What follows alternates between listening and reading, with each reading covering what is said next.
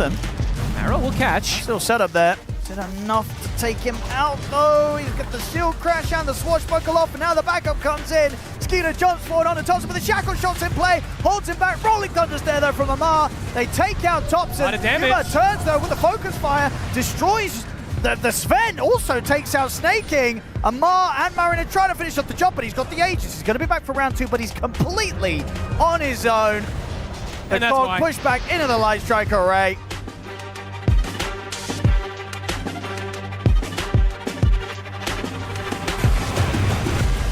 You've got the Glacier. Like for this. aggressive force-staff telekinesis, the Drought dies immediately.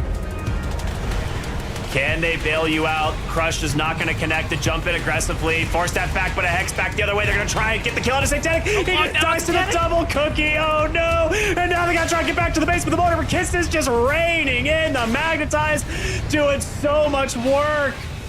Resilience will take game number 2.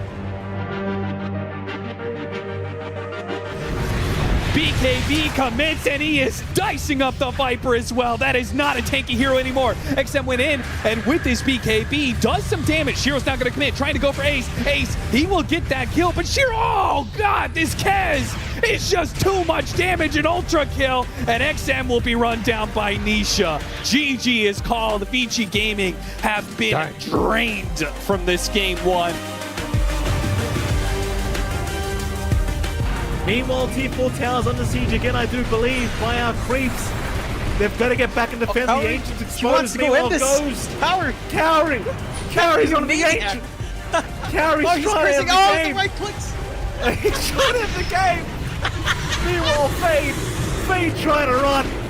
Fade will go down, surely. He will die. No buyback available. Ghost trying to save this game. The Ancient, though, going down. Ghost will drop. Oh, no buyback. That's a dieback on him. They'll get him. And there's the GG call. The Aurora, they've done it.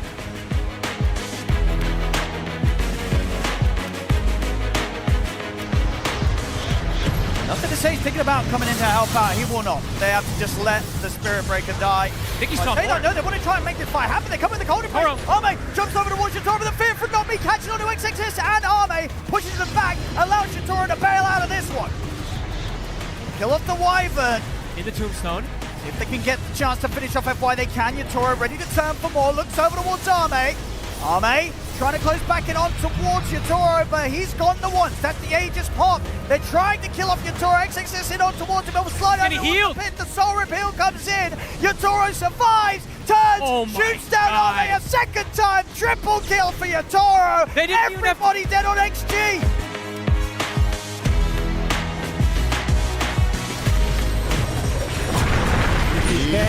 AoE Doom again.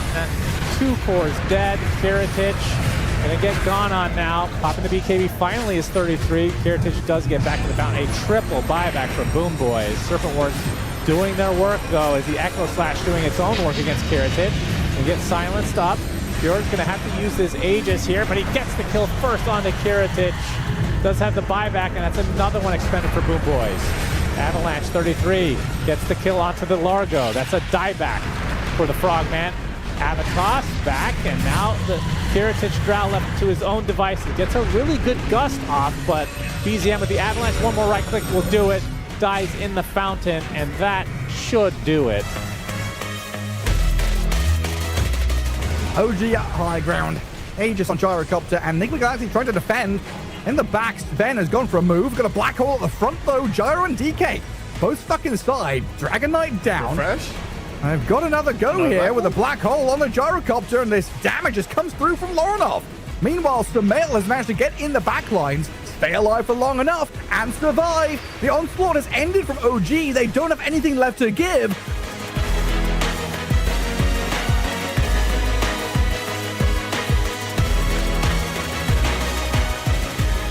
Interesting war, jump forward, vacuum wall, on to 3, a big follow-up stun from Nicolas. Is it enough for 2 dead? Yes! Can they get any more? That's already Aegis down.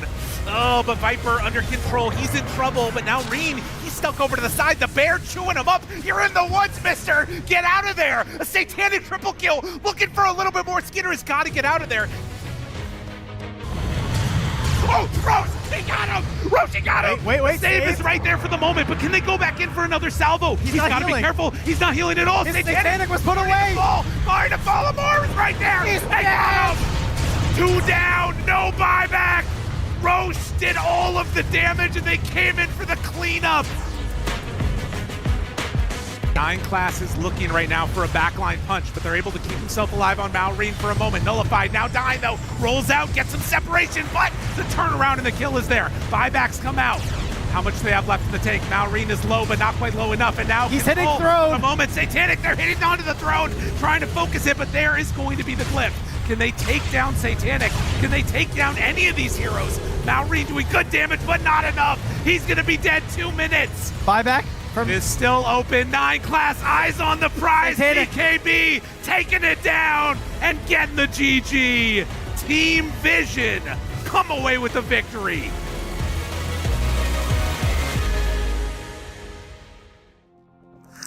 What a fantastic day did we have yesterday. Looking at those highlights, it makes me all giddy for day number 2 that is coming your way. You are watching the International 15 and we're in the group stages. We are doing a modified Swiss group stage and you're joining us for day 2, which means we're in round 2. That's right. We're also going to finish round 3 today. Don't worry, we'll catch you up to speed. We'll talk all about it here, about what's coming today, and still a little bit more about what happened yesterday. I'm here with Saberlight, Fly, and Jenkins. Fly, how are we doing this morning? A great morning to everyone. It has been a fantastic day 1 in terms of Dota. I love seeing all the different games, all the different hero pools. Everybody's coming out with their best strategies on day 1. And I think day 2 is going to be even better. We're going to have some really exciting matchups today that I'm looking forward to watching and paneling with everybody here. So looking forward to it. Yeah, with day 1, everybody comes in, Saber, with their own plans. Still, maybe today we're going to see some adjustment to those plans, as of course some worked a little bit better than others. Yeah, I'm hoping to see no more gyro mid. That's what I'm looking for. However, I think, a lot of teams have a lot of cool drafts, a lot of cool ideas, a lot of cool heroes. I'm excited to see what we have today as well.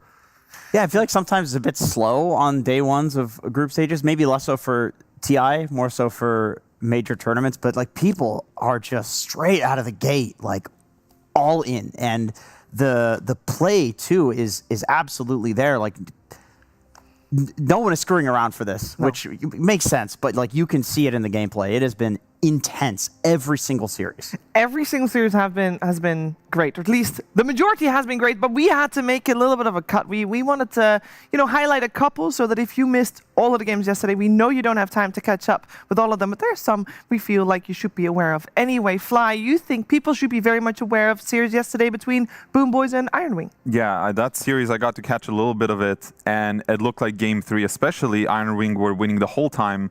And I think we saw in the highlight reel actually this morning where Boom Boys was actually able to come back from something like a 35,000 gold lead or deficit. True devastation. And it was crazy. Like all the games I think went about 40, 50 minutes. So the entire series was just a banger. I think everybody should go back and watch that series. It was a very, very close match in every single game. I think only game 2 was a little more one-sided.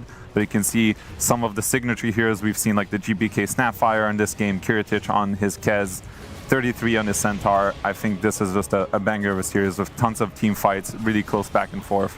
And IO carry. Watching. And IO carry, Very which we important. have discussed, and this was actually a loss for the IO carry. So a lot of good stuff happening in this series that everybody should tune in for. I mean, you try to do IO carry versus Kiritich. I feel like that's a bit of disrespect right there. Kiritich was the guy that brought this into the meta, so. Also seems like not a pure hero at all. I can't imagine him playing IO. Oh yeah, that is absolutely. I think the game 2 they went for something a little more traditional. We see here like he was playing the Kez this game, and I think this game looked a lot cleaner from Iron Wing. I think they were leading the entire way. 33 on the signature Doom. Honestly, all of these are like signature heroes for Iron Wing. And we even saw the Elder Titan, which we actually saw pop up a few times yesterday. I think Ducalis played it. I think Katomi played it. Maybe we'll see more of this hero. I love this hero. He has some of the greatest TI moments where you get like a good stomp into an ET ultimate. It looks just incredible. And game 3, again, I think Iron Wing, like I was saying, they were leading the whole time.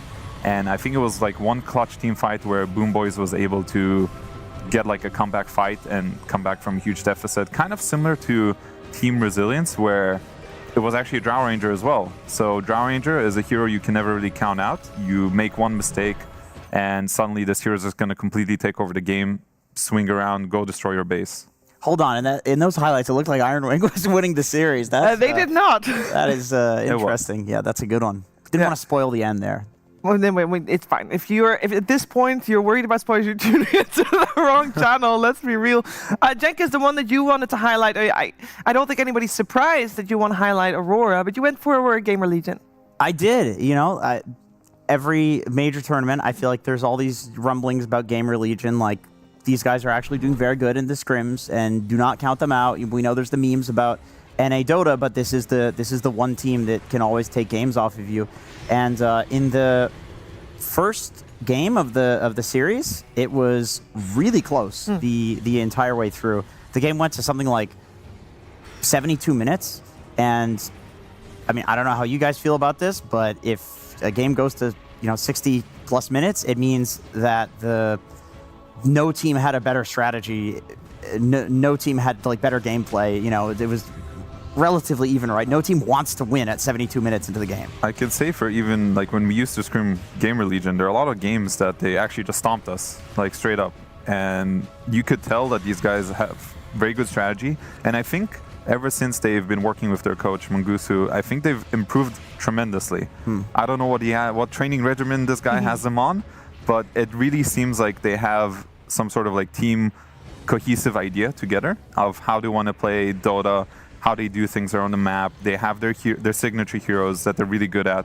So you can see from even this team fight, that was an insane clutch team fight where they almost, I think, ended up winning that game. Fortunately, they lost, but it is true that if you're able to take it to 60 plus minutes against a team of the caliber of Aurora, you're good, right? It's not a joke, and I could see them making upsets at this tournament. Yesterday was almost a case of one. I will always do this whenever we're covering GamerLegion. Big shout outs to Speed and his YouTube channel. It is genuinely so cool that he is making now these like real life videos of what is it like to live the life of a pro player, and he talks about a lot of the stuff that you're talking about, like the regiment and how he's approaching his day-to-day, how he's approaching his pubs. He's not just pubbing 10 pubs in a row. He's pubbing, and then he's watching the replay. This is something that I think this was more his idea rather than his coach, but you can kind of see the process of what does it actually take to improve to get to this point in terms of day-to-day playing Dota. Unfortunately, it did not result yesterday in a win. It was close games, but they did get 0-2'd, so they'll go up against, I think, Xtreme Gaming today, see if they can get a win out of that one. There's one more series, Saber, that you want to highlight. You went for Vici Gaming versus Liquid. Yes, indeed. I know that we have a lot of people watching that are Liquid fans. Everybody put them in their fantasy thing. I'm sure I have Nisha there. I'm sure many people have Nisha there. I saw someone with 25k points. Yeah. On the fantasy, like too. mad.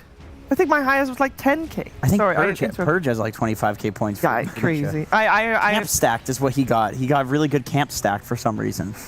Incredible. Just great performance from D-Shop. I was really impressed by how they draft. They have, Ace on his Underlord. He loves that hero. They have Mika on his Kes. And this first game was very close. It took like 60 minutes for Liquid to win. And it was really close. And just great gameplay from Liquid. Game 2 was a bit faster. I really like the Bach Brewmaster. He got Blink, Refresher. He was kind of popping off in some of these fights. However, Liquid were just too strong this second game. And that's amazing for my fantasy points. How much do you guys feel like the meta is sometimes defined by a guy on the top team just being really, really good at something? Because I feel like Ace Underlord he's the Underlord, and now we're seeing it in every single game. And Liquid just won the previous major tournament, right? So I think everybody's looking at that and seeing like, okay, what are they playing? Well, Ace is playing Underlord. Let's try it out. Now we see it in pretty much every game. I think some heroes are easier to replicate than others. I think Underlord is probably in that category where being able to have good Underlord gameplay is not going to be as complicated as, say, somebody who's really good at Invoker, right? Like a BZM Invoker, that's world class. But for a different mid laner to just come and pick up Invoker and be like, I'm going to do whatever BZM does, that's not as easy, I think. So I will say it's situational, but I do agree that Ace Underlord is definitely like a signature for him. Absolutely. And of course, victory for Team Liquid yesterday. We can take a look at the results of yesterday's game. So we had 12 series. So I had to do the math there. We had 12 series played out. So this is our modified Swiss group stage. And I know it's a lot of information at once. So let's just, take it step by step. On the far left side, you see every round 1 series. This was all the opening matches that we saw yesterday, which surprisingly and also maybe unsurprisingly, there's a lot of 2-0s in there, but it also means that the seeding was kind of on par because, of course, the first matches is still very much teams seeded against teams that are of a little bit, on paper, lower quality. So we'll see how that translates into round number 2, because a part of round 2 has already been played. For Group A, round 2 has already been played. Yes, there are groups at play here. Don't worry, after today, we're done with the groups, because then everything gets merged in terms of results.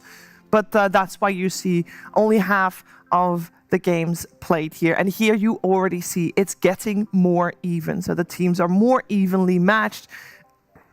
And it also means that we are kind of seeing which teams are looking to be quite successful there with a lot of wins. 2 2-0 teams already on the board. I want to touch upon that and potentially also on the 0-2 teams, because tomorrow already we will have 1 team advance to the main event and 1 team getting eliminated. And that's just as the first team. There's only 1 team that gets eliminated, and then you are the first team by a mile to get eliminated, and that's painful, Jenkins. This is going to sound like a mean segue, but I promise I wanted to say this before you said what you just said. I feel really bad for Team Resilience. They had some really long series yesterday. They're 0-2, so it looks like, these guys, they're not very good. They're 0-2. They went 1-2 in both series, and they were really long, and the team that they went 1-2 against, one of them was Vision, and Vision is 2-0, and we saw them beat Falcons, in some 90-minute barn burner, insane game. So, they 1-2'd against the team that arguably looks the best so far, and yet they're 0-2. So I really hope for them that today they can bounce back from that. Yeah, let's see what's coming their way today, as we do have, once again, 4 streams coming your way. So we're going to start things off with Stream B, seeing what's coming up there. Jenkins? Oh, let's see. Bangers. It's so hard to pick. I mean, I would go with Iron Wing. I'd love to watch my boy 33 and see what he can pull out. And I think Falcons versus Iron Wing is such a classic matchup and a clash of 2 offlaners that are so entirely different. 33 just... We've talked about it, guys. He cheats. He just doesn't actually play Dota. And then you have Amar that is just pure, raw skill. He's just himself. He's not really an offlaner. They're both super greedy, but in their own way. So I'm always excited to see that. How can you not go for Yandex versus Liquid? You got literally the team that won the most recent event versus the team that a lot of people expect to win. I want to watch my boy 33. Yeah. That's fair. Okay. I mean, he's an offlaner as well. He probably feels the same. You want to watch 33 play. I love watching 33 play. It's you just see what he cooks up next, Is he farming the back camps? Is he doing some crazy wave pulling shenanigans? Yes. The best. Probably both. Probably both of those. Probably both, yeah. Okay. Well, let's see what's coming your way on Stream C, Fly. Yeah, I think, first of all, great games all around. And I think for Stream C, there's going to be GamerLegion, which I'm personally hyped up about, just as I talked about them earlier. And I think Xtreme, we want to see them do well. So this one is actually really interesting for me, because I think these are both teams I'm kind of rooting for, like NA Dota, there's got to be some representation. And also Xtreme being a Chinese team, I want them to do well here. So I think this game can really go either way. And for the second series, we have LGD versus Nigma Galaxy. Another great banger, I think, where we're going to have Yuma versus Divide. These are previous teammates. I think they were really close with each other. I know I've played with Yuma. So there's going to be an interesting battle there. Yeah. Because when I used to play with Yuma and we would face off against Divide, I remember he would get tilted in the games because Divide would tip him and do some funny stuff. So I think there's going to be a personal funny battle there that I'm really looking forward to seeing as well. A little bit of spice thrown in there. I really like spice, Saber, so that's extra there. We got Stream D coming your way as well, Saber. You know me, I'm a spicy guy, and these are some spicy series. We got HULIGANI against Vici and Resilience against OG. And I personally am kind of concurring with what Jenkins said, that Team Resilience is surprisingly good, even though they're 0-2. And it's also surprising that OG is 0-2. So for me, this matchup is going to be very interesting to see. I think both these teams should be very good on paper. And so far, they didn't have that much success. However, you know, one of them will win, and one of them is going to be 0-3, and that's one step closer to being the first team eliminated. Yeah, very scary position to be in. And in case you're wondering, at the end of the first round of games across all streams, that's when we'll have the information about who is playing on that slot that was TBD versus TBD on every single stream. So that will come your way later down the line. Now, we talked a lot about how all these teams got all these results and how cool it was, but you might be wondering, like, how did they do all that? What is good right now? We mentioned Elder Titan. We don't see Elder Titan that often, but we figured we'd do a little bit of a day one meta report to see how things are going, how things are lying, and how the teams have been winning, because it's been so different. On day one, everybody came in with their own plan, and to be honest, they were vastly different. I think, Fly, that one of the things that stood out for us for yesterday is we had 2 times an opening of a Drow Ranger, and one time it was answered with the PL. We got Drow versus PL in the opening 2 picks. Yeah, yesterday was a lot of surprising things, right? Like, you come into this tournament, everybody has their own style. I think Yatoro Drow Ranger is a classic, so is Ame, and it's really cool to see that you come here, you have your own style, and like we said, you're going to try to adapt as the tournament goes on. And knowing playing a lot of TI is like, this is what you do. At the end of the day, you're going to look at all the games, you're going to look at who does well, and you're going to try to think, how do I incorporate this strategy, maybe like try to develop that into something more interesting, or maybe I should do something completely different and surprise with a hero that nobody knows we're playing. Like, there is a bit of saving strategies at TI especially, because there are so many games to play in the group stage that you can actually afford to change it up depending on who you're playing. So I'm really looking forward to seeing what these teams have saved up. Well, and so far we do know what they have picked most, so we can take a little bit of a look inside maybe the minds of how people will decide what to play today, because these win rates, there is one that stands out above the rest, and actually there's also one that stands out below the rest for a good reason. But I want to talk about the Lina, because I feel like, Saber, we kind of knew that Lina was going to be pretty decent when we are coming in, but 75% win rate is super high. Yeah, it's very impressive. I think the main allure of the Lina hero is that you can play it carry, you can play it mid. It's just really strong in lane for both lanes. So you just pick it, and the enemies, they like need to figure out, okay, what are we doing? I remember back in the day when Lina was super OP at Lima Major, it was just impossible to counter this hero. People try some Magnus, so you like skewer her into your team. People try some Lycans and stuff to take some physical damage, but it's just hard. It's hard to play against these heroes that kind of crush you in lane, and then they just do so much. This magic Lina just throws spells at you. It's not fun. No. And I think for the one that had, well, was picked a lot, but wasn't really successful, Mirana Jenkins didn't look too hot. But that's a bit surprising. I mean, it depends on the teams picking these certain heroes. You know, Mirana is not like a Chen, for example, in terms of difficulty. However, I would say that Snaking, for example, will probably have a lot more success on Mirana than some of these other heroes. Undying is a hero that I feel like everyone is ignoring. No one wants to talk about it because maybe it's boring, maybe it's toxic, whatever. 62% win rate on a hero that is mostly being played as a 5. Yeah, really crazy to me. You know, I love Undying as a hero. I've always loved him. And there's a lot of cool stuff you can do with this hero, because Tombstone is such a powerful ability where you can take objectives. You can take Roshan, you can fight for Wisdom Runes with it because it's really hard to deal with the Tombstone, and you have the save with the Shard. So it's the Shard build is nuts. It's crazy actually how good it is, because this hero did not used to have a save a long time ago, but now he has the save where people realize you should just buy it. It's like, just way too good. Underrated component to it is there's, you know, you could root somebody when they're going into a portal and they would be able to go through the portal, you know, like Underlord portal or the side portals on the map, and they fixed that because they're like, hey, that's BS. That shouldn't be in the game. Undying Tombstone has the same interactions. You can be rooted and you can put yourself into the tombstone while rooted. Like there's a lot of interactions in the game, you know, leash root, where you can use the tombstone as a save after it has already been used as a save by just jumping into it. So very good hero. Also, it's like a permanent save. Usually, when you have a save hero, it's going to be like some Shadow Demon with his disruption. That's like 3 seconds, right? But with Tombstone, you're just going to drop it, and you can sit there forever until they like kill the Tombstone. Yeah. You can also get out, jump back in. It's another hero can go in. Yeah, exactly. That's wild. You can relax there. It's fun. Let's take a look at the most banned heroes, as we have those as well. I think Dream Protector is going to be on top of that. I think that is that every single game? Probably, because we had 12 series. What's up? There was one game. There was one game? I think Falcons got it in the game 3 against Vision, and he did end up losing, but that was an extremely long game. So that's the only one I remember that Trent was actually left. And Coddle, I think, is also... This hero feels very powerful in all the games. I think in pubs, he was a complete menace because the healing is too strong and he's able to stack every camp. You can, every time you have ultimate, it's such a low cooldown and it's so hard to fight into this Coddle hero, especially when he's paired up with these mid lane heroes like Ember Spirit, Storm Spirit, Earth Spirit, etc.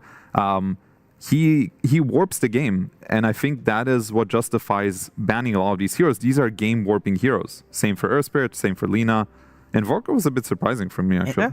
Invoker Egg Shard build, there's so many things you can do on the hero. You can run around Egg Shard as like a ganker. You can go for the multiple different like Eggs upgrades. You know what I love about Dota, by the way, is that I see that graphic and it provokes such an emotional response for me that I'm so like these heroes are just a scourge in pubs right now that it makes me angry to even see them on my screen, except for the offlaners. I'm cool with those. The good thing is that these heroes are the most banned, so you actually see them least of all. So you know you get to be happy most of the time, and that's good. And we're all going to be happy looking at the schedule of what's coming your way today on this stream, because we got 3 series coming your way here as well. We're going to have our second series, Boom Boys versus Vision.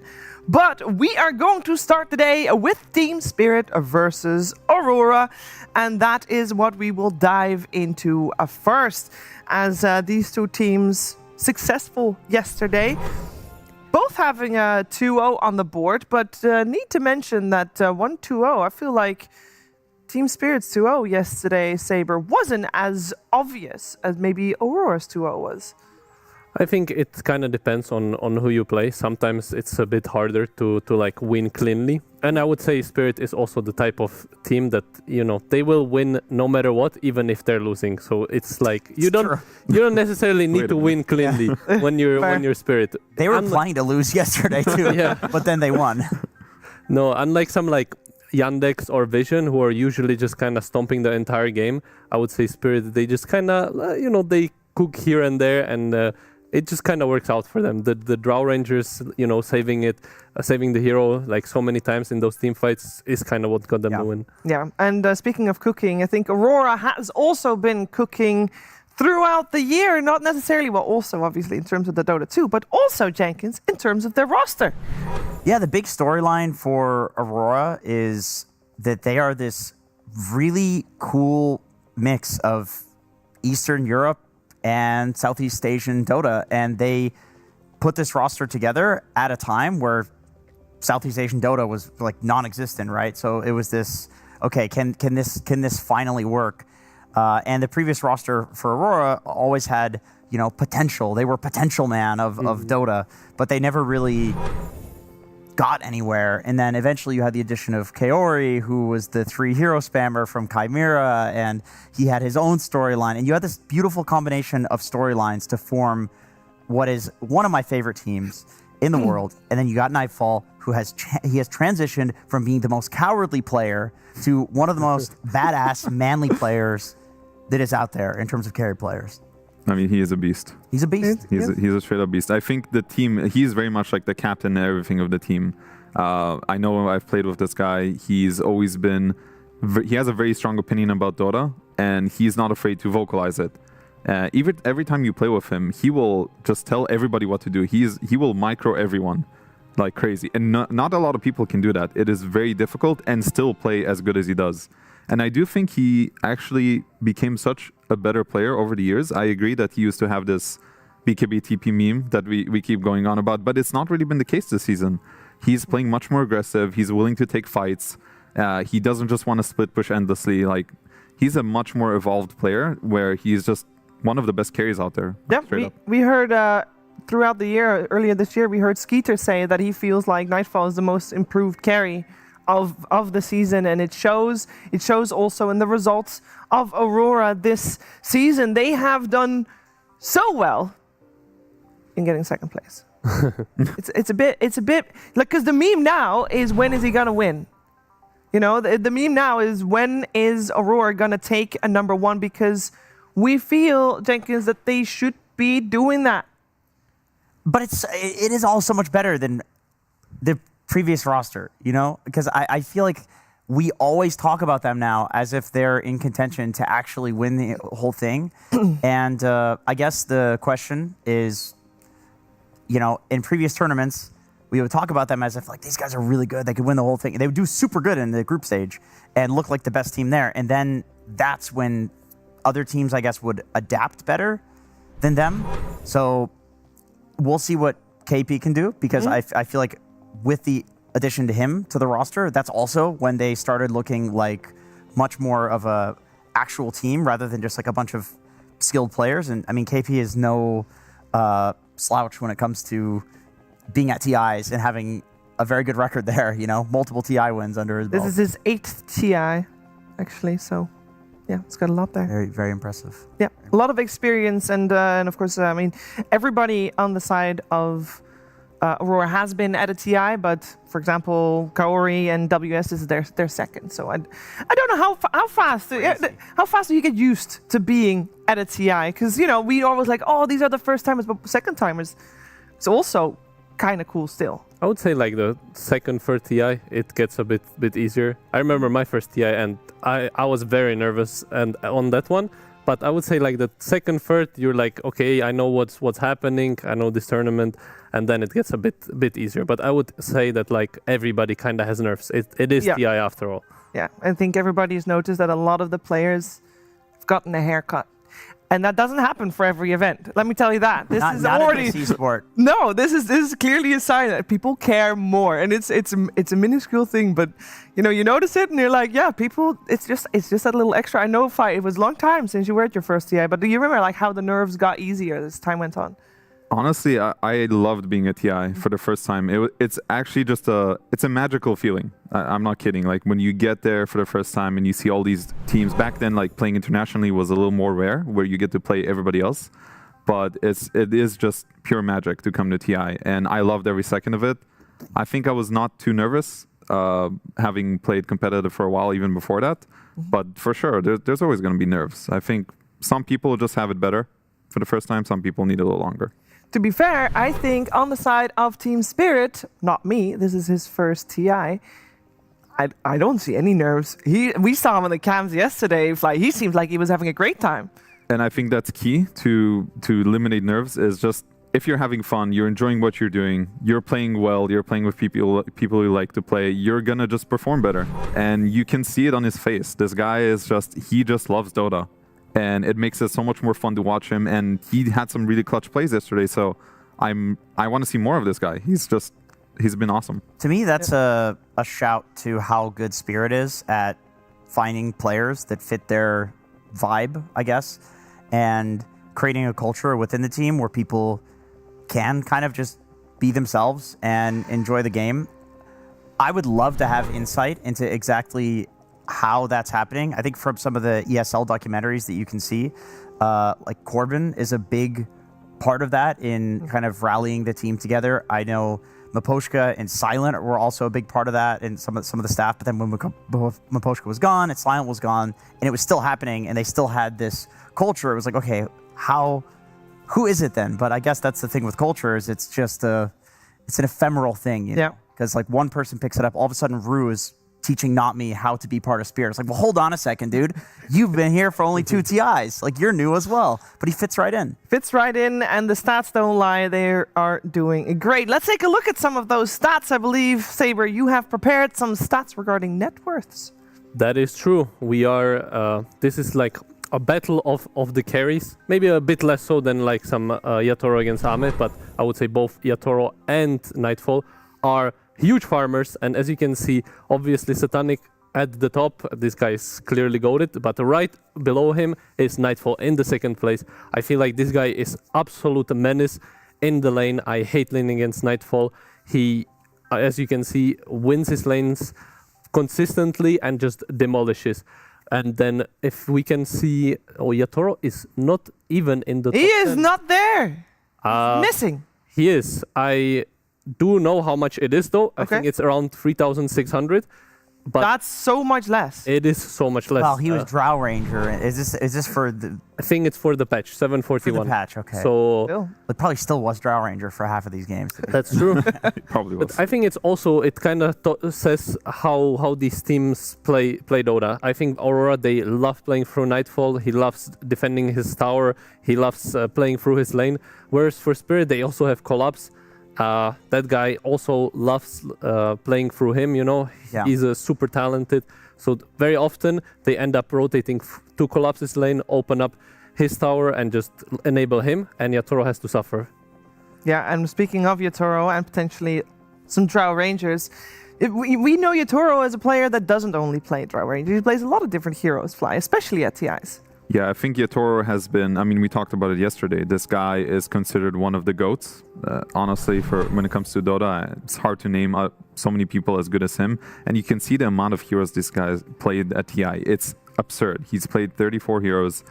He's had success on pretty much all of these heroes. Like every carry. I can remember. Are we missing any carries? I feel like we've covered them all. Waiting. Anti-mage? Sniper. Anti-mage. I mean, well, Sniper doesn't play safe lane, really. I can't believe that there's Arc Warden as well. Like, when did he play Arc Warden? There was a TI that I remember he played it, but having to face against this guy that can literally bust out any hero depending on the meta, on the situation. He can play the super hard carries from Medusa to like these fast-paced heroes like Marcy. This guy is an undisputed GOAT of Dota. He really is. And I think something we touched on a little bit is that he can also play from behind, where I think Nightfall actually is a guy that needs to play from ahead consistently. I think Yatoro can do both. I think Nightfall, he needs to micro his team, he needs to be ahead. Yeah, otherwise, you know, you're going to get caught up in all the pings. He does ping a lot. Oh, I was going to... For me, that's a day 4 stat. Is it? I'm going to bring it up. Okay. For a minute. Don't worry. We're going there. Is he better than Boxy? I think Boxy used to be like Nightfall is undisputed king undisputed king of the pings. But I think Eki was pretty close. Eki was close. Boxy's up there. He's top 3 for sure. It's gone down over the years, but he's still number 1. He was just number 1 by so much before. That's I do want to talk about this guy on the screen right here. Mira often gets overlooked, but being at 6 TIs and he's got 2 rings. Winning 2 of them is an insane record.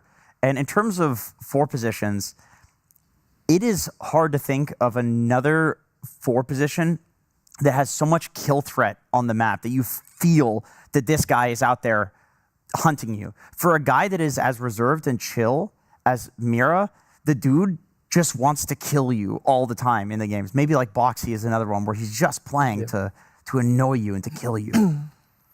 It's true. And not only that, I also think he's an incredible laner. It's rare that you have a combinations of this. Because, for example, you know, I love Boxy. He's kind of goated. However, he did ruin many lanes when I lane with him. Whereas, for example, Mira, he is very consistent and consistently good. I would say he's one of the guys who has super OP hoodwink, so I know Tal is very excited to see some more hoodwink in this series. You know, because obviously he's going up against his former team, and with the team that he got 2 rings with, the cores. But if it would be 2 other teams, we'd be like, oh, you know, is there some spice? You know, do they hate each other? And they obviously don't hate each other.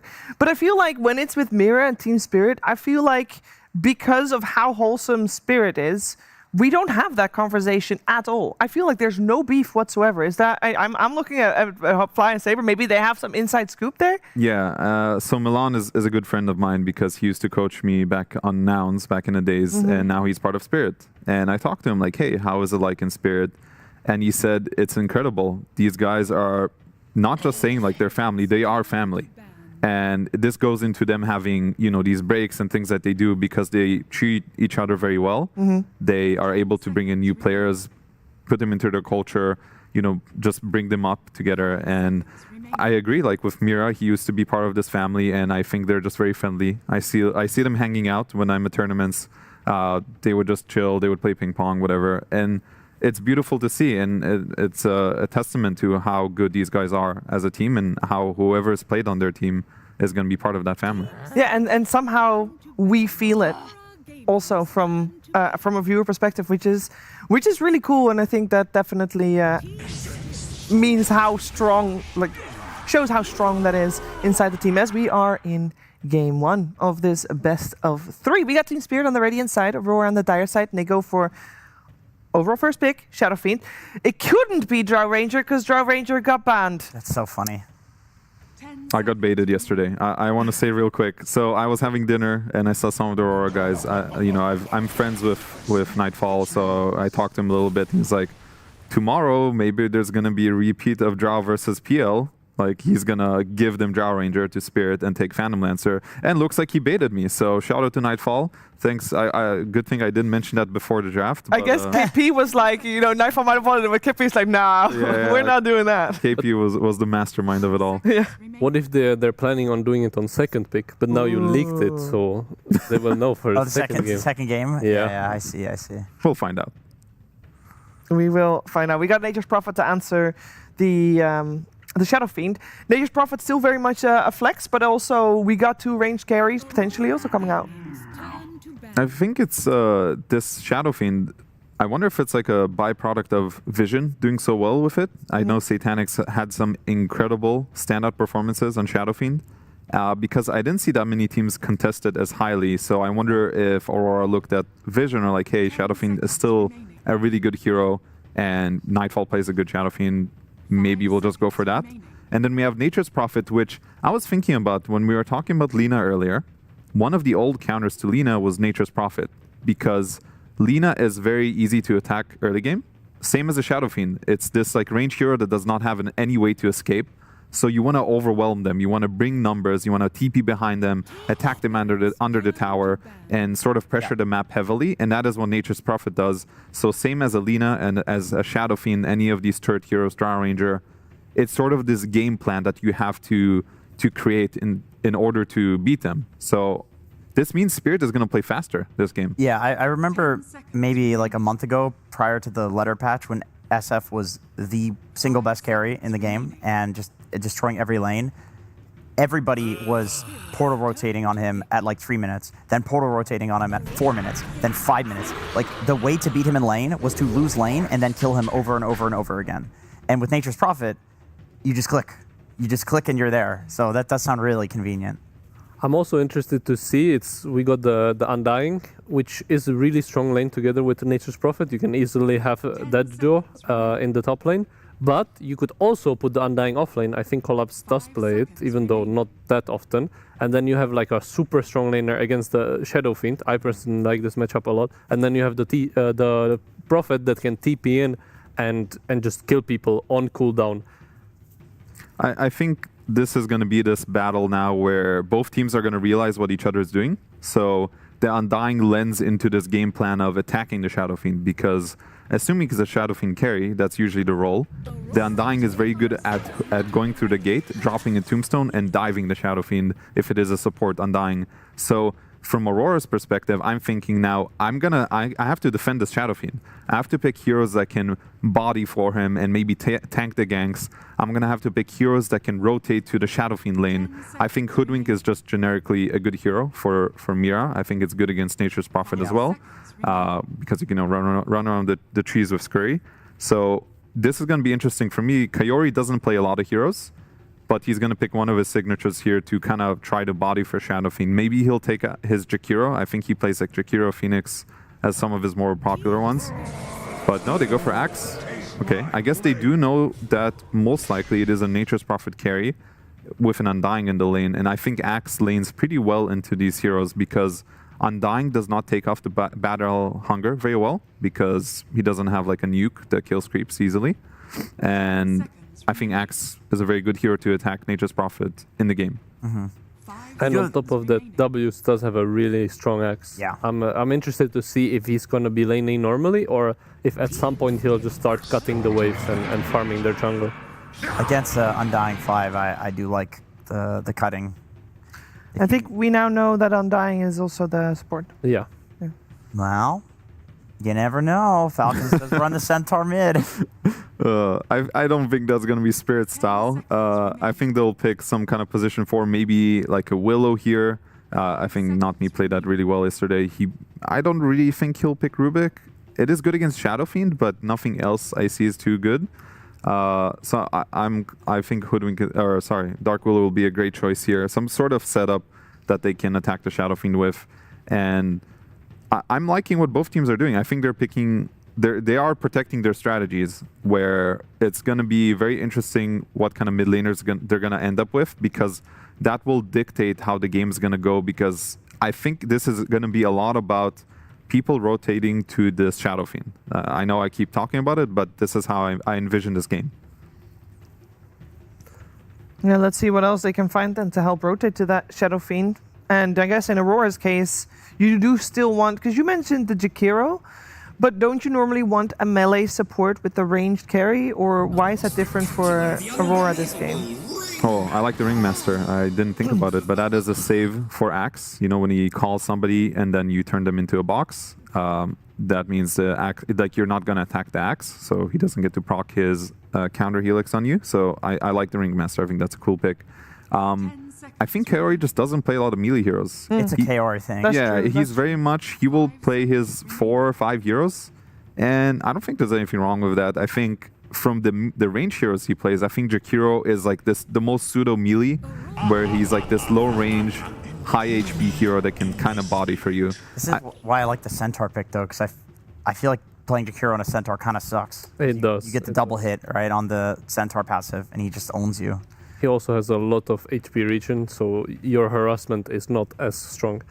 However, I like the Ember pick. I think Aurora did need some playmaker, because I think SF is just going to be farming, and Axe kind of needs to farm his Blade Mail and Blink, so you can't really do much until like minute 15-20.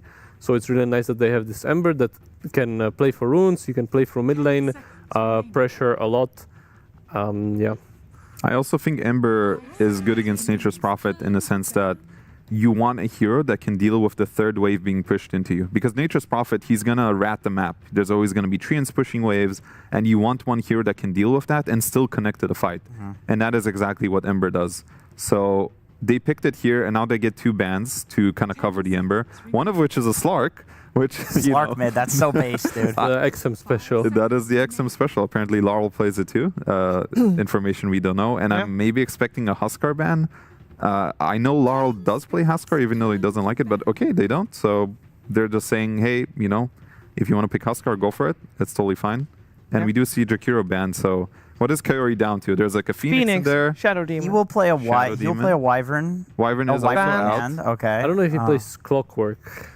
Does I mean, I don't think he does. Clock would be good. But it's Clock would be The good. thing is, if he would be a good clock, that would be a clock ban rather than a Jakiro ban. That is true. Yeah, they're banning for the player, not like what's best for the game. So I think he really just he's just going down his list. What's left? Okay, There's like a Warlock in there. There's 100% a Warlock in there and a Shadow Demon. Those are the 2 biggest ones. Shadow Demon is good against Ringmaster. But that's true. But it's not good against Centaur. Yeah. You can't dispel the Centaur, but you can dispel the box. There's also Bane, which I don't know if Kaori plays, but people do love this Bane SF lane. You like sleepwalk them into the SF, and then he raises 3 times. Yeah, I would just have to look at his list and be like, okay, I'll just pick this next. Yeah. So actually, I know it's a little weird, but I don't think he's going to pick it, but I would have liked Warlock in some way, because I think the ultimate could be really good this game to kind of help with the team fights as a follow-up to Ember Spirit Chains. But I can see the Bane. That's like the most bodyguard hero left that I think Kaori plays. Yeah. And he's thinking a lot about this. He's like, guys, there's not much left on my list. What do I go for here? It's got to be Bane. It's so funny to see Aurora in this position always. Well, he's chatting, you know, he's going through all his options. his 2 options. He's just deliberating. No, you know. Thinking real hard. I mean, the guy is a very skilled player. He is. I know he can play more heroes than that, so it's just funny to see how they decide to like use Kaori. Just like, hey, If man, this turns out to be a Warlock, that'll be fun. Okay, But no, it it's is Bane. By the way, what's the option for Spirit to still rotate that Prophet to mid, or would you just not want to do that against an Ember? I think you don't want to do that against Ember. I think it's just about Laurel now, what he wants to pick against the Ember, because when you see Ember, I think you have to punish this hero. I think if you want to go all in, you go Huskar, and that's going to be like a very...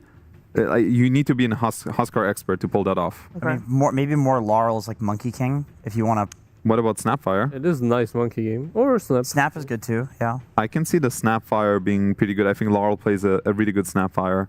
There's actually quite a lot of options for him. Like So we're looking for something specific that's good against the Ember. it beats Ember in lane. I agree. It feels, for me, Ember feels like you're picking a hero that can really easily be punished in lane for something that makes sense for the game. Like Ember offers a lot to the game, but his laning is, there's so much stuff that punishes it. Yeah, I think you don't want to give Ember free lane, because if he does, he gets to get all the runes, he gets to snowball, he gets an early vessel, and you cannot fight him on the mid lane. Dragonite, that's an old that's a classic answer. one. Actually, again, I know, I think I've said it before, that Dragonite is like this old answer, because he is. I think Dragonite's been out of the meta for a while, so I'm kind of surprised to see him actually. We saw Thompson bring it back yesterday. Don't be so surprised, Fly. Whenever Thompson does, everybody does it after that. Exactly. True. This is a Thompson effect right here. Is there a team we're leaning heavily towards with this draft done, with the 10 heroes on the board? It's hard to say, to be fair. I feel like both drafts are very solid. They have like everything they need. They have a way to make plays. They have very good scaling. Maybe I'm leaning slightly towards Spirit personally, because I really like that they have 2 saves, and eventually Centaur will also be a save. However, I think anyone can super easily take this game. I'm going to go with Aurora on this one. I think both teams have a strategy in mind, like, hey, we're going to do this, and we're going to do this, which I think is really cool to see. It's like a battle of these ideas. But I do like what Aurora is going to do in this game with the Ember Spirit. I think he's going to have a fantastic game. So I'm actually looking for Makoto to carry this one along with WS. I think they're going to have great games, and Nightfall's going to be a little contested. But I'm going to go for Aurora. So Nightfall's going to play the Shadow Fiend, which was the overall first pick. Feel like it got countered by Spirit, because obviously they've got the whole draft to find a way to deal with the Shadow Fiend. I don't actually think it's like crazy countered in any way. I mean, they have a lot of heroes to rotate on him, but Aurora clearly also knew that in the heroes that they were picking, and this is going to be a bloodbath. That's what I really like about this game. Is I want to see how the early to mid game pans out. And How early are you thinking for that? Literally like 5+ minutes into the game, like they're gonna start rotating on SF, right? Yeah, I think once the sieges spawn, that's like the first big timing that you can make rotations. Yeah, try to take his tower down. Yeah. And they have a DK as well, so they can rotate the DK to the tower. And Aurora's not going to want to let that go, so they're going to rotate everybody. 5-man Dota. We love it. We love a good brawl, and I know our commentary team loves a good brawl as well. Let's head over to them. It's Cap and SVG. That's right. Thank you, Shiver. As much of a brawl as you can give us, that's what we would like between Spirit and Aurora. 2 teams that are coming into this a bit worse for wear. They have. It has been over a year since Team Spirit has won a Tier 1 tournament. And Aurora, well, they started off this season very, very good. But Avery, the last couple of months have not been kind to them. Yeah, the loss against Rune Eaters probably set their morale back a little bit. So they're hoping to bounce back here. I think both these teams are looking to make a mark early in this group stage, just for their own sake. It's not about like them proving themselves against anybody else. It's proving it to themselves. We still have form. We're still finding some momentum. We're figuring out this meta. And this is going to be an interesting game 1. A lot of potential to pop off. I agree with the panel. There could be a lot of brawling in this game, a lot of skirmishing, a lot of early tower pressure coming out from Spirit. And then they have the saves to back up their classic team fighting prowess. But they're going to have to execute that, because I really like what Aurora brought to the table here. A lot of heavy damage, some aggressive cores, a lot of play action that can come out from the support setting kills up. So Spirit are going to have to be in top form for this game. Let's take a step back away from the draft, though, for a minute. Can you tell me, what would you say the style is of these 2 teams heading into TI? In their peak form? Sure. I think Aurora is very suited around Nightfall because he's your big shot caller. He's going to tell you how to play this game, what's going to happen in this game. He's always yapping. We already see him yapping here. Man doesn't stop. Yeah, he doesn't stop. When I was talking to the squad at EWC, I was asking him, like, how many of you have Nightfall muted in the pubs? Let's be honest here. There were a couple that were like, I've had it muted at certain points. There's only so much yapping I can take. Yep. But that's a great thing to have on your team because it always gives you direction. It's always someone who's going to push your team forward. And it gives you a win condition in the game. And he's been delivering this season. I think this has been the biggest leap he's taken as a player in terms of gameplay. And so he's going to first pick his hero. He's going to be confident in it. It's going to give you a win condition. You just got to play around it. Would you describe it as a 4 protect 1? Like, if it is so centered around Nightfall and he is the carry, does that make it a 4 protect 1 kind of team? I don't think so. I don't think that's how Makoto will ever function. Like, Makoto is not protecting anybody. Makoto is getting his own game. He's also close to a 1 position from that mid lane. So you have to find that balance. But I think this is a team you have to respect how much farm this 1 and 2 are going to take off the map. WS has to play that more like flex offlane role, and you just have to believe in your scale. Like, I think that's what they're always looking for. Scaling comfortably in their game with the Tricore. These guys are a really scary Tricore in the late game. And if they're comfortable in their heroes in terms of what that scale looks like, they're going to feel great. And then traditionally, I mean, everybody knows it about Team Spirit. They are also a scaling team. They've always been that way with a heavy emphasis on team fight. I mean, their team fight is just amazing to be able to watch at their peak form. Oh, it's the best in the world. When they're firing on all cylinders, nobody executes a team fight in terms of all the little things going well. I think Not Me has fit into that really well. Like, this is a guy where we've seen some insane teamfight execution, particularly on the playmaking fours that have, 3 or 4 impactful spells. You need to get out multiple rounds. Ringmaster fits that. The Rubik fits that. Some of these, like, melee heroes that he'll play too are great, and they can flex them between him and Rue. So, again, this is a game where you need to hit tombstone saves. You need to hit the box saves. You need to hit some good wheels.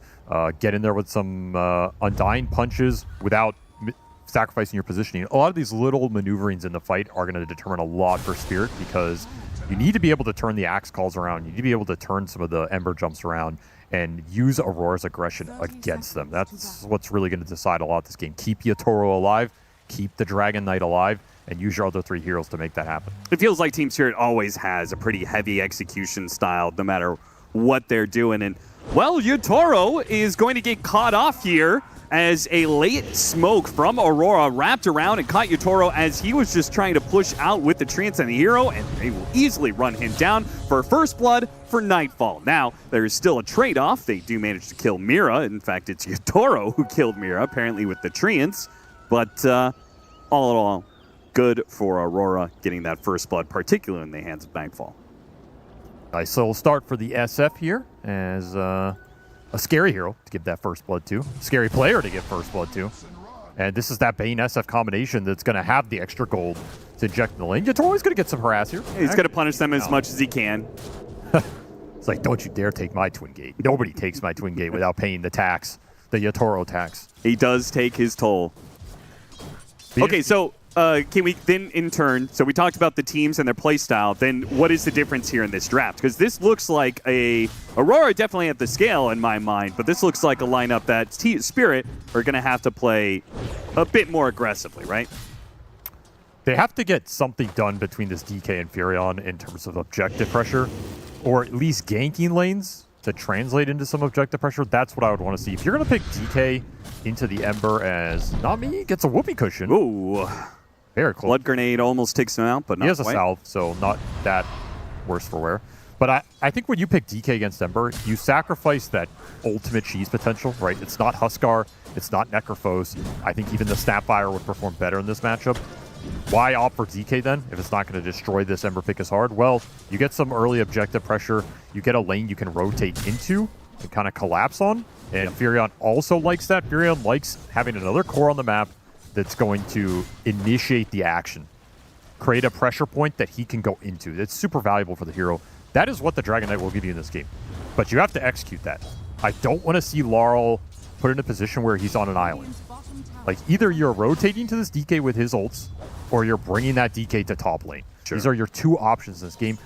Against the Ember, I always prefer to bring heroes to that lane, especially if the DK out CSs him early with some extra Dragon Tail and denies, and then you can just bring supports in there, gank this Ember before he's 6. I think that's the highest potential if you can hit it. That's not always in the cards, right? It kind of comes down to that mid lane execution, but that's what you're hoping for. There's that Nightmare back. The quick whip from Not Me stops most of the races. Nightfall damage not really done too heavily there. Such a scary lane. Yes, very. It's bait SF, so it's like literally scary. But that is true. Plenty of nightmares in this lane. It's just, and honestly, you don't want to die early and have these Icar stacks put on you. They really add up. I think we've all felt, you know, getting to 6 stacks on this hero is pretty miserable in these cores in the late game. You're just slept forever. That extra status resistance, so don't want to feed early kills this lane. It really compounds over the long run. A lot of little skirmishing here, fighting over the Lotus, but with a Blood Grenade slowdown, it's Nightfall in some trouble. They're going to get in front of him. He has to turn and fight and do what he can, and it's Nightfall to go down first. Oh, what a big find. Getting aggressive there. Gary does have the extra bit of resources here against Not Me. Yeah, you're not winning that. And that means Not Me's going to have to give up on the Lotus. So Team Spirit kind of win the engagement in that they... Oh, nice tree block. Making sure there was no Nightmare to finish him off there. Damn, he's dead for sure with that Lotus. And well, that just means the Centaur's going to be left alone. So, yeah, maybe Collapse got the experience for the Nightfall kill, but he comes back to a lane that is just not fun for him whatsoever. WS dies in the bottom lane off of the Undying Tombstone drop. Not much Mira can really do about that one. He has no quelling, by the way. Pretty interesting. You go into a Furion lane with no quelling early on. Oh! And the double. Rue putting in work with that Tombstone Blood Grenade drop.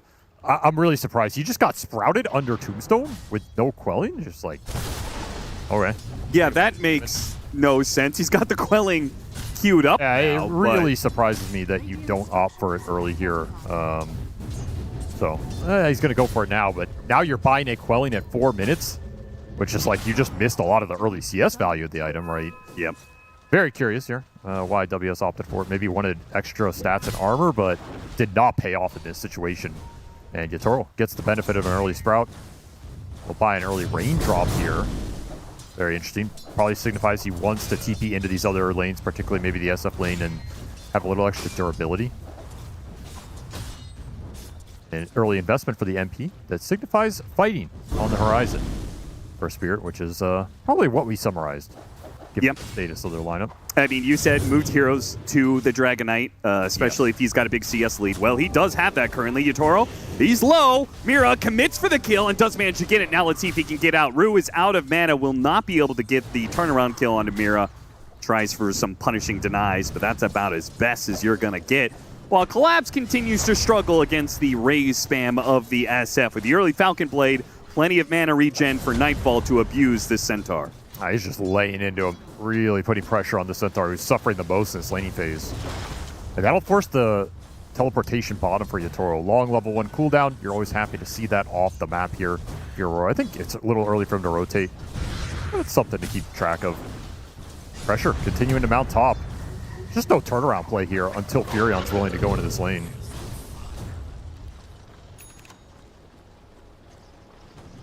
But at this rate, it means that even if you do try and make that rotation, you could be met by the Ember Spirit. Such a mobile hero, kind of dangerous to go deep into a safe lane like that. Oh, for sure. But you got to put pressure somewhere on the map, because that will free up Laurel to either make moves to make kills or finish off this mid tower, which an early dragon form. He's going to start chipping away at it. Let's see where the power rune goes, though. Spirit's going to sit at top, Aurora at bottom. The 50-50 goes the way of Makoto. That's a nice little rune to win here. Yeah, big one. Regen. Really helps you defend this tower. He's going to get to pull the wave. Yeah, that was really nice. Being able to get the grab on the siege wagon. Can't kill it here, though. It's a little awkward. It'll at least waste out the dragon form, so maybe that'll turn into something. Centaur continues to struggle in the top lane, though.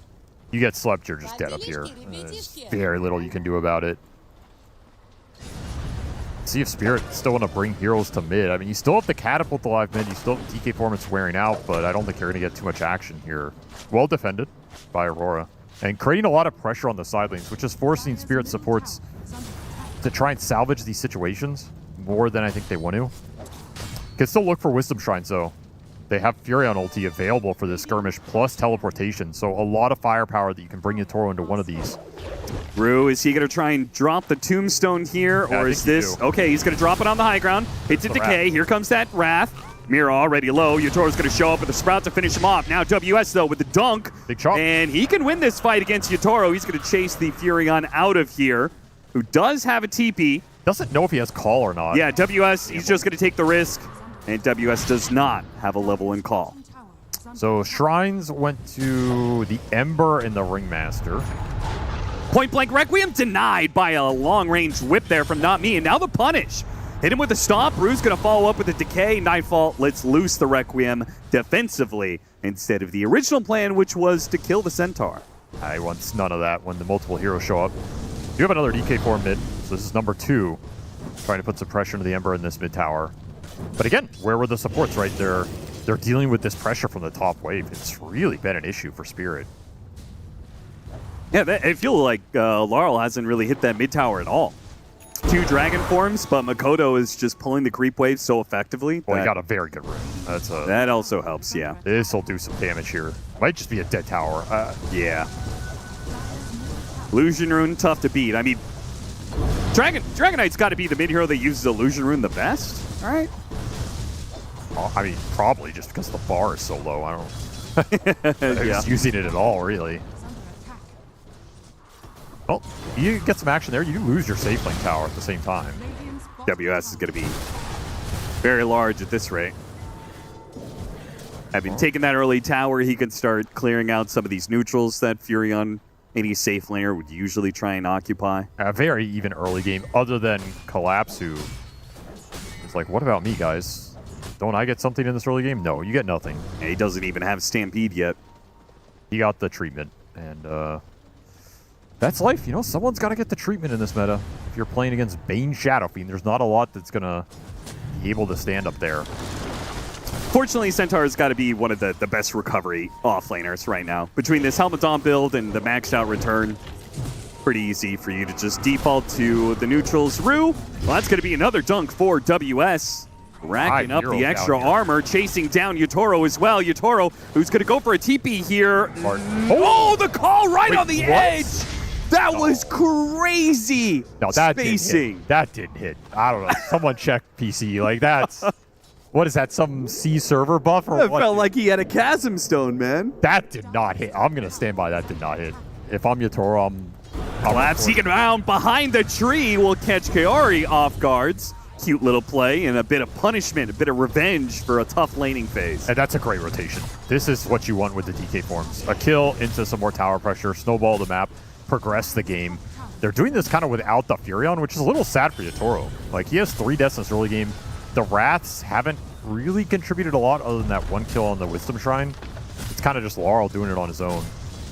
It's still what you want from the game, but it's not that ideal game flow that I think Spirit were looking for between these 2 cores. I think the side lane pressure really did a number on them here, and just well played by Aurora. They played that top lane really well. They got a lot out of the Sax, who, you know, by the way, has gotten some early Culling Blade stacks, some early armor. It's going to help a lot. Stampede gets used, almost dies anyway to the final right click of the Bane, but he does manage to survive, and I believe he finished up his Helmet Dom as well, so that will help kind of kick the Centaur into gear. I think Spirit are going to have to play a slower game than maybe they wanted to in an ideal situation. They're going to have to kind of play out their side of the map, at least get the DK Blink up. But even with DK Blink, I'm a little dubious if you actually want the Blink here, because what are you going to do with it in this game? I don't think you're not setting up for much. What are you setting up for? There's no arrow. There's no hoodwink.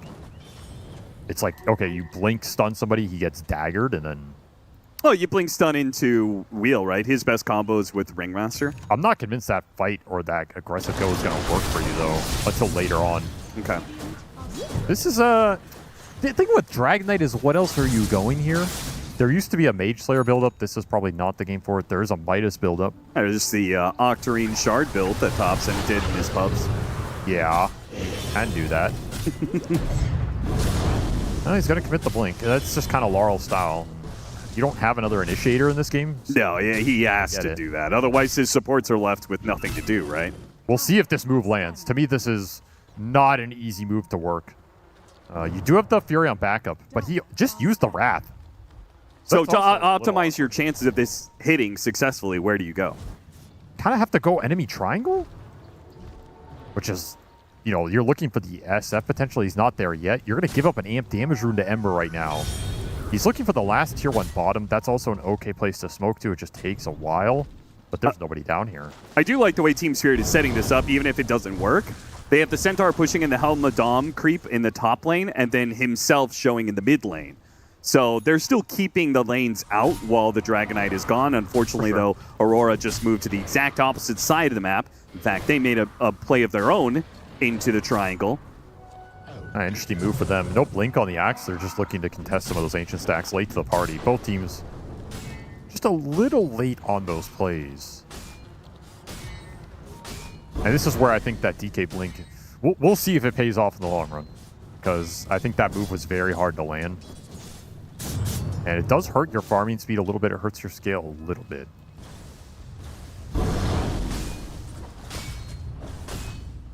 Toro recovered, though. A lot of space for this Furion. He's going to become highest net worth in this game. Just guaranteed. This early Mjolnir buildup. Yeah, I mean, he recovered to match the SF, but in this matchup, don't you need to be ahead?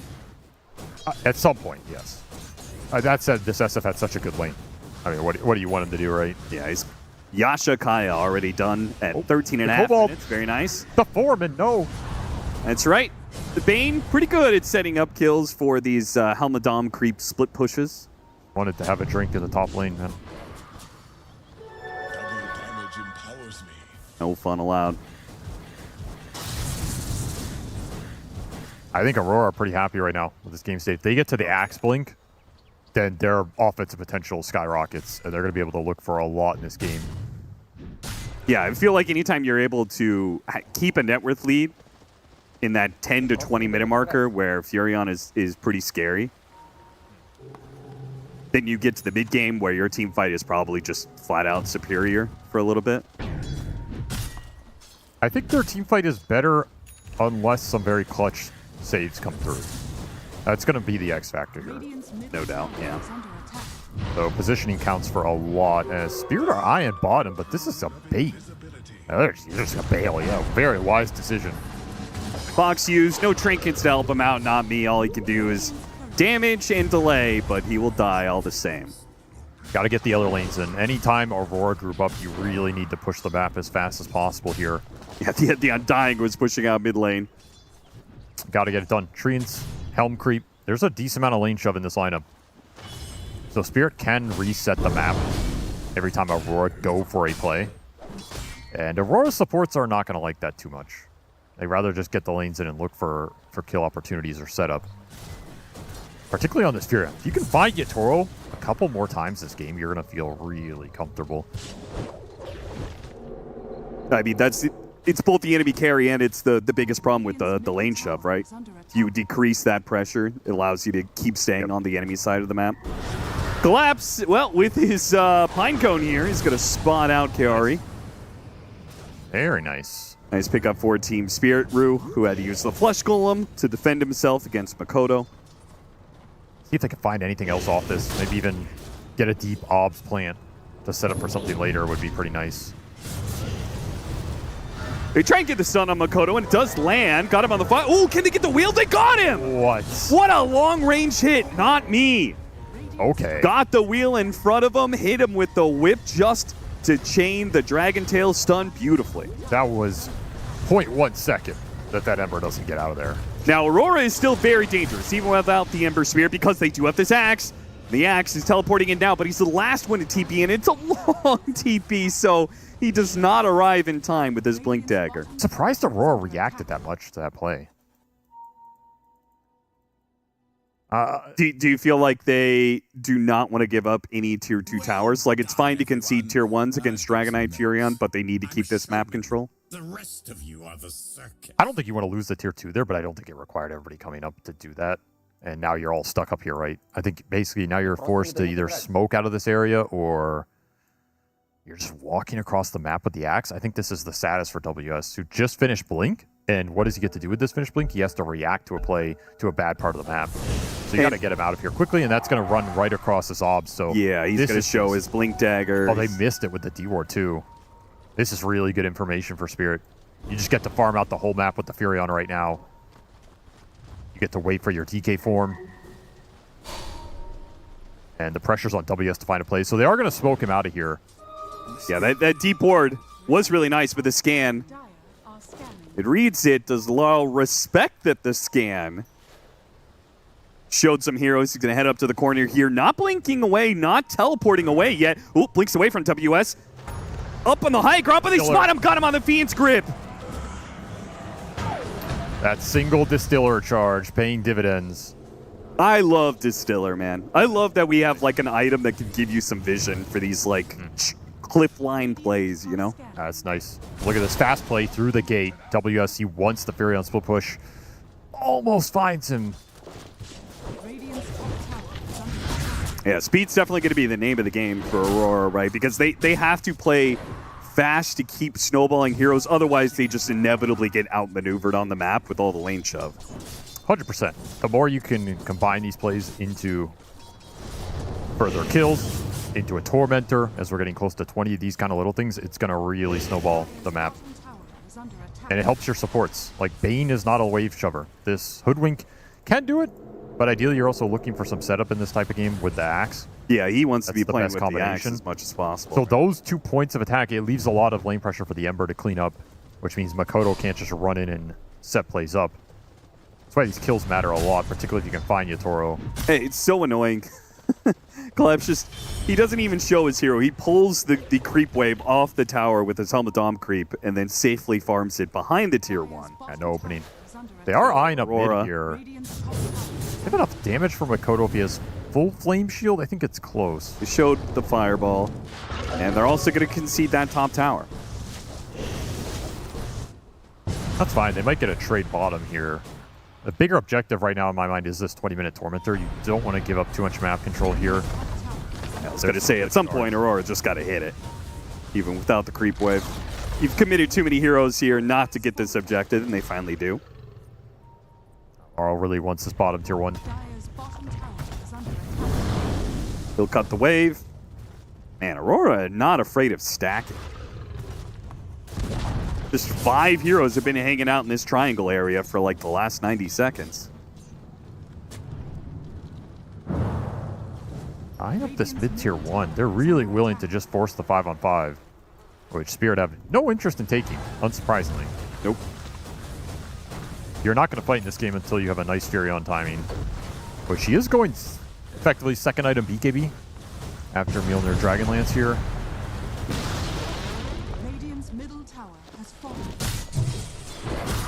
Will actually be pretty strong because the SF went the full Yasha Kaya Hurricane Pike, so his physical damage output is a little lower right now compared to the magical. If you just TP in with this Furion, pop BKB, you're going to be strong unless you get Axe called, which again, they have saves for, so I can kind of dig this itemization. I'd be curious to see how, like, can we see the network change, the individual network change for these heroes over the last 5 minutes? Because I'd be curious to see how much like Axe has struggled because of the fact that they're just stacked together all the time.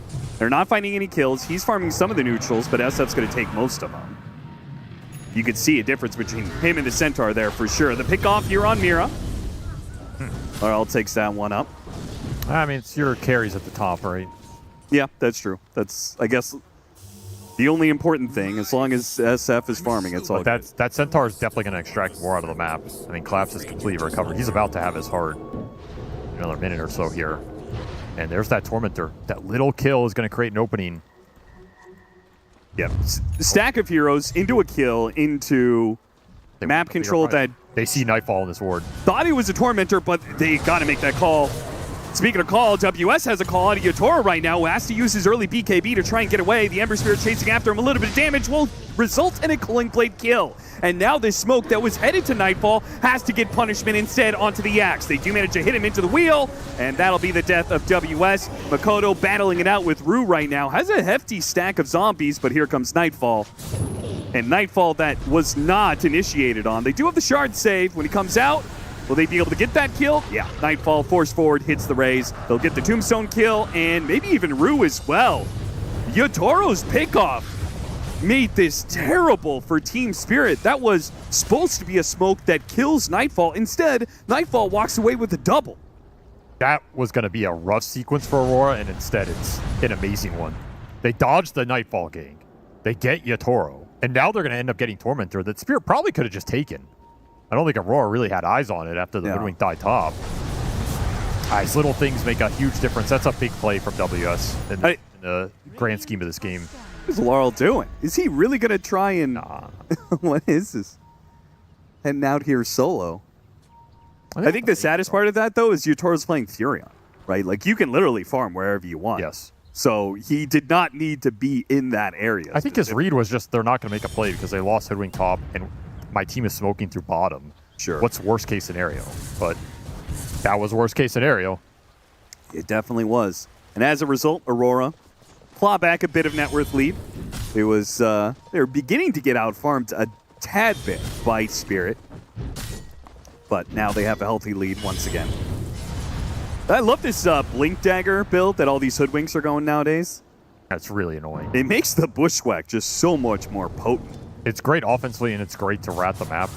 You're in trees with this hero, with your passive, with an instant blink. Like, it's just so impossible to catch and kill the squirrel. It takes a really concentrated effort. That's great. Yeah, I think in our games already made it look real nice. BKB up next for Laurel. So we'll have a BKB timing for Team Spirit. I don't know if that really makes them that strong for fights. Aurora still had plenty of ways to get through it, both with physical damage and BKB piercing disables. That's not the greatest BKB game. It's just going to reduce a lot of their damage output, I think. Reducing some of the axe damage, a lot of the ember damage, a decent chunk of the SF damage. It gives you a nice timing to just kind of barrel into the fight and win it through sheer force of net worth. Your Tricore is going to scale here too. DK Furion can output a lot of overwhelming damage that the SF might have trouble dealing with because you don't have a hard save for Nightfall. You have sleep, kind of it. You could see, I mean, Collapse is farming so defensively there. I think they do have a read that this smoke is coming from Aurora, and they got the initiation onto WS. Still, though, the threat of Nightfall makes them back away. They've already lost Not Me due to Makoto jumping into the back lines. Now he's trying to get nice call from WS. He hit Furion, and with that blade mail, he's doing some work. Yatoro's going to get run down while Nightfall also dies. Both carries are in some trouble. WS, Makoto, he's good for now. He just dives in, trying to find some of these heroes that went for the buyback, and the supports are maybe both going to have a dieback here. Oh, this is terrible for Team Spirit. A fight that you committed the extra heroes for, and you can't even come close to winning it. They're going to get wiped +2. Manly calls from WS there. Just wins the fight straight up. You get the Furion. He takes so much damage from this axe. 1,800 going straight into Yatoro, and that's your team fight. The Bane got a full grip on the Centaur up top, so the SF's just killing him. If you're Spirit, you basically lost that fight with 4 heroes playing against the 2 cores here, because the SF Bane are just dealing with your Centaur. Laurel has to retreat for a lot of his BKB. The wheel lands on nothing, and then this call coming through on 2, you get a chop, you do a lot of damage to Yatoro, and just nobody can back him up. Great fight from Aurora. In a rough spot to kind of find those angles, but they get the job done. Yeah, I can't believe they hit the initiation, but there's just no power behind it, right? Like, the Furion has to teleport into it. The Centaur wasn't there. We saw him farming very defensively. Those are your 2 biggest damage dealers. The control did not latch around the Furion DPS. There was nothing really for Yatoro to hit because the Centaur's getting forced off, the wheel doesn't land, and then the DK... It was a clutch blink by Laurel. I can't really argue with him getting that first blink stun off, debilitating the Ember, but there's no damage coming out after that play. He just has to retreat. Yeah. So basically every control spell that Spirit had didn't lead to any damage being done. And that's Aurora just running through the fight. And that's suddenly a 7k net worth lead into the Roshan. Every team fight in this game is basically going to yield a large chunk of game control just because you're taking one of these carries off the map, and that just gives you so much freedom. So Nightfall in a commanding position now. I don't really know how you deal with this SF. He's got almost 3,000 HP. He's got an Aegis. He's got BKB.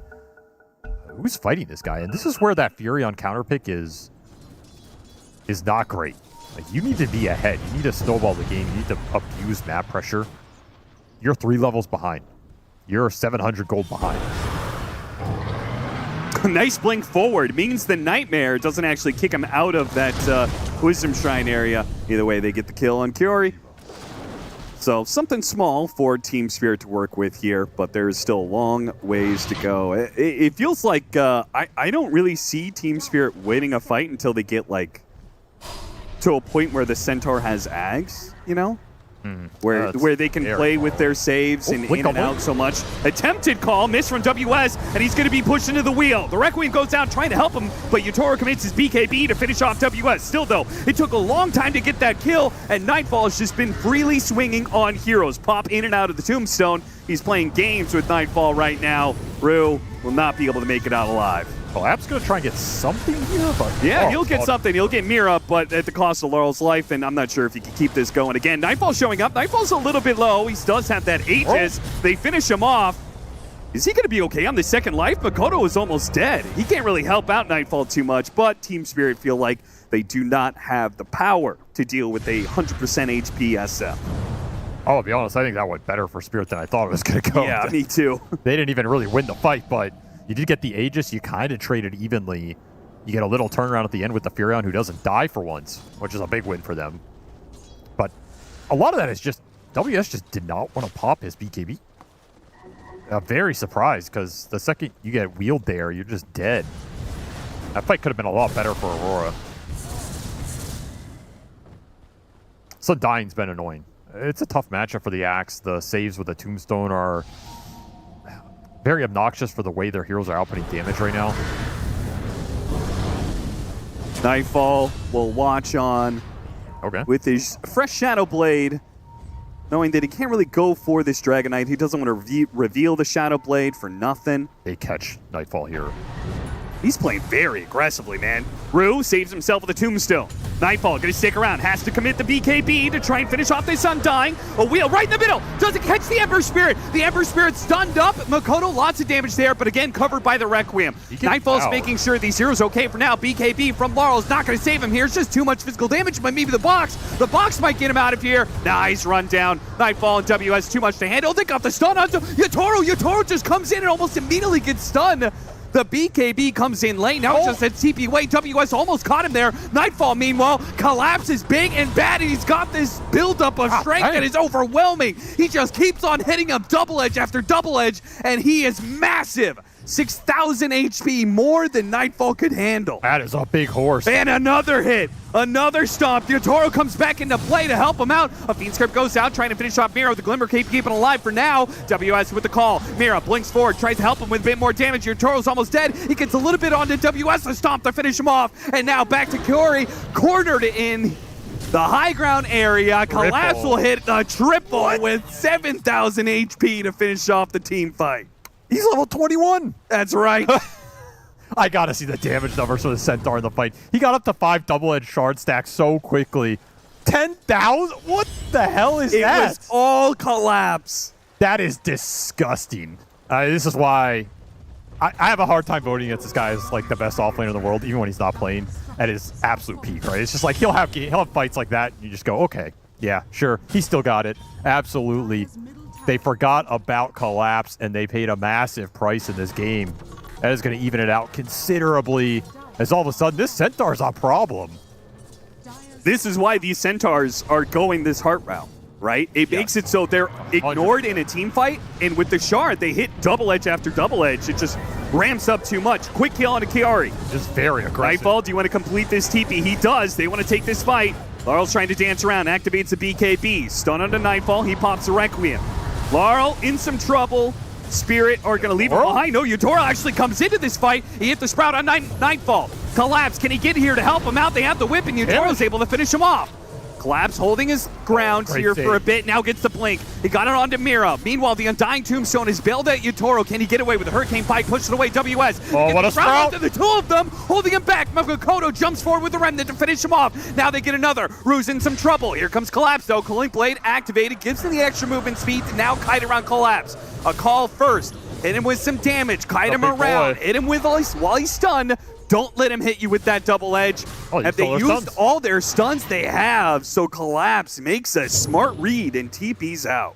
That's a 1,000 gold gain fight for Aurora. It feels like it should be more, but you do lose the SF The saves were on point from Spirit. It's just this axe is incredibly annoying for the Furion. The second that Blade Mail call lands, and he has been finding some decent damage on Yatoro.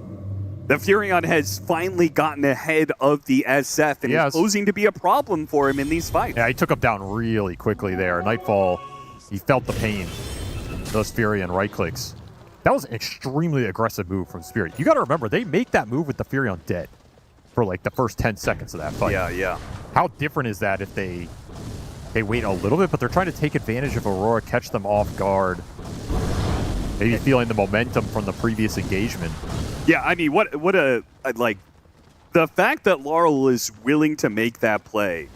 I mean, such a sacrificial mid laner for Team Spirit. Look at his net worth, man. He's in the gutter. He is not going to scale at all in this game. He is trying to give, he's just entirely initiation. He is trying to be the collapse of the team. He's trying to start the fights for his team to fall through and win it.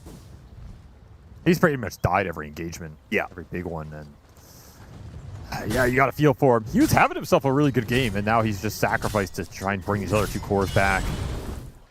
You have to go in first here every time as the DK, and you're not going to be the save priority. You don't really want to tombstone the Dragon Knight in this game because you have to save it for this Furion. Well, they will have an extra save now with the Aghanim Scepter done with the Centaur. So between the 3 of them, tombstone save, box save, and cart, then maybe they can have one of them used to bail out poor Laurel. I don't know. I'm still not using it on the DK. I'm sorry, Laurel.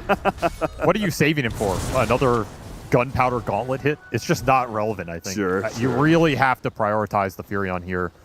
Maybe if Yatoro's willing to take a fight with the buyback teleport, you can say, all right, we'll just extend it, and we don't need to throw all the saves on Furion. But I think this is the point of attack for Aurora. You have to respect that if you're Spirit and he's out of nowhere. Aurora showing, and he might just get point-blank record there. The Silver Edge hit, but there's the card save. So they baited him out. Look at Nightfall. Nightfall's just dead right away. Team Spirit beautifully baited. A nice tombstone save that goes out alongside the box. The supports are saving themselves from this fight. One of them still goes down, but they've committed Aurora without Nightfall. It's hard to be able to win out this fight. Maybe they can at least get Yatoro, but Makoto, he has to commit the TP. The BKB was lingering here. He barely made it out alive. Look at the damage on Nightfall. Again, it's the Centaur as the leader. Just doing so much DPS. At this rate, I don't think Nightfall can be the aggressor anymore because they don't have the saves for him. That's Team Spirit can do that with Yatoro, but it's not the same for Aurora. It's a very different fight setup that Aurora, they need the Ember and Axe to go in and then have this Shadow King give you the supplemental damage, at least until he has Satanic.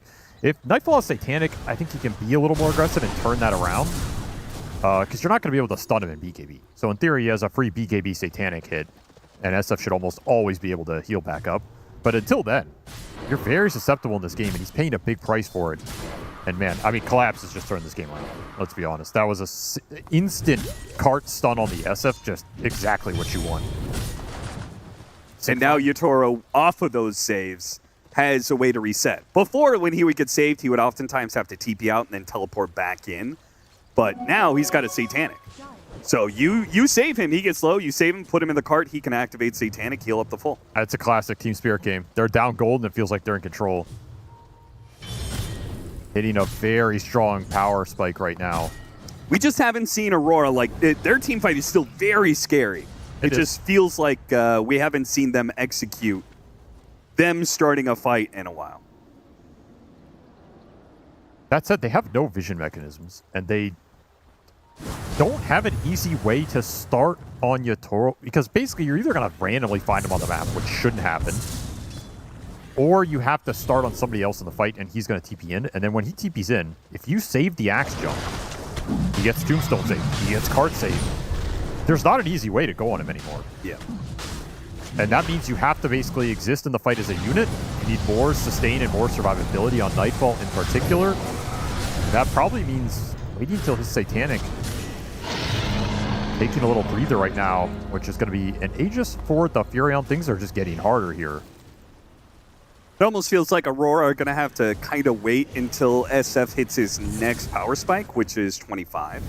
I think so. I think you have to play defensive right now, and we'll see how much Spirit take advantage of that. They still have a lot of scale in the tank. I mean, you can still get an Ags on this Ringmaster. That makes things even more difficult. There's no Dispel in this lineup. Teleport to the bottom lane, clearing out this area. There's no way you want to fight Yatoro right now. There's no way you look at this Furion and go, yeah, that's something I want to jump into. Yeah. BKB on the Centaur kind of guarantees the save now. They only have so many AoE disables to try and catch him when he goes for that card save. It's Bushwhack and Requiem. He's a beast. You need the SF-25 to kind of threaten him a little bit better. Get a Wisdom Shrine steal. Kaori, always annoying on the back side of the map. What do you make of Octarine? It's a choice for Axe. I was looking at that. I always find Axe itemization after the Blink, Blade Mail, BKB to just always kind of be a bit awkward. It definitely can be. You're kind of looking at maybe a refresher. Or just some more little... Got him inside the Sprout. And he doesn't have a Quelling Blade to get out of here, so he may have popped the BKB, but he's dead all the same. The body blocks. Ooh, that's a bad place to die with no buyback. There's a wave coming. This is going to be high ground if Spirit won it.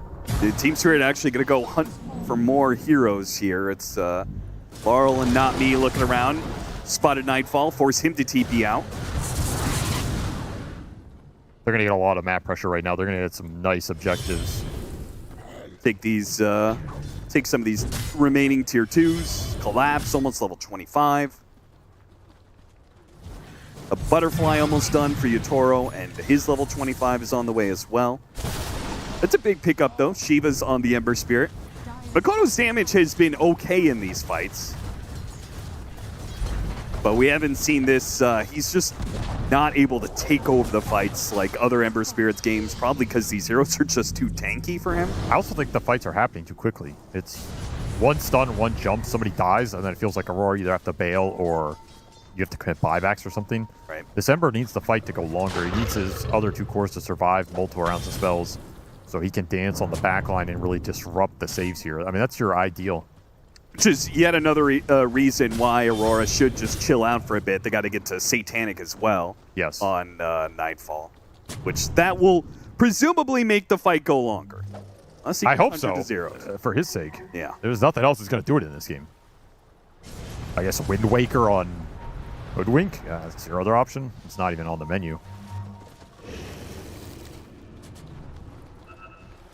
Still have some decent time on this Aegis. 2 minutes here. Laurel leading the charge. A pick off on Mira.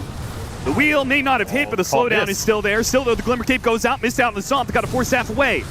WS, he'll back away with his BKB. Stun, lands on a couple of heroes here. The SF and Kiari both get stunned up there. Pulled in Yatoro though. Yatoro with the Bushwhack and now the call. He's dead. They take away the Aegis, and it's pretty free. He may have to BKB to get out of here. A 4-staff gets him down to low ground. They have the card save. If needed, he pops the Satanic to get rid of the Battle Hunger, and he's good. So they got the Aegis, but not a big punishment. No, it's a nice defense from Aurora. You're not looking for much there. Just waste Spirit's time. Get to your SF timings. No real damage done, and now it's pretty difficult to force an aggressive go without the 2 lives on Yatoro. Again, if he finishes Butterfly and gets the buyback gold, then we're kind of cooking. That's the point where you really want to end the game. You're not going to get much stronger than that on this Furion. The DK can continue to scale because he's so far behind. Yeah, he gets his Shivas, so his first real item in quite some time will make him much, much tankier. He will become really annoying in this game. Yeah, just the fact that he exists and it's it takes so much to bring him down. Oh, there's a pick-off. And some more armor for the axe. It is nice. It's not a hero off map, though, and dying will instant revive. Got a lot of armor, by the way. Something you have to keep in mind here. Spirit. He's got, axe? He's up to 70-80% physical resist. Just running around, so I assume he can survive some of the Furion damage. Yeah. Depending on the crits. Oh, God. Oh, no. That's a shield rune on Collapse. That's 7,500 HP, and Laurel will start the fight. Yatoro's going to TP in here on the side.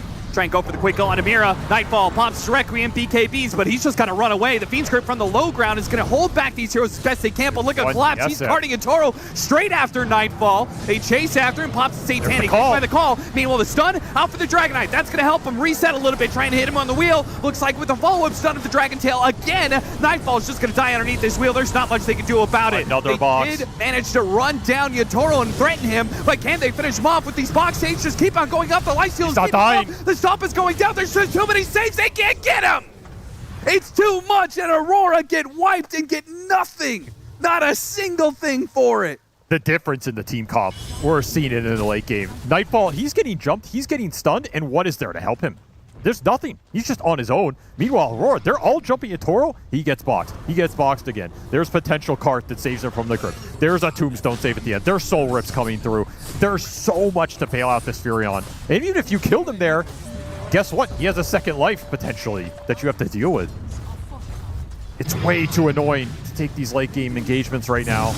And that might just be it. I don't know if Aurora have enough. I mean, that was your SF Satanic, but he never had the 25 for the extra damage here. Right.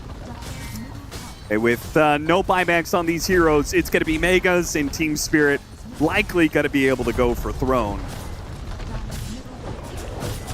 They're going to try as best they can to threaten Yatoro, slow him down. Mira just going to die for his efforts. Beautiful game. GG. From, Spirits 3, 4, and 5. I feel like I say that a lot because, well, I feel like I say that a lot when they're in good form. I want to see the Spirit that's not just all about, oh, Yatoro's really farmed and doing a lot of damage, and that's awesome. We know what he can do. Yeah. But to me, this team is about the 3, 4, and 5. If they are thriving, if Collapse is having good team fights, if the supports are making good moves, they're going to look great. These team fights are going to look great, and that's where they can out-execute opponents. Team Spirit. Classic. They're showing some great team form here in these team fights, that's for sure. We saw it close out in this game 1 against Aurora. We'll see how Aurora will adapt and come back in game number 2, if they will. Team Spirit taking this game 1. I don't know, though. For the first, let's say, 15 to 20 minutes, I really thought Aurora had it. They looked so solid. They, of course, started the game with getting first blood fly. This looked like the perfect game for Aurora. I think they had the ball rolling. I think really getting off to a great start, Nightfall destroyed his lane, so they didn't even get a chance to rotate to the Shadow Fiend lane because he was so far ahead. Honestly, it came down to little things. I think itemization was not that good, especially from Nightfall. I didn't like this whole Spellcaster Shadow Fiend. I think this is a game you should have went for the right-click build. And also Spirit outplaying them in teamfights. Like, straight up, they just teamfight so well that it's just beautiful to watch. It was ever since the Centaur got his axe, it just feels like Aurora cannot win a fight. It was the fight on top where Centaur just got the axe, he got stomped on Nightfall. They won that fight, and then they just kept snowballing from that moment onwards. Yeah, I'm very convinced by Centaur after watching this game. I think if somebody is really good at it, like Collapse, I don't know why, but it feels like on Centaur, there's like 2 types of players. There's the ones that have a performance like this, such as Collapse, where they are the big beefy core, it just seems unkillable, doing a billion damage. And then you have the Centaurs that become a support. And more that I see it on this patch, it seems like people are better at being this sort of Centaur. But for me, Collapse is absolutely peak. And yeah, like Saber said, once the Aghanim Scepter came out, his unkillability in the fights translated to also Yatoro being unkillable in the fights. And there were some fights early on where if Yatoro survived at 10-20% HP, they would have been winning earlier against Aurora. But when the Axe came out, he could actually survive these fights, and then the game just looked kind of hopeless. It also looked like later on in the game for Aurora, it was very difficult for them to find entry to any fight, for that matter. Was that just credit to Team Spirit's positioning, or how did that came to be? I think it all kind of added together, where part of it was indeed just Spirit finding the openings better. When they get like a clear jump with the Dragonite going in first, Centaur second, like this kind of formation, and then Nature's Prophet can find a good way to teleport in. And also it did come down, again, to some of the items by Aurora. I'm not sure I'm feeling the Axe on the Manta. The Shadow Fiend cannot frontline because he went for this Spellcaster build instead of like Butterfly standing in front, like Satanic did for Vision. I think that's a different comparison we can use. So I think all of that combined resulted in what we saw. I feel like W's needed a Cruella's Crozier, if you ask me. There's a lot of healing on a Radiant team, and then you have Manta instead of Cruella's Crozier. And honestly, you just you didn't salt your soup, if you ask me, in that scenario. Yeah, and you do need to salt your soup. And someone's soup was properly salted because Collapse, he was cooking up quite the dish as we chose him for the MVP. I think everybody could have seen that one coming. He had a fantastic game once the ball did start rolling for Team Spirit. I don't think you can disagree. No, I mean, I love watching these guys play when they're in form. Avery was kind of talking about it. The way that they take fights is very unparalleled when it comes to other teams. Like, they simply... It's like somebody makes a call, probably Yatoro, to be fair, just given how he is and how everybody knows that he is. He talks a lot, makes a lot of calls. They make a call on, here's exactly how we have to take a fight. We have to jump Nightfall in the back line. And if we cannot get this opening, we will not fight. But we will also not break formation. And it looks so hard to play against. They have a rule on the team that, especially if a fight goes wrong, they will bring up what do we do for the next team fight. So they're going to actively discuss how they want to take fights. In the middle of the game? They will, yeah. Okay. Not a lot of teams do that, but this is why Spirit is so, such a world-class team, because they are constantly planning how they're going to take the fights, who needs to go first, who needs to be in the back, what spells need to interact with one another. In what order. Yeah. Exactly. So they actively think about this. Yatoro is usually the one who will kind of start this discussion, and we see why they're such a good fighting team. Yeah, well, they had a lot of things to discuss after the fight, Saber, that you wanted to highlight, because this was still when we really thought Aurora had this in the bag. Yeah, this was fight at 24 minutes. I really liked how W's played the early game. Like, you can look at this fight, how Aurora were kind of cooking them everywhere. At this point in the game, it just felt impossible. There was this huge call by WS. He kills the Prophet, and then this fight ends up being a 7-for-1. Kaori being the only guy on Aurora to die. And they even bought back some heroes. They bought back the Ringmaster and the Undying, and they still lost this fight. They weren't able to kill anyone on Aurora. So I feel like it's just somehow, if Aurora could kept this going, then that would be the best, obviously. But once Spirit got their items and they had like so many saves and they had their formations, then it became really hard. How do you win a game when you have a 7-for-1? It's not 7-for-1. It's 7 for Kaori. Like, come on. It's come on, man. Kaori supports lives matter. This guy. Right, Cheever? They do. He's playing. I mean, if he's on Phoenix, sure, but if he's Bane, this guy's just running in there. He's a sacrifice. He'll use the spells. He'll die, and to lose 7 heroes like that and then still win the game. Spirit in TI form is scary, man. Yeah. There are no teams like this. We could take a look at the fight that brought them back, because that was one specific fight just about 4 minutes after the fight we just witnessed. Yeah, which is just crazy, but that's when the Ags timing came out, and as Fly was mentioning, maybe part of the entry into the fight for them was like, let's just run the Undying in, and he can, as we talked about for Kaori, position 5, sacrifice himself, maybe a respawn. In this case, he didn't have it. But yeah, this is the fight where you see Collapse. Both offlaners did a really good job doing this, by the way. I love seeing this sort of gameplay where they go in, they initiate, they start the fight, they kill a hero, and then they kind of chill on the sideline. This is where Heart is a really nice item. And then you go back in, you re-engage when your spells are up. And I feel like in this fight, Collapse did this 6-7 times. Yeah, at least.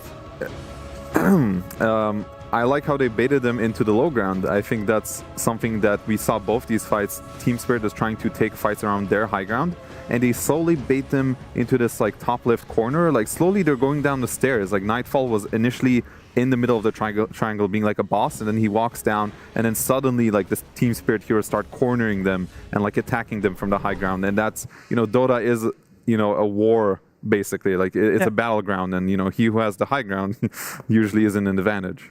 Yeah, and that makes maybe people wonder, like, how is Team Spirit able to do all this? How is Team Spirit, and in particular Collapse, able to recover a game that looked like it was in the hands of Aurora for a very long time? Well, we put our best man on that. We got something for you guys. You know him, you love him. Let's head over to Purge.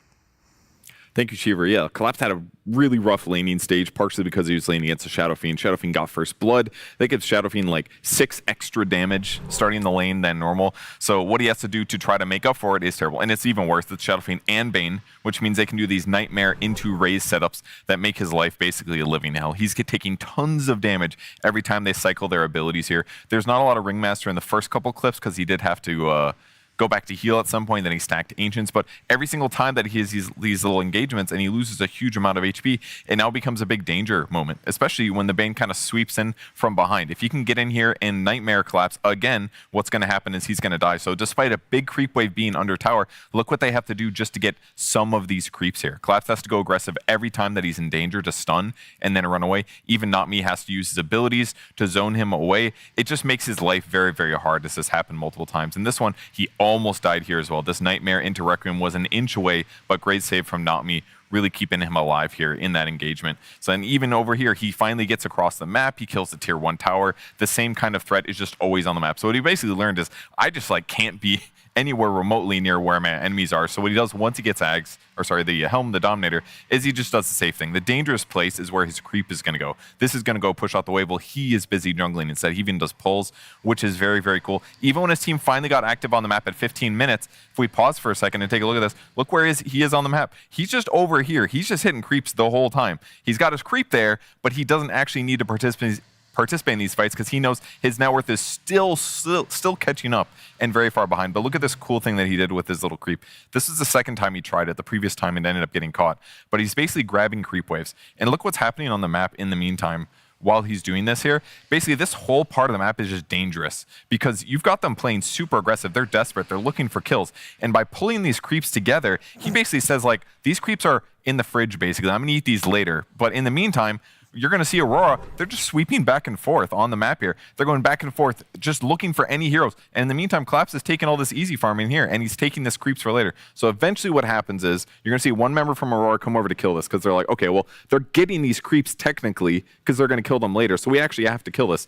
And when Mira rotates over and kills it, that's the moment that Spirit finally swoops in together as a squad and both kills these creeps and gets a kill. So basically this whole time they're still going even in net worth, they're still getting kills, and finally Collapses equal net worth to everybody else on the team. Just a very, very good performance from him to catch up after a really terrible laning stage. Thank you very much, Purge. So funny. Thank you, Purge. I don't think... Purge? I must admit, I did not notice that during the game. That was really funny to see, and so annoying. It's not the first time that I've seen something like that for good teams. Like, good teams recognize that a triple creep wave is legitimately an objective on the same scale as, like, a tower. Maybe not, Roshan level objective, but it becomes an objective. And for Spirit to recognize that Aurora, and respect that Aurora is going to treat it that way and then gank to it, is really cool. Like, that's pretty next level. To me, it seems like this moment Spirit just had a better read on this situation, because I remember, don't know if it was at TI or at Essence 2, but Liquid was playing against the guy that was doing exactly this, and then when the triple wave came, they pushed with it, right? Yeah, they pushed with the wave, and there was like a triple wave, they just went high ground minute 15. So I think if Aurora were able to do that... That's the counterpart to that. Yeah, it's like dangerous. No, that's the beauty of Dota. It's these constant small things adding up into something that could be bigger. Yeah, they could have smoked to the wave and tried to attack the Centaur when he wants to collect the wave. And at the same time, Spirit is doing a similar thing. They're going there to protect the wave. It's just these small battles happening across the map. It's just awesome. Let's see if we can see any of the small and big battles in game number 2, as we have got the draft kicking off on your screens. We got Aurora on the Radiant side this time around, and Team Spirit on the Dire side. We got Team Spirit with first pick. It seems to be very common that almost every single game we see, at least on this stream, we have the Dire side getting first pick. He gets his hand on the Lone Druid, and the trade with the Lina is there because we have a lot of bans from the previous game. Both Shadow Fiend and Nature's Prophet removed by Aurora. They don't want to deal with that anymore. We also have Invoker left in the pool. We saw first phase banned in the previous game, so something else to keep on our radars. And the Earth Spirit, same story there. So making sure to keep that on our radar. It's a lot of respect for Yatoro's hero pool from Aurora's side. I'm not sure about this Nature's Prophet ban. Maybe they're thinking ahead, like we're gonna give them Lone Druid, pick Lina, and then we're gonna save a ban by banning Nature's Prophet early, so it doesn't become the same scenario as the first game. Because otherwise, I would have called this a bit of like a panicky ban. But maybe they're just thinking that far ahead, like, because they insta-picked the Lina. Like, some guy was mashing that button. Like, as soon as Lone Druid came on the screen, like, Lina instantly came down. So, you know that's what's happening. And this is interesting because, like you said, there are a lot of heroes in the pool that are normally banned. Like, the Earth Spirit is still in there. And we do get to see this Lone Druid, which we've been talking about a little bit yesterday. And it seems like some teams still rate it very high. I know Vision won some games with it yesterday. And some teams don't really rate it. Now, is Lina good against Lone Druid? I guess. Like, you can kind of kill the bear wherever it goes. You're just so much high magic damage or right-click damage if you want to go. I do want to see maybe more emphasis on this Undying. I think he was doing a lot of work in the last game. Yeah. We saw the win rate this morning, and it is a great pairing with both Lina and the Lone Druid. So maybe it's something Kayori is willing to play. I'm not sure. I think even into Lina, who's like a tombstone hitter, is that thinking too much about like the one-to-one counter? I think it is easy to get trapped in the one-to-one vacuum where, like, I don't want to play Undying because I see Lina. Because even yesterday I was like, this guy should still play Clockwork even though he's playing against Phantom Lancer, because it's the overall bigger picture. Yeah. You don't have to deal with everything on the enemy lineup. You just need to kind of help enable yours and address something. Right. So they do steal the Centaur, so I guess they said the Centaur was too big of a problem last game. It's a nice hero. The lane is not the easiest against Lone Druid, but I would say later on the Stampede and Save for Lina is super powerful. It's always nice to play Centaur with these turret heroes. Yeah, so as long as he's able to get through the lane, it should be good. The hero just it does so much.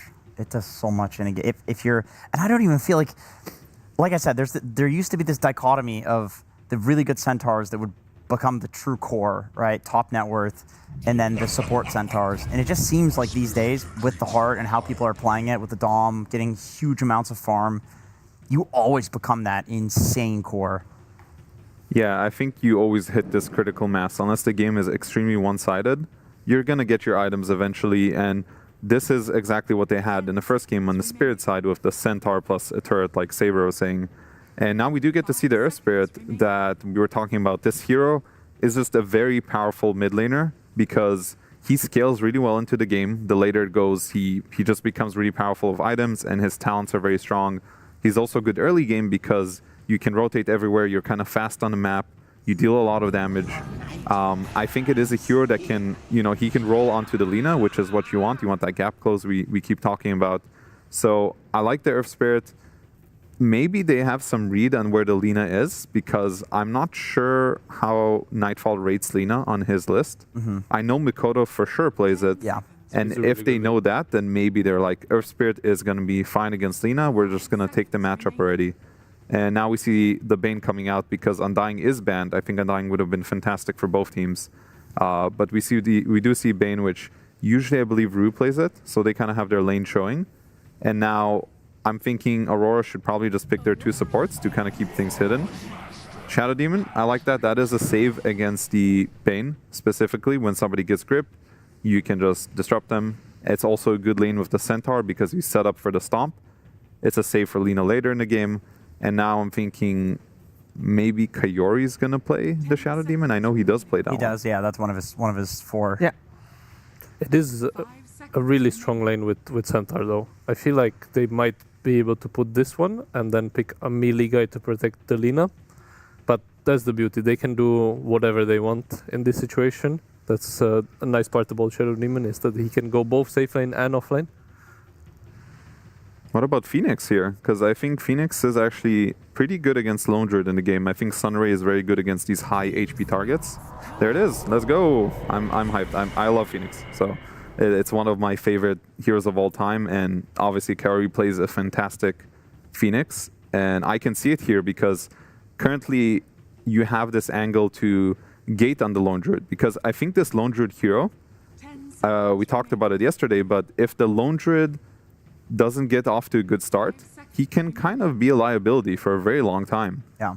And if you're able to draw the lane a little bit, and then the position 5 gates to your lane and you start attacking him, and maybe you get a kill on him when he doesn't have his bear up, like the bear cooldown, the hero suffers a lot. So I can kind of picture it now where they get this Shadow Demon disrupt on the Lone Druid, the Phoenix is gating in, they're mass attacking this lane, the Lone Druid suffers, and they can snowball the game off of that.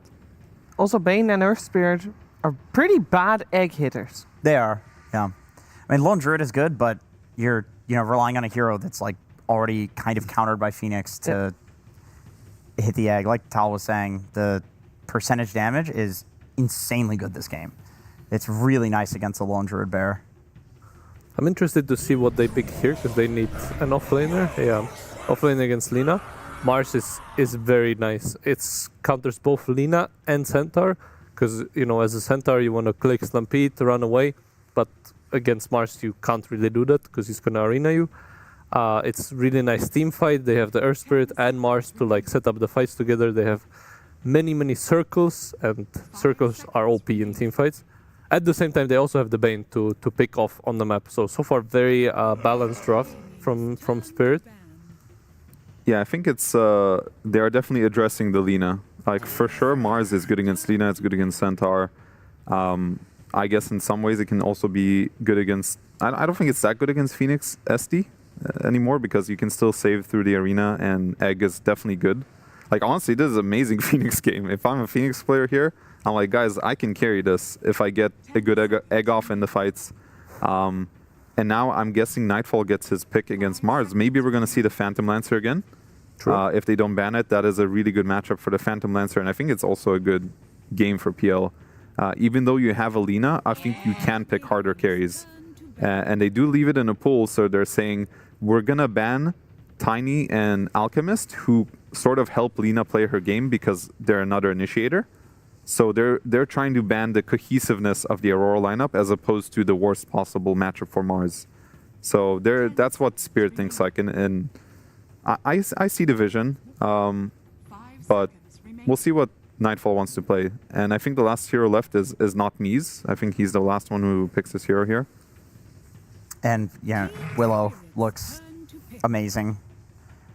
I like Willow. Willow plus Mars, classic combo. Yep. Is the Rubik that gets banned out also a very strong hero, especially in the hands of Not Me? And we've seen Rubik being very popular this morning as well. Definitely, I mean, it's always a good TI hero as well. A lot of good stuff to steal. Yeah. In this game, big ultis, disruption is nice. Mm-hmm.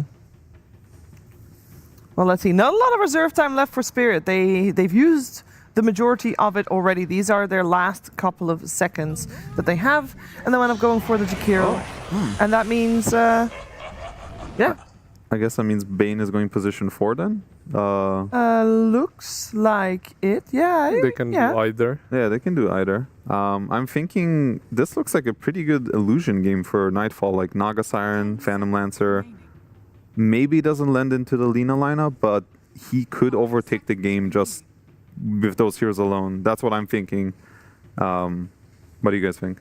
I mean, look at that guy. He's cooking. He's ready. He's like, guys, give me PL. He's getting the spice ready right now to put into the soup. He looks very excited. Yeah.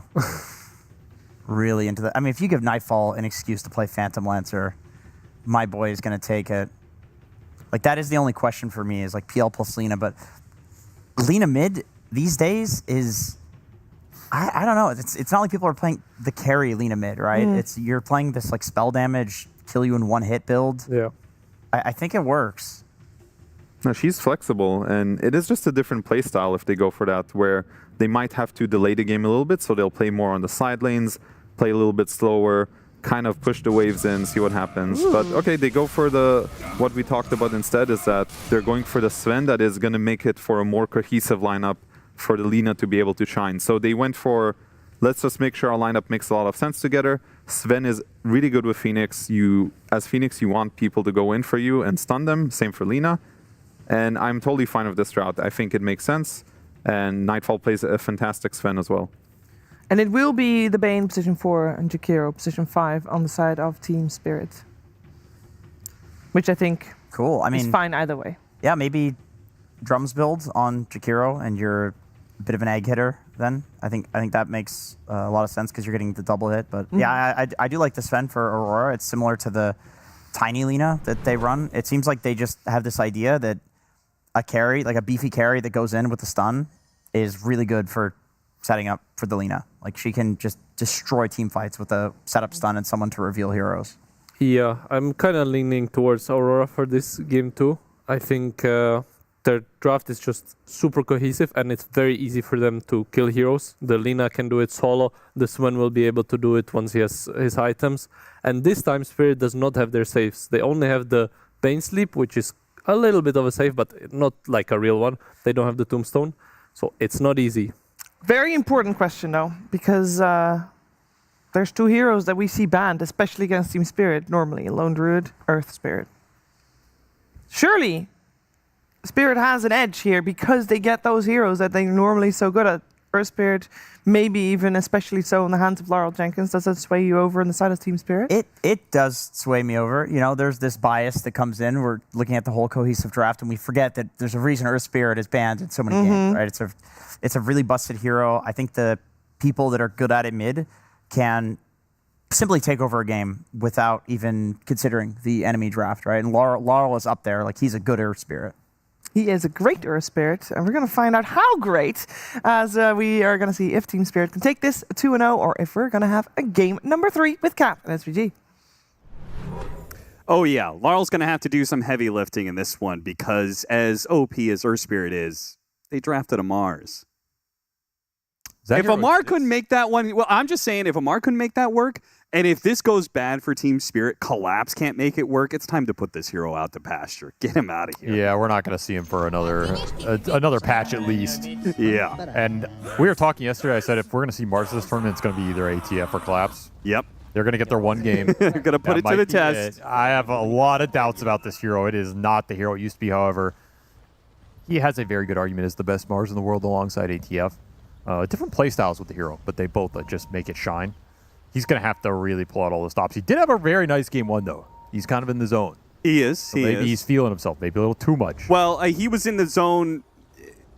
He wasn't in Collapse making godlike initiations, right? He had some nice stuns. He had some okay ones, but he was just carrying through in the damage department. And I think that's the problem you have with Mars right now, is that the hero can still start fights and be okay in that regard, but his damage just seems to suck. It's pretty bad. The refresher double BKB arena build got nerfed too.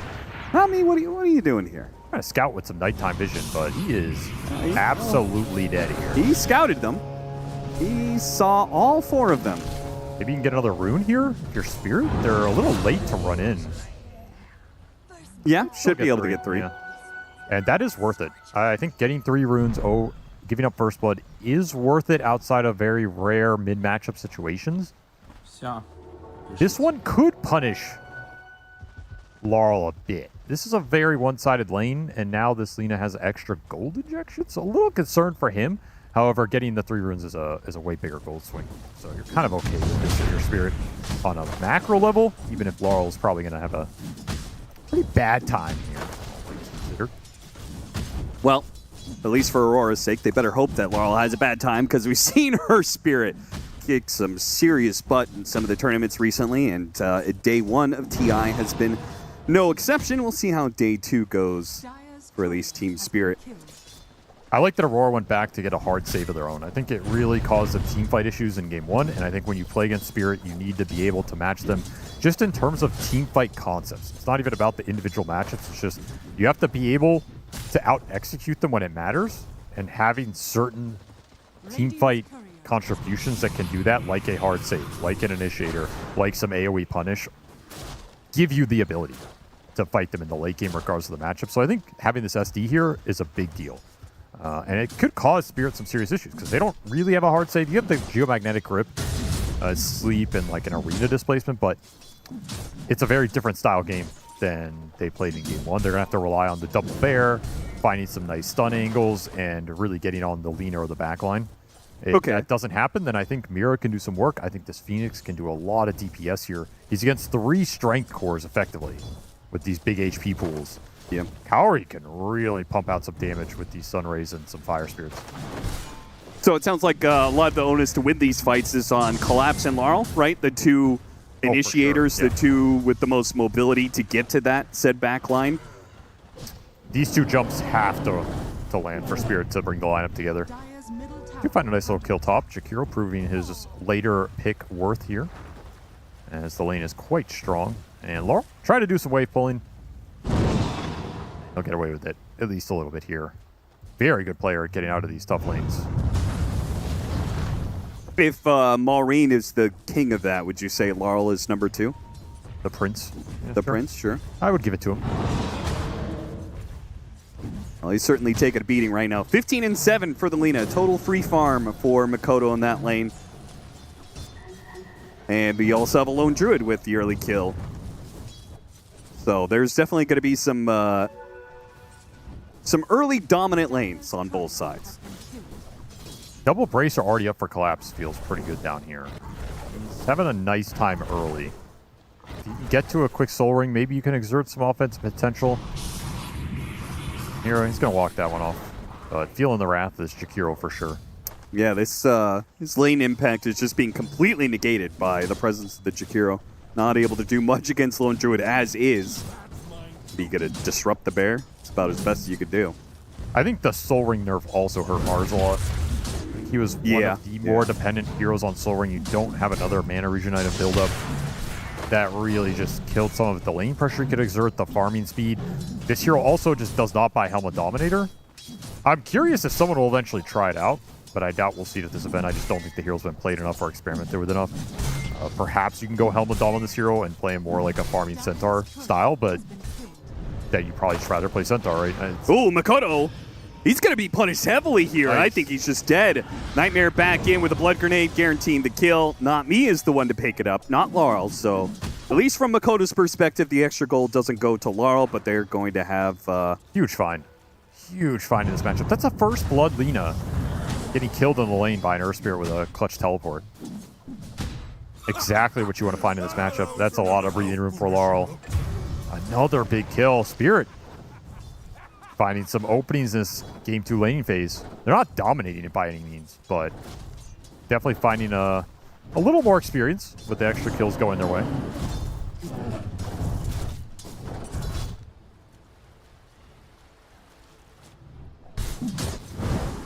Ooh, with Spear there from Collapse, all right.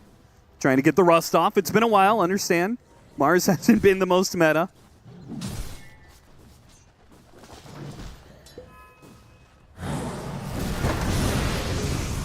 Bear chasing after WS, trying to hold back Rue, but there are 3 different heroes in this lane with the Bear. Can only disrupt one of them. He might be able to get the kill on Rue, but WS is still going to suffer. Even if he lives here, he's kind of being kicked out of lane, got another entangle on him, and down he goes. So that's the trade-off. Mira might be able to kill the Bear, but it's going to be a rough call to make to stack up these Shadow Poisons fast enough. The Bear is just out healing him right now. Mira underneath tower will not die, but again, Yatoro just freely, not necessarily getting the most CS out of this lane, but getting a lot of experience with all these kills. Huge gold injection off that Centaur kill. He's very happy up top. He is above free farm right now, and that is a very good sign for Spirit, because he's going to have to carry some of that damage load as we go later. Again, you're playing with Mars, you're playing with a Bane who's not doing a lot. Earth Spirit can do a lot of damage, but it kind of scales up as the game goes later. This is your big carry, your big damage in this game. And a nice rotation from Makoto should get the kill here. Disruption setting up Laguna Blade. Hit him with the fear, but Yotoro's pretty slow, so Makoto should be able to outrun him, hunt him down. Very nice. Nice little rotation. Not one Yotoro expected. No comms on it, I guess. Just off the map for too long. Is that the Bear on cooldown, by the way? Because that was a full HP Bear. No, Did he resummon? No. He sent it to base, so he'll have a resummon. Roll in from the Earth Spirit. Doesn't quite land, but connects on the kick to slow down Makoto with double supports providing damage. They will chase him down underneath the tier 2. Will they finish him off? Another hit from Rue. It's all not quite enough, and the cooldowns from Laurel just a bit too long. And Raindrop bails you out. No level 6 on Laurel yet. He could go for a long-range kick, but Lina's think out of sight for that one. Maybe go for carry instead. The silence disruption here. save does go out. They have to dive. Carry should be okay.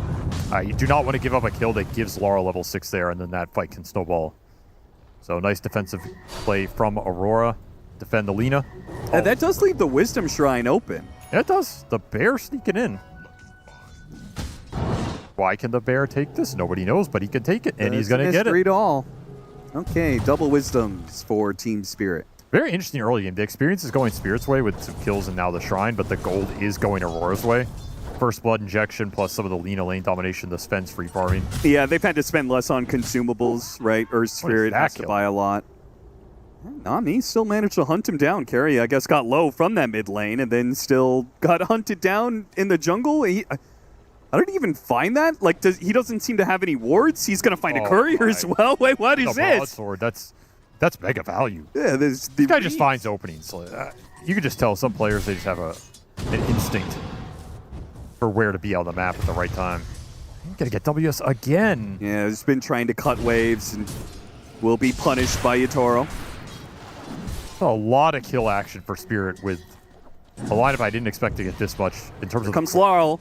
Aurora just brought 3 heroes to kill Collapse, and it's going to be rough. The arena goes down. Laurel rolls right into the middle of them with the Magnetize going off. A longer fight will be trouble for Aurora. Let's see if they can get away or at least threaten Laurel from not chasing them down.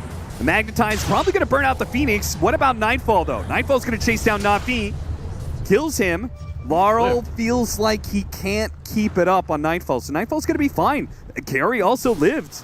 Very ineffective somehow. Well, not somehow. I mean, that's Mars. Okay. That's why we don't see his hero. It's just he doesn't have mana for another spear, and he can't Soul Ring because he's going to go down to 0 HP. This is part of the issue with the hero. It just doesn't have the same efficiency he used to. The spells are not doing as much damage. It's a little harder to lane. These things add up, especially in pro games. He's still having himself a fine game, but if that's an older version of Mars, you might pick up 2 there. Now they just have to look towards mid. Don't have a Magnetize. Makoto, he's got damage in the bottle. This is a dangerous point of attack. I don't know if this is what you want to be looking for right now. A lot of wards placed on this mid lane, too, to protect the Lina. He's going to kill the ward under the tower. Oh, my God. Oh, my God. What is happening? Not me with just the most insane D-ward I've seen in a minute. Makoto did kill Laurel with the burnout there, the slow burn. Really nice pickup from Makoto. Didn't even pop the amp damage for it. Just nuked him down. So that is the bigger kill, but not me making it. Yeah, well, not me. He's about to set up maybe another kill on Centaur. He's doing work in this game. A lot of little things. Sneaks up behind him, though, with the Helmet Dom creep. If he goes for the Nightmare, he's going to trade it off to the creep. It's just a poke play. Not committing. He got the TP out of Makoto, Yeah, got a TP out of Makoto. That's Again, pretty good. Some little forms of pressure coming out from this Bane that is helping Spirit stay in this early game. Disruption into stun. It's tanky here. Chase him down. Collapse will spear him back. Mira's going to keep up the chase. Missing one of those poisons. He needed that in order to get the kill. Misses another one. Mira's still trying to kill his old lane partner, and he gets him in the end. Give him the tip. Nah, Mira's not a tipper, you know. No, he's not. Makoto dodges yet another gank here, even after he lost his mid lane ward due to the aggressive D ward. Throws some damage right back at Laurel. Says, how do you like it, huh? I mean, looking for the sleep setup. Very hard to grab here, though. There's the bots delivery, so the Lina's really fast here. Yeah, he's too fast. Only 2 points in the Nightmare. Immediately with the chat wheel. It's been a... Even with the extra kills, you can sense this is a frustrating early game for Spirit. Yeah. There's just not a lot of openings for early moves. The bear is jacked, so that's the one thing they got going for him. A very fat Lone Druid. How big of a counter do you think Sven is to Lone Druid? It's solid. You have a lot of openings where you can kill this bear in the mid game if you're having a nice tempo. There comes the Boots of Travel play with the glyph on the creeps to prevent them from dying, securing the TP in from Makoto. Collapse will go down, and they actually get the +1 here. The disruption on Rue, and even a Demonic Purge. So 1 kill for Nightfall, 1 for Mira. There's just no pressure coming out from this Mars lane. 0-2-0 start for Collapse. He's going to have to make it up later on. Because not finding a lot of action here. Radiant's middle tower. Got to combine this Earth Spirit Mars. Happening. Is Mira no? Mira knows now. The courier flies right over Not Me, but the Nightmare hits him. They're going to go for a Fast Fiend's Rip kill. Get the kill and get out before the punish comes in because the Stampede, Hasted Heroes are on their way. Nightfall closing the distance, hits the stun. Bane likely to, but Carry does die to Laurel. Carry's not having a whole lot of fun in this game, that's for sure. Roll through. Nice dodge there from Nightfall and Makoto. With the Arcane Room, takes him back up to the high ground with the Nightmare pulling him back. The Ice Path as well. Now hit him with the Magnetize. He's going to die. Makoto has to abandon. He knows that Nightfall is dead. He's just got to try and preserve his own life here. Hits him with the kick. The roll-in didn't land, but slow down with Blood Grenade. The Magnetize building up. Disruption trying to bail him out here, but it just sets up a dual breath. More Magnetizes. Makoto will die. He hit a Dragon Slave, though. Finish off the support. Now Mira's going to be in some trouble. Laurel underneath the Tier 2 tower. Rampage for him. What is happening? Give him another Rampage with the arena going up. No! The Phoenix 8 to finish off one. The burn, it'll take Rue out as well. So Kaori, with the sacrificial play, will pick up 2 at the end, but a big win, I guess, for Team Spirit, and in particular, their Spirit of Laurel. He gets 1,000 gold off that sequence. Again, absolute free farm Lone Druid, and you're team wiping them with your lowest net worth cores in the game. Absolutely disgusting stuff from Spirit. Just running them down. They effectively 2v5 that. 3v5, you know, with the Jakiro coming in. I guess 3v6. Yeah. There's an egg kill. Just absolutely disgusting stuff. Not me putting on a Bane clinic right now. These little setups coming in for the last Brain Sap off some wand charges, and then this Arcane Rune Earth Spirit putting in work with the lower cooldowns. Aurora just caught sleeping in. They just walk it in one by one. Disruption setup. Nice Nightmare dodge, though, and a kick away from Laurel to ensure, even with the Demonic Purge, Not Me might survive. They really want this kill. They are heavily committing. Stampede dive past the tower, and they get him with the Shadow Poison, but surely there's going to be some punish here. TP in from Collapse, but it's a long TP, and he just cancels it. Too long for him to get the arena out to stop the Shadow Demon. The Stampede works, and with this pressure mounting up, they'll also get the mid tower. So Makoto, bouncing back after a rough death earlier, secures his dominance of this mid lane. This is a wild game. Spirit got a Rampage on their mid hero, and they're behind. Yeah, down 2K. It's not really close. Because a lot of that, they'd be even farther behind if they didn't have this LD just free farming, which, you know, there's a bounce. Obviously, you're taking these fights. Yatoro's going to have a lot of space here. That is your game plan. Get a really far and golden true. The game still looks completely fine for Aurora. It's hard to imagine what this game would look like if you didn't give away those 5 or 6 kills in the jungle. Yep.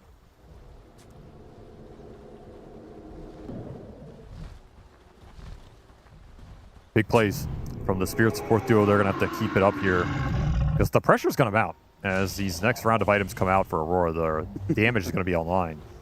Searching through the corners here to try and find Kaori, who already went through the gate, is going to come back through at the perfect time, apparently, right as Team Spirit went down to the low ground. Does hit nighttime for the Bane Vision. He's going to get a nice ward plant. Still only 2 points in that Nightmare, though. Very hard to get the direct setup.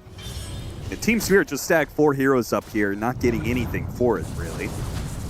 Space for Mars. Kappa. Well, he's almost got his Blink Dagger, so we'll see what he gets done with that. But yeah, it means Nightfall and Makoto are just totally free farming. Rue blocked in there by the disruption. Okay. It will be fine, though. Got farm a nice obs, plus some illusions. Extra gold for him. Says thank you very much.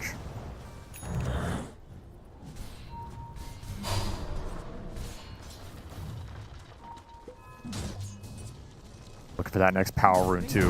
This wave will complete the Blink Dagger for Collapse. Blink is almost done for Nightfall as well, so he's about ready to be a little bit more active. You're waiting on that plus the lean ags, and then the fights look a lot easier for Aurora.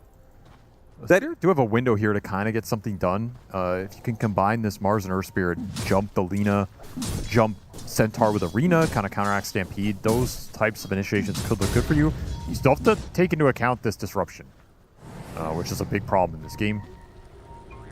You can certainly look for some plays here. This feels like the start of the game. Not Me. This time will take the speed of the river to get out of here. There's a lot of information. This is invaluable right now.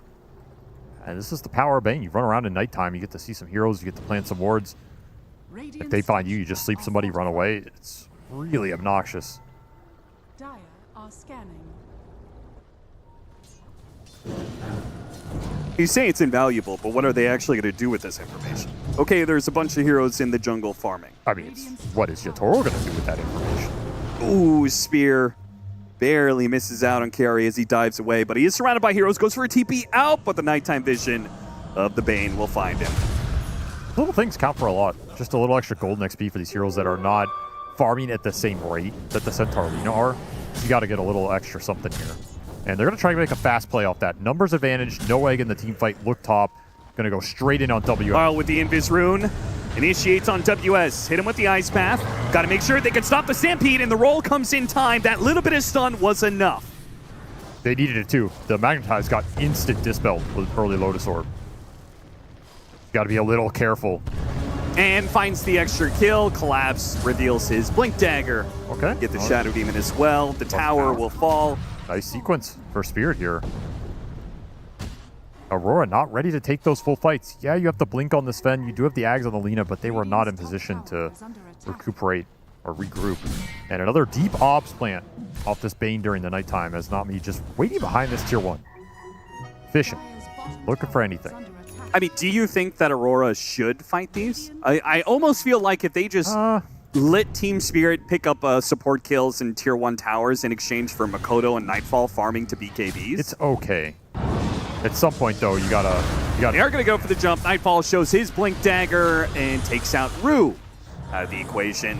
Now hunts for more, but Laurel has already rolled away. Disruption found Not Me, who is behind Enemy Alliance with that deep ward that he had earlier. You gotta look for stuff like that. I don't think you have to take full fights. You just want to get the Lina active in this game a little bit more. You don't want to let LD absolute free farm and let Yatoro turn this into some weird rat game. Sure, just enough pushback to keep Team Spirit off. Yeah. We'll take a tier 1 of their own. And this will push Nightfall well on his way to BKB. Already has the hammer. We've got the Centaur WS with the early Lotus. Yep, very nice. He's queuing up the Blink Dagger. Do you think this is the game you should go Blink, or do you like the heart and Blink's just farm fine. it up? Blink's fine. You have a lot of scale between Lina, Sven, and 2 supports that are going to be really good in the late game. Okay, so he doesn't need to do what Collapse did and carry team fights and damage. You can go back for the heart. You don't need an early heart here. You're already farming really well, too. Again, you have SD Phoenix, right? You should not be worried about going late here. Yeah, you've got scale both from your cores and your supports, yeah. Nice Nightmare timing. Catches a mid-dive. He has had his number. Just gripping this Phoenix off cooldown. Feels like Nami just crammed carry replays over the night. Spirit on the hunt. Trying to get a little more active in this game. They have the LD Ags completed, so it's one of the timings you can look for more aggressive plays, bring the Baron with that, or at least to the general area. Got to start accelerating and trying to build a net worth lead. You don't want to let Aurora continue to just farm this game. Makoto cannot afford to die here, but he has no way out of the arena. The Flame Cloak is no protection here. That is a great find right there. Straight in time for Tormentor on the bottom side of the map. Rough place to die. Spirit are going to clean it up very quickly here. This is their moment to strike in this game. They have great jump, easy initiations, a lot of chain stun. You don't have the BKBs yet if you're Aurora. And Stampede does not get you out of arena. That is the power of Mars in this game. So you only have disruption, and that means that Mira has to be there, which is not that easy when you're playing the big map like this. Right. So in my opinion, Spirit need to start finding some more action right now, abuse the strength of Yatoro being ahead, and start to pick up some momentum. As Makoto revives, Aurora are going to look for a smoke play here. And it's just going to be a pick off on Not Me. Nothing major. In fact, he might even TP out in time. He will! He's playing so well. Yeah, Nami's just killing it, man, in this game, too. He even got the Obs deny while he slept the Phoenix. Just so many little things, so much space, so much time. You can't kill the king. What a line to spam after you TP away from a big smoke. That is some good time for that bear. There's the BKB for the Sven. Yeah, Aurora, no matter what's kind of happened with Team Spirit finding kills and so on and so forth, and these little Bane shenanigans, they've had 3 different cores on 3 different parts of the map. They're farming very efficiently, which means that they have never been down in net worth, really. Like, right now, it's Spirit up by 1K. Not much to really worry about. I don't think this game's going poorly for them. You can just feel they're getting outplayed on some of the little things, which, that's Spirit's MO. They're very good at that. Going for the bear kill. And they should have it here with the stomp for WS securing it. 325, not too bad. Instant resummon. See how aggressive Yatoro plays with it here. Can die again. Aurora really want to focus it down. WS, nice play with a neutral creep. Hits him with the Congregations of the Deep. The follow-up stomp. Now a disruption to catch the Bane as well. Not me. Not going to get out of this one unless he can Nightmare up to the high ground, but Nightmare doesn't go that fast, sadly. This is where all those little plays by Spirit, it gave you some breathing room to stabilize the game. It doesn't necessarily help you win these fights on the map. I think this Aurora lineup's still really scary to take head on if they group. Yeah, and I struggle to see how, like, Lone Druid is an amazing carry. But is he really going to be able to contest Sven, Lina, Shadow Demon, Phoenix? Like, not on his own. It has to be some really nice teamfight execution. Again, the stuns have to land between the 2 big boys going in first. You have to find a high DPS target at the start. Can't afford to lose the bear here. That's a little greedy. Takes the Ancients, but now will be punished by the Demonic Purge. So that puts the bear on cooldown. Got aggressive with it. That's 40 seconds. Do you feel like this is a time where Aurora should smoke and go for a play knowing the bear is on cooldown? Or is it whatever? You can just farm. It's whatever. You don't have God Strength. You use Laguna and Purge for that. Okay. I don't think you're pressured in this game if you're Aurora. Yeah, I agree. I would feel very confident scaling here. I see Mars on enemy team. I'm like, I knew it was going to go back okay, to let's the just go Mars. late. What is this guy going to do in the late? I refuse, I should have confidence my Centaur is doing more than Mars in the late game. I should have confidence in having the hard save in this game. Having the demonic purge in this game. Having disseminate is great in this game. Yeah, Fire Spirit's an egg. I think it's hard for Lone Druid to fight into that. Yes. He already has Shivas, by the way. As much as Cowrie died, he found a lot of farm. Now with the extra life on Nightfall, Team Spirit will retreat a smoke that finds nothing. His God Strength on cooldown can maybe start something. You have your BKBs here. That's why I'm looking at it. BKB Mars, BKB Earth Spirit, both done. It's this Spirit's time to get something done. Trying to go for an execution on a support, but they may still catch him. Stampede goes off. Shadow Demon trying to get away from the bear, but the roll-in, or maybe the God's Rebuke from Collapse. TP away attempted, but Spear will deny that. Collapse in the right place at the right time. A big find. This is the power of the bear. These 2 killers in the Earth Spirit and the Mars. Yatoro brings back the bear. LSA hits the 2 of them, but they have to fly out of here. Makoto actually doesn't have the power of flight. He has to go BKB, TP out, but the Entangle will stop him. That's costly. That is a big misplay for Aurora. I think they just got baited a little bit. You see this LD hero under the obs. It's so tempting to go kill him. It's supposed to be a free kill. But I mean, it's just so deep. I also think that killing the hero is kind of whatever. I've seen this before. The bird crypt, the bird down. Yeah. Not me continues to terrorize Carry around the map. Aurora bleeding some big kills right now. The story of this game.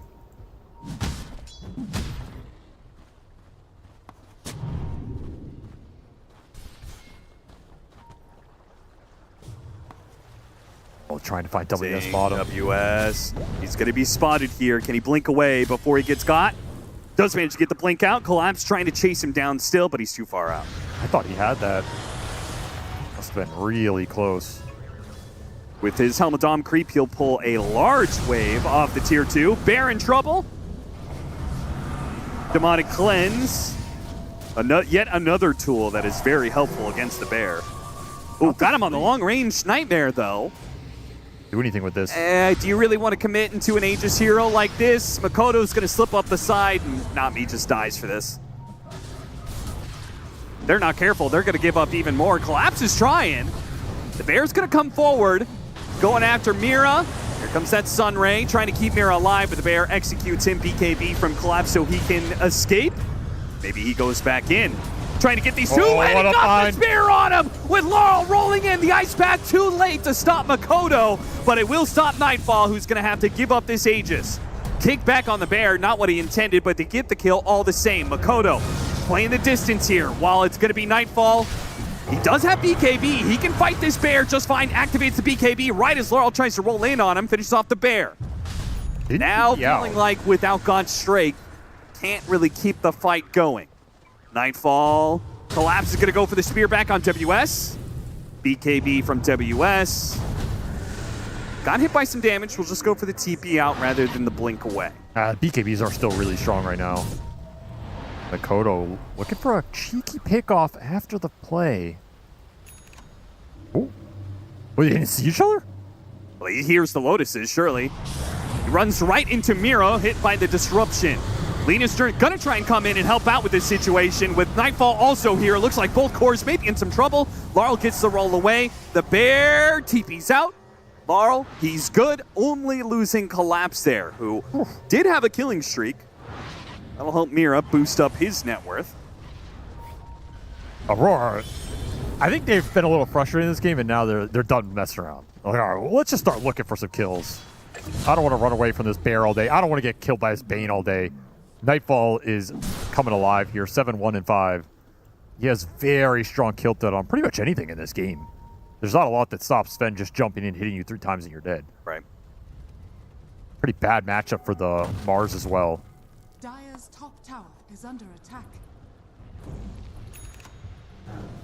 Really comes down to how much damage the bear can get done. Maybe at the start of a fight, finding supports, things like this.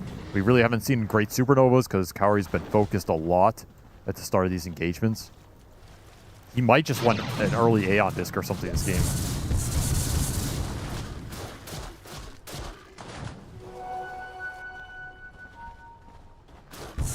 Power of the bear right here, clearing out the enemy jungle. Now he's fat. Little concern. And Aurora, we're seeing them group up a lot more. Seeing them play around. I mean, these supports pretty much have to be around Akora at all times because the bear will kill them in like 2 seconds flat. Nice smoke break. Spots Nami. Burns him out. Nightfall looks for more in the triangle. Doesn't find anything immediately, but if he goes far enough, might spot Rue. Got him on the stun. Makoto will follow him in. They'll pick off both supports. So, Aurora, now it feels like they're the ones picking up tempo, taking control of the game a bit. They're really strong right now. If they can just get a heads-up fight with their formation, with the Sven going in, protect the supports. This is a nice bear backstab. No detection. Yeah, with Bear getting so much vision on Kaori. Kaori, can he get off the side? No way. And they got the spear on the Nightfall. That's nasty. Makoto from the high ground, though. He's going to try and deal with the bear. They do have the arena that goes out to ensure Mira should die here. Bear almost dead, goes for the kill, but Mira actually gets it with the Demonic Purge. Trades away his life for that one. So the two supports get executed by Team Spirit. They don't really lose anything for it. A bear that put on cooldown, who cares? Yatoro's got another one. I still think there's a lot of deaths on this Aurora support through this game. And they're not really respecting the jump and the backstab potential from the bear. Yeah, how are you sieging that tier 2 with no Exactly. sentries down It's to spot just- bear, right? We haven't seen supernovas, and it makes a big deal. It hasn't felt super disciplined here.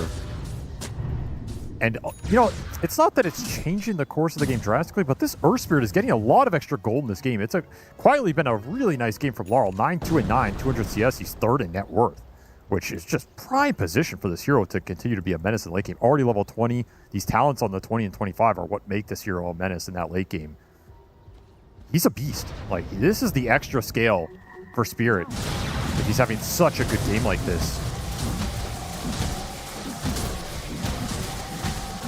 This isn't looking as good for Aurora as I thought it was, given the position of the Sven and the Lina. It feels like they're giving Team Spirit more of a chance. Yeah, right? Because almost at this point, it feels like it's guaranteed we're going to see the broken Earth Spirit level 25. I think so. Because he's 20 at 32 minutes, right? This game is probably not going to close out quickly. You already have the level 20 talent on the Mars, too. These are big deals for these heroes, because you really need to land these stuns and make them count. Head-on clash. And if he hits that spear, they've got an Aghanim Scepter on the Jakiro. Oh yeah, there's some damage follow-up. We're going to go for the bear with this smoke. Didn't find any heroes. BKB, and they've got nothing to stop it, so. That's a God Strength pop. Spirit might try and do something on the back of that cooldown. Roche can spawn as well, so it's not a bad time to try and just go for aggressive smoke and clear out some of the map. Minute and a half on that spawn. Pretty quick. What do you think about Collapse's Lincoln's build? It's a good Lincoln's game. There's some really nice spells to block here. It might not be as much for him as... Yeah, what is he putting it on? The bear? Earth Spirit?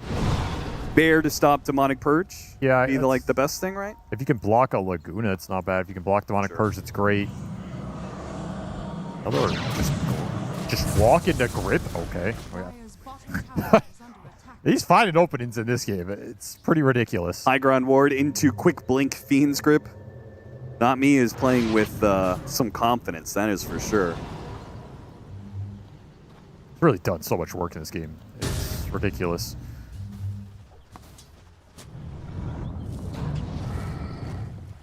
Maybe we'll see Makoto start to bring up that late game Lina threat where he can pick some heroes off and kind of reset position. That assassin style, where the hero can become a menace. You can land the stuns on him with Dagon build. Dagon 5, yeah. I think this is a fine game for it. If you can assassinate one of the supports early on, it's such a big deal in a game like this. If you can ever land a stun on the Earth Spirit of the Mars as they go in, you need the burst damage to finish them before they're able to BKB and reset.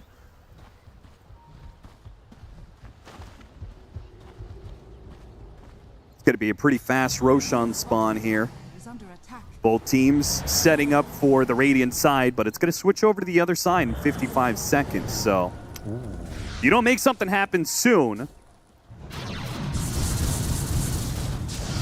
Heads over to Dire side, which I think would probably favor Team Spirit a bit. Nice kill on the bear, though. Big during this Roche time. Instant resummons. So you have 2 minutes without the second bear here, roughly.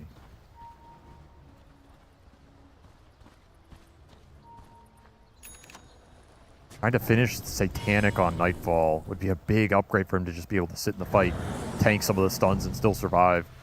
Collapse playing with the bear.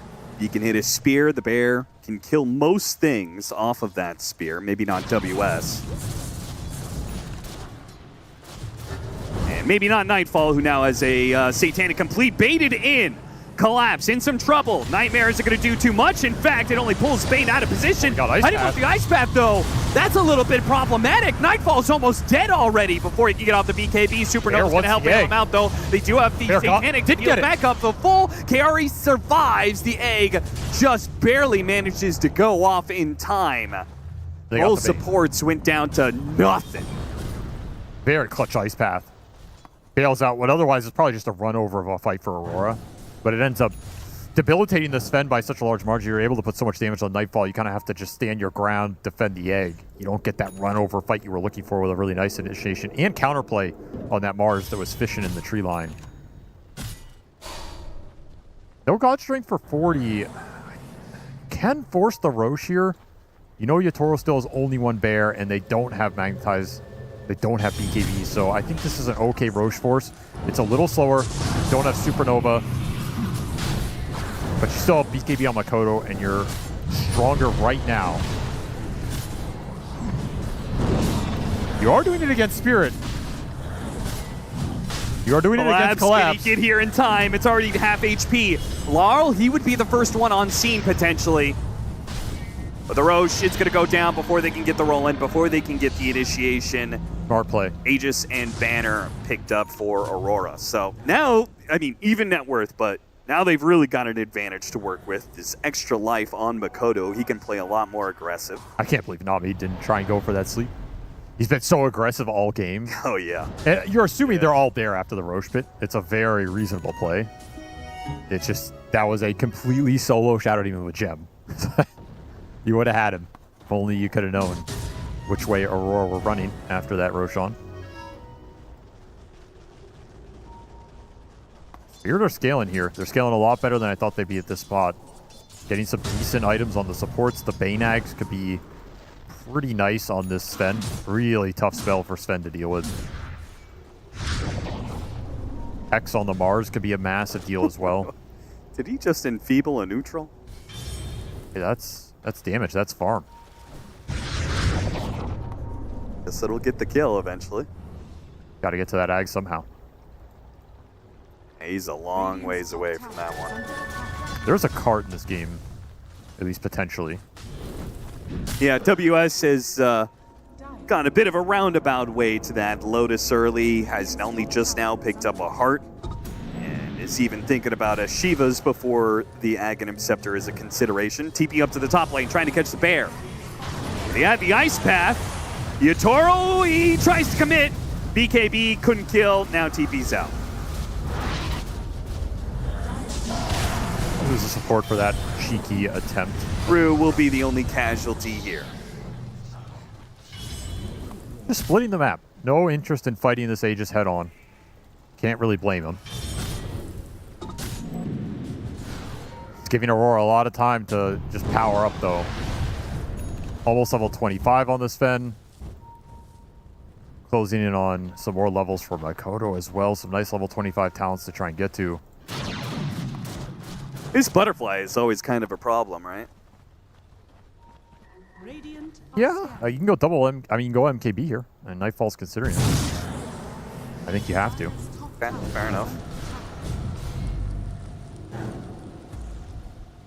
Yes, MKB to replace Treads. Feels like you need everything else. MKB is pretty low value on Sven, generally. It's not the item you want to buy here. You gotta do it, I guess. Surprised he's not wanting to go Bloodthorn, though. I feel like Bloodthorn is the preferred. I guess, yeah, the bear can dispel it and stuff. Yeah. It's a catch between BKB and the dispel from the hero. Ooh, a pick nice off. Assassination. These supports have been playing around each other pretty well, but at the same time, they get the initiation on Laurel. He goes for the BKB kick away roll, but it's too much. Better pick off. That is a long time without her spirit on the map. Is it enough for Aurora to consider going high ground? Because they're dealing with these rat shenanigans. Another attempt here from the bear to go for the Phoenix. Almost got him. Good lord. Survives just 70 HP. One more swipe of the bear would have been a second support kill. Absolute menace. Such an obnoxious hero to play against. Clears so much of the map, buys you so much space. That's why it's hard for Aurora to do anything after these big kills. They just can't get the map in a good state. You just killed your Hex on Courier. That's so annoying, man. Can't catch him. You need detection there, too. More initiation for Collapse. A Scythe of Ice to guarantee the spear landing. Really big pickup for him.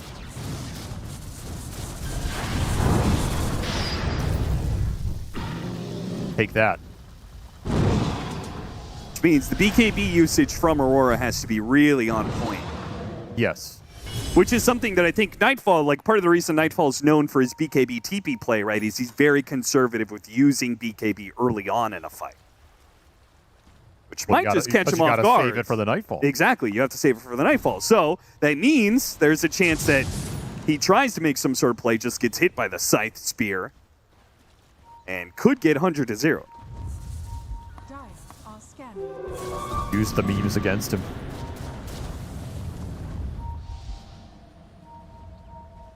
Aggressive timing to smoke here for Aurora. No Aegis, but they have Satanic on Nightfall. Lab's going to break it from the low ground, trying to get the initiation. He got off the BKB, hit him with the Scythe, hit him with the Spear. Oh, he's in trouble. Nightfall's in trouble, he's dead. Nobody had any saves for him. Kaori's going to be run down. Now WS is going to pop the Stampede to get himself and Makoto out of here. Can Makoto survive, though? It's tough to escape the Earth Spirit. BKB is only going to last so long, and Laurel's just going to keep up to him, slowing him down long enough for the lone druid. The bear gets here. He's surrounded. You called it exactly. He was conservative with the BKB, and you can't be conservative here against probably the best stunner in the game. Just instant hex from Collapse. And see you later. The second you're hexed, where was the disruption though? Could Mira just not get there in time? Did he get tagged by something? Yeah, I'd have to watch I that didn't fight see again. Mira. I saw Phoenix on the upside of the river. Yes, I did not see where the ST was. Oh, they're gonna get even more. This is nasty. It's both WS and the gem being dropped, which is crucial because that is how the bear hunts down these heroes. He has no buy. Sven has no buy. Team Spirit, all of a sudden, I mean, this is a dead even game for 40 minutes, and Team Spirit might have just cracked it open. This is 2 lanes. Potentially more. There's another Nightmare initiation. Got him on the 4-staff forward to make the kill even easier. They're collapsed. Aurora are just falling apart. They're getting collapsed. That's the LD gameplay. If you fumble once, this hero takes advantage of it at such a fast pace. Your base disappears, objectives disappear. You can cross the map so quickly. 2 lanes to barracks open for the taking. There's a tier 2 at top. So it will not be a Mega's threat here. Aurora will not have to expend any buybacks, presumably. Unless Yatoro, why not, really takes it to him. 1 tier 4 already down. Nightfall is up. The damage. There's no glyph here. You gotta go. He's gonna go for it. Buyback is gonna be used on the Shadow Demon, trying to keep this bear here. Got him to the side of the Fiend. Now the Fiend's grip. Now the fire, and he's dead again. Nightfall dead before Makoto even comes back up into play. And Team Spirit might just end the game here, and now they're done. Aurora collapse in under 3 minutes. A dead even game into a one-sided domination. Collapse does it again. And some of that, you have to point to Nightfall just being a little too conservative with the BKB. Sure, some of it is you're probably relying on the SD disruption to bail you out. Like maybe you're going to go and bait some stuns, I get disrupted. None of that was there. They just got caught off guard. Spirit playing decisive, quick. They know what they want to do, and they are looking quite juicy in this series. Team Spirit looking very good with the 2-0 over Aurora.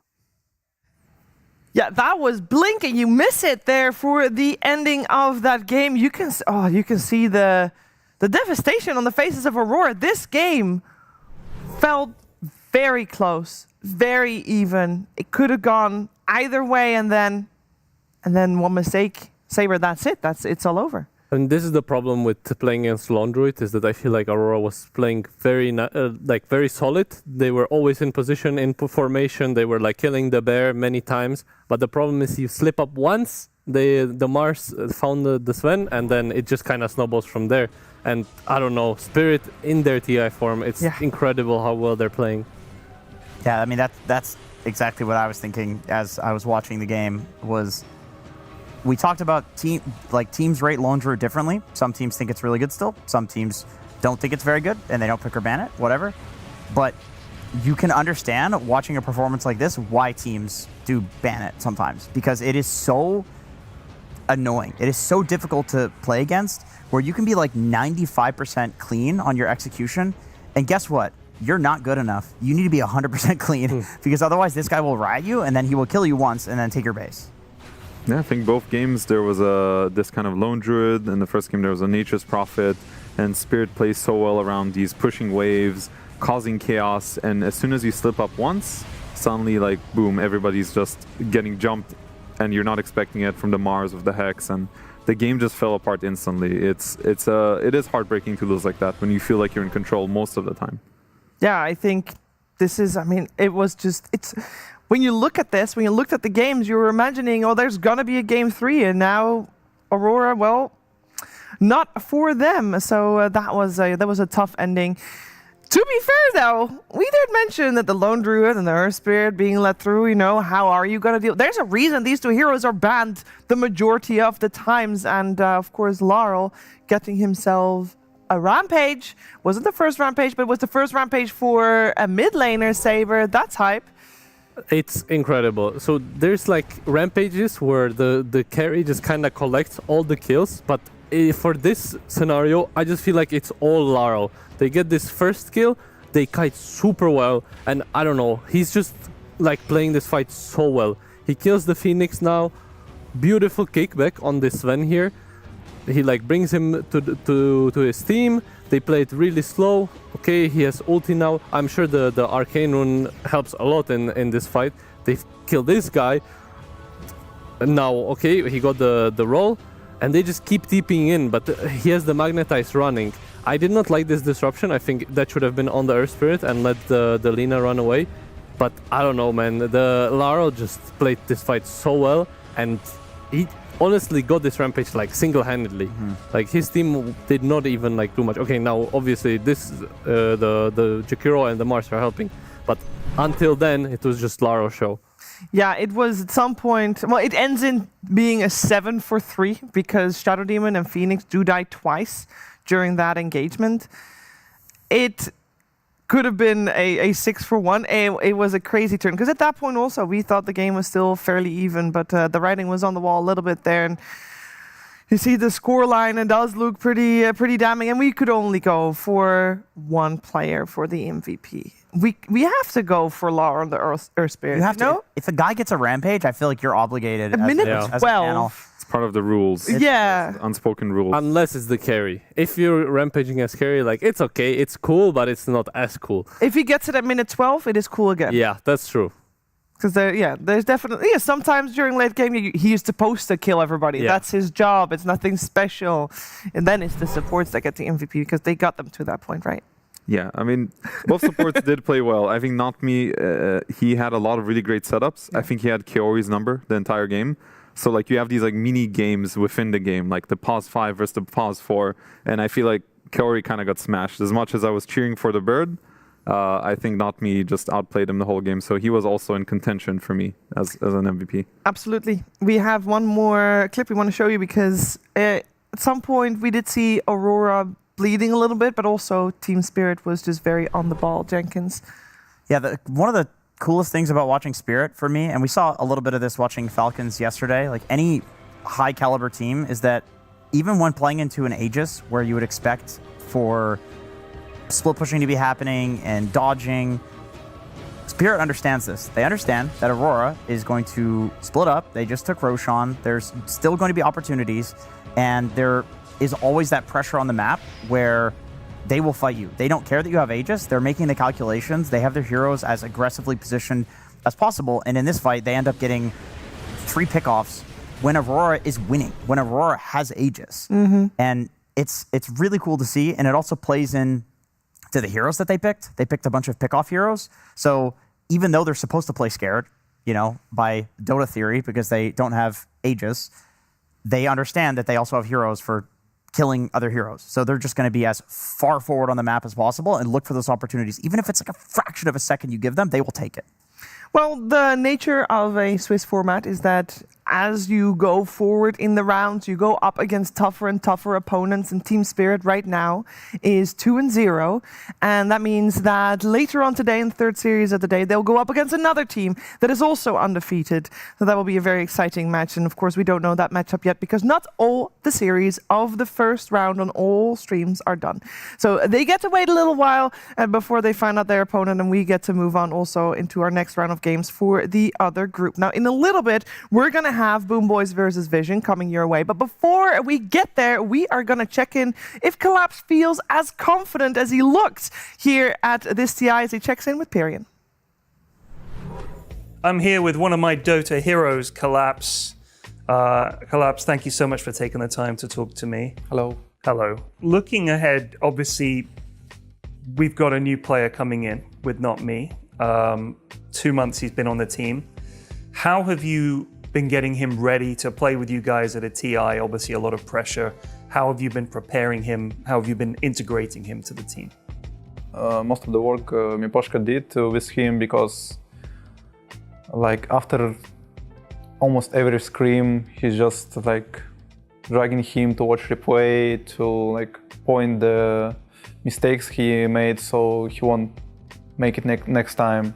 And we also communicating after games, like what we could do better. Also, we played a lot of matchups, 2v2, like versus Yatro and Ryu, and like versus some other guys. Corbin found some, and yeah, it's a lot of work. We put the whole team last 2 weeks, I guess. Yeah. Let's talk about the season overall before Not Me joined. How have you guys been between last TI and now? How's it been for you? What's the storyline? Have you felt good, bad? What do you want to improve? We won Riyadh last year, and I thought we should just like we had good form, and at the moment we won Riyadh, I thought we can win international also. TI, we prepared as a team, like everyone, no stand-ins, like everyone is just ready to win the international, I guess. Yeah. So what would be the highlight of the season for you between last TI and now? And what was the low point where you were like, oh man, this sucks? Like, after TI, we had like some tournaments when we got like second place. I think it was one of the highlights. But the fall down started at spring when we got Not Me. At first we did like good, but then like everything falls down and we're just playing like super noobs. And yeah, at this point it was like on the bottom. what about the meta coming into this TI? Do you think it suits you guys? Because I feel like, especially you've got signature heroes, everybody's got signature heroes. Do you think this meta suits your team and the way you like to play? Or do you think it's fine, it's okay, we can work with it? I don't remember like any meta in this year suited like any team. Just every team trying to adapt. And I think we're okay to adapt to this meta, and we're fine with it. It's like we have strong heroes, like meta heroes. We can play with them. We can play versus them. I think we're Gucci. Good stuff. So if you were coaching a team, let's imagine there's a future where you've retired. You've got a young team of guys going into their first TI, let's imagine. What are you saying to them as your sort of coach Collapse is coming in? This is the big speech. What are you saying to a young team? I've learned all these lessons, guys. Here's what I've learned. Don't do shit. Don't do shit. And don't be scared to do shit. You will feel the way what you're doing right, because it's gonna like it said Moonminder said this. It's like you feel in the game what you're doing wrong and right. It's just gonna like falls like the river. It's like things go like this. You just don't do like some random shit. Just go like easy. Flow like water. Yeah, easy, normal. Just play the game like this, in this way, and don't be scared, because fear is your own worst enemy. Collapse, thank you so much for taking the time to talk to me, and we look forward to seeing you guys play. Good luck in the tournament. Thank you.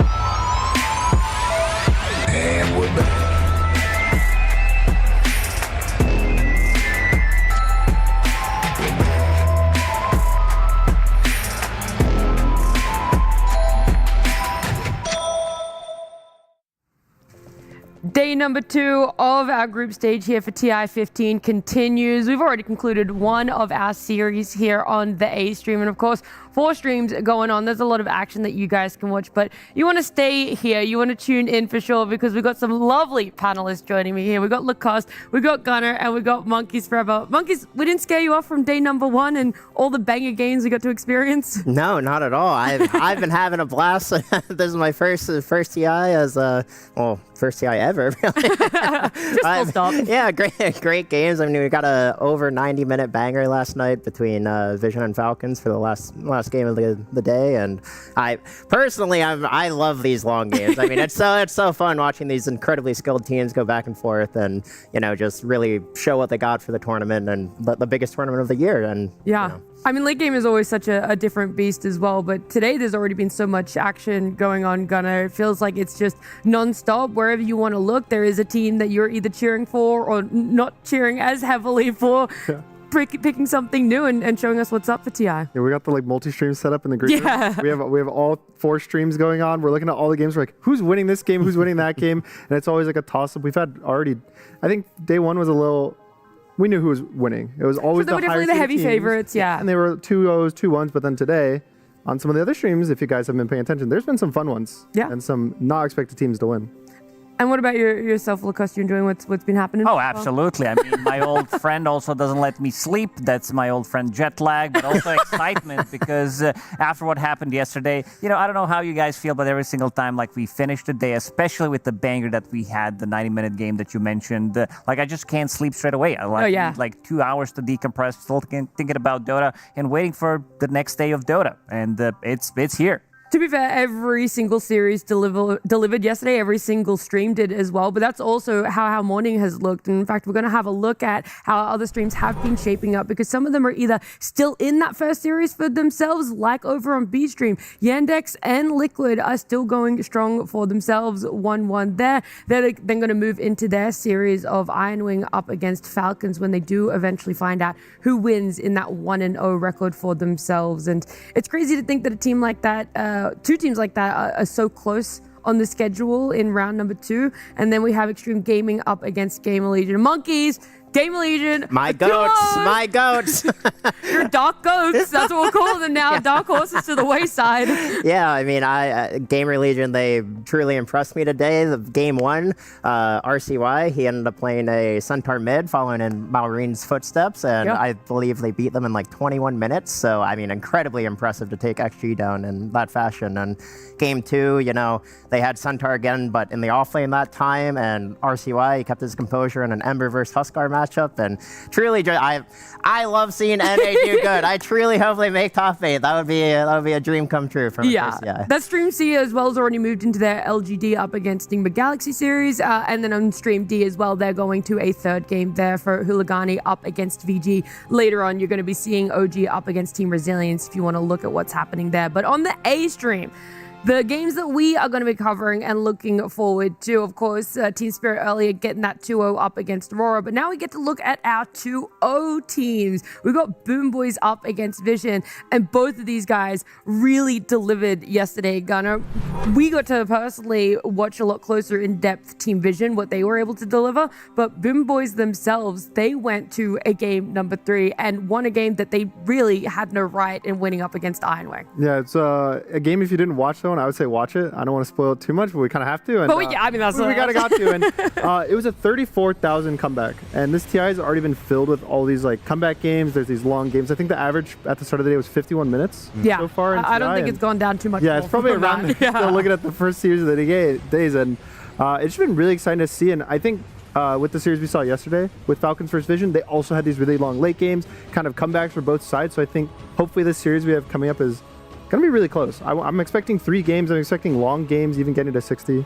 Yeah, we'll see. We'll see about that one. I mean, this is the EWC Grand Finals playing against each other. It did look good in that game number 1, if you recall, when Boom Boys, they managed to get a dub, and then the second game, it was also another long game, and then they kind of crumbled, something that does happen with the team, but man, Team Vision, I think they have the upper hand in this one, especially after seeing them how they played yesterday. Satanic performance, it was top tier. Like, he was popping off, like one of the best performances that I've gotta say we've ever seen. Like, his itemization, his like using of the items, like multiple Divine Rapiers, ready with another Divine Rapier straight away, going for Divine Regalia as well, having this killer instinct, like having this carry mentality where he needs to risk it, and it definitely paid off.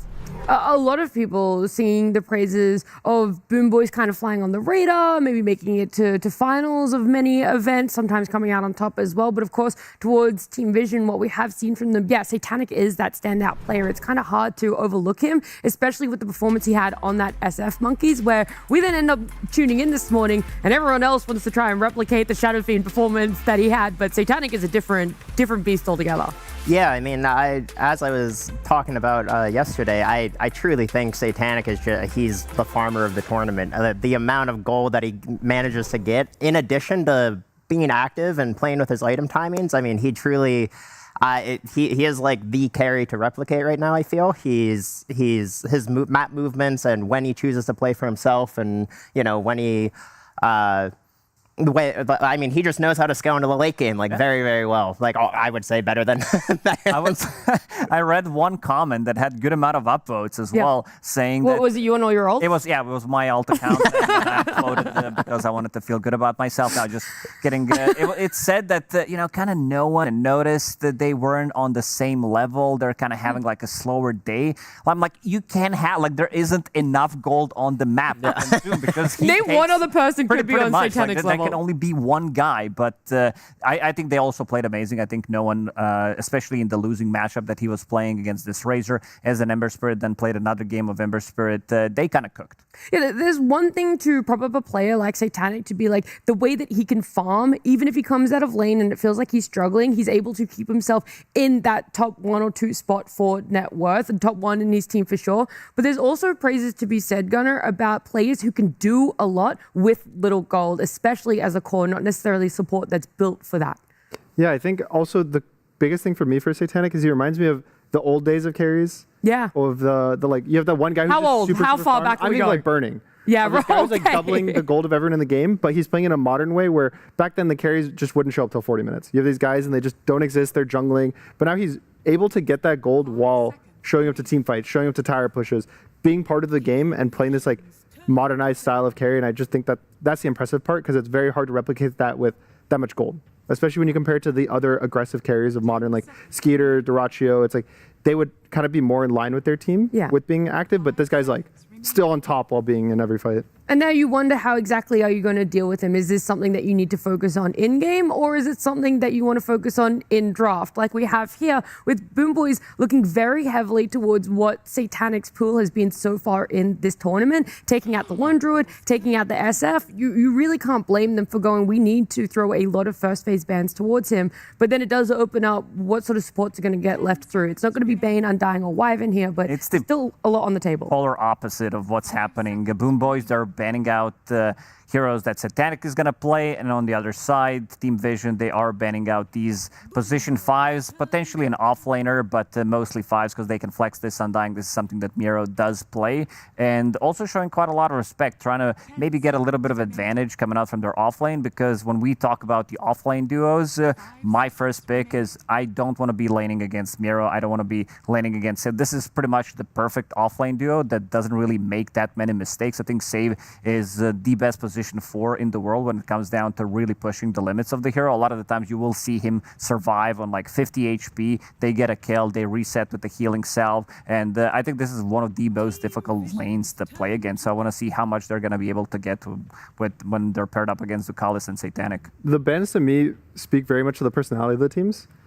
This kind of iteration of Boom Boys has had like GPK with Save, and like they've always been this very aggressive team that when they win, they can just crush you in 20 minutes.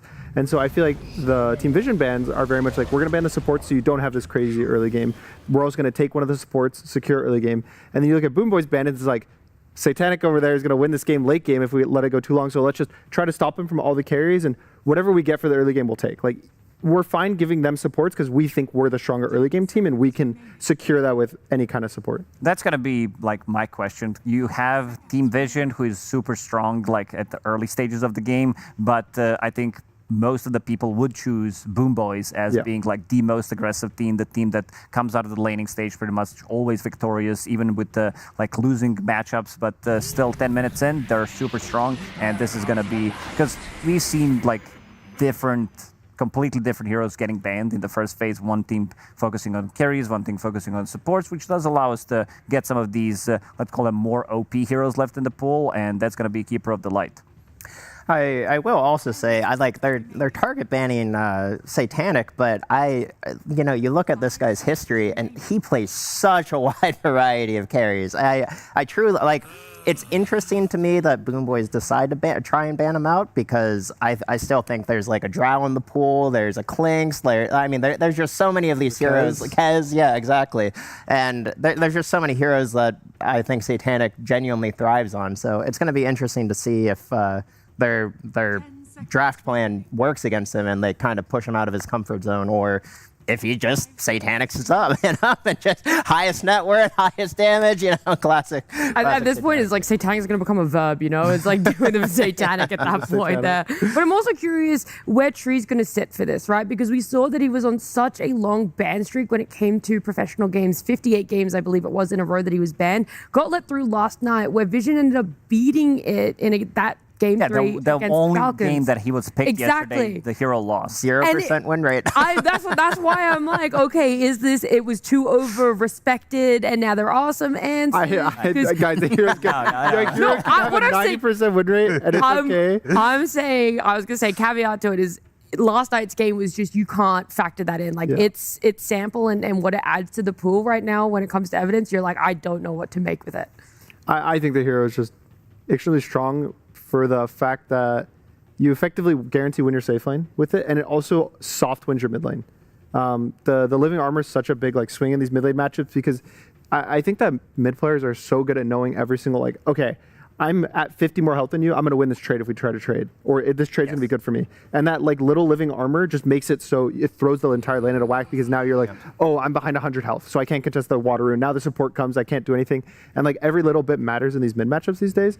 And so Tree, you just press one living armor, and now it's oh, we won 2 lanes. And then you take the gate and you walk invis, you kill their carry, and okay, we won 3 lanes with 1 pick. That's why I love the bans that they did, removing Largo, which I think Boom Boys are one of the best teams when it comes down to Largo. They're very active. It's also very good in the lane against removing that living armor where you can actually get the kill, so it feels really nice. And also removing the other pairing that I think can potentially win the hero, like Trend Protector plus carry pairing, because you can just spam out Beastmaster plus Coddle. It's a super strong lane. You never get to play the game because they just cut down all the trees. Makes his lane very difficult to play against. So 2 very good bans coming out from Vision.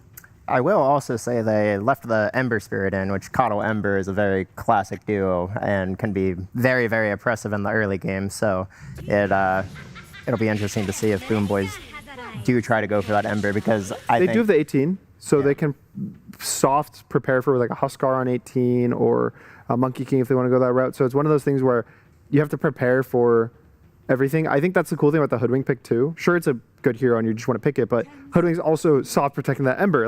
All these picks, you can see that they're thinking ahead, 2, 3, 4 picks of what do they want to pick, what do I want to pick, and prepared to just deal with it all at the start of the draft.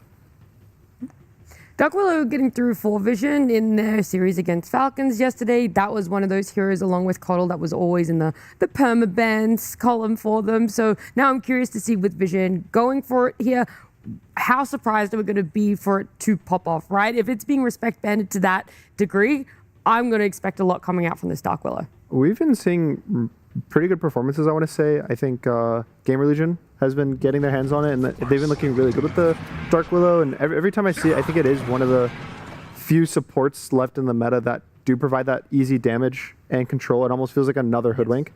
So it ends up evening out, right? One team has a Hoodwink, one team has a Willow. They're good versus different heroes. Hoodwink's better versus stuff that needs break, like the Vipers, the Huskars, the Spectres. And Dark Willow's better against the heroes that you can fully commit in, and the Spirits. I would say Hoodwink's okay versus them, but one root and you kill an Ember Spirit. it also pairs really well with Centaur and lane. They can stomp into the root and the Bramble Maze, and it's a very oppressive lane. I mean, we've seen so much Centaur this game, which is surprising. I mean, this hero seems so good, but it makes it through so much because there's just so many good heroes that teams. I wanted to mention Lifestealer because this is how carry players think. They see Centaur. Kiritich also loves to play this hero, but they also want to have get out of any annoying spells for free. You're playing against the BKB piercing tool against the Overgrowth. A lot of carriers will go that route. Later on, you can build into Manta style. So it does feel good. We saw earlier today when Spirit played that game number 1, the unkillable Centaur, and what better hero to have is Lifestealer. Having this percentage-based damage is always going to feel good. And right now, they don't really have a hero that Lifestealer is going to be afraid of. And maybe thinking about the hero that GPK can play, maybe some Storm Spirit, Ember Spirit that you mentioned, having a vehicle for him could be good. Another elusive hero as well comes out. So another hero that he can infest and find the backlines, kind of start the fight 4v5. I would definitely expect Vision to pick their carry here just because of how many Satanic heroes have been taken out. They already see the carry matchup. I really could see a Drow or Clinks here. I think both of those heroes scale into the late game pretty well against Lifestealer, if I'm not mistaken. Oh, Earth Spirit. All right, I was wrong. Yeah, I was going to say, the issue with that is, there's a lot of carries banned, but the mid pool feels very small these days. Also true. Especially versus Puck.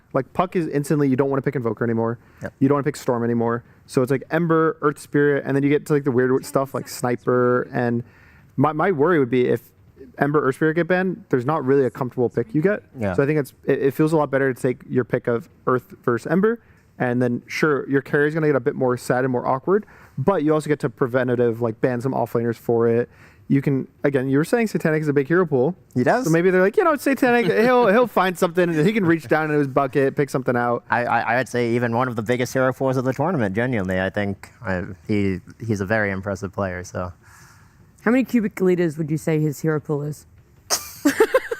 I don't know. Rough number. Like a rough number. If you had to guess. Someone else. Give me a random number. Your favorite number. You say he random doesn't number. even work in these units. He works in freedom units.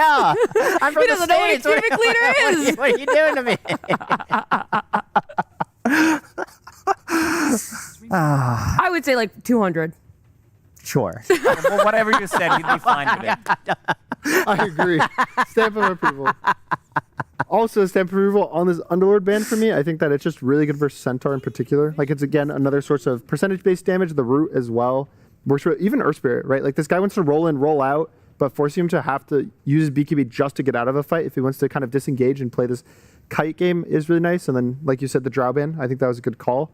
I'm, for some reason, considering a Faceless Void for Satanic. I think that the heroes picked occasionally here and there, but it's not the most popular, but I could see it being good. And the other one we've seen a bit is Sven, I think is their other kind of nice pick. I want something with a stun a bit for their team and something that just will control the puck or the Lifestealer and guarantee them dying at some point in these fights. This isn't a concern of, obviously, Faceless Void hasn't been picked, but you're kind of calling for it, and there isn't the concern that there could be a opening in the timings of Vision if they went for a carry like that, or you think because of the way Satanic plays, the way that he can farm, he doesn't fit the same timings as a normal Faceless Void might, or the average? I think that with their current draft, they don't need their carry to do anything in the early game. If he shows up, it's a bonus. I think that Earth Spirit with Willow and Centaur are just 3 extremely strong, and you just throw a tree in there, he throws armor on an Earth Spirit. Yeah, you have global presence with the Stampede, the living armor, you said, then you're never going to be lacking damage. You have even as vessel. well, the Boom Boys draft is a bit low damage early game into a BKB, so Earth Spirit gets a Vessel BKB relatively early. He can just go into their entire team as it stands and survive. So I think that Satanic has a really nice setup, which is another reason why I think it's okay for them to pick the minutes of the carry, because his team just is we got you, man. Just do whatever you want. If you want to show up, great. If you don't want to farm, sure. At some point, just all you have to do is win us the game. If you can do that, your pick's good enough. That's all. It's not a lot that you have to do. Just win us the game. Sometimes you guys should carry you got to stun for us. You gotta show up to fights. Got to push tower. He doesn't. If he does nothing, but just at some point in the game, he's strong enough to fight in a team fight and win the team fight. It's a good enough pick. Okay. My only concern. Oh, well, TA. I was gonna say I feel like there aren't many ranged cores in the pool, but again, it's Satanic. He plays everything. So here's a TA. When we talk about living armor being refraction, imagine having that refraction on top of refraction. So that's going to be pretty insane in terms of like how much damage you're going to be reducing. Do you like Enigma here? It's not the best Coddle pairing for the offlane. It's not something that you want to spam, but it's pretty good versus the TA. So I think it's pretty good. I think it's pretty good here. That's 2 last picks, Gunner. You're on fire, dude. I've played this game at least once or twice. Really? Yeah. Not that much, though. I just like it. It's concern for the tree ult. Like, there's always... If you ever watch the late games of Enigma versus Tree, they both have Refresher, and they both watch each other, and neither of them click their buttons. It's a game of chicken. They're like, oh, if he presses Tree ult, now I can Black Hole, but then it's like, if I do it too early, I get canceled. So it's going to be a 4v4 in most of the fights, but it's still, for the early game at least, I think that lanings are good for Boom Boys. I like Puck. I think Puck has the ability to pop off in a lot of these games. So for me, I kind of like how Boom Boys draft rounded out.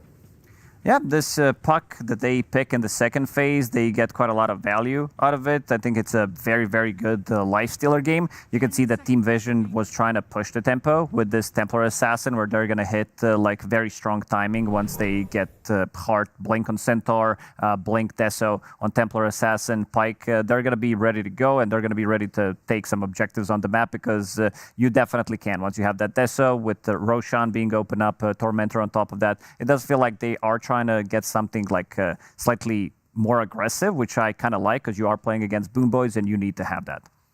What about yourself, Monkeys? Because yesterday you were all in on Falcons for all 3 drops. They're not in this series, so I don't know which way you're going to go. I am New team you gotta cheer never for. betting against Satanic again after yesterday. I mean, this guy has proven me wrong twice, so like very, very easily it felt. And I mean, even though I don't believe we've seen his TA yet this tournament, I think he's a very good TA. Yeah, I fully believe it. It's a shorter list if you say what he isn't very good at, but we don't have time for that one, unfortunately. Guys have given all of the parameters in which we could see Boom Boys having a great game for themselves, but also if Vision want to be able to get a lead in this best of 3. Both teams 2-0 at the moment. We're going to head into our casters, Sunsven and Syndrome. Thank you so very much. Great to be here at the International Sunsven with Syndrome. We got Vision versus Boom Boys. Gonna take some getting used to calling them that. We've seen them play a lot against each other over the last year or two, and it's always, I feel like it ends up being exciting in the late game. Question is, how do you get to that late game?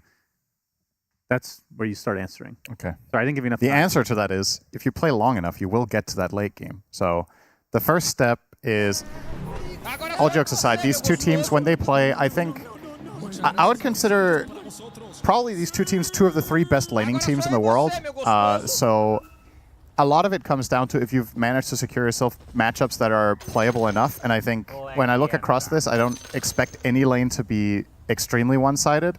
Gunnar pointed out the Enigma last pick being good against TA, but I think TA can still easily hold her own and do fine.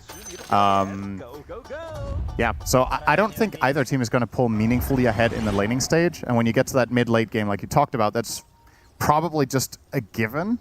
I believe the average game time of this term is like 50 minutes. Yeah, it's been kind of crazy, actually. And you might get to that game of chicken that Gunnar is talking about with Trian against Enigma, where everybody's just standing there waiting, which would be a pretty interesting dynamic to see. Really strong win conditions for both teams. I have a hard time betting against late-game Puck. We've seen GPK win countless games on this hero when it goes late enough. We saw him lose yesterday, though. Yep, he doesn't win literally every time, but he does win most of the time.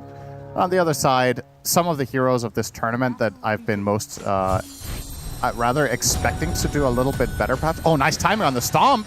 Gets it. Can't get off the illusory orb. As a result, has to go to the north instead as GPK gets caster cursed by Synderen at TI. My goodness, you are a strong young lad. That's right.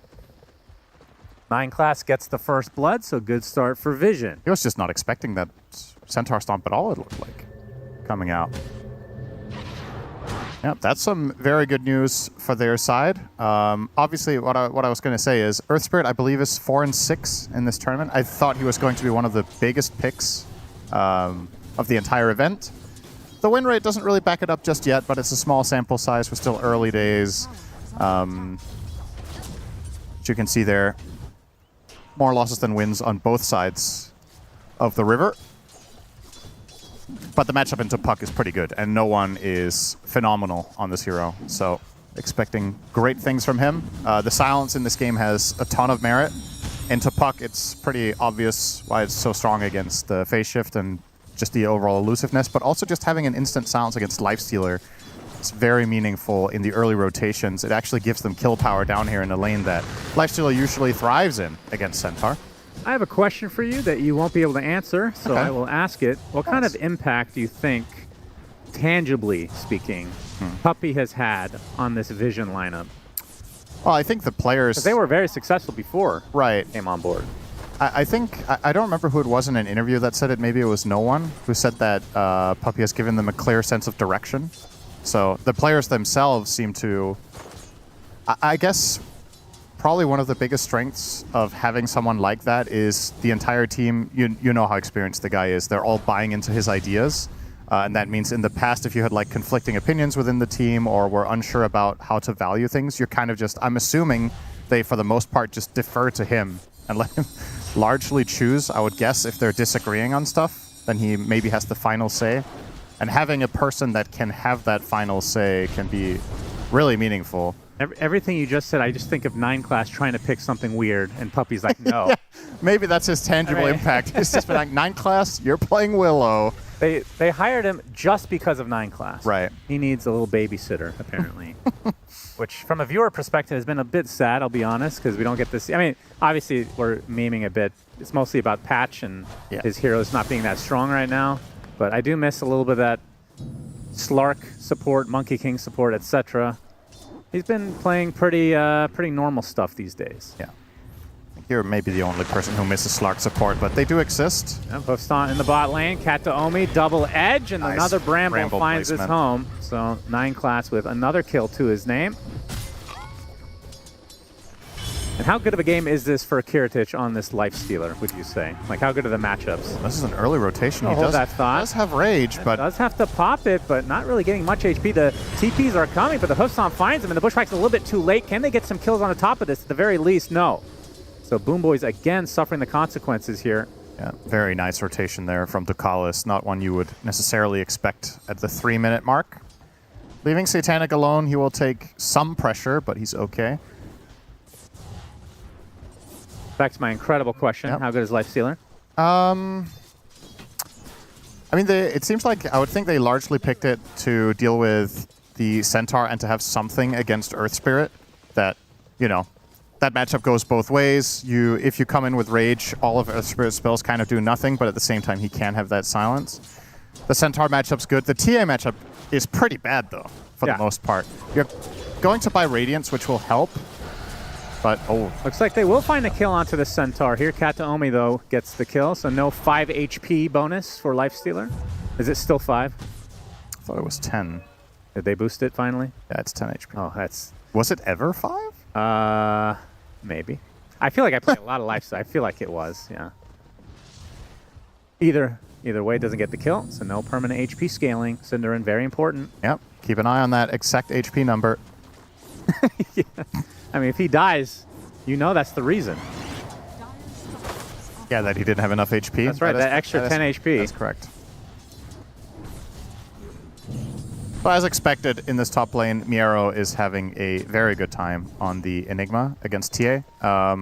But at the same time, it's not like, how to say, both heroes farm. And some Enigma matchups, Enigma stomps, and some Enigma matchups are really, really hard to play for the Enigma. It's a pretty polarizing pick a lot of the time, but this is one of those, I want to say, it's not few occasions, but it's probably the minority of the time that Enigma kind of draws its lane, which is roughly what we're looking at here. He is ahead by a little bit, but not a landslide. Close enough to a draw. They are pressuring the tier 1, though. This is a nice move in from Kataomi on the Hoodwink. And Ducalis is going to spot it. Him, yep. This is going to be a full tower, though. TA's not really on their way. Living Armor going to provide a little bit of resistance. And they do these early levels. Even though they also did scout the Hoodwink, they seem to have the read regardless based on Enigma pushing this aggressively. But the Siege Creep staying alive might actually end up being the full tower, just not even going to try to wipe out the wave with the Psyblades. On Satanic, That's very interesting. Are they afraid of extra rotations coming over? This just felt super free for Boom Boys. And Kataomi will be free for no one in the Vision side. The GPK able to deny the rune. Would have been a very good one for no one. Level advantage does go the way of the Earth Spirit. The First Blood definitely helps a lot in that mid lane. Sure, he didn't get the last hit on it, but still having a little bit of experience advantage. And Earth Spirit, when it comes to most mid matchups, except the really oppressive ones, he can, I want to say, draw against most heroes, which has been a big part of his comeback to mid. I think this skill build of going 3-1-2 is pretty standard. I'm curious to see how no one ends up continuing his build here on out, when he's going to skill magnetize, if he's going to prioritize maxing out grip before kick, or, well, you generally max kick first, but is he going to take any points in roll or go 4-1-4? I would imagine he just goes 4-1-4 with the 4th point in Boulder Smash at 7, but could potentially skill magnetize if he's thinking of a side lane. Are pros good enough that they know that somebody's leeching right now? Not talking about, oh, he's missing kind of thing. Like, do they keep track of the XP? Like, surely they're not that nerdy, right? That's like an AUI 2000 kind of thing. I think it's hard to tell on this creep because the bar moves so little regardless on the golems. If you were farming something bigger, I think they would notice.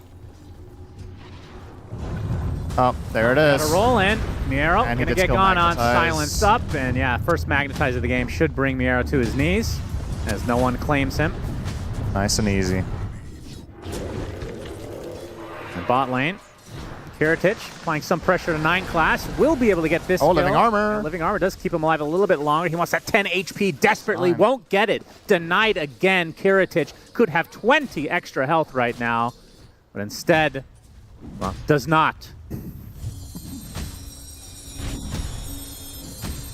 Pretty big. This is one of the biggest upsides, by the way, to playing Centaur in the offlane. Even if you're playing into a hard matchup like the Lifestealer, so you noticed. First coil of the game with the Bushwhack help. Miero joins the party with the Malefice as well. No one with the roll out. Looks like he's fine, just barely. Courtesy of Raindrop. And that's a level 5 Enigma as well, so couldn't even black hole if he wanted to there. Yeah, that's definitely not ideal. That's a good point. Enigma took the tower top very early, but is trailing 2 full levels behind Satanic's TA now. So that lane did not go according to plan in its entirety. And we'll get to Kalis a little bit of a snack there, GPK with the amp damage rune. Starting to do some damage to the tower, but Earth Spirit showing up should put an end to this. But yeah, what I was saying was, even though you're playing Centaur into a bad matchup in the Lifestealer, the worst case scenario, you can just go jungle with a couple points and retaliate. And the ultimate result at this point is that he's 200 gold behind a Lifestealer winning his lane. That's pretty damn good for Noticed. He has Stampede available. So he can also help globally while just in the jungle. And yeah, Helm the Dominator, standard build here. We were talking about yesterday how the most common build right now on Centaur is to go Dom into Heart. This time around, Noticed is queuing up the Lotus Orb first. Yeah. A couple of really strong spells to dispel. The Solar Bind from Keeper of the Light, Puck Silence, Malefice, all of these, and Open Wounds. Plenty of very potent single target ability. So I like the choice a lot if he ends up committing for this. I personally think a lot of the time this is better than the Heart, even when players prioritize that. Well, but what if you know the game is going 45 minutes? Actually, we could literally say 51 minutes plus. Is it not better to be greedy in that case?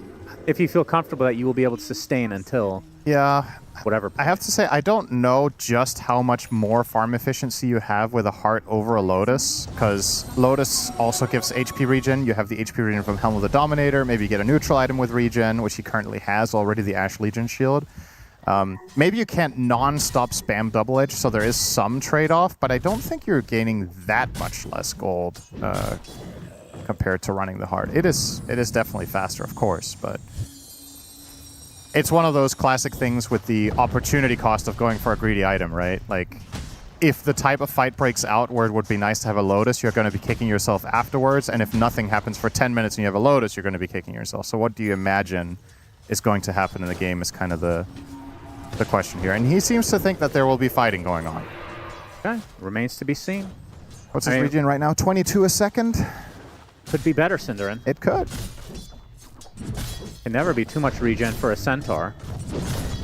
But from Boomboy's perspective, if we look at the counteract, what point does Lifestealer want to fight? Because Radiance, theoretically, that could be enough to just do a skirmish here or there. Yeah, I think that's the timing. They might even be waiting for that in general. Finding Ducalis again.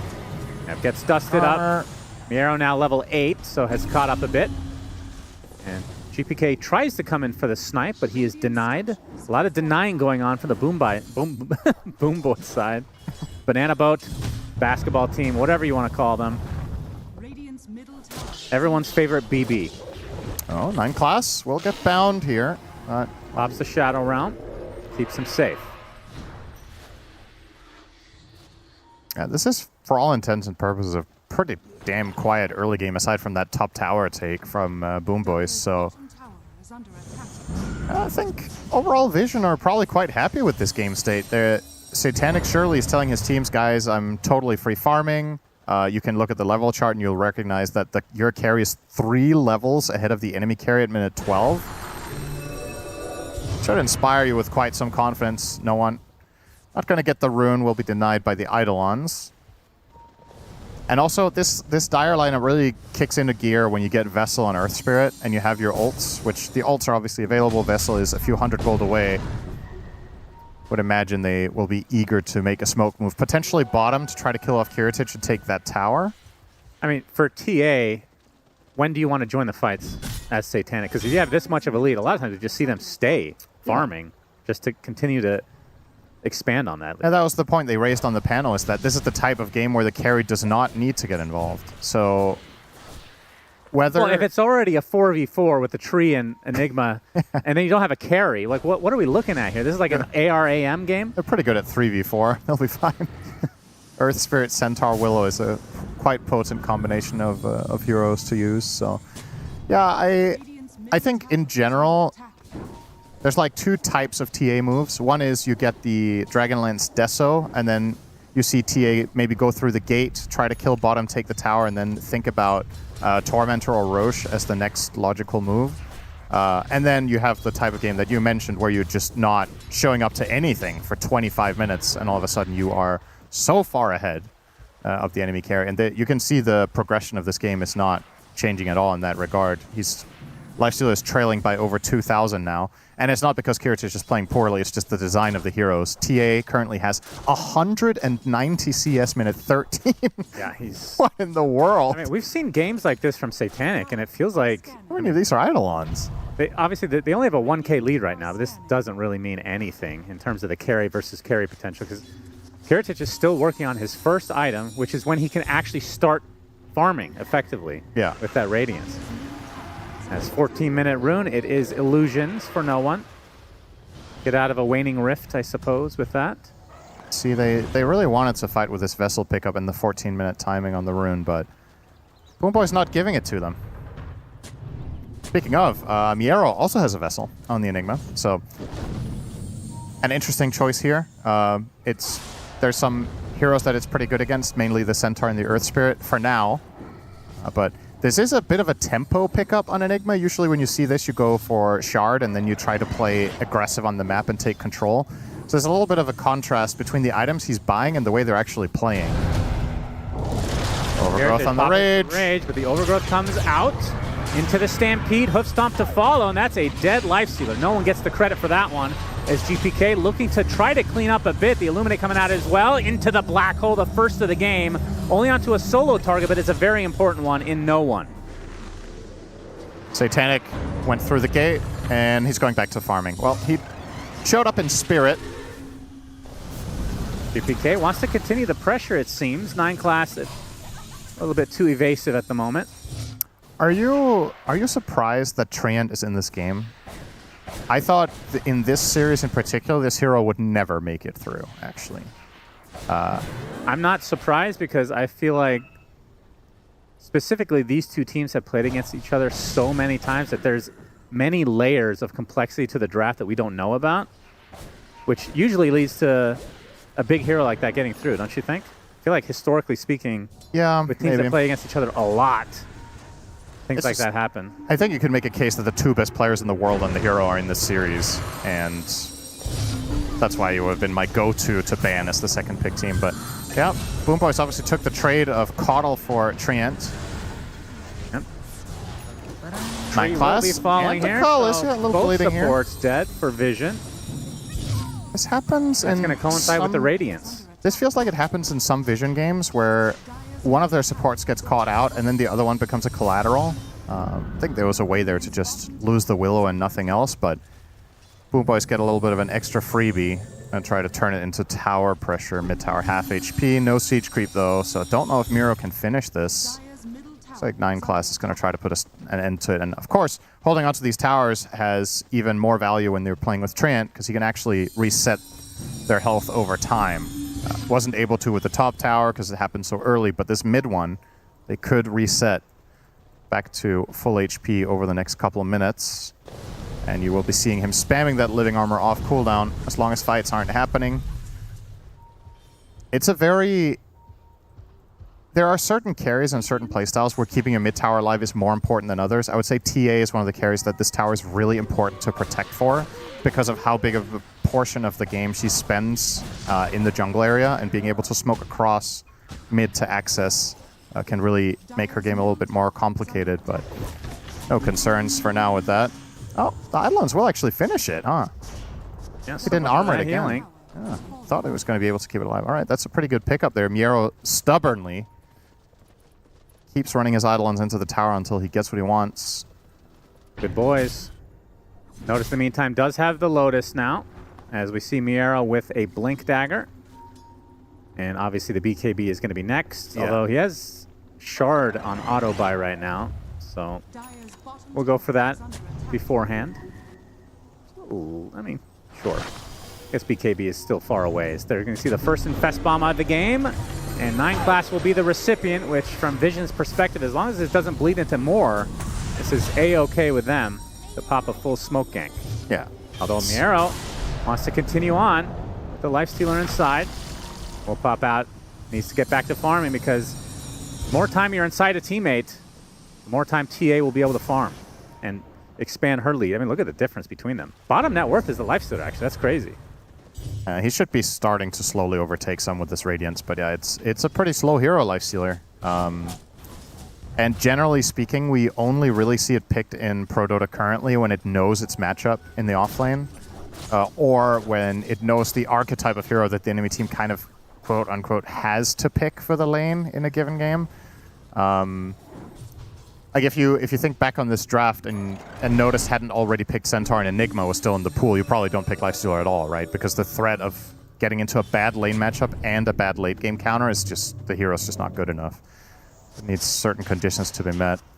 Yeah, this Lotus Orb from Notice, though, you did see it there just taking off Malefice, but it's gaining more and more value now that Enigma has also got the Vessel and is going into Shard. Yeah, but he could have a heart. Better and better purchase. He could. Because they haven't really fought. I mean, you talked about this. If he's not going to be using it, he's used like a single time, I think. Yep. There's a lot of farming going on right now. I mean, both teams, again, they played against each other so many times. I feel like they're all very comfortable. Like, all right, let's get to 4. This is like a truce. 40 minutes. That's when we start really fighting. I mean, this leads to my next question is who has the Roche advantage this game? Coil, Black Hole. Yeah, there's some good Blinding Light's pretty annoying in there too. There's some good team fight from Boom Boys, but they can't really force the Roche very easily themselves. So they kind of need to fight for it rather than try to sneak it, whereas on the Vision side, TA is a classic Roche taker. She kind of has to do most of it on her own, though, since the mid-hero is Earth Spirit. So neither team is like truly great at it. Of course, whenever you're playing with TA, you do have the advantage of traps, not for the Vision in the pit, but just control around it, maybe seeing movements, preparing. Tormentor is available now. Another objective that TA would love to get, but at the same time, I could also farm some more jungle. How does he have 361 CS at 20 minutes? It's Satanic, brother. No, but still, how does Satanic beat himself in this game? Like, even if this were 50 Eidolons, which it isn't, this is still a pretty solid CS line. Bushwhack. Do they actually have the damage here? Can they pop that Refraction to stay alive and the Stampede to run away? And back into the jungle he goes. Meanwhile, bot, though. Oh, the coil misses. Noticed. Looks like he should be able to get some reinforcements in the form of the Dark Willow. Is big damage coming out from Satanic, who actually joins the party. No more farming for him. Miero takes a tumble as a result, and now they're going to find Caudle. And because Satanic and company are here, they will likely go for the Tormentor after the fact. But first, they have Puck on the menu. Illusory Orb away, though. Might have to go for Kataomi instead. They'll settle for it regardless. 3 dead in favor of Vision. And this is going to be a tier 1 tower and Tormentor. Yeah, that's the fight they've been waiting for. Finding the moment of opportunity for Satanic to come in and get off some strong shots there. He probably felt confident to get involved now that he has the BKB. Didn't even need to use it though, so it didn't matter. Yeah, this is going to be a shard for 9 class, so the upgraded Cursed Crown. And he gets the tower himself, Satanic. His farm is absurd. 380 last hits. Has BKB, Deso, and Blink. I guess the Hurricane Pike will come a little bit later. Gonna go for the MKB first, it seems, for the Radiance. Yeah, Radiance and Blinding Light. Some solid merit to this pickup. Obviously, primarily for the Radiance, as you would imagine, he will be using his BKB in quite a lot of fights against Blinding Light regardless, but just more of a good thing. Ducalis is 100 gold away from Blink Dagger, which is going to make Enigma's life miserable. Then he can indeed just wait in the trees forever until Enigma goes in for the play and then go for the counter. But typically the tree won't be able to get as much farm as the Enigma, so when the eventual refresher comes out, then there's more mind games there. Yeah. It's going to be a little while, but might as well think ahead to minute 50, I suppose. Yeah, both these teams have it on their mind. Although there is a 6k lead for Vision. See if they're able to amplify this in the near future for a Roche, perhaps.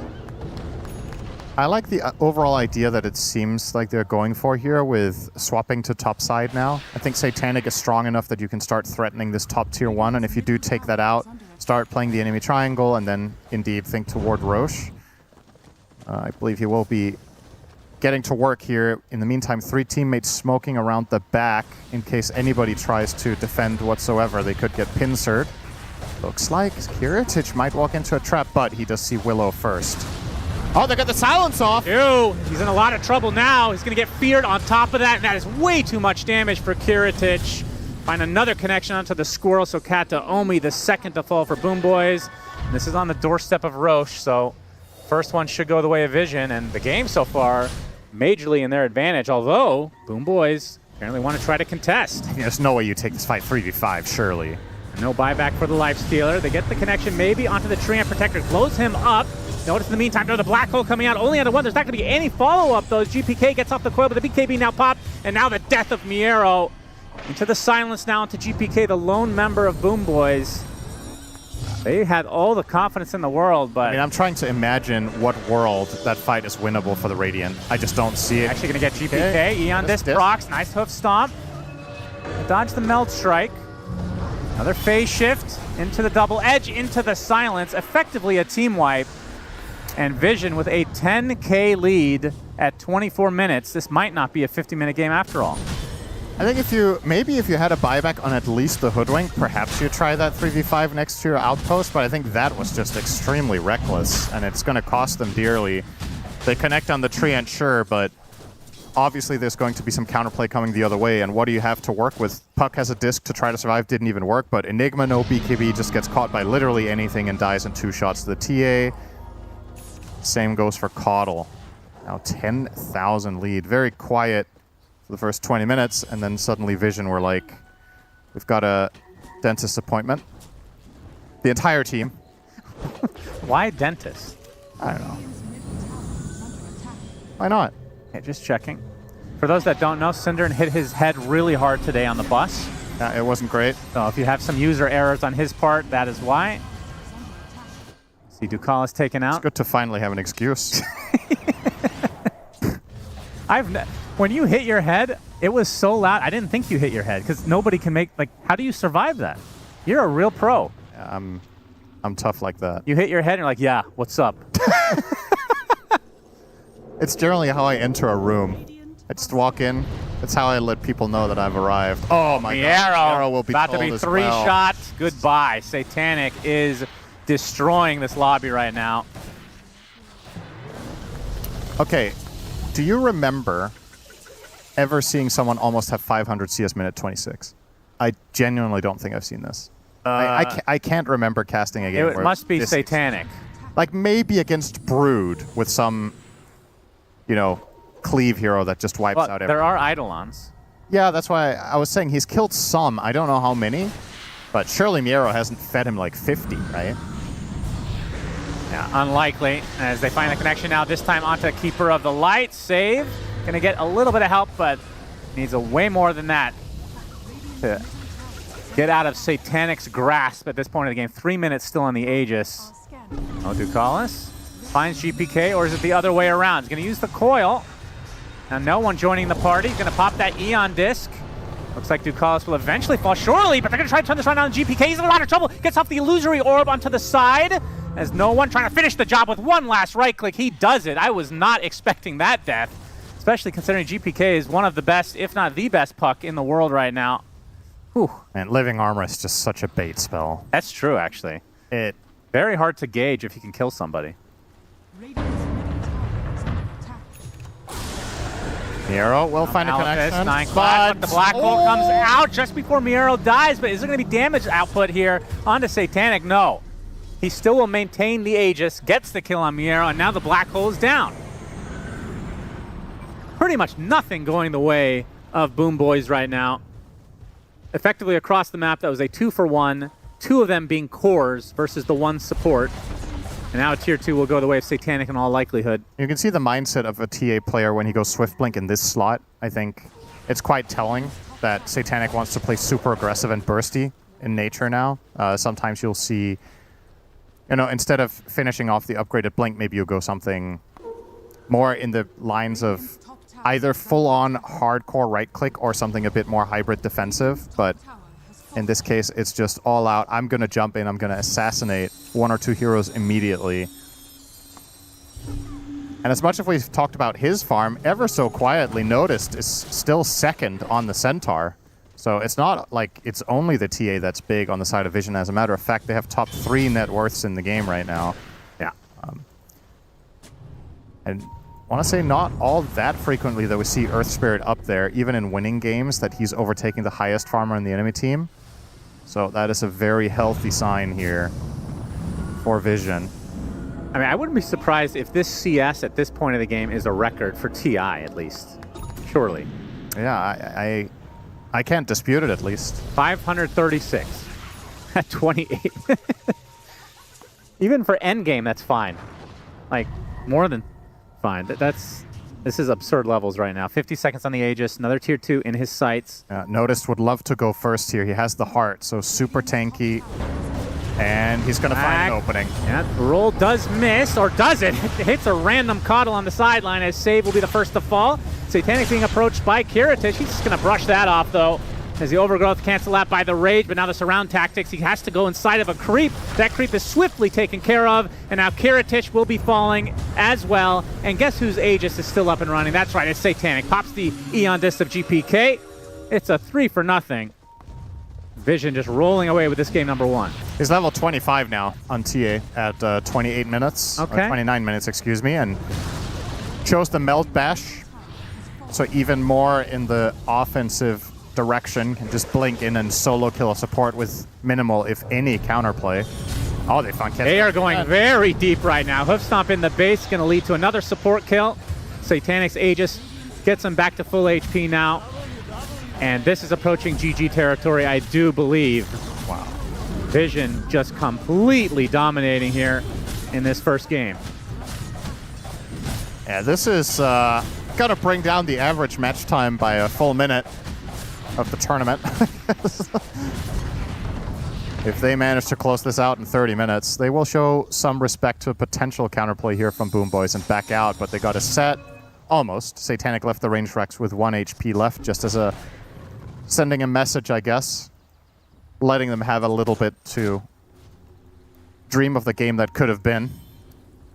But they still have Black Hole, Cinderin. They do. Unfortunately, the other team has Overgrowth in 10 seconds. When is Refresher coming for Miero?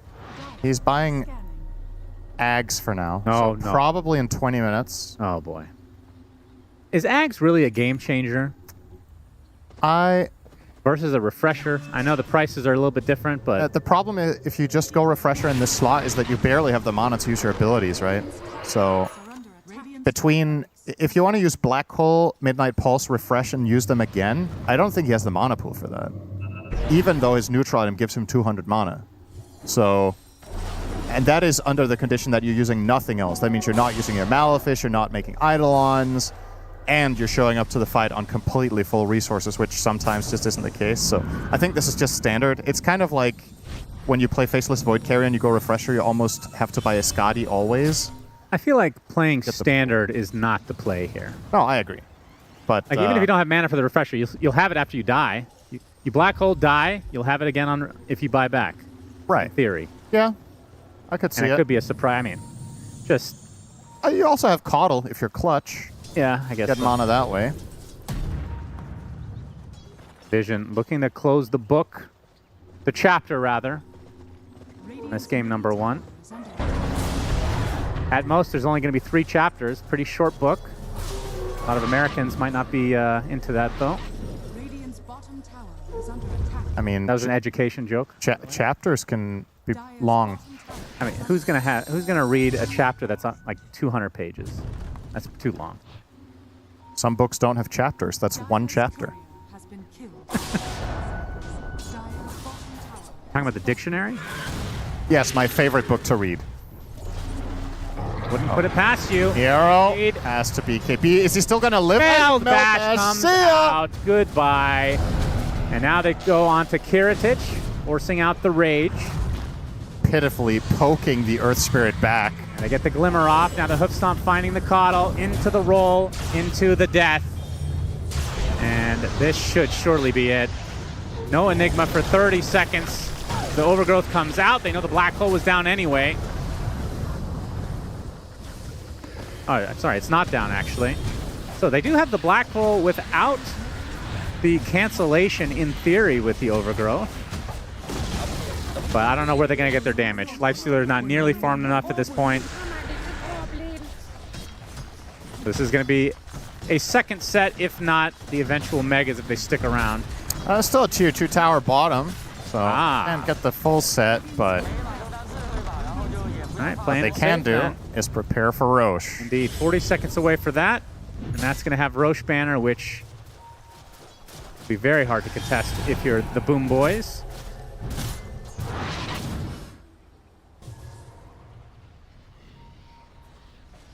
Was not expecting a stomp. Especially not after the first 15-20 minutes, right? It looked like, okay, we're going to get maybe some close mid-game, but... No, Yandex procs again. GPK gets Meld bashed. Illusory Orb, though. Oh, he actually gets Yules as well. Does get off the jaunt at the last moment, but now the Stampede to try to close the gap. Runs right inside of him. They get the kill. That was a very ambitious TP. Hopefully we have that one for the highlight reel. Never know. Maybe he just misclicks 15 times in a row on TA. Trying to min-max his CS while you're... I mean, that first orb, did you see where it went? He curved it back into himself. So he actually couldn't have gotten away. Yeah, a lot of panic mode here for Boom Boys. Only game 1, though. Interesting to see Satanic pick up his namesake this game. It's not exactly an obvious choice, I would say. It's not? They find Miero now. Forcing out the BKB TP. Yeah, and they still have Overgrowth, so whether he has that BKB actually not really that relevant. Centaur now with the Ags can do a victory lap with Satanic in the enemy base. We'll see if they get to do that. Who doesn't like running around in a cart attached to a half-man, half-horse? Running around in a cart. Yeah. Sounds like you're in the back and you're just... You can walk around in the cart, Cinderin, in theory. Oh, Rape here on Lifestealer. Wowee! And Coddle has Vlad's. Right. All right. Oh, I like the YOLO move. Yeah, I mean, what are you going to do, right? This is... Well, refresher. On Lifestealer, yes. On Ironically, Lifestealer actually has the mana to use it because he has Ags. But, yeah, this bottom tower is not. Well, he also doesn't have a 400 mana cost spell. That's Also true. All right, there the goes axe. bot tower. Power spike for Boom Boys. How do you kill TA twice? I think you kill everybody else, or try to. Okay. And in the meantime, you hope Satanic doesn't fight back. Yeah, maybe he'll go to farm when he sees a creep pop up. Roche banner placed. Satanic gets the Mel Bash onto Kiritich. Notice jumps in with the hoof stomp onto one, into the roll, and they're going to get 2 kills off the back of that. Buyback comes out from the Hoodwink.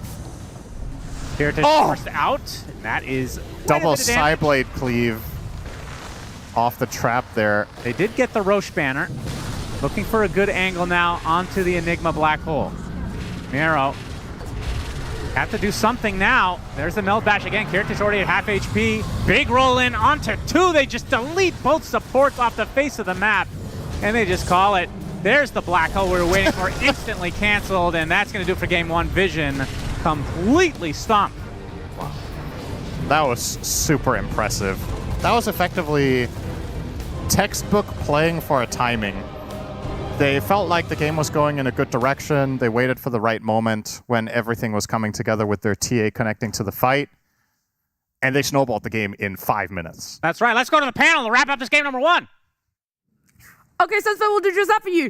It was a great game 1 here for the side of Vision. Obviously, Boom Boys having an idea for themselves that never had the chance to come out into fruition to show us what exactly they wanted to get for themselves. Because at the end of the day, when you pick the heroes that Vision do on the players that they have, Monkeys, it feels like there is no stopping them. They're very easily going to be able to get what they want in a game. Yeah, and I mean, going back to the bans, all 7 bans were targeting Satanic, and he still has this standout performance. I mean, what can't this man do? Like, he farms, he wins his lane, he plays for his timing, he roams around and gets beyond godlike. I mean, and obviously, you know, I've talked about Satanic a lot, but you gotta note the other core players as well. I didn't notice them at all, actually. Here's the team. You didn't notice? No, I thought I literally saw Satanic doing everything here. But I mean, you know, no one noticed. They're playing fantastically as well. So I don't want to, you know, only focus on Satanic, but he does. I mean, his standout performances are just it's phenomenal to watch. Yeah, I'm a little surprised with the Boom Boys, the way they played. Like, usually they are the aggressors. They are really pushing the tempo. And seems like against Team Vision, they are a little afraid how they're approaching it. It's not like, if they were playing against any other team, even with this type of a draft, I think they would be playing, you know, in their own fashion, with their own style. But seems like I could kind of sense the fear. This is the first time in this tournament so far that I'm kind of feeling that one team is really afraid, even though in theory these 2 teams should be on the same level. Also, Boom Boys draft, when you look at it, the laning phase is where they should be dominating. They should be coming out of that with a somewhat substantial lead gunner, to the point that, yeah, you have to put Vision on the back foot, but that didn't happen at all either. It was like, yeah, this TA just farms, and the rest of the 4 players for Vision get to still just run around. There was nothing that Boom Boys really did to say, this is what we're good at, and we're going to be able to do it again in a series like this. Yeah, I think they picked the puck expecting it to go kind of even lane. They saved their last pick for offlane. Doesn't really win the offlane as hard as you want. They picked Lifesteal counter the Centaur. Doesn't really go as much as you want. And then this is kind of what Monkeys was saying. It's like, are you valuing the carries too much? Or are you not worrying about this Centaur, which is in every single game, and no matter what happens, he just has some like highest net worth in the game at like 8-10 minutes when he hits his Helm Dom. I think there's too many things that Team Vision was able to accomplish in the early game. Even having, to me, like the Earth Spirit puck matchup, such a one-sided matchup for Earth Spirit in all facets of the game. I do think that, sure, they had really nice picks. Like the Enigma was cool, the Lifesteal is cool, but I need maybe something different. I think for me, the Keeper of the Light, I wasn't too big of a fan of. I know the hero's that strong, like, and they like it. Save likes it, but for me, it doesn't have the same like oomph. Yes, as some other picks. It's not a pairing in the lane with like a Beastmaster where they're crushing the lane. This has been their bread and butter, where they're kind of dominating the lane, killing the tower. Even though they killed the tower relatively early on in this draft, he also doesn't really have that hero to play with. It's not, like, Puck is okay, but it's nothing too crazy. Yeah, there's no Ember or, you know, anything like that. Storm Spirit. Yeah, Storm. We're really any spirit. When I think of Coddle, it's like Puck is a really good combo. But I just think that with the rest of their draft, like with the Enigma, you don't have something to help the Puck. Because Puck, even with Coddle, is kind of low damage. You want an offlaner that is early. And I just think that they missed some of the marks, maybe focusing a bit too much on the early game. Okay. Just being like, okay, we're going to counterpick. We're going to do all this stuff for the early game. We're going to do these cheeky last picks. And maybe just pick something more just very generic, which I think is what they're good at. Is just generically strong laning heroes that work well together rather than counterpicks. We've been talking so much about Satanic as well, right? Where there was this performance that he had on day number 1. It continues for this one as well. Whether it feels like he's being banned out, whether he's getting targeted in lane as well, Lacoste, there really isn't anything that he can't do for himself, and the numbers are there to back it up. Yeah, I feel like every single time we talk about Team Vision, there's just going to be like Satanic this, Satanic that for a good reason, especially after his day 1 performance, because if you look at he played 6 games and he was beyond godlike in every single game, and he's continuing the trend. He has been beyond godlike in the game that he just played. So 7 games in a row, which probably going to be breaking some records on top of that. But his KDA at 17.5, averaging less than 3 deaths and having an insane amount of assists. Just like this type of a 4 Protect 1, but Gunnar, you did talk about it, like that this is improved 4 Protect 1, where he's still getting involved in most of these early kills, and I think this is the way to play the carrier right now. Yeah, and it's, again, these stats, also another Beyond Godlike, 11-0 in the TA, so another hero to the pool, another Beyond Godlike. We've seen a performance before of a player a couple years back who just got like 14 heroes, just played every single game, got a couple of rampages here and there. And is this a new star carry rising again? I like that we're already coining. I mean, he had obviously a phenomenal performance for himself last TI, but yeah, to see him come in and the team, the shape that they're doing it right now, it does feel like there is another level to them. And of course, I like that aspect that you talked about, Lacoste, of there is this mental warfare to an essence of Vision having such a dominant year for themselves, despite going through so many off-lane changes, coming in with Noticed, who's only done 4, 5, depending on how many events you want to look at it there for them. And it's just continuing on. Everyone feels that they have to play a different way against the Monkeys. And now that you go for the targeting, banning Satanic and it doesn't work out, where does a different approach come from here?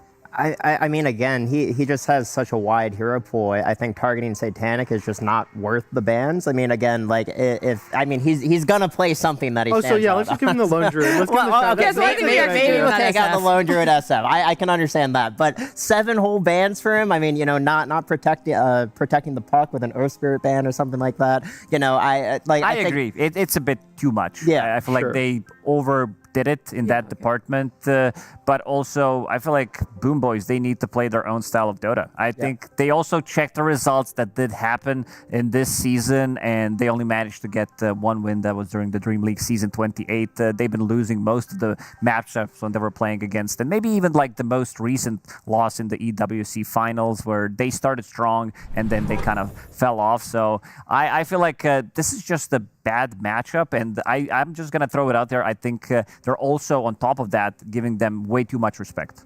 Yeah, way too much, right? Where it's just like, we're not seeing this lane pressure that Boom Boys normally have for themselves. You're going all in on a player that at the end of the day is always going to find space for himself. I mean, he was level 25 at minute 29. How many times do you see that happen for a carry player when it feels like you're coming up against a team that should be significantly more oppressive? And at the end of the day, they let them farm, and then what happens is later on in the game, once you move out of that early phase, out of the laning phase, this TA is farmed. Everyone on the side of Vision is farmed. They just group up together, and you have no response to it because you can't farm the way that they can. If you remember previous TI, this is how this team also played. A bit of a different roster as well, but during the main stage, the games were kind of even. They were like, score was 3-7, and then suddenly one big team fight and everything changed, and then Team Vision, they're just winning the game off of that. And we did see something similar in this one as well.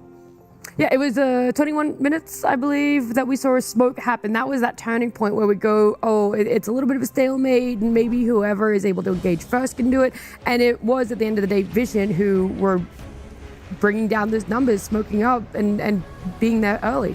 Yeah, it's just understanding of the timing for them, and making sure that they have, like, he had this Deso for a really long time, and the angle that they approach this fight is pretty obnoxious for Boom Boys to take the fight into. They're going to be able to manage to get like 2-3 kills out of it. At this point, he does have BKB on top of that. So at this point of the game, it was 1k gold lead, but they get 3 kills, they get a tower, they get a Tormentor, and suddenly the game completely opens for them. Yeah, no, I mean, also how that fight started. They start on Centaur, the tankiest. I mean, it's just, you know, there's just not very many angles for them to really, like, get the fight that they want to get, you know, because the Centaur is just going to be this burly body sitting in the front line, you know, pushing lanes out, and then you just have Satanic with, you know, 10,000 more net worth than the next player, and it's just, what do you do? What do you do?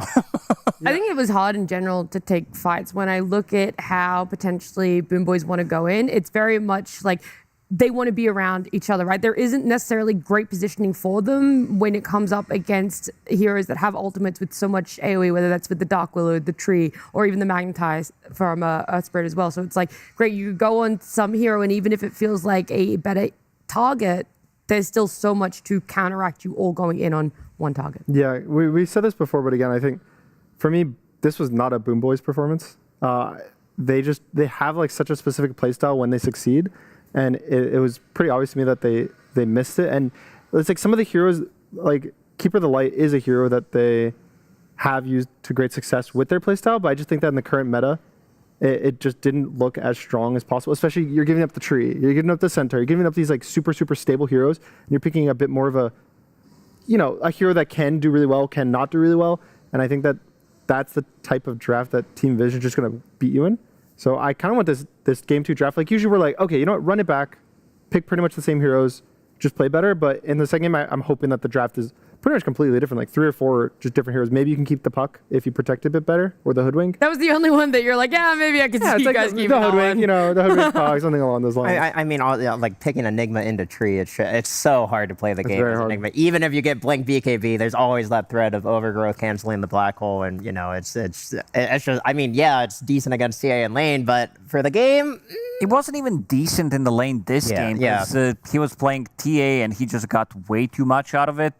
Like 14 minutes in, we are seeing completely different stories where you have Lifestealer who's sitting at 100 CS compared to Templar Assassin who has 200 CS, and he's just getting way too much out of it. Yeah, there's the massive difference between what they were able to do. Like it's very, because Lifestealer, he doesn't have a built-in kit to actually farm up early on, and they were killing quite a lot of Eidolons early on, which means that Lifestealer, he also got pushed out of the lane. He was the lowest network core for quite some time, up until a point where he got the Radiance. But at that point, I think he got it at 16 minutes, which is not terrible considering how everything was going. And then they lost the tower. They lost that one big fight. And this is not a type of a game that Lifestealer wants to play.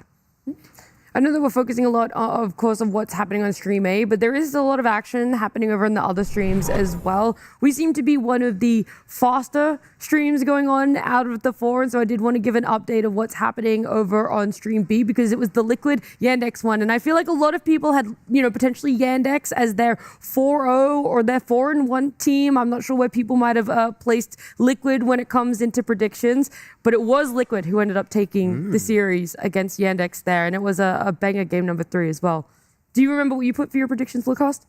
I did put Yandex. That's what At your 4-0? I believe did so. not. I put Team Vision. So. Team Vision, let's go, brother. Team Vision. Team Vision. I got Yandex 4-1. Okay, so it's good for the predictions. I thought I had Yandex as my 4-0, and then I think something happened, and something happened. I slipped, and Vision went in, and LGD went to my 4-1 team, and Yandex LGD? Yeah, don't ask me, bro. I don't know what I was thinking. Well, Thompson. Thompson effect. It happens. It happens to us all. Monkeys, what was your predictions? I forgot to do my predictions. No predictions. I know. Shame on me. Day 2, no going great for you here, brother. no, I'm sort of big fat zero. Yeah, I think it was Yandex, Vision, and Boom Boys might have been the most 4 predicted teams. Where did you guys put Liquid? I put Liquid as making it through, but I think in like the 3-2 slot area. Okay. And where did you guys end up putting Boom Boys? I think I put them in. They might have been my 4-1. They were my 4-1. They're either 4-1 or 3-2. They were my 4-1 as well. So I'm really glad you could contribute to this conversation. Yeah, you can say no problem. I'm here anytime. You didn't have GamerLegion as your 4-0 team? I mean, you know, he probably would have done it. If he didn't forget, he would have done that. No, you would have said, oh, they're Dark Horse 4-1. 4-1. 4-1. Yeah, We don't want much to. more We don't. Hey, we don't need to I mean, reach for stars. hey, they beat Xtreme. They're on the right path. That's all I'm saying. They are 1-1. They can be 4-1. There is another game that Nigma Galaxy did win against LGD. They did. It's not looking good for my predictions there, is it? I think Nigma Galaxy is a team This not is going how through. they were topping the group during EWC with this kind of a strat, the healing strat that did the, because everybody was still kind of feeling it, whether it's going to be good or bad. But Nigma Galaxy, I saw Carry Ember, I saw Nature's Prophet mid that was flex because they thought that Ember's going to go to the mid lane, so they picked Viper to ruin him in the lane. And they did the old school switcheroo, but still managed to scale because you have Ember in the safe lane. Not a traditional, but it has been done in the past, and also they had the offlane Necro, so they were kind of covering the departments where they can easily like even outscale, and they had Dazzle on top of that, and I'm seeing the draft on the screen as well. They're going for something very similar.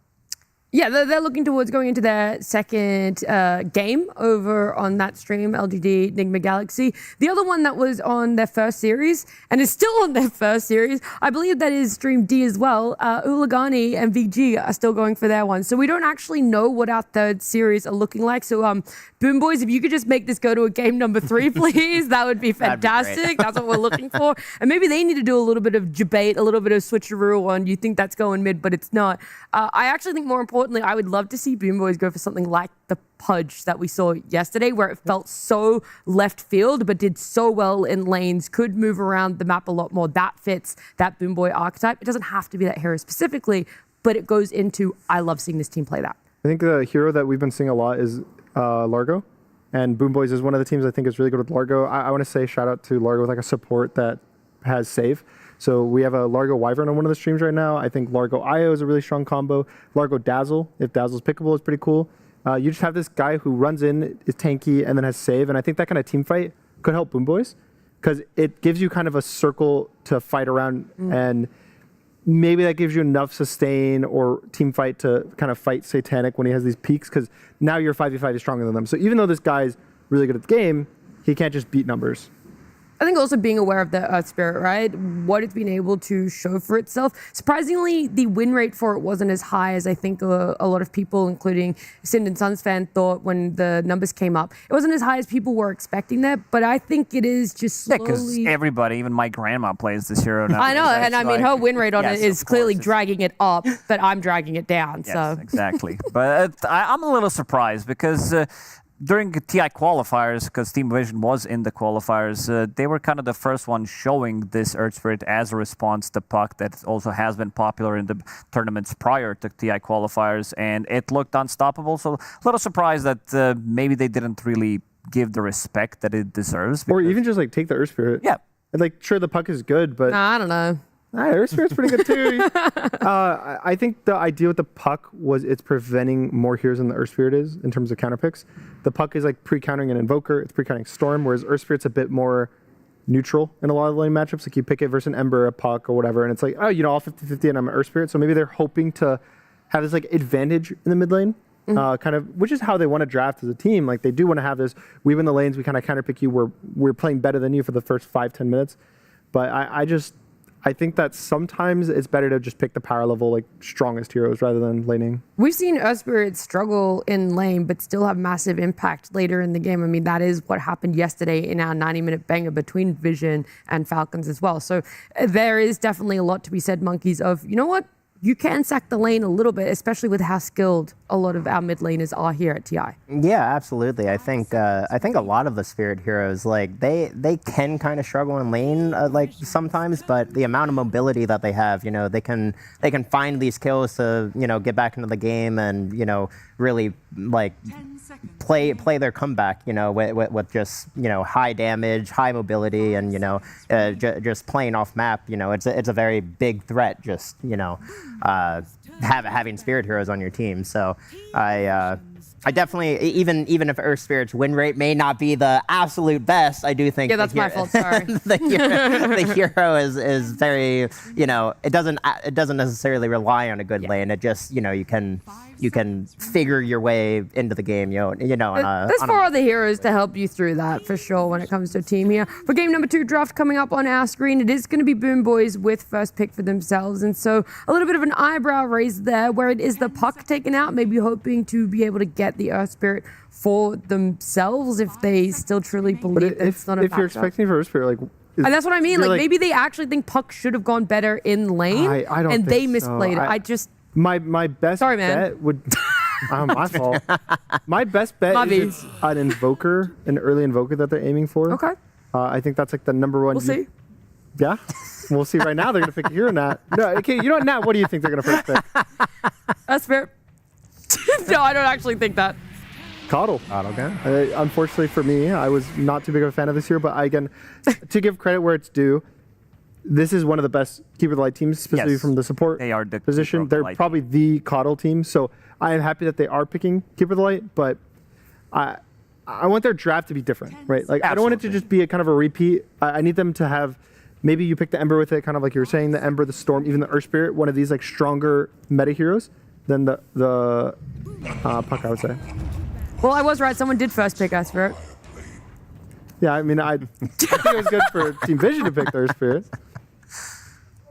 They only have 1 ban on their side, so I want to see this Beastmaster. I think this is the broken combo between. I think this is the best pairing from the offlane that you can have. It just pretty much we are in a meta where everybody talks about the safe laners, these ranged turrets that love to be paired up with the melee bodies, but this is the lane that can actually beat it, and I'm kind of expecting it. But this also leaves some of the other stuff open, potentially.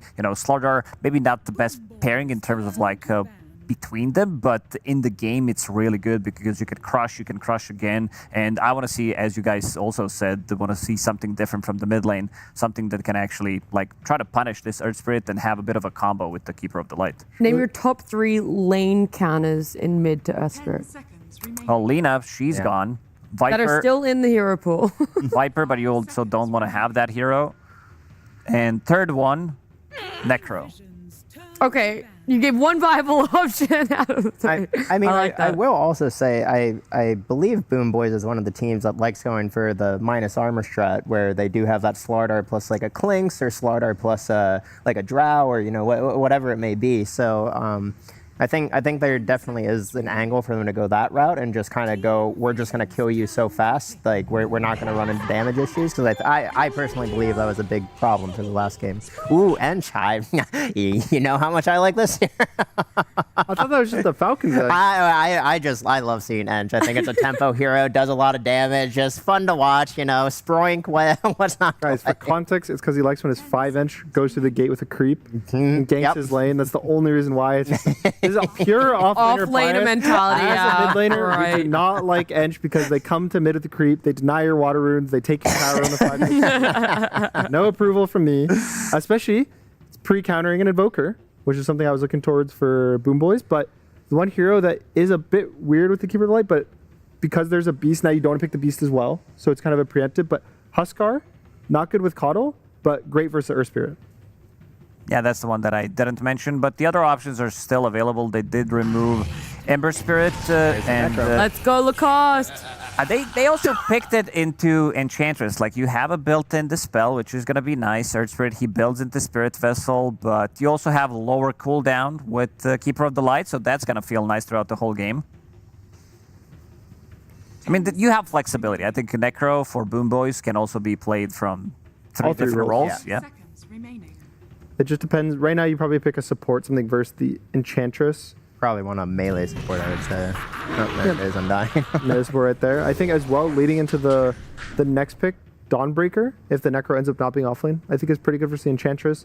It's decent versus the Earth Spirit, because Earth Spirit, before Octarine, it's hard for him to roll in and then get out of a Dawnbreaker roll, right? Like, he almost always just gets stunned through his BKB on a Donald, and that lets you turn on him, lets you just kill him at the start of the fight. And I just really like that interaction between the two heroes. I like it is. I like Snapfire a lot. I think Snapfire kind of owns this game against Coddle, Necro, and Undying. You need to have some kind of a setup. They can also play this Earth Spirit as a position 4, and they're keeping this open at least for now. I mean, I do kind of like this look of the Darkseer for them. That was something that we noted yesterday, was the item build and the item progression for this hero, and how pivotal it was for them to almost be able to get a Game 1 win in their previous series. It's a 16% winner on the hero, though. Currently 1 in 5. Well, like Lacoste said, even my grandmother's playing. God, is that why everyone's trying to play Bounty Darkseer? again? Ooh, that's not a good ooh. Bounty is just fun games, in my opinion. I think we got different definitions of fun. When I see these 4 heroes together, especially like in Dota client, when you see the draft, they just look so tiny. They don't look really as scary. Like you have team fight, you have a lot of damage over time. This is kind of a we're gonna be running at you type of a draft. If you're off to a good start, you have the chase potential with the track, with the surge and chances, providing vision with the creep, Earth Spirit. You're never gonna be able to run away against these heroes. And there's a Pango, a very good stun hero, you know, kind of helps their team fight a lot on Boom Boys. And also, I would say there's still a lot of flex open for Boom Boys. You know, Necro and Pango can both go mid or off lane. Necro can also go carry, as we talked about. I'm seeing for Boom Boys, Elastic Tiny, I think does a lot of fixing for their draft. It pairs well with Coddle in the mid game, because the mana is actually good on a carry Tiny to just spam your spells in the team fight. The stuns, it gives them a good hero that is not like Iron Shell or like the wall from Darkseer. Like the illusion is kind of irrelevant when it's a Tiny. And they can stand the ground. They have quite a lot of sustain. I think if you have a draft that can park themselves against this type of a draft that wants to like assassin one guy and then keep running at you, they can just place a Tombstone, plant a Necro in front, have a Rolling Thunder. They have no abilities that go through debuff immunity. I kind of like the Tiny suggestion because he's that type of a carry that just stands his ground easily against this type of a lineup. And again, he can clear off the illusions. He does really well in the lane on top of that. So could work out really well. I just like it as a core pair with the Necro. Is like my big thing, I think. Yeah. Necro thrives when you have a guy that can go in, because the way that I feel like the Necrophos' scale right now is get Boots Travel 2, and they TP into the fight and just like exist in the middle of the fight, and Tiny's the perfect like, I'll get in there, I'm going to stun a guy, and then you can TP on a backline, I'll toss into you, or you TP on me, and we're just here together, like we're the boys in the fight, and it just looks pretty solid to me, if not that, again, the Sven suggestions. Sven has been looking good. I just really like these like strength tanky heroes. Just look really nice for Boom Boys. Yeah, the only like maybe a little bit awkwardness of picking a melee, like having double melee against Darkseer in lane, and you know, I mean it is Undying. Undying is incredibly impressive, but it's also if you pick too strong of a lane, they're just gonna cut anyways. Yeah, also. So it's like, yeah, we can just pick some stupid like Shadow Fiend if it wasn't banned, some Drow, but at what point you need something for the game more so than the lane. Whenever I see Darkseer, I want something that's just gonna be consistent throughout the game, because it's too strong to cut right now. Yeah, and also, you know, it's like if they did pick a range core, they just don't really have enough heroes to go in, I would feel. So, you know, that like to your point, you know, and the Tiny ban, you know, that melee hero that goes in kind of is a bit burly, does damage in addition to it. That's probably what they're looking for on Boom Boys. I gotta say, I like Boom Boy's draft a lot. I feel like there is so much sustain. If this Keeper of the Light goes Holy Locket, you have Necrophos amplifying all that heal, Soul Rip on such a short cooldown, insane amount of heal, insane amount of damage. I think Team Vision right now, they are lacking some of the damage. Like usually this type of a draft with Darkseer, Earth Spirit, you always have the team fight, vacuum into Magnetize. It does feel well, but I also want to see like this last pick carry, how it's going to tie together, because right now I'm feeling like Boom Boys, they're going to cruise with this type of a draft. Guys, you're missing the Darkseer, Rushes, Krellas, and then you get a 5-man vacuum with a Spirit Magnetize. That's it. That's all you need to do every single team fight. Team Vision has some pretty good bands. Tiny Sven. I was thinking about those ones for some reason. I don't those would have been pretty good picks for Boom Boys. Let's see if we can go down the list and think of another strength stunning hero for them from the carry role. Dragon Knight. Well, honestly, it used to be worse for Darkseer when the like effects from the dragon form worked on illusions, but now that they're pretty much just like, they never work on illusions, he's definitely a better hero. I just don't know if that's, like, to me, I think you get to that point where the S tiers of that carry stun roll are out, and it's like, okay, we still have the Necro that can go there. Let's just pick a strength offlaner that's more comfortable than trying to go to that, you know, let's not get to the Dragonite tier of carries right now. Whoa, sorry, I didn't know we were getting down there.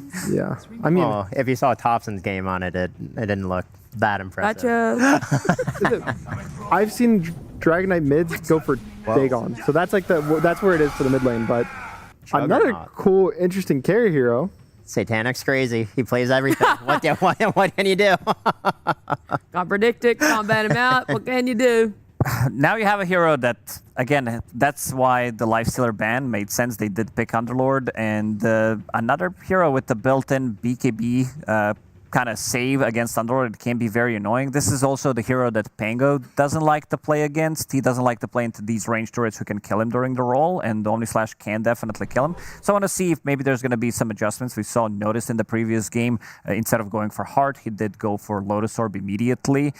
Something similar might happen. GPK might adjust his item build as well from the mid lane because this could be potentially difficult, but I don't know. I'm really feeling Boom Boys in this one. I feel like this type of a draft, when it comes together, they're going to be having quite a lot of issues because it's, first of all, Keeper of the Light. He has so many good pairings in this game. All three cores, they love to play with Coddle. It's like night and day from the last game.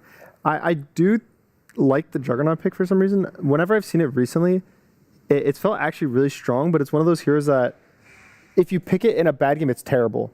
But if you pick it, when I feel like the good players pick it, it always just crushes. So it's going to have for me, I feel like it's going to be one of the heroes with a really high win rate if it ever gets picked at this event more. And I think it'll just crush this game. I think he's going to win. I think I need you to explain that, but differently. I don't fully understand what you mean. You're like, if it's a bad game, it'll look terrible. It has to be picked in very specific games. Okay. But if it gets those games, which I think this is one of them, I think that he has really nice core matchups. He scales into the Pango, he scales into the Underlord, the Necrophos. I like it in this game, and this is one of the games that, Satanic aside, I think that it's a good Juggernaut game and he's going to own. Okay, if we took the nameplates off, Monkeys, all right, you don't get to have your Satanic bias. I mean, in my opinion, I think Vision are playing kind of playing this tempo game that Boom Boys typically likes to play. So I think Vision are kind of bringing Boom Boys' own strategy to them. And I think a lot of this game is going to come down to, the first 15, 20 minutes and how well Vision is able to, just keep the tempo up, get those track kills, maybe find some picks here and there. And I mean, again, I'm sorry. Vision has a new fan. Monkeys, he can't decide exactly what he loves, whether it's Vision or just personally Satanic there. But the 15 minutes is where we'll keep our eyes closed as we head on over to Sunspan and Syndrome. Thank you. Yes, Boom Boys versus Vision game number 2 about to begin. The lineups, I mean, we're going to talk about Juggernaut all day. In fact, I have something to show you, Cinder. Very important. Delete or Spirit from this lineup. Okay. That lineup looks like something from TI2.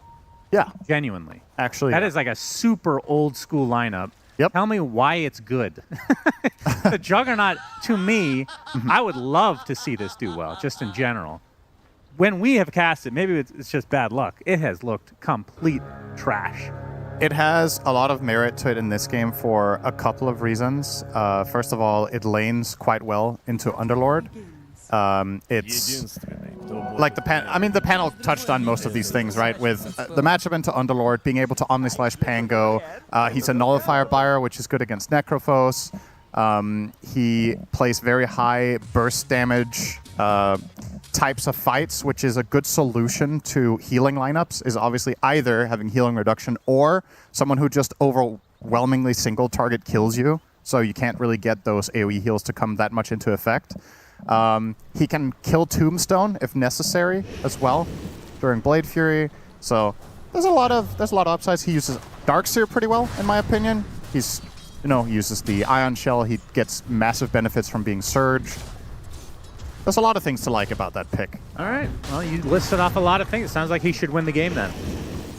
I think in order for Vision to win this game, I think Juggernaut has to have a good game. So fortunately for them, Satanic has been looking really good this tournament so far. The carry has to have a good game for them to win? That's crazy. There are games where that's not necessary, actually. But I just don't think their lineup is going to function if Juggernaut isn't super farmed. Fair so enough. make sure that happens. The good news for him is that he's laning with Ducalis and Enchantress. This is a very strong player-hero combination for laning in particular.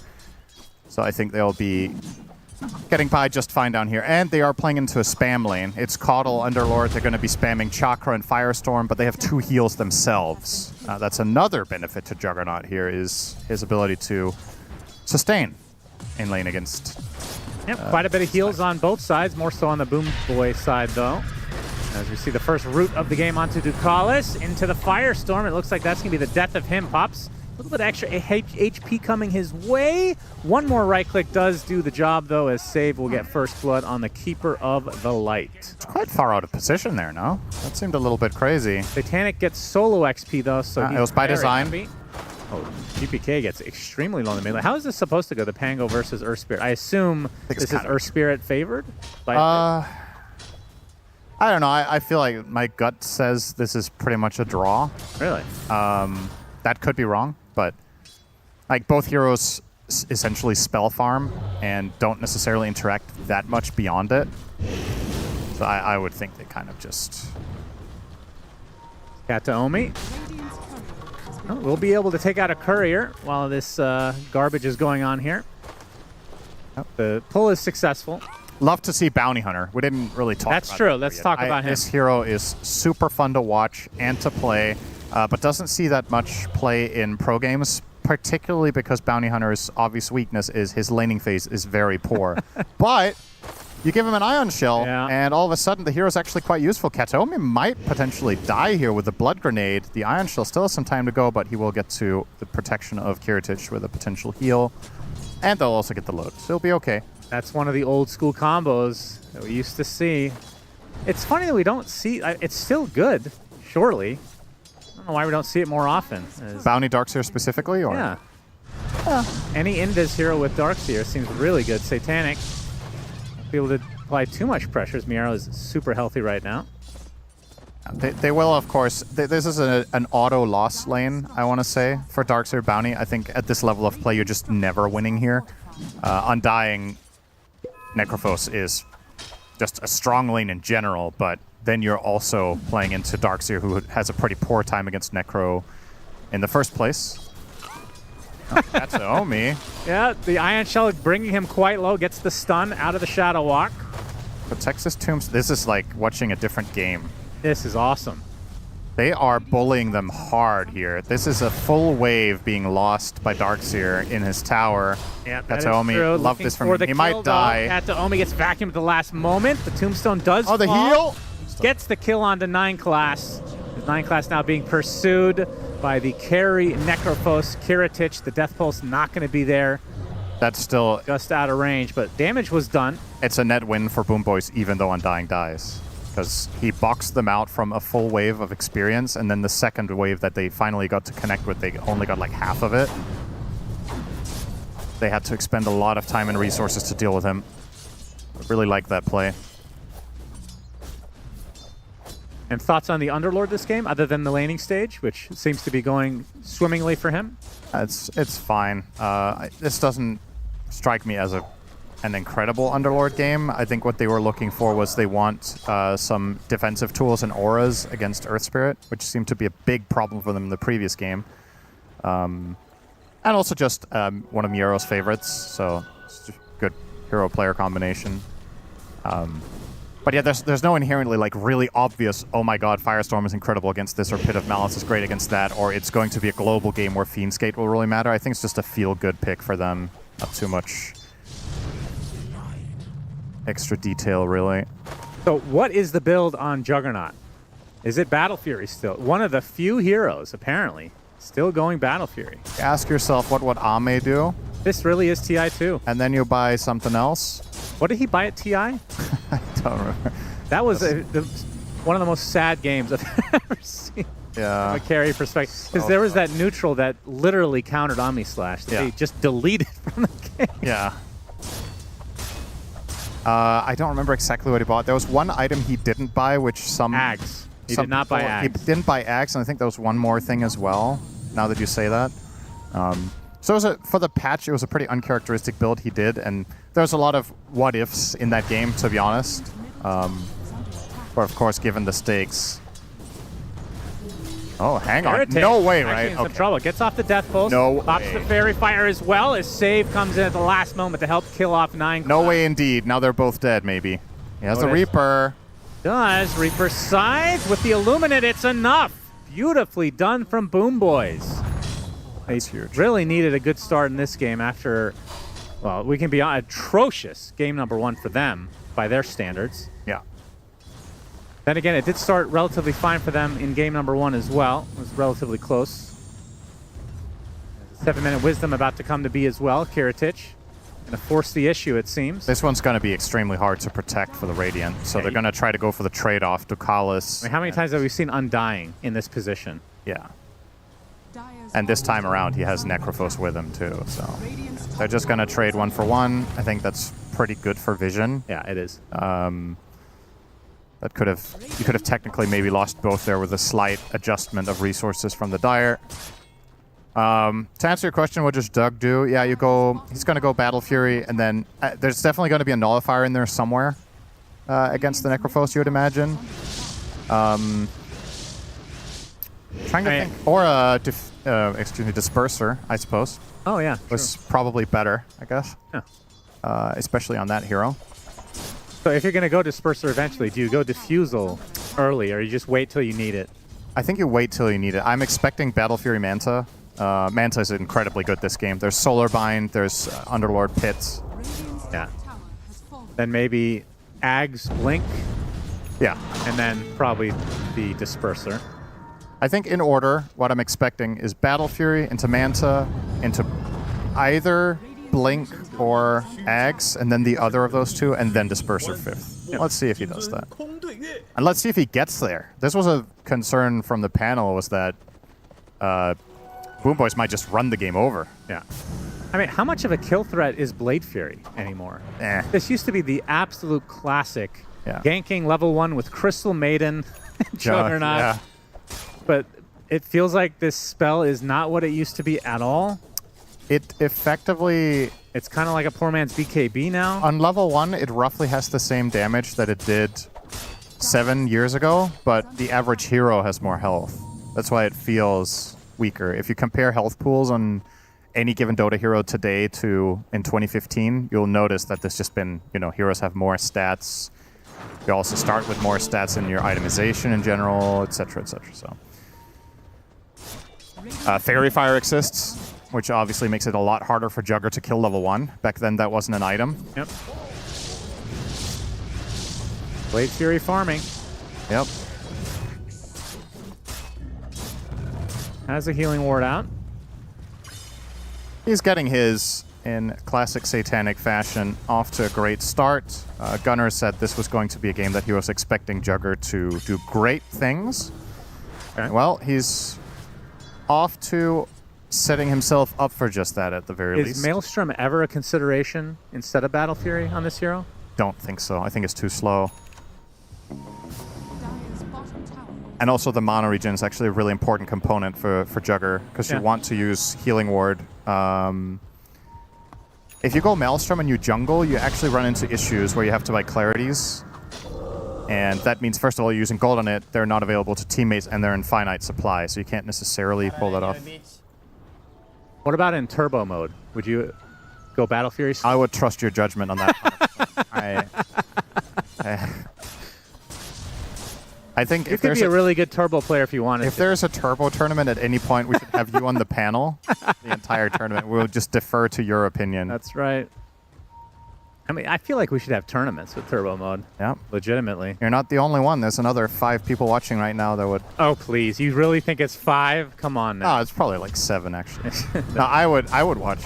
I think it would be... I'm a big fan of tournaments where you try something else with the format, whether it's... I would have never have known, considering our history. That's right. A different format or a different game mode. Imagine TI, but with ARDM. Oh, yeah. That's the stuff. That is the stuff. ARDM can be pretty hyped, to be fair. As Sacred Relic online for Kiritich, so just a talisman away, about 1,000 for the full Radiance. And for Satanic, on that Juggernaut.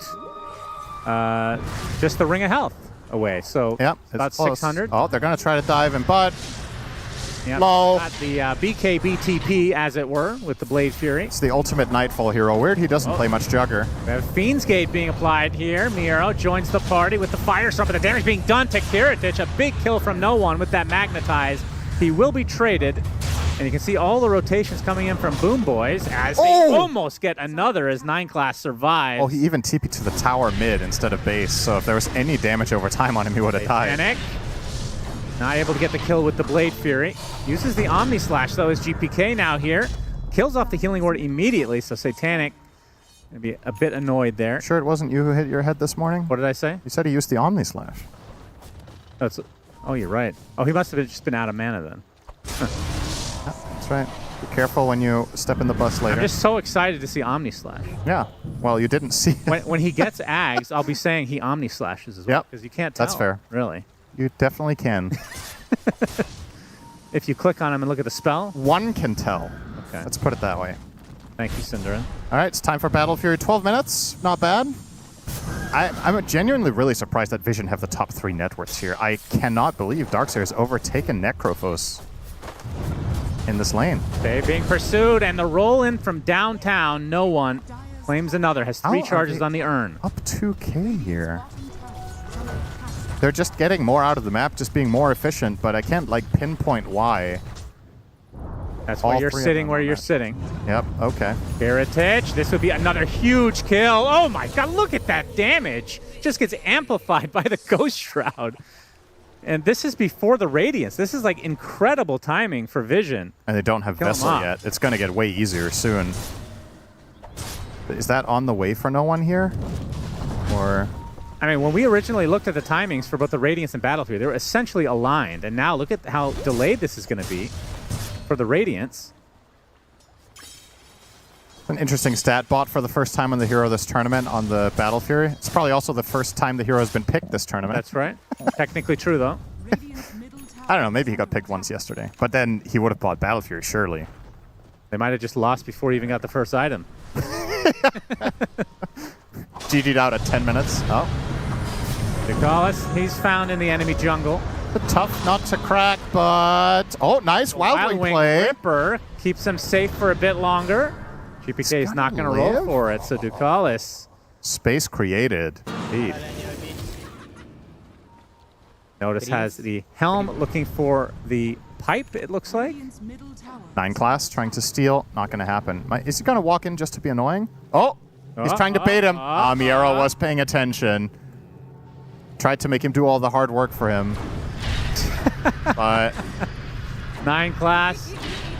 All right, he finally concedes away. No. He's going to stay until he dies. Oh boy, not another kill on the Kiritich. Pops the Ghost Shroud, but enough magic damage again. My goodness. Cat to Omi, though, in the Flesh Golem, doing a good amount of work against Notice as the rest of the reinforcements arrive via the Fiend's Gate.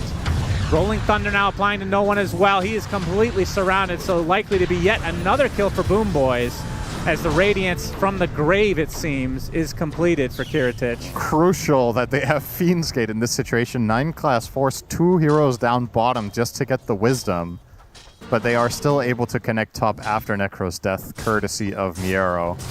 Otherwise, this would have been a disaster and a really good death for Bounty Hunter to trade off to kill Necro and what would have been Undying at the opposite side of the map, but Boom Boys do stabilize it a little bit. But still, the Necro dying for a 3rd time already. Brutal. Well, if you look at Satanic's quick buy, he is actually planning the Dispersive 3rd. Okay. After Manta. Don't mind it. Thought maybe it was still, like we talked about, going to be the Ags first. He also hasn't committed, to be fair. Might just be an idea pool. And mid lane, No One. It's going to be the 2nd Pit of Malice, maybe a 3rd even, proccing. Nice kill for Boom Boys. Yeah, great job for them slowing him down significantly more than game 1. I think he only died the 1 time in the first game. Now it's up to 3. Still, though, elephant in the room is not really being addressed. They know in the back of their minds that this Juggernaut is getting insanely farmed. And their lineup, unfortunately by design, doesn't really have any way of killing him. Like, that's the issue here. Satanic can just farm with confidence, knowing he can just Blade Fury TP out. There's not a single spin-piercing ability here that's going to stop his TP. And they don't have any instant silence or instant stuns.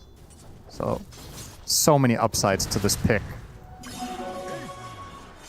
And starting in similar fashion to game one, we're looking at an almost 2k deficit now for Kiritich in the head-to-head. I mean, you say they don't have a way to cancel the Blade Fury TP, but you don't want to go Basher on Pango a little bit earlier as a result?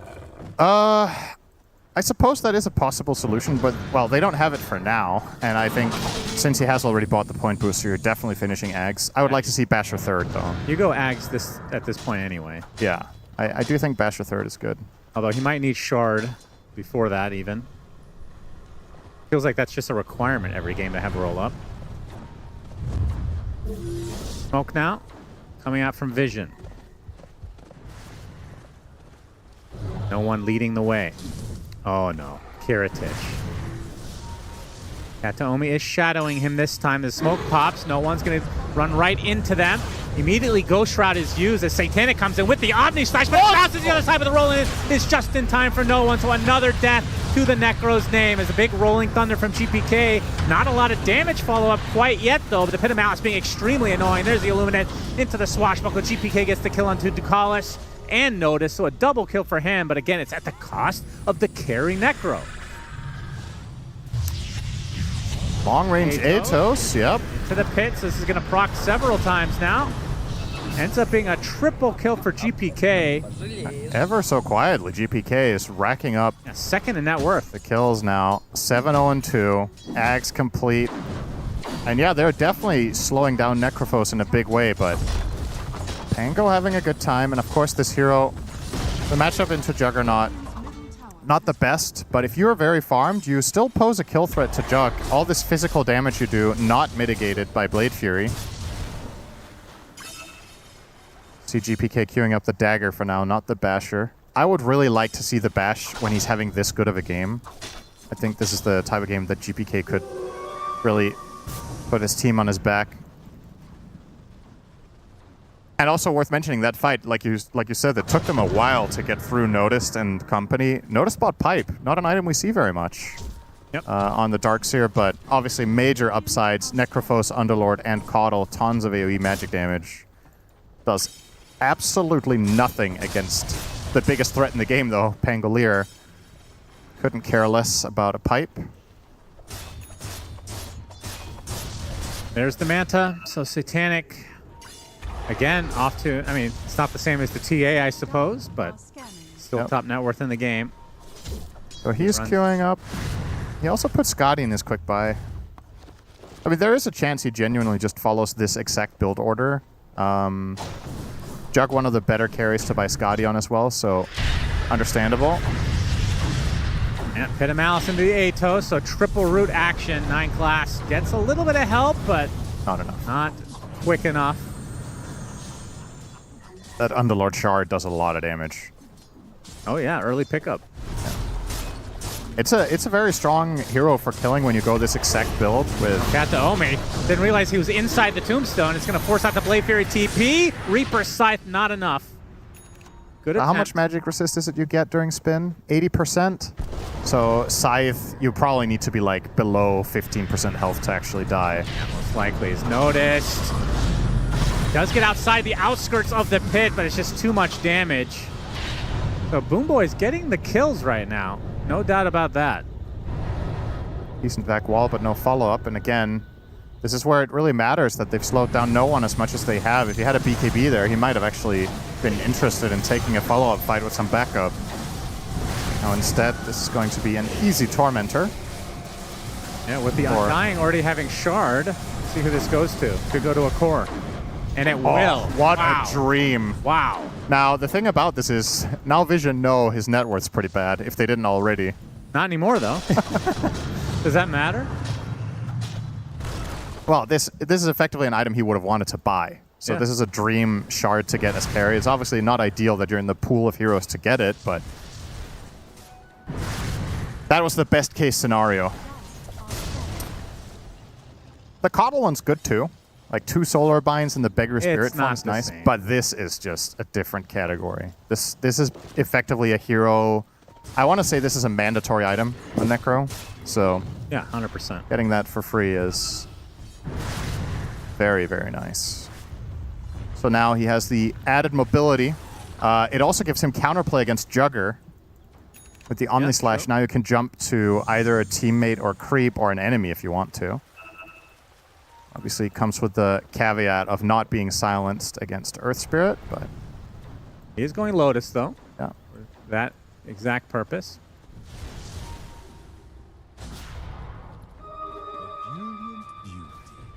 Class. Is he going for Blink? Is that right? He is going Blink. Blink Force on the Bounty Hunter. Oh. Very interesting. I really like the Force Staff. I'm not completely sold on the Dagger.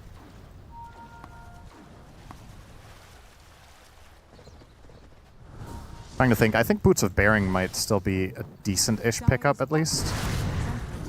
Helps Ench out. It's obviously great for Jug. You already have the Tranquils. I forgot about this Bounty Innate.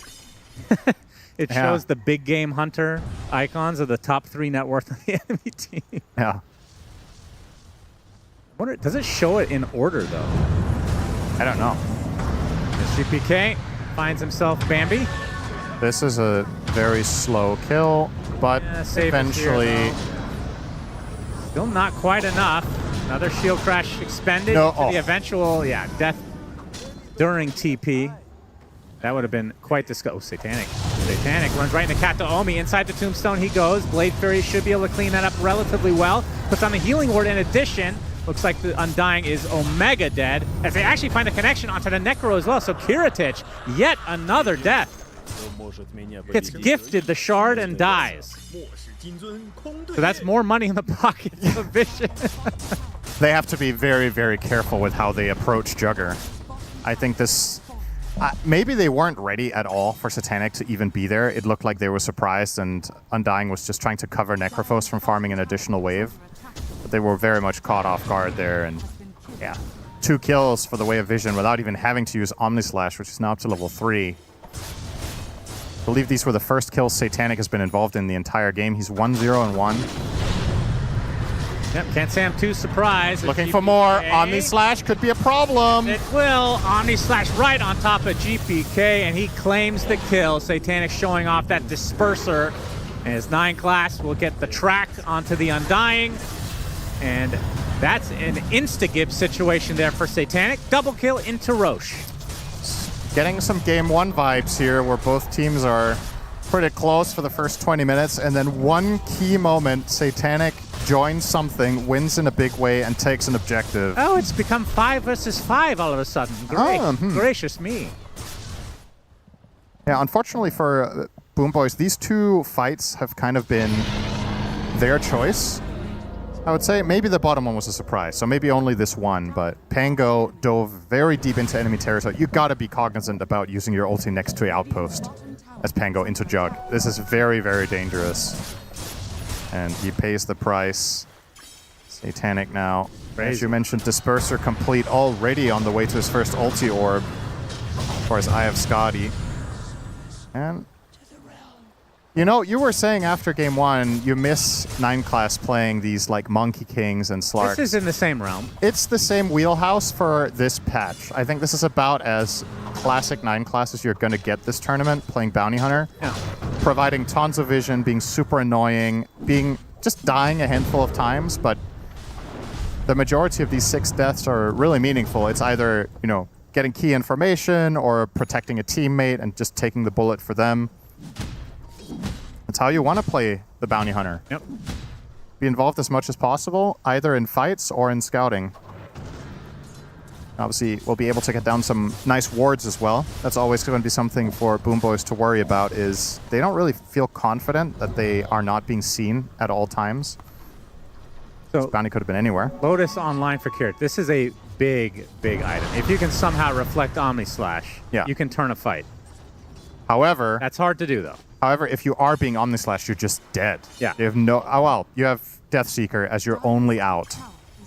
I think that is the most important thing, is he has to be very careful with holding that until the right moment. Because if he pre-Lotuses and then, or rather if the Omnislash is going before he gets Lotus off, then he could go Shroud, but that's just going to get removed by the Disperser mid-Omni. Also, there's always going to be the enchant factor. We've seen that, I believe, only once, being part of a kill on the Necro.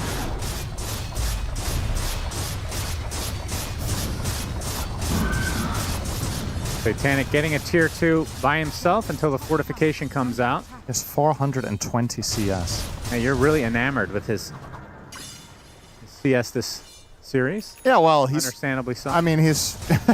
it's just beating the rest, what can I say? GPK, he's going to show off that newly picked up Basher, so not as safe for Satanic now. He gets off the Omnislash Lotus a little bit too late, though. The Omnislash is doing work, though, but they have the connection, they have the surround tactics. That's Aegis down. You can see the reinforcements for Vision quite a ways away. Rolling Thunder, nice timing from GPK. Reaper Scythe, it's enough. Down goes Satanic as no one shows up eventually, gets off a big Magnetize, but he is taking the brunt of the damage now as he burns to the ground from Miero and company. A couple of huge kill for Boom Boys. I think Satanic didn't know there's a Basher in play. That's why he played this way. He was so far away from his team, but he had Aegis, so he was like, worst case scenario, I can spin TP out on my second life. But GPK comes in, bashes him immediately, and all of a sudden, I mean, not a single teammate in sight. They started running over there. He kept the enemy team busy for like 20 seconds, and they still couldn't make it. So a huge find. The biggest kill of the game by far here for Boom Boys. The biggest reward, of course, will be that of Kiritich, who ends the kill streak. It was a killing spree only, I suppose, but it's worth quite a lot when Satanic's net worth is this high, and as a result, you'll almost have a heart. Oh. Going to be outside of Vision here. For Vision. Yep. Is that a way of saying he's getting kicked after the tournament? Pizza party. Kataomi finally gets his first item of the game, really, in the Blink Dagger.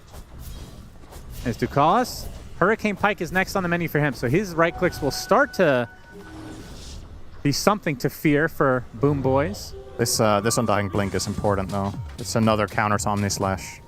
True, the Tombstone. Just Blink Tomb save whoever gets caught out.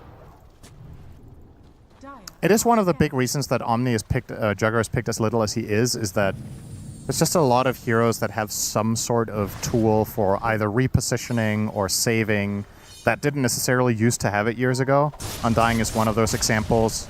Years ago, Necrophos didn't have Deathseeker.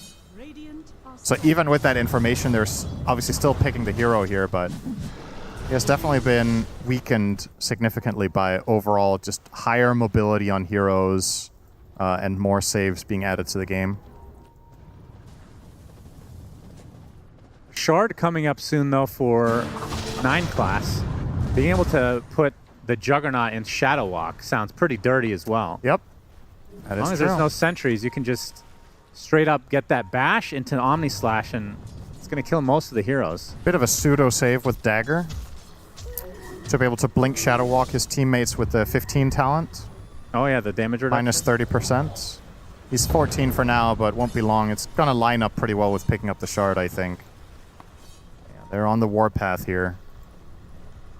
Seems like Boom Boys have a pretty good read on the situation overall, though. Nobody's showing bottom, nobody's showing mid from Vision, so process of elimination, recognizing that this move is likely happening, especially because there's no objective on the map. There's no Tormentor and no Roche. Oh. Save, spotted, roll's not going to hit as a big Fiend's Gate comes out, and we'll see if they try to back up for P-Vision. No one pops the BKB, the Rolling Thunder right on top of the Bounty Hunter. As 9 class is certainly dead here. They're actually going to use the Reaper Scythe from Kiritich to claim him. And now the bigger kill onto no one, caught in no man's land. Double kill for Kiritich. Great start to this fight for Boom Boys. I say start, it's also the end.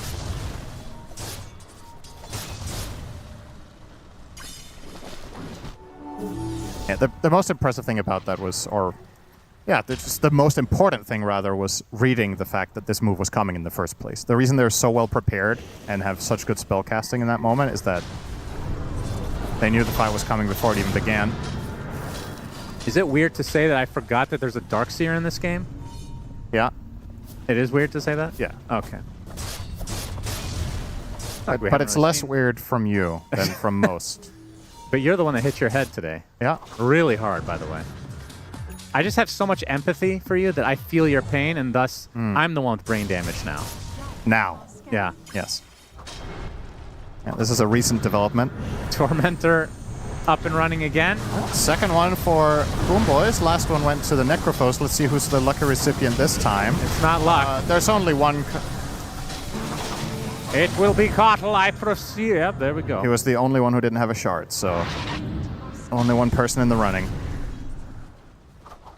Save working on a, well, I say working on, he hasn't bought a component yet, but considering Hex, obviously one of the best tools against the Jugger.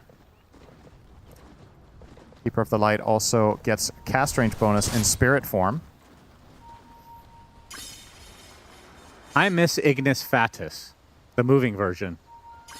The one that spawned little summons on the waves? I don't even remember what he did anymore. I just remember it was a moving, it was almost like a Wheatley. So you miss a spell, but you don't remember what it did. Yeah, it was just funny.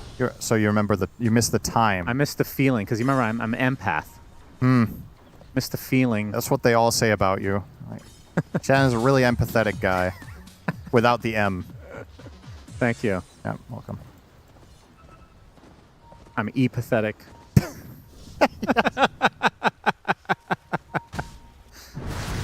It's like a great online service.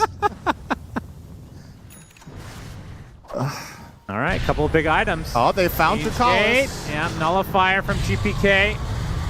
He's dealing a tanky. lot, though. Ducalis is fine, as far as I can tell. Oh, Omni-Slash. Onto the T-Ping GPK. Oh my God, he dies. His body ends up in the base, though. My goodness, that's as close as it gets. Now, in terms of lore, should Juggernaut end up in the fountain then? Yeah, he should. He really should, shouldn't he? I mean, I think back in the day that actually did happen, though, right? It might. Yeah. Like if it's mid animation on. Yeah. Yeah, if you were mid animation on casting it, I think, then you could cast it and then be teleported to the fountain when the hero went there. But I think if you were in the middle of slashing, I don't know if you would ever go. Don't know. Just take you back to the good old life breaks of Huskar crossing the entire map on TP. God, that was great. It's funny. That populated, that was like so many episodes of Fails of the Week. Because Atos finds the target onto no one, has to pop the BKB. Immediate reset. Big item down now for Vision. Satanic. We'll be able to get the tier 2 top, it seems. Although, another fortification. Wait, does he have another item coming out? He has MKB as well now? He's a big boy. All right. He's trying to beat his last hits from the TA game. Not quite there. What's his talent? The 25? Yeah, which one does he choose? I think he's taking the extra second of Omni-Slash so he can kill Pango even better, I would think. It wouldn't have made a difference there. No, he didn't need it there, but Pango, I mean... Even, like, if Pango lives there, still wouldn't have made a difference, right? Yeah, that's true. For TPing, it doesn't matter, but... Ducalis, can they kill him this time? The Atos finds its mark. This time, they should have the damage. Reaper Scythe ensures it. I say that. Not able to get the stack. Not that it matters that much. Notice he still wants to fight, apparently. Coming with the Surge. Looking for the vacuum wall. Only onto one, but that's a Radiance illusion. As the Rolling Thunder now finds a different target in the form of the Bounty Hunter. So 2 supports dead for Vision.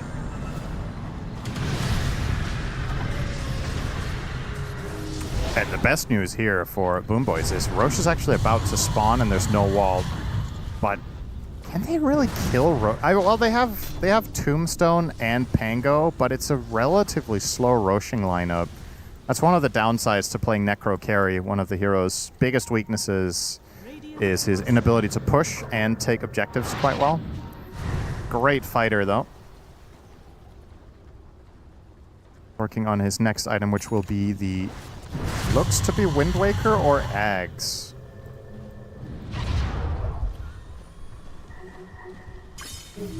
I mean, considering that there's already a Disperser, the Yules is kind of interesting. Oof, quick reaction. Close call there. Kataomi, fast on the blink. I get the vision onto Underlord with the Essence Distiller, but not pursuing that. Nice rune here for no one, though. Juicy one. I'm not sure if we mentioned Krellis Cruzeiro on Darkseer earlier, but obviously this is an incredible pickup this game. When you're in the Ghost form, you reduce healing by an insane amount. Or health restoration, I should say, which is obviously awesome against Necrophos. Is it both health and health restoration? It's only health restoration. So not healing, right? I think Coddle's heal and Undying's heal are full. It's gone back and forth with how that mechanic works, so I don't. Yeah, maybe we're back to where... I feel like it changes every 2 months. We're just getting old. Yep. I would have remembered earlier today, but I hit my head. So. Yeah, I feel that. Being an E-pathetic myself.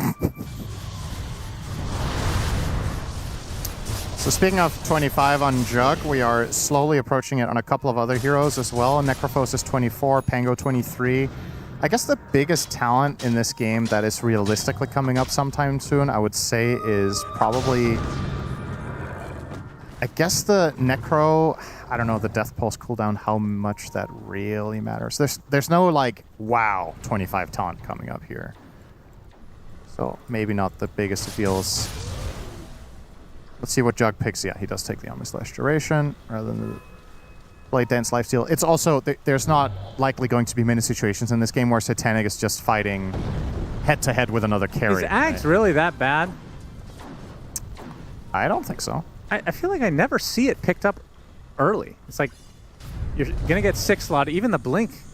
I mean, obviously the Swift Blink's insanely good on Jug, but yeah, Flash just feels very good to have on this hero. One of the main upsides of Swift Slash is your ability to connect. Right? It's the fact that you can use it to get on top of someone, but arguably you could say Swift Blink serves a similar purpose but gives you better stats offensively.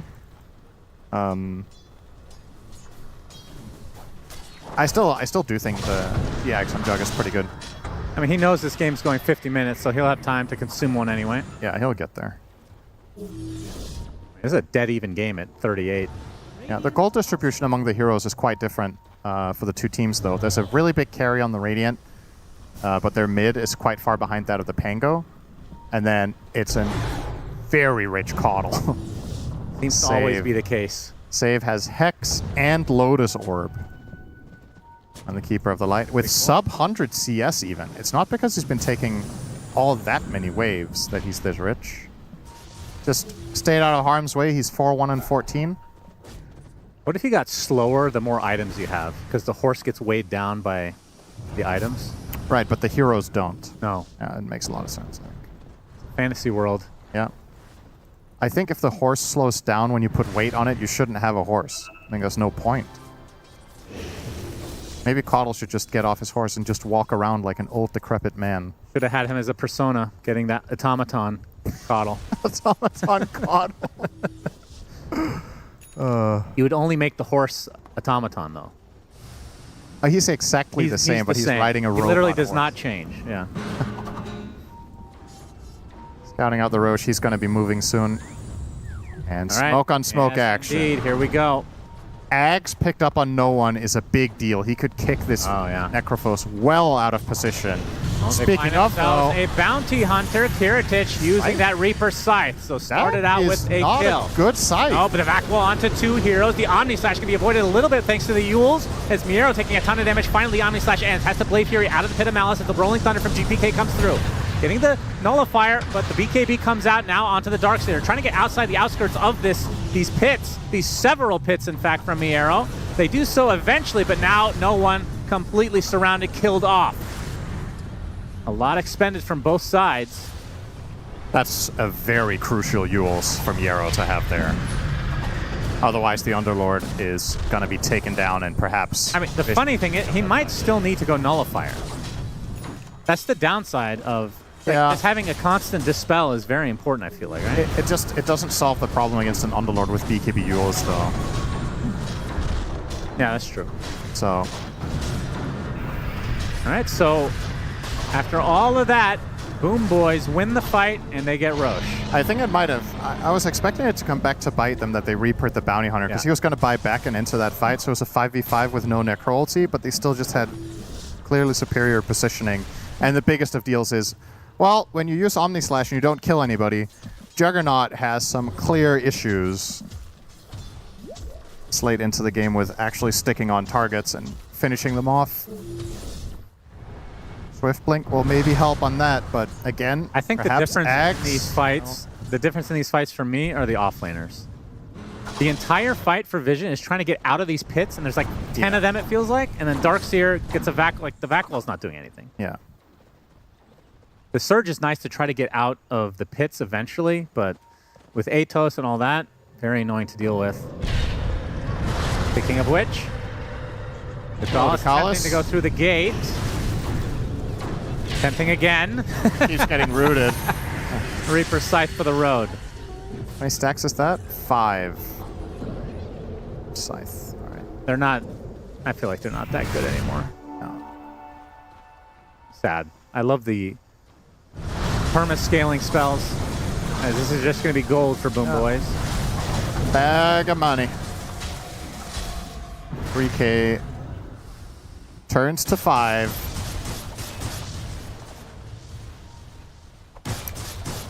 And well, now we can actually start talking about a really impactful 25 talent, because I think the Underlord one is going to be a much, much bigger issue for the Radiant than the other talents are.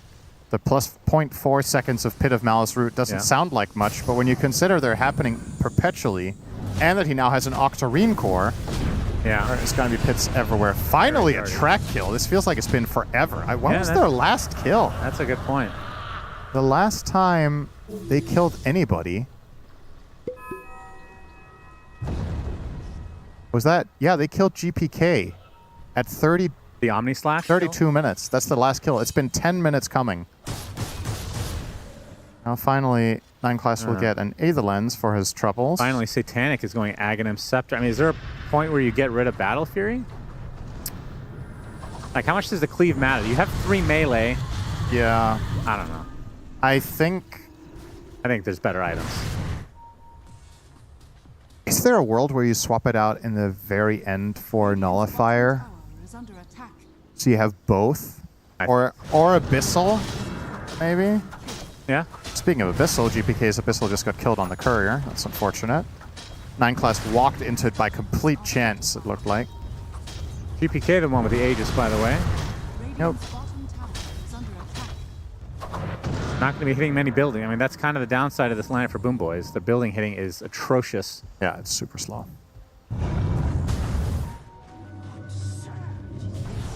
And it's actually something that they can never really overcome with their lineup.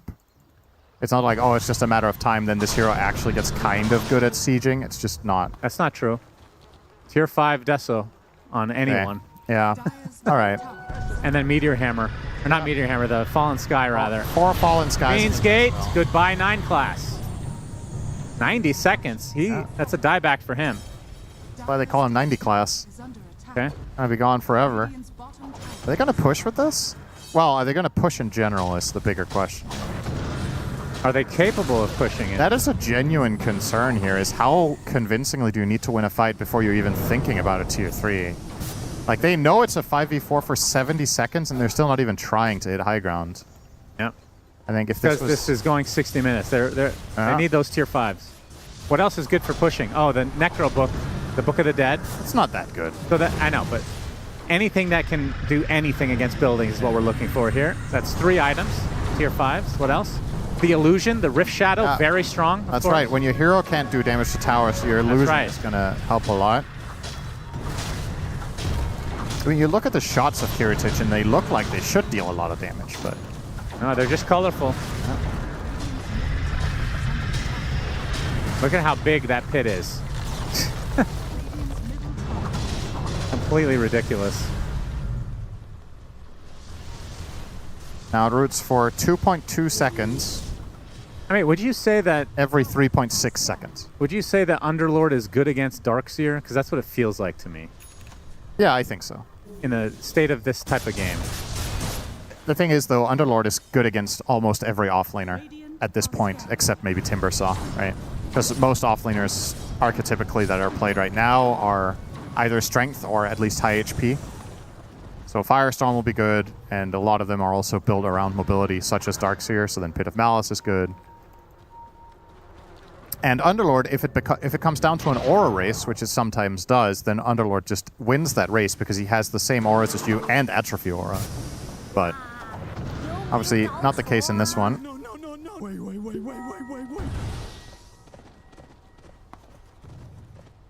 Well, Roche, we won't know for another 2.5 minutes as Boom Boy is starting to separate a bit in terms of net worth.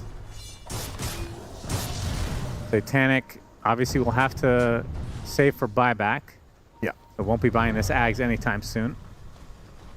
Found the perfect neutral item for himself at tier 4.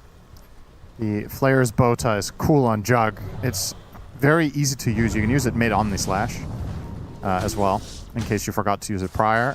Oh, wow. Is he not going Ags? He just switched it to BKB. So the Battle Fury is going to be deleted, it seems, for the BKB.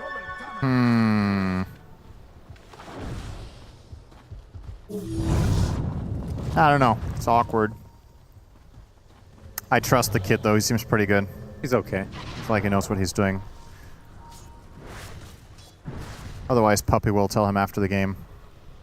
Oh, yeah. Knife in hand. Machete. Yeah. It's a type of knife. A really big knife. Yeah. Still a knife, though. Actually, it could be a short sword, actually. I don't think it's a knife. Yeah. But isn't a sword just a big knife? Why don't you Google that? All right. Well, with that logic, then I'm sure we can apply that to many other things. Okay. Shortest pause of the tournament. We appreciate that. Yep. 33 just had to come by just to make sure the lights are okay. Finally got you with that, huh? Oh, just the image of that happening. He just walks into the player booth. He's like, "You guys okay with the light in here?" And then just leaves. Oh man. Full 5-band smoke for the boys of Boominess. The Boomer Boy. Yeah, that's not yet. Or well, they never will be. They're not going to live that long? Wrong generation. Oh, the literal boomers. Yeah. PPK shows himself mid.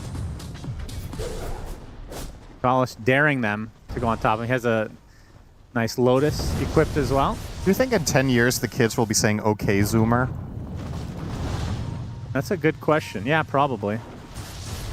And what's the next gen? Is it Gen Beta? Which one are we on now? I don't care. Okay. This last generation is stupider than the previous, which is the first time in That's what every generation says, though. Yeah, but this one's proven via studies that I've definitely vetted. Mm-hmm. They've been gifted too many things, Cinderin. Right. We have to teach our parents and our kids how to use email. Our generation. I heard a good insult the other day. If you think someone is stupid, you tell them they put stamps on their email. So that one was pretty good. That's not bad, actually.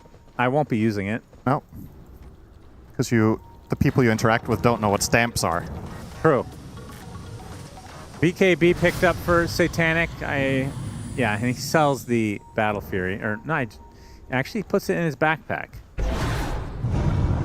I assume when he has enough to sell it and then purchase the full Ags, he will do so.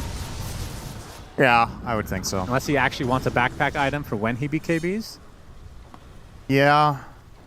A Battle Fury feels like it's a bit meh in that department. Exactly. It's like, are you keeping this to do that for refresher or something? Push out waves and for farm efficiency, maybe? When you're not looking for a fight, do you swap it in to farm faster? I don't know. Oh, Miero, not the perfect target, though. He's really hard to go on. Cookie, you say that. He's getting shredded, completely destroyed. Cinderin curses him again. They can kill him in time before he gets Wind Waker BKB off. All right. 4,000 health and 40 armor. Hey, Roche is up as well, so Vision have a great opportunity. Of course, the problem is you don't know he doesn't have buyback, and he can come into the fight at any point with that Ags. Yep. but I think maybe you take the chance of forcing it and then trying to get out. Because you didn't use anything. You have 3 BKBs on all of your cores, and your supports can just be in a position where they don't get caught by the pit. And yeah, they're just daring Boom Boys to testing them, and yep, they do indeed not have it. So that is going to be Aegis and Refresher. Cheese all the goodies. All right, I'd be a little bit surprised if Satanic doesn't actually sell the Battle Fury right now and just get the Ags. I've been obsessed with this all game, Cinderin. Yep. I need to see it. He has the backpack BKB because of the Aegis. Battle Fury's still there, though. They get the tier 2 in the mid lane. And one team not that great at sieging, the other does not have that problem. That is correct. Oh, actually jumps in, but instant Hex. Very nicely done. Satanic has to use the Blade Fury along with the Healing Ward. They kill off the Healing Ward. No vision for Kiritich to use the Reaper's Scythe. Give him a big Lotus, though. And GPK trying to do some damage to the creeps, but the Roche banner place, and that is a lot of creeps to deal with now. That is a Rolling Thunder down. Indeed, no one. Oh, tried for the Petrify kick, didn't make it. Siege units will be the ones to survive. And now Underlord is back up. This has been the thorn in Vision's side. Is this Miero Underlord? It's just a matter of time before no one gets a Petrify and kicks somebody out, though. He's waiting for the Euls or the Lotus to expire. They Lotus him again. Kiritich has to be aware of this. Gets kicked. There's the Pit of Malice is coming out. Satanic looking for the good target for his Omni Slash. No one getting completely destroyed. Pops the BKB to try to survive. Death Pulse upon him, though he dies as a result. But now Satanic trying to focus on the big fat Miero. It's going to be the Aegis down and out, though. Buyback from no one. As GPK trying to work on the back line. The Roche banner is still up, though. And Satanic trying to get to the other side. Gets rolled on again. The TP out from GPK is successful. Yeah. Satanic held his Omni Slash through all of that. Yeah, you're right. Chose not to spend it. Might have felt like he was going to get counterplayed too hard by the Wind Waker of Underlord. And yeah, sure, no one does get a kick, but he compromised his position a lot and got turned on real fast. I'm really surprised they didn't get Elena Rax with that Aegis. That is a good sign for Boom Boys that they could hold that one off. Satanic has 9,000 gold, Cinderin. Yep. And a Battle Fury is actually being used instead of the BKB now. It's a farm as expected. Necro picks up Wind Waker, so a huge pickup here for Kiritich.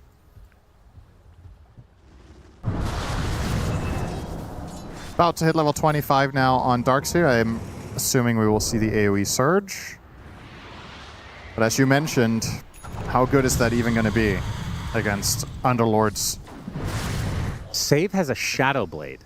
Yep. Wants to get the surprise Hex. That's nice. It's Blink Shadow Blade Caudle. That's not a common sight. You blink Hex and Shadow Blade away.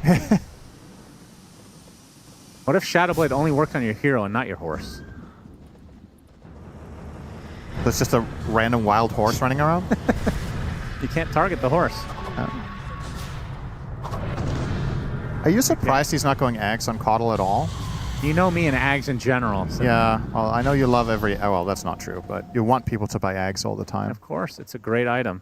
Yeah, Will-O-Wisp is... It's pretty bad, this game, but is it still... 4 melee. Yeah, it's just that the heroes are not necessarily going to be in the right... How to say? I mean, you have pits all over the place. I feel like it's very synergistic. Maybe it's all right. It's just Jugger's not one of those like heroes that you love it against. Earth Spirit doesn't really care that much. Every little bit helps. Yeah, you'd think so. Bucalis. Man, he is so tanky. Pops the Lotus as well. Trying to waste their time. The Fiend's Gate's going to be going down here pretty soon. They get the Reaper Scythe. Not even enough for the kill, but he does fall shortly after. That's a gem. It was worth the work. Ah. Now Wind Waker coming to be his 55-minute game.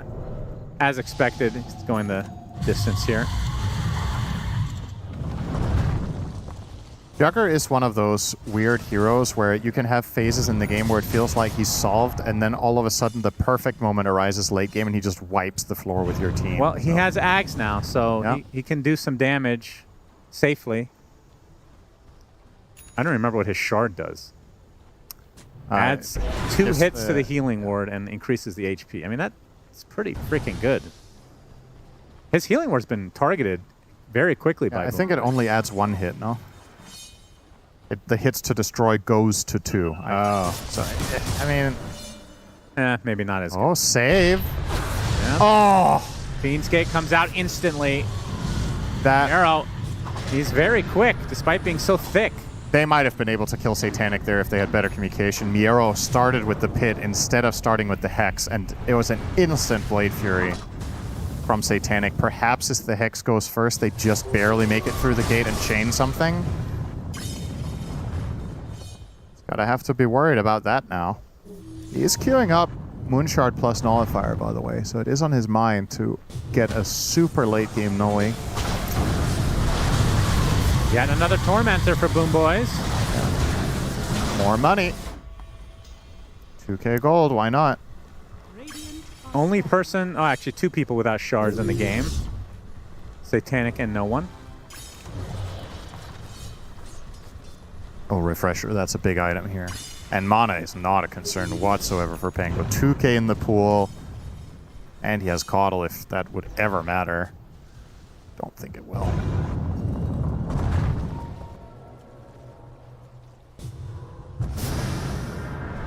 We won't know about Roche for 2 minutes, so I think it's safe to assume, unless it's a very quick respawn with both teams contesting it instantly, that we're going to see some tier 5s. Anything other than Deso on your mind here? Trying to think if I mean, Dazun Bloodright for Underlord is nasty. Oh, yeah, that's probably the biggest one. That actually might be bigger than Deso. Yeah. That's crazy. That is really, really big.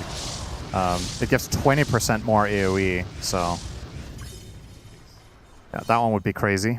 Forgot to mention, by the way, at some point, no one finally hit his 25. He's 27 now on Earth Spirit. That is probably the best 25 talent in the game overall. Yeah. Not in Dota entirely, but in this individual game. This is extremely strong.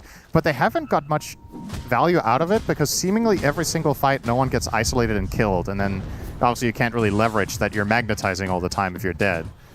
So he has to find a way to more reliably stay alive. The Bloodstone is definitely going to be a big help in that regard. I wonder if Aeon Disc is a consideration now for him. There's a Nullifier on Pango. That does make it a little bit more complicated. But if nothing else, the Aeon Disc allows you to get your BKB off if you do get hexed. Satanic back up to 9,000 gold. Yep. So can he should be able to buy Moonshard and have buyback, no? Would think. No, he only has a surplus of 3k. It's an expensive buyback. Lincolns for Miero. I didn't even know this voice line was in the game. That's hilarious.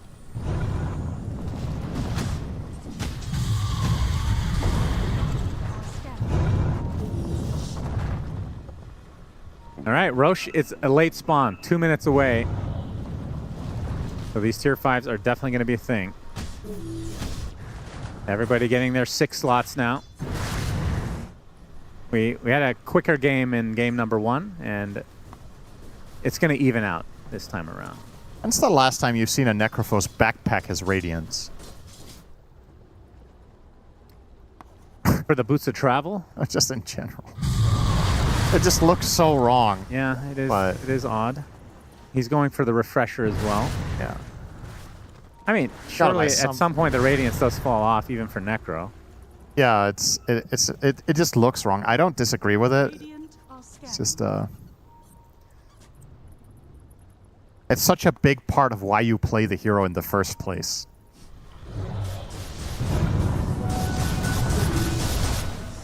But we are getting to that point where he needs everything else. So late game Dota. 60 minutes. Let's find some goodies. Something we haven't mentioned all that much. We focus, as usual, a lot on the cores going late game. There's some support potential here for Enchantress can become a monster. Yep. Haven't really seen Ducalis truly get there yet.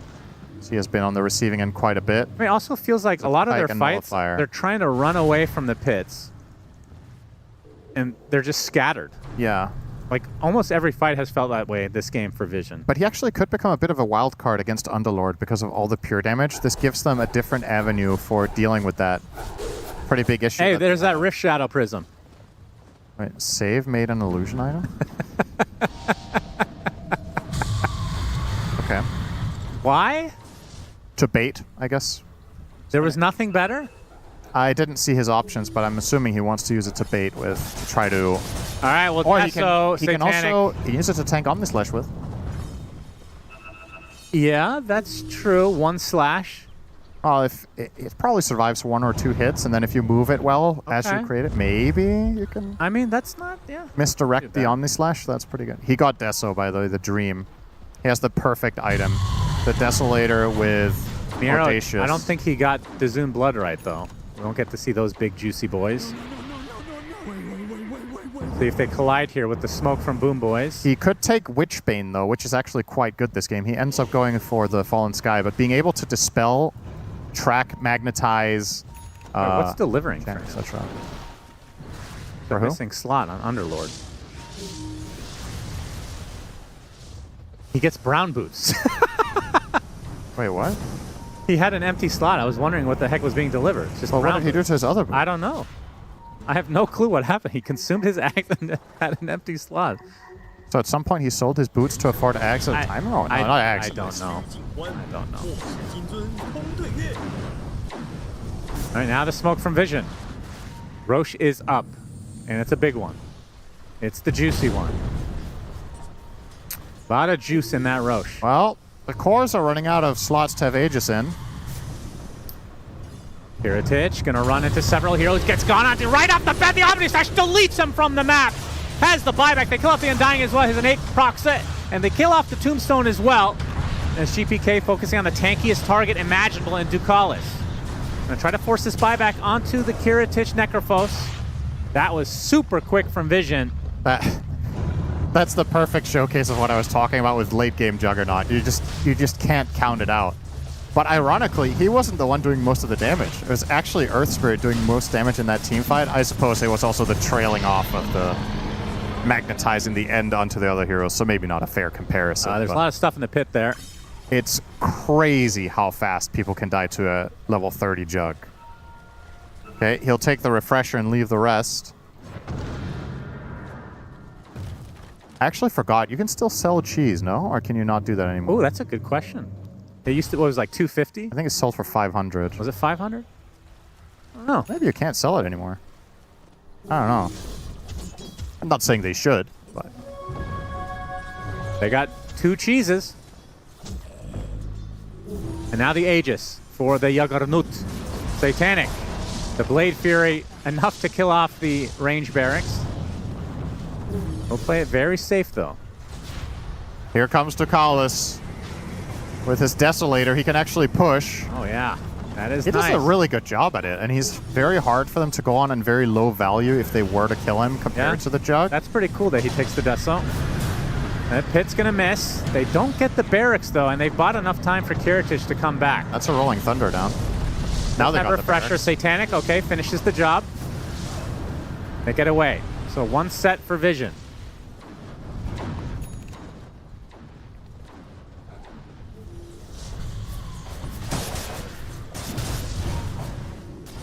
Plenty of time now with the Aegis. They might just let Ducalis siege another lane now. Yeah, this is... I don't know. I don't think I've seen this before. Because even if They've they had such trouble killing him. Yeah, if they hard commit on him, they could just blink Petrify him and kick him out. Yeah, that's fair. Or they could even just try to pull him with a grip. Maybe that's enough. Ducalis going to show himself. There's the roll in, the kick. Not there yet because of the Lotus. Ends up using the Wind Waker to try to survive. The Magnetize doing a lot of work. The Tombstone going to save the teammate for the time being. The Reaper side comes out. Not enough for the kill outright. Big Decay coming out is noticed in that BKB. Looking for a target, but the Satanic is working on the buildings. No one. Will roll away to safety. That's a lot of circles on your map. And Ducalis will eat the cheese to survive. Getting surged away now. So they get the tower. That's Refresher used from no one. They want to commit here. That was the Refresher shard. So he has another Magnetize. And there's the Blade Fury. My goodness, these buildings get destroyed so fast from Satanic. A single Blade Fury is there. Can they get a kill? He's going to get reflected the Omnislash with that Lotus Orb. Gonna completely nullify it, and now the Juggernaut is stuck in a horrific spot, although the Undying is the one taking the brunt of the damage, gets the Suicide. That's gonna be enough for the kill. Satanic trying to finish it off on the Undying, running into the tree line. Miro is there as well. The save at the last moment, the grab ally. But that's just the Aegis now. Coming back is the Juggernaut. Kiritich in the midst of all of this. They get the bash. Not enough for the kill though. Satanic able to Blade Fury away. The buildings are falling. The tier 2 still up in this bot lane as Enchantress caught off guard. Finally gonna be enough damage for Boom Boys to kill a singular hero. And Miera on the cover of the tier 2. This Magnetize is doing so much work right now. Satanic in the cover of his BKB, attempting to get out of dodge. Uses the Blade Fury. Vacuum wall just to try to buy some time. Satanic slow to a crawl right now thanks to that Ghost Shroud. Getting onto the outskirts. Can he get away? Yes, the Blink Dagger is successful. Gets an Illusion Rune for his good work as well. 66 minutes in. Didn't realize that tier 2 was still up. As GPK gets hexed. Reflect won't matter because of the BKB. The damage coming out now from Ducalis, the vacuum at the last moment. The Reaper Scythe is there to delete Notice though. No buyback for him, but Kiritich is the one to go down to the right clicks of Satanic. He still maintains his buyback though. So 2 members of Boom Boys are able to come back in this game if they choose to do so. But again, this tier 2 they still have to take out from Vision. 2 refreshers just got purchased, so now Jugger and Necrophos with additional abilities. It's gonna be so. This is when it gets to that point in Dota where it's impossible for the teams to keep track of everything, and a lot of the time what ends up winning games is just getting an instant burst jump and killing somebody and taking something out of play. I've gotta say in that regard, advantage Vision right now. Yeah. And they will be forcing Look at this damage, man. My God. Being able to do that while BKB'd essentially is crazy. So that's GPK forced out with a buyback. The Manta almost taking care of the ranged barracks. They can just do this on repeat. Ducalis gonna get the Deso stack. Okay, gets hexed. Rolling Thunder applied to him. He is super healthy right now as the pits come out from Miera to try to control this. 30 seconds on the Necrophos. He's gonna have to buy back here pretty soon as the Omni Slash again being nullified to a high degree. They can just take out these buildings with the Blade Fury. Finally, Fortification comes out. Still no buyback on the Necrophos. 20 seconds. Finally, we'll use it. The Rolling Thunder, though, comes out from GPK. They kick out Satanic. He does have the Switch Slash, losing the mana, though, now nullified. Looking for the kill is Kiritich. Getting to the other side. The Manta Side's going to keep it alive. Miro trying to apply some more pressure. They get the kill onto the Bounty Hunter, but it's not nearly enough to turn this. And the buyback coming out now from the Bounty. Reaper Scythe doing absolutely nothing. It's double, in fact, will be enough to get the kill. But that is Mega Creep says the throne is completely exposed. Didn't even realize. All right. My goodness, Satanic with that blade. How much damage did he do to buildings while Blade Fury this game? That is ridiculous. That was awesome. On all sides, and eventually they have to give in.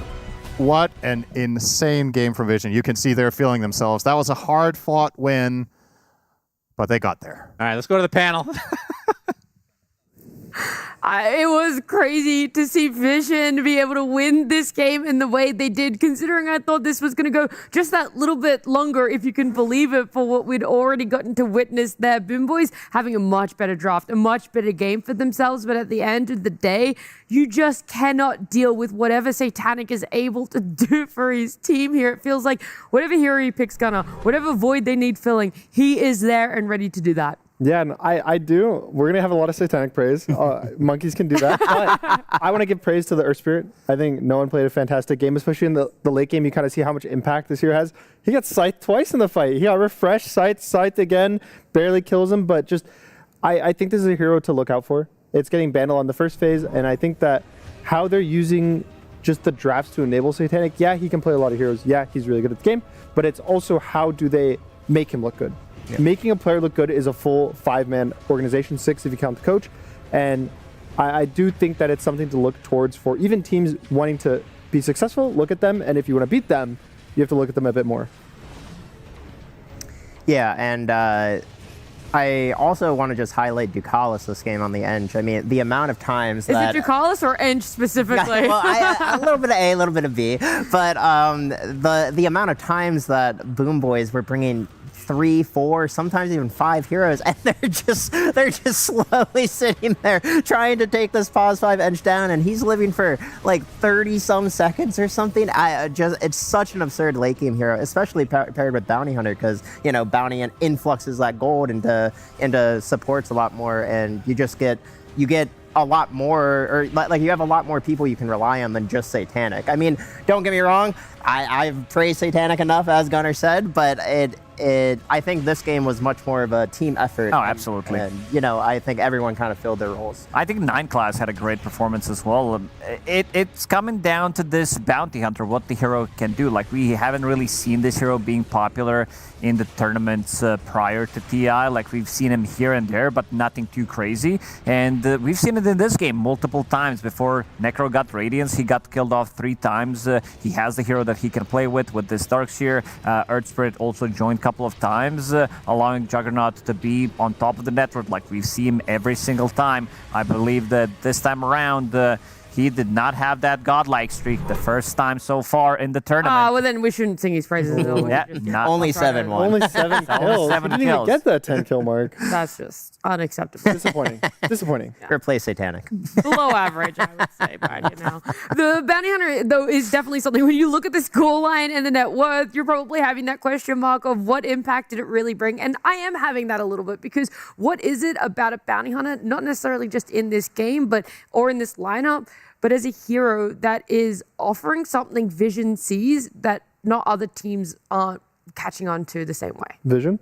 Yeah. From the track. Yeah, I think they have a clear vision what this hero can do in the draft. Yeah, that's all you have to offer. Thanks for that one, Gunnar. I'll play on track words. down what they need from the hero when it's picked. Please. Okay. Please, Monkey, save me. I mean, I do think, again, Bounty Hunter, he puts a lot of gold into, Ducalis. You can see Ducalis is a higher net worth sup here at 20,000 net worth over the 9 class pause 4 Bounty Hunter. I think he also he goes invis himself. He buys the shard. He makes other heroes invis. So it's kind of like a pseudo Mirana, where like you can run around the map invis and just kind of like have that surprise factor. There's always that fear of 2 heroes being invisible if you're Boom Boys, and I think. But why is it still better than instead of just picking a Mirana? Do you know what I mean? Like, that's what I'm saying. If you're like, oh, it's this pseudo, it does almost what another hero does, but slightly worse because it's not the whole. He's more annoying early on. Okay. Like, we've seen him, like, even some of the drafts yesterday where Bounty Hunter, he looked good.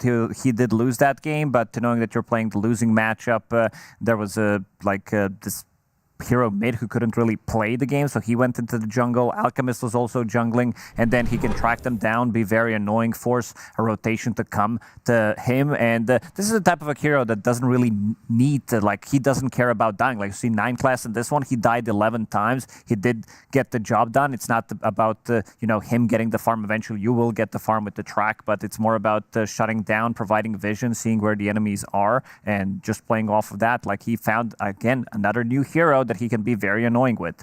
Yeah, I think they really it's a little needed bit more, of, and that is cool. It's also the offlane pool. I think fits Bounty really well right now because it's a bunch of heroes that cut the waves. It's like you have Centaur, Darkseer, Axe.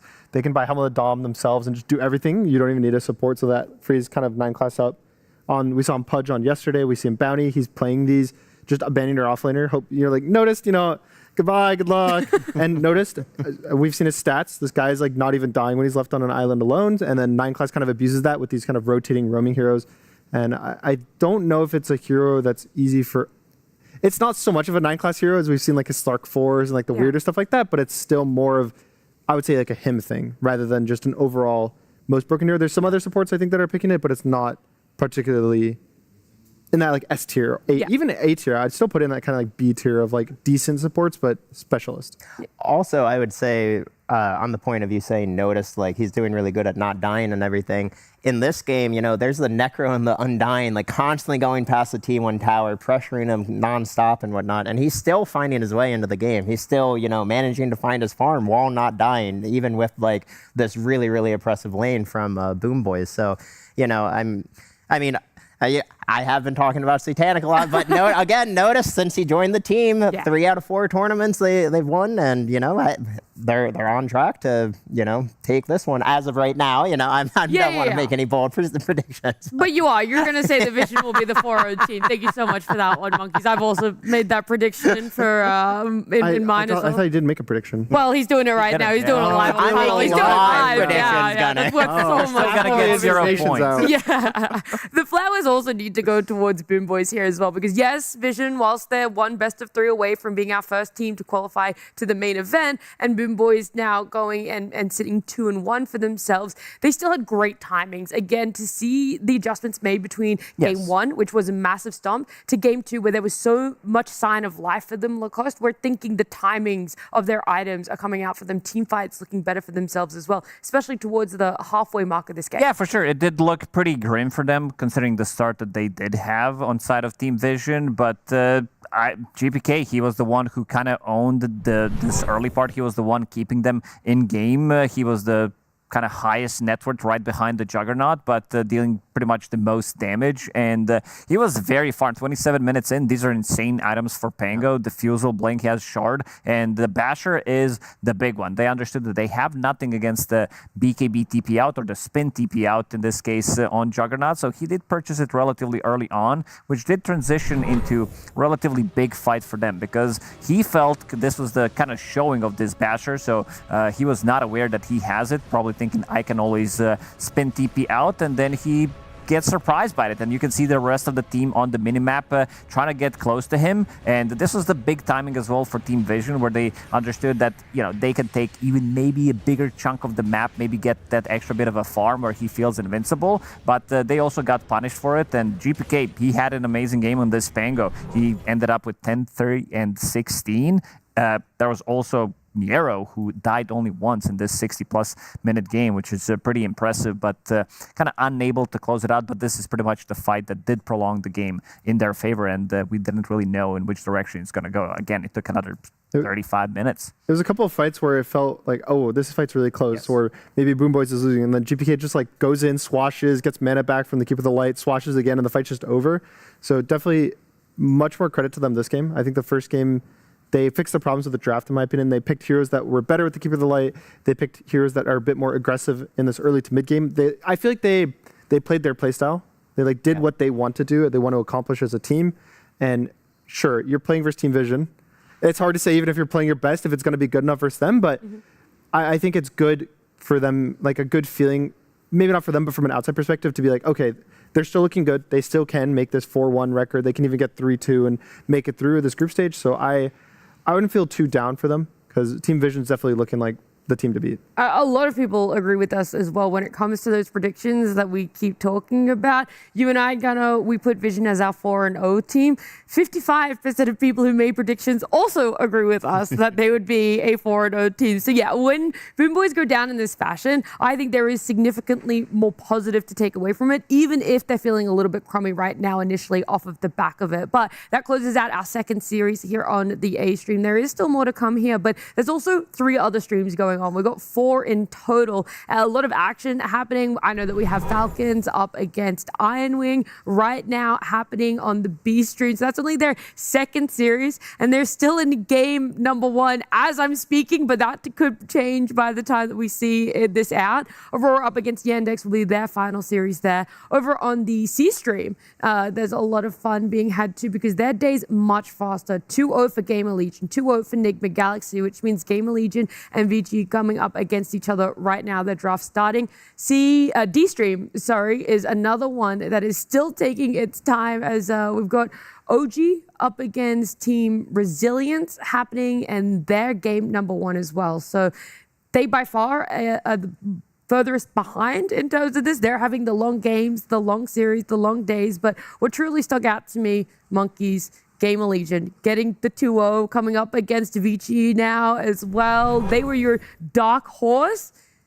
Odds against Vici, where are you putting them? You're like, this is it. I still believe in them. I mean, they truly they showed up against Xtreme. Truly, I mean, they made it look easy. I mean, I will say Ame, he picked Io carry, which I don't believe is his comfort. So maybe there were some other factors than just GamerLegion being the best. Is there anything that would make you stop believing in GamerLegion outside of elimination? No, I'm losing. No? Well, you gotta believe in the NA boys, like NA pride.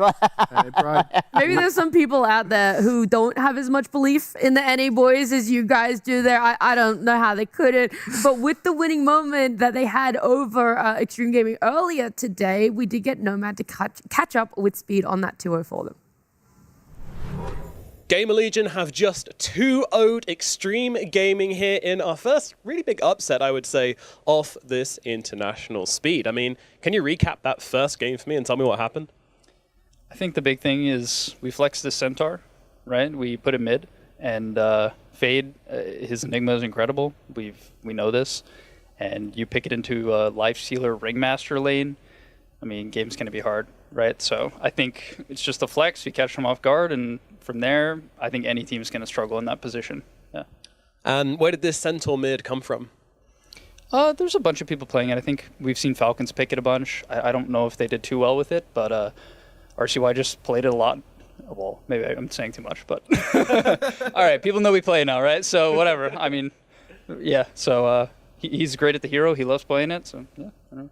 Yeah, I mean, he looked great on that game number 1. Then, of course, game number 2, we also had another interesting pick coming up, but this time from the other side, the Ame Io. We thought they only played it mid. We looked at their match history or whatever, what we saw. Looked like they played it mid. He played it.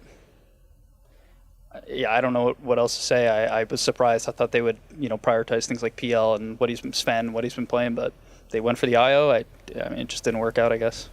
No, but what did work out for you guys in that game? Game 2?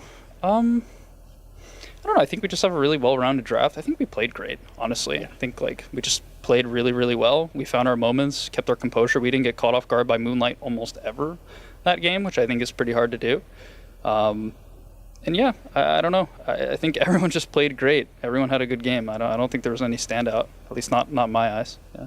For sure. I mean, you talked in our interview about how you can feel the pieces coming together, but throughout the season it just hasn't really clicked. Is this the first sort of big click moment? Hopefully. I mean, right? We play again today, so I got to reset. I got to chill. Hopefully win again later. But yeah, I hope so, man. I can't tell you the future, but hope so. Well, last time you did play against XG, it was a 2-0 against you guys. Do you feel like you learned anything from the last time you came against each other, which you took into this series? Yeah, 100%. I think those games, one of them we had a huge lead, game 1. They love to play passive. They love to place defensive wards, kind of scale into the game. And we overstepped a lot against them in those games. We kind of didn't understand what they were trying to do. We studied that a lot. We talked a lot about that. And I think it made a big difference. We kind of held our map. When they fell behind, we just kind of choked them out rather than stepping into them. And when we did step into them, we made it like a really concerted effort to do so. And I think it paid off. Well, clearly paid off. So. Clearly did. All right, GamerLegion, they are now 1-1 here at the international group stage. Can they keep it going? We're going to find out later today. Speed, thank you very much.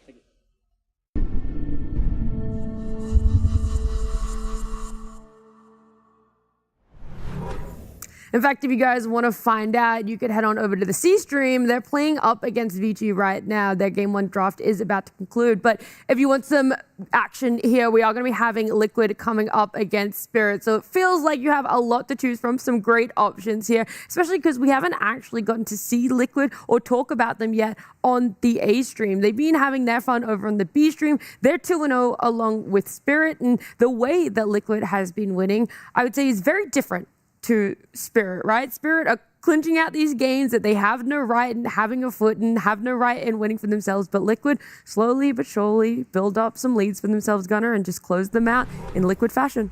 Yeah, the closest series they had was the Yandex, but that's a bit to be expected. I think Yandex has had such a consistent year.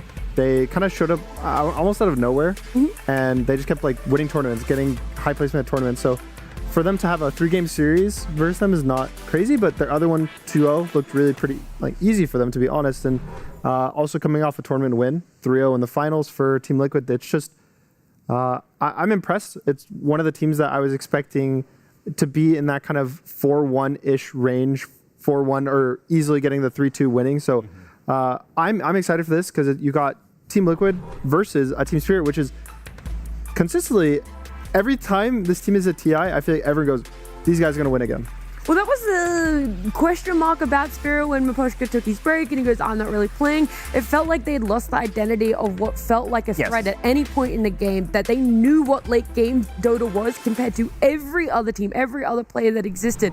Miposhka rejoins them in a coaching fashion. Suddenly, yeah. Okay, we understand late game again. Yeah. This is when we talk about the most resilient team in Dota, people are going to be talking about Spirit because this team is going to out-team fight you. They're going to outsmart you in the later stages of the game for a good reason. They've been on the top of the game, and whenever it matters, this team is always on the top. It's TI time, and this team just highly powered up, especially after you said Miposhka joining, and I feel like their drafting overall just got insanely better. Like you can see the stability coming out from most of the drafts that they do have. They didn't drop a single game yet, so that also puts, even though some of the games that they did play did look a little bit shaky, but also it's in a classic Team Spirit fashion, they managed to close it out.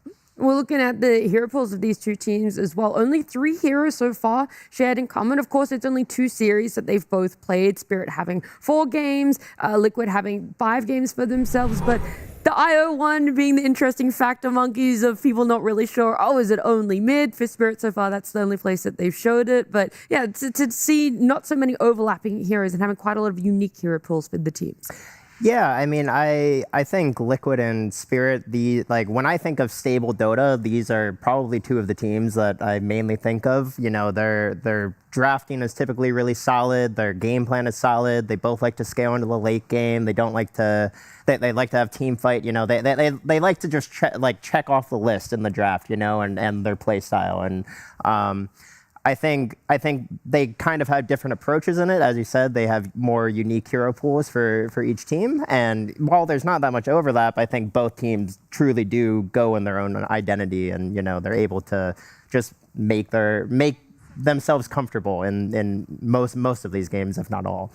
And that's what we're hoping comes out in the draft here, the first phase of bans for game number 1, trying to make each other feel a little bit of discomfort, put them on the back foot of what exactly sort of situation do we have to draft ourselves out of, what feels like a very stable ban at the moment, or pick if it's not banned out is Lina. She's sitting up there pretty high in terms of the pick rate and the ban rate there too. Yeah, for a good reason. I think we've seen this hero enough, and I don't think we're going to be seeing too much of this hero because pretty much everybody understands how strong the hero is, coming up from 2 different roles, 2 different builds, even from the mid lane, the carry, and the spellcaster build with the Dagon, the new TikTok build, as well as XM did call it. It just feels like you have so much tankiness, you have so much magic resistance. It's very difficult. Like a lot of these melee heroes from the mid lane, also Earth Spirit, Ember Spirit, they lose the lane against Lina, and it just feels like it's never good. Like you don't want to be playing into this matchup, and a lot of the times when you go in, she's always going to have damage to burst you down. I do also like it for Team Liquid's playstyle, specifically for Mickey. I think they have really high success when he's playing these extremely aggressive carries that use spells for damage more than just pure gold. You think of his Nature's Prophet, he just shows up to fights. You think of his Kez recently, he just shows up to fights. I think Lina's another one that farms really quickly and has the ability to show up to a 15-minute team fight, 20-minute team fight anytime and can be there. So for Liquid, I do like that Lina potential. And there's a couple of the heroes that are not the strongest that are in his arsenal. And these carries are so different. We talk about the teams have very different hero pools, but I think the carries themselves are very different. When I think of Mickey, it is those. And then Toro's Spectre, Drow, PL. He's going to be just this guy who's going to get 3 items and then try to win the game just for his whole team. Yeah, well, Mickey, he played 5 different heroes in 5 games, so you don't Name really... them all, Lacoste. Yeah, you don't know what can happen with him. And I feel like Mickey is type of a hero. You did talk about the Duraccio, who can, he's not playing actively anymore, but this type of a carry who's going to be joining some of these earlier fights as well, who's going to be, trying to make something happen. And the sacrificial carry, the which sacrificial, is a weird statement, but Mickey is maybe less because Mickey always kind of has the farm, but you get the point. Yeah, if we were going to say earlier, like Satanic's like the perfect middle ground, yeah, I would say Mickey, not in like a bad way, but he would lean slightly more towards the aggressive than the farming. But I think that does fit Liquid's playstyle a lot because they do have Nisha. He's played carry a lot. He's also just this guy who not necessarily will soak up the farm, but uses whatever he gets to such a good level that having this carry who's a bit less greedy, a bit more supportive in a sense, like a team fight in a sense, just enables Nisha to consistently pop off with whatever he wants to play. Oh, Spirit opening up with Bane there as sponsor of Liquid. Oh, you want to leave the Earth Spirit in the pool? We'll very gladly pick that one up for us. Yeah, I mean, I would imagine this is Nisha. I believe Boxy is also willing to play the Earth Spirit. Yeah, it's one of those things. It's like the 4s are always like they can play, and I do think it's a good as a +4, but. Let me rephrase that. It's the position 4 saying, please let me play it, please, it's so fun. Please. I want to grip my allies and kick them in, but I want to magnetize them. But what ends up happening is then you think of it as like, is it, even if I'm countered mid by a Husker, like, is it really worth not having the most broken, like, just 20,000 damage a fight as a mid, just scaling? Well, ask the mid player. I think it's generally up to them if they want to play it or not. They do know. Most of them these days, I would say, want to play the Earth Spirit. Unfortunately for all the support players out there. Sure. I think a Ringmaster is one of the better, if not like the best option against Bane. During EWC, this hero just completely owned Bane because Bane was a menace to deal with. People try to figure out like what's the best hero, so you're just waiting to use the box. Shadow Demon can work kind of the same way, but I will also love to see maybe the Invoker pairing with Bane. I think this is how you can potentially break the side lanes, especially like the enemy super strong safe lane with just like any kind of a setup where you go through the gates. You can get the kills in your safe lane as well. This is also a team that can potentially play this Bane as a position 4 if needed. Yeah, one of the biggest strengths of Bane right now is why you need these like banish type of effects, like the Ringmaster, the Shadow, like you were saying. Yeah, Bane is because Lotus doesn't work on the Bane Ags. Yeah. The main hero will get canceled, but the 2 illusions will keep gripping through Lotus, which is kind of strange. But because of that, you don't really have like reliable ways to consistently cancel the grip once he gets Ag. So he just scales in this such a strong way because BKB piercing stuns have kind of been nerfed over time. And that's why you always are going to want to lean towards a just guaranteed way. In the past, there have been an Oracle, there's Silencer as well, but those heroes are a bit under the radar because, again, supports really want to have either perfect control right now or high damage. And Silencer and Oracle don't really do either. I also think that like Pause 5, there's just so many like broken Pause 5s. There's so many better ones than picking the Oracle Silencer. But there will be a Hoodwink for Liquid. That's a Boxy special. He pops off on the hero a lot, I would say. He's definitely very comfy there. Adds a lot of follow-up damage to the Earth Spirit. I like this from Spirit. They pick Slaughter, which can be used as a lane counter to Earth Spirit, can be used in the off lane as well. Same goes for the Wind Ranger. They're not revealing where their heroes are going. This Wind Ranger can be played as a position 4, as a carry, even in certain situations in the mid lane, like we've seen Thompson play the other day. So a lot of flexibility coming out from Spirit. I like it because Wind is... They're setting up for a high physical damage team, which I think is one of the better ways to deal with Earth Spirit. He does so much because it magnetizes, like, everything kind of pierces BKB, but just the idea that you can fight into BKBs, you're doing so much damage, and then the second they end, you win. You're pretty much one of the best mids at fighting post BKBs. That being able to force him to just die or have to buy like all these defensive items to survive his own BKB timing is just good, and like physical damage is the best way to kill this hero during a BKB. Also, I will mention Liquid has been getting Centaur first phase banned against them all 5 games this tournament, and this is going to be their first time actually playing Centaur compared to other teams, which pretty much everyone has been getting like, Centaur oh, we don't want to get that one away. We're not so sure about that one. It's a very good hero against the Wind Ranger. She doesn't get to ult you almost ever up until a point where she maybe like has Satanic, but not going to be interacting too much with the hero because she does kill herself on the retaliate damage. With Slaughter, it can be a bit more engaging because you get that extra bit of a damage coming out. And they do have a couple of saves as well on side of Liquid right now. You have Tusk with the Snowball, Stampede on top of that, Kick from the Earth Spirit, quite a lot of things, but quite a lot of melee heroes as well. And it's the Banish versus Bane. Yes. You Snowball a guy, instantly ends the grip no matter what. So I like the save versus both the Bane and the win. Assuming, I think this win is probably going to be in that support role now. You take a new carry, seeing your lane, it's Centaur, Hoodwink. There's not necessarily like amazing heroes versus that, but I would lean towards like a Terror Blade, something just like very solid, stable. There's like a Lifestealer is decent, but I don't particularly like it versus the Tusk with a punch like built in. What would your thoughts be on like a Morphling? I know that's a Yatoro special. How does that go against Centaur, do you think? I mean, it's fine. It's decent. The hero's definitely weak. And I think, honestly, one of the strengths of the heroes that you need are games where your ult has value, like turning into some guy in the team fight. You're playing versus like a Lifestealer carry, something with Rage. Or this game, you can turn into the Centaur and have like one extra stun for your team, but it doesn't give you that like, this is a reason to pick the hero. This is really good to pick the hero. I'd rather him, even like something like Medusa, just this like kind of more standard late game carry, even like a Sven, just something that is going to win the game eventually rather than that kind of like more skill based, not like skill, but. Are you saying Yatoro's unskilled? I don't think that's what I was saying, unfortunately. Sorry, I'm just hearing what you didn't say. He's a very skilled player over there.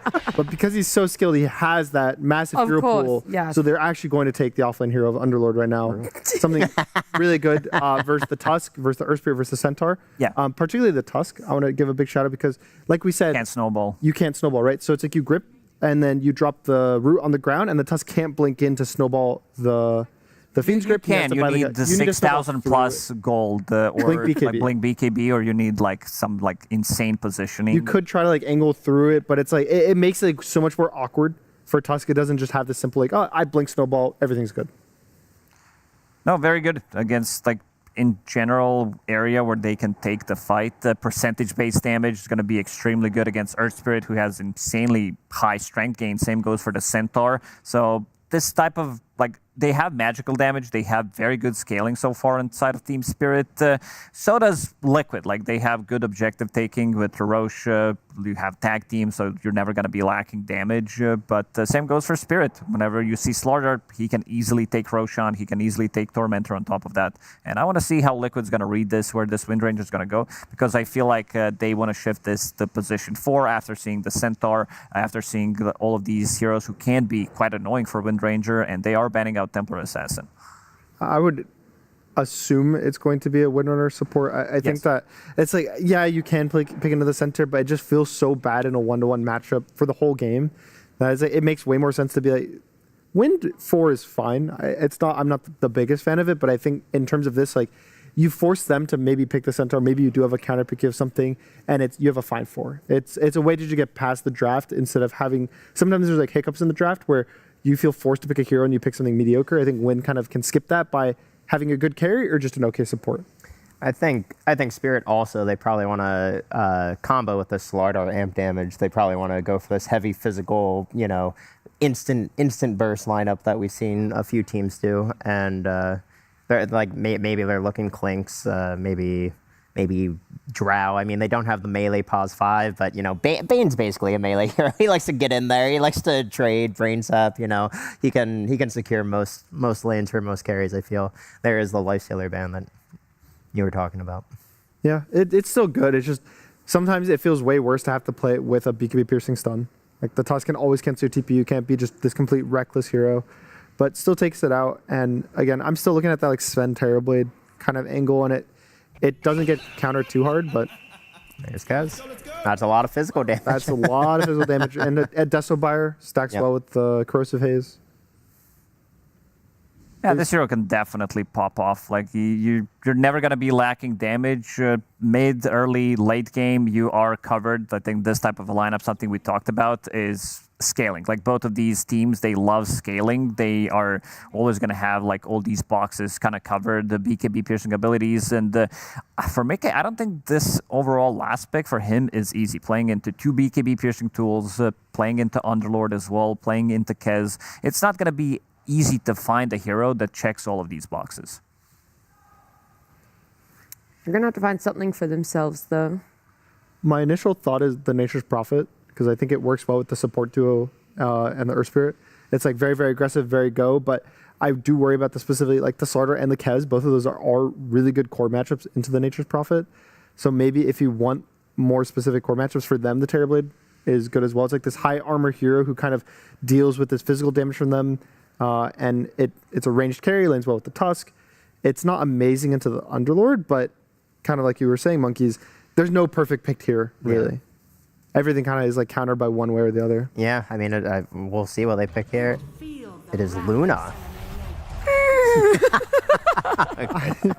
Dude, the Luna taunt has to come out like a billion times this game, please. I mean, Luna, in theory, works really well against all of these heroes. These are triple melee cores on side of Spirit. There's a bit of a new build on Luna where you are picking up a relatively early Blink Dagger and then like blinking on top of them using the Eclipse as well with the Glaze, with the damage reduction and sharing some of that damage as well. Could work out really well. Like this has been Mickey's specialty. A lot of the times when, it's a Timbersaw meta, it's a lot of these melee heroes. Mickey, he will fall back to this Luna pick even though it's not the most common pick nowadays.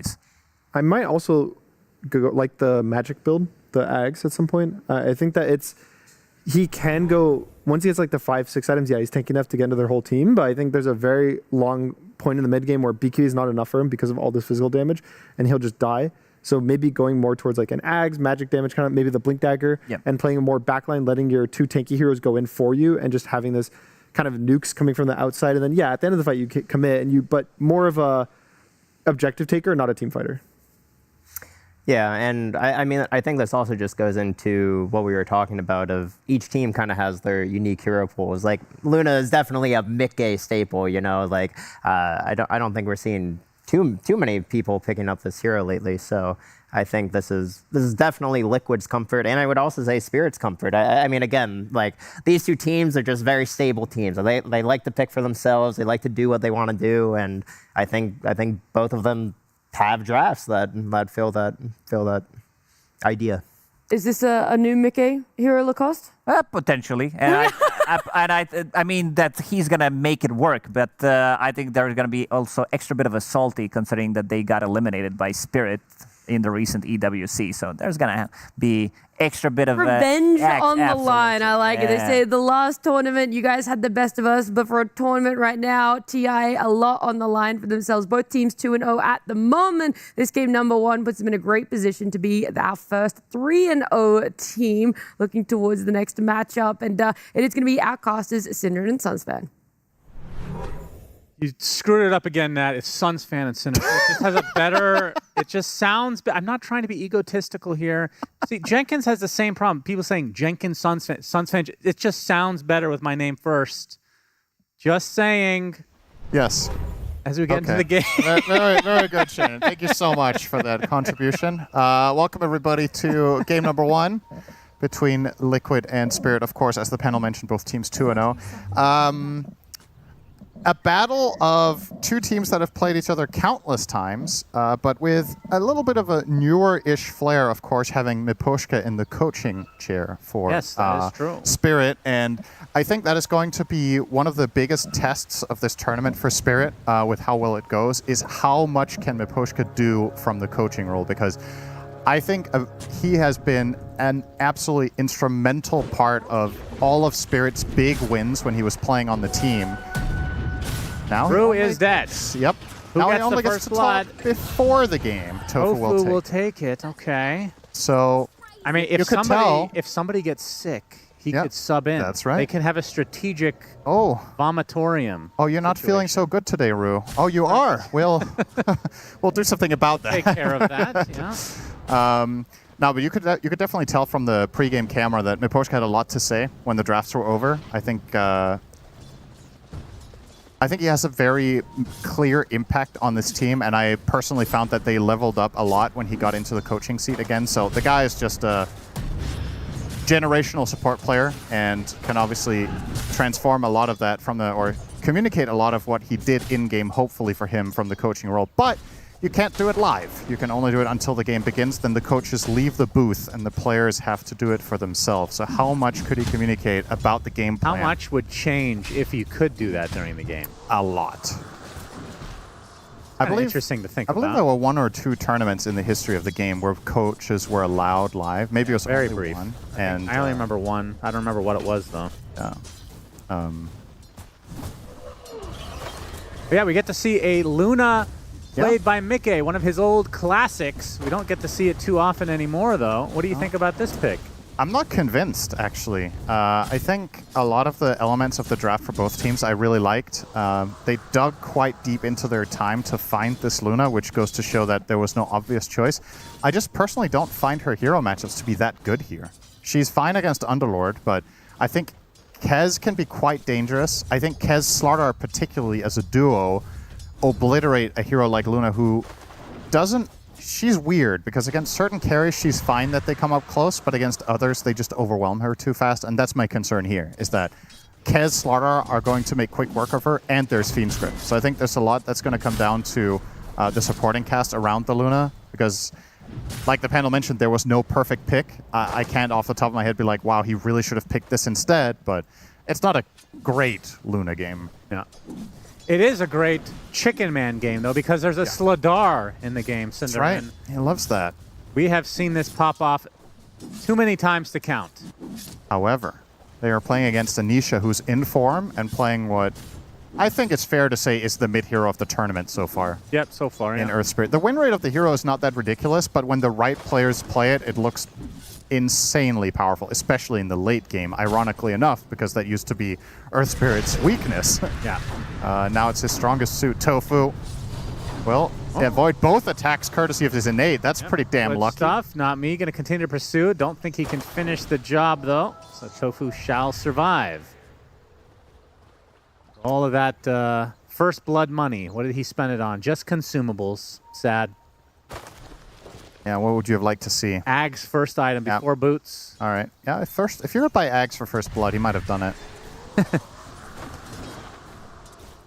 think teams would approach the game drastically differently if first blood gave 4,000 gold and every subsequent kill gave 150, though. I think there'd be no action at all. Yeah. For quite a while, if that were the case. We went through a lot of rubber band patches in the past. A lot of different economy changes.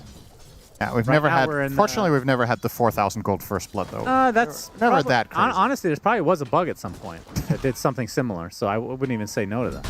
It's a long history here, Dota 2. If you count Dota 1 as well. I don't know why you just reminded me of that, but do you remember the one day that Chen could persuade Roche?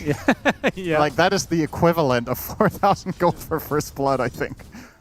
That was pretty good. And unfortunately, they did fix it. Yeah, well, should have definitely kept that. That would have been great.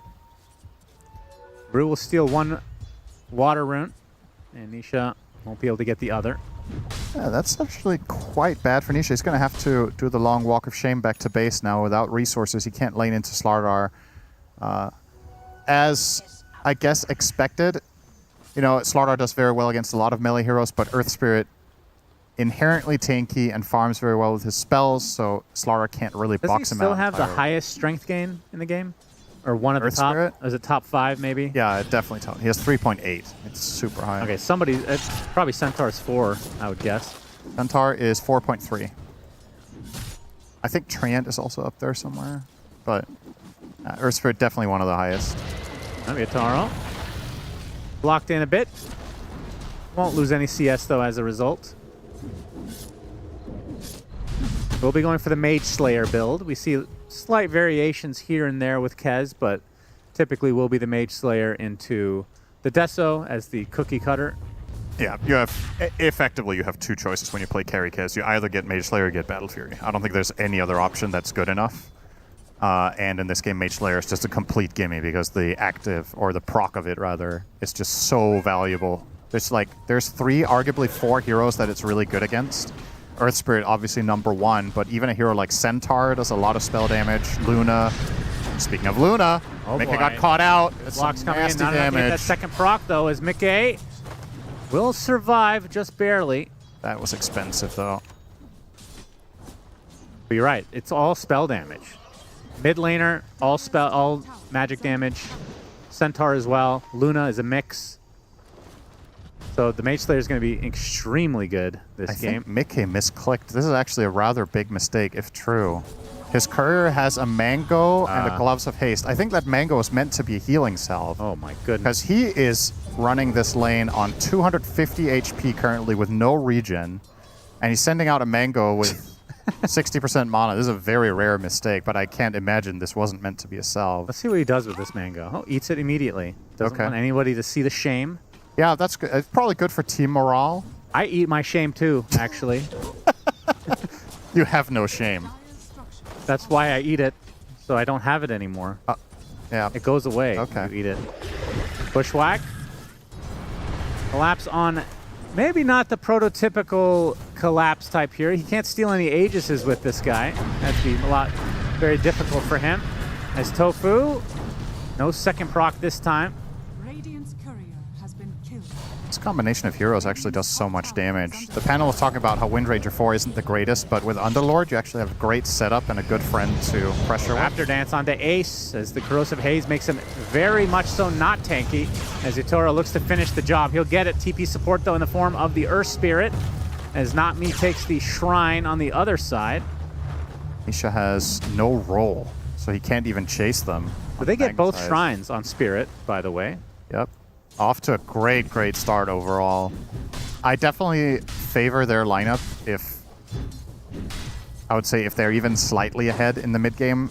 Once again, because I have my worries for Luna. And her two biggest problems are the top two net worth in the game right now.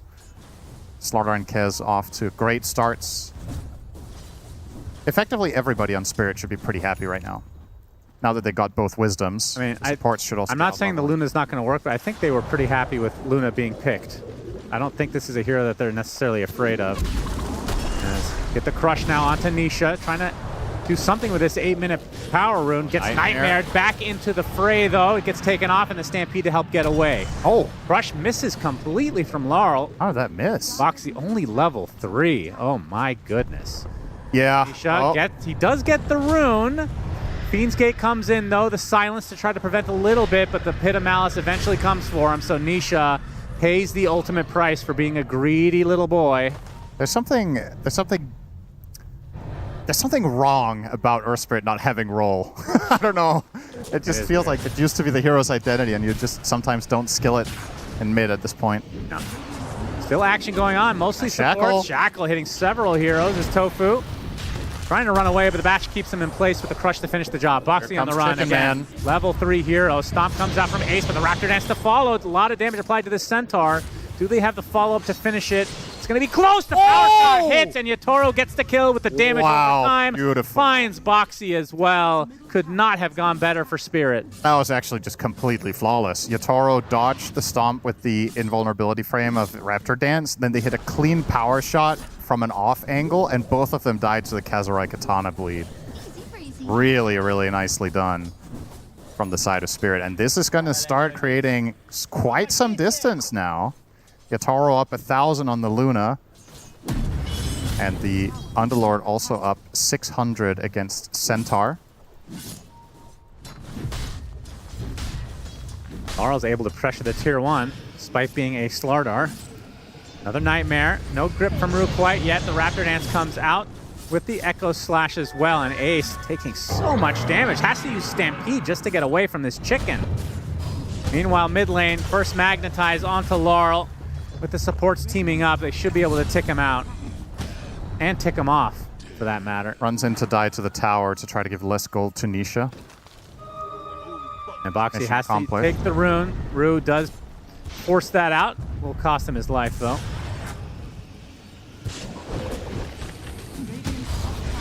That's making them work for it a bit. This is, Yatoro's nearby, looking for an opening potentially. Thinks better of it, though. I think Spirit were debating actually turning that with an Underlord ulti. This is something you always have to be wary of as Liquid when you go on these long chases, is effectively the enemy team does have one more and then the numbers showing on the screen. Oh my.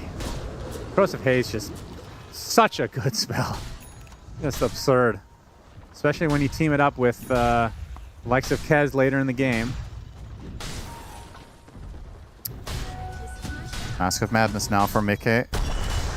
Not many heroes buy this item anymore in the current meta. Feels like it's mostly just Luna and Sven that ever really run it.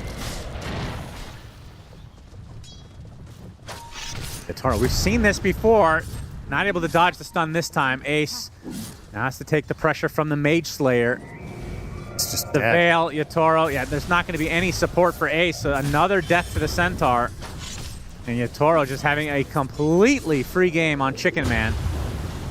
Boxy in the mid lane will eventually be finished off by Not Me.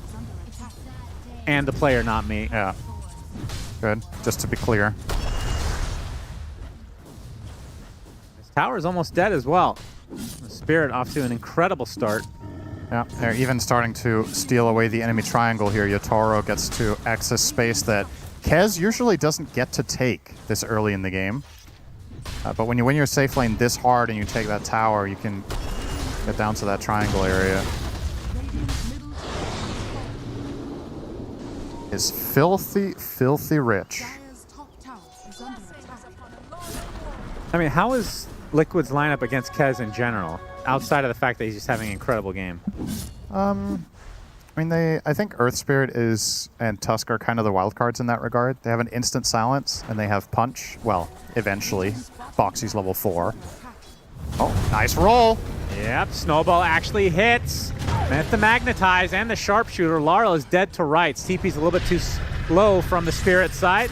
They will get a trade, as Boxy did hit level 5 in that engagement. He will tick out to Yatoro again to the Mage Slayer.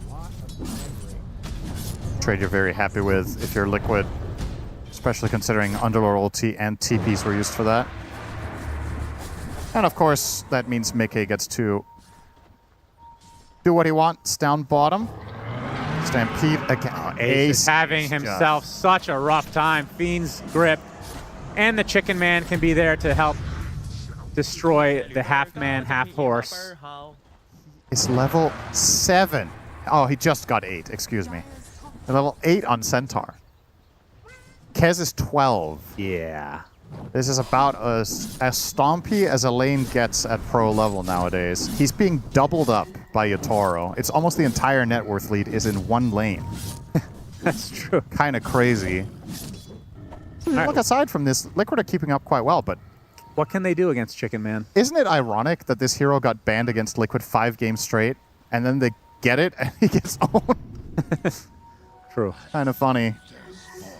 See if Ace can somehow recover this, but this is a tough position to play the Centaur. Look at all these TPs coming in from Liquid. They do not want to lose their Wisdom Shrine again. Toro would obviously be the best case scenario to get that kill. Gonna go on to the Bane instead. We'll be able to clean him up, and that should be their Wisdom Shrine. Spirit, they can get away with everything, not that big of a deal. As Collapse gets the opposing one. Collapse is also level 12. There are 2 side laners at level 12 and their mid is level 9. When does this ever happen? What the hell? He's supposed to have, at least somewhat comparable experience playing a solo lane. That's very unusual level distribution here. But it's going to work out great for them. And of course, player personality-wise, Laurel great at playing from behind and giving more space to his teammates. So I'm sure they're happy with it. I'm going to find the biggest opening. Absolutely. Laurel able to close the gap. Even Collapse coming in with that Fiend's Gate. They get the big kill on the Mickey. Question is, can Liquid get anything out of this? Focusing on Not Me, but he's got that win run. He is super fast. All right, now Misha might be in an all awkward alone. spot. Corrosive Haze is on him, so does have to be a bit careful with the Fiend's Grip. And look at the rest of Liquid. They're going to have to just give this up. So 2 big kills for Spirit. The second one completely handed to them on a silver platter. That is bad news.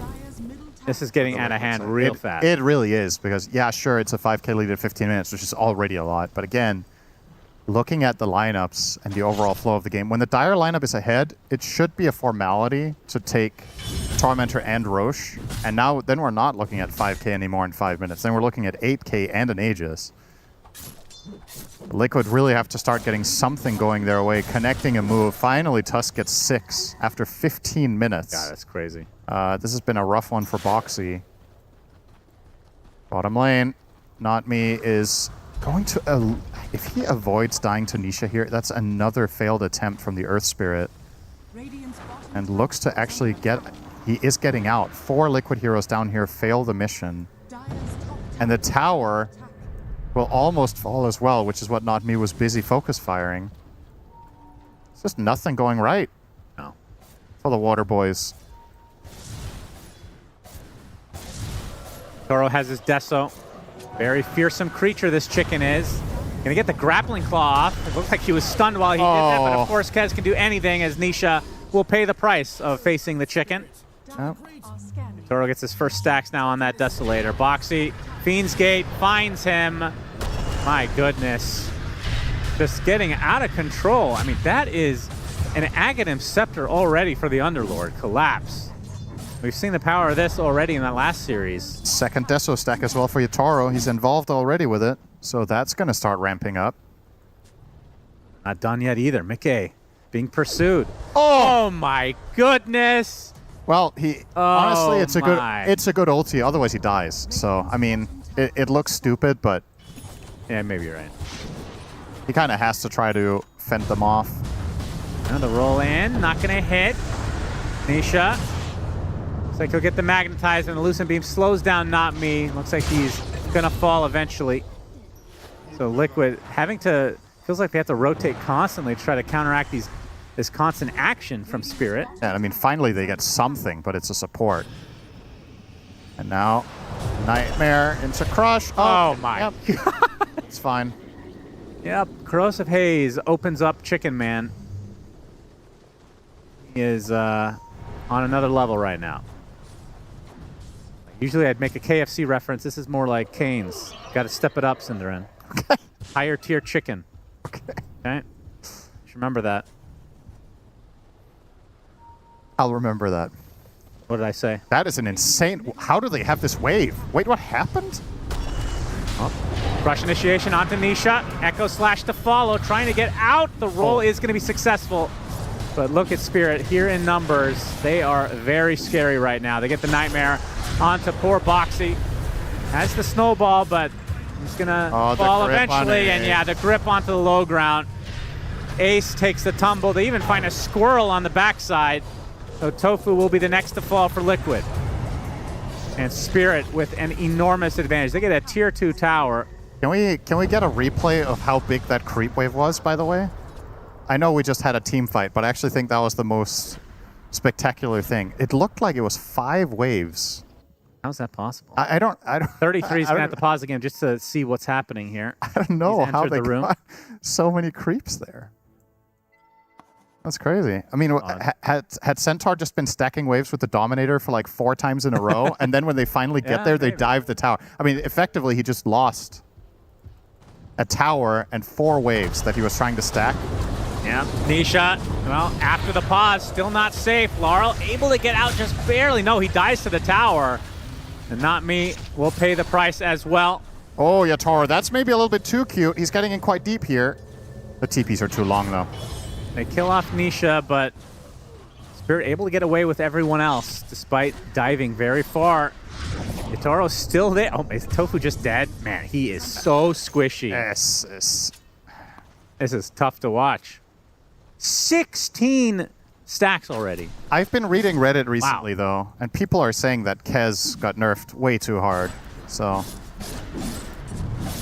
this is the best carry in the game, as far as I'm concerned. Every time we cast it, when I see this hero with Slardar, at least, I have a very hard time predicting the other team to win, because I mean, this is anecdotal. I don't know if we've ever cast a game of these 2 heroes together where they lost. I don't think so. I think every single time it's been a landslide victory. Yep. And this is not looking any different for now. 20 minutes arriving, so it's time for Tormentor, which they should easily take care of. Kez now has a BKB completed. Yatoro is 10-0 at 20 minutes.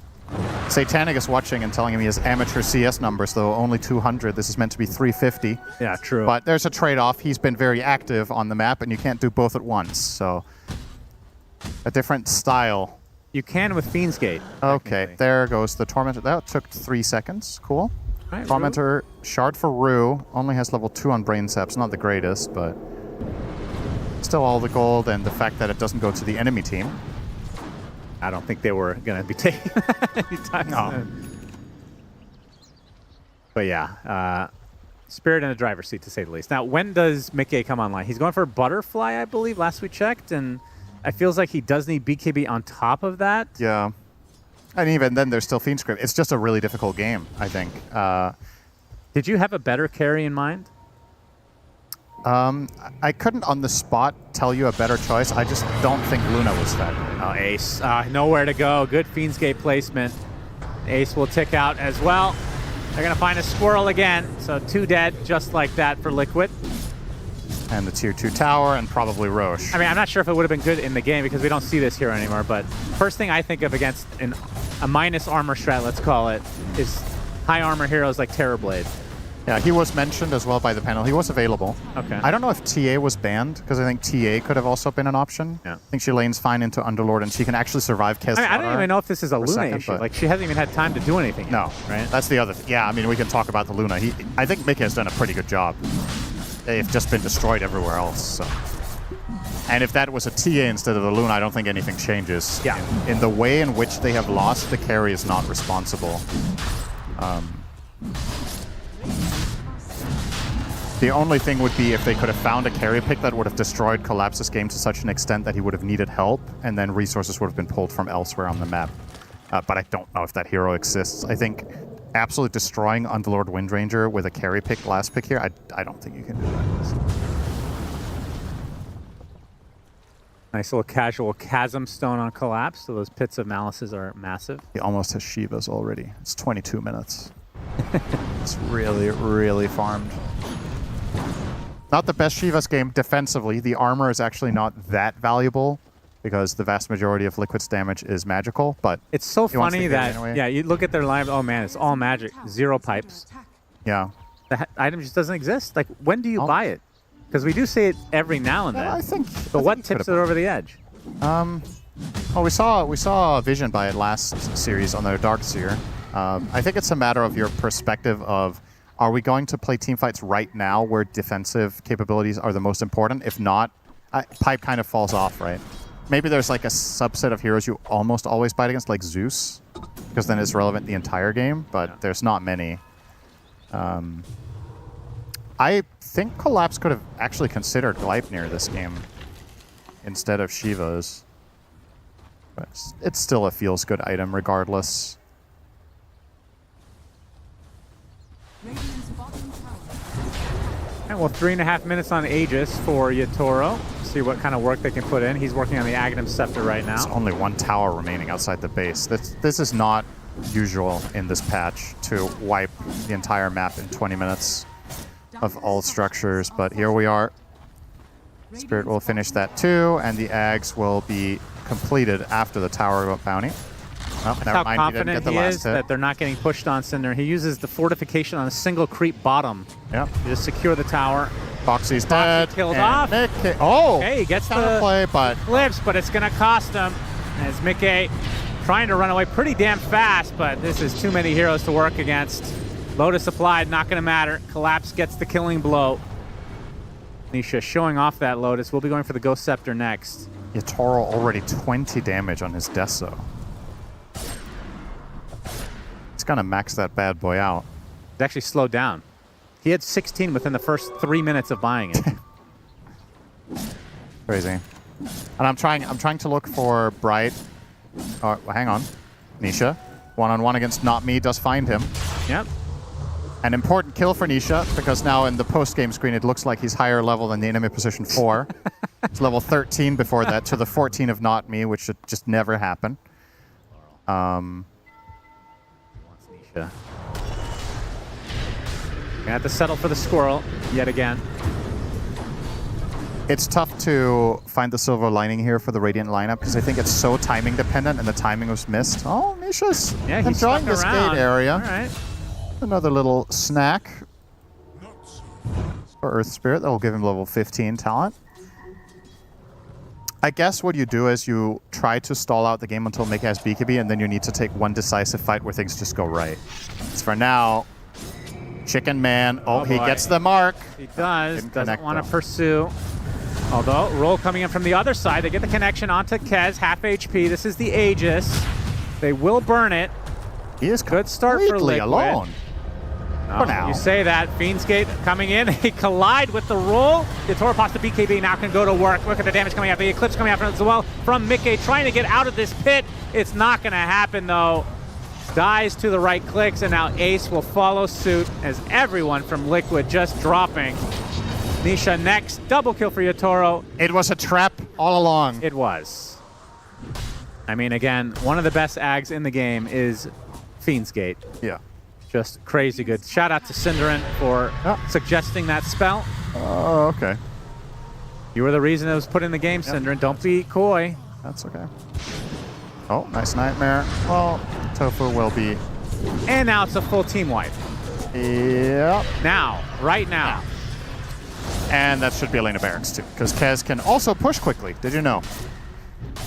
The only good thing about Kez, actually. Redeeming quality is what I meant to say. Feels like he's... I don't know the right way to put this.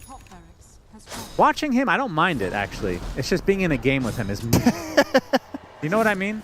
He makes other people suffer, and that's fun to see. Yeah, it is. Like, if this was Techies, the old Techies, I didn't mind casting it that much. It makes some hilarious moments.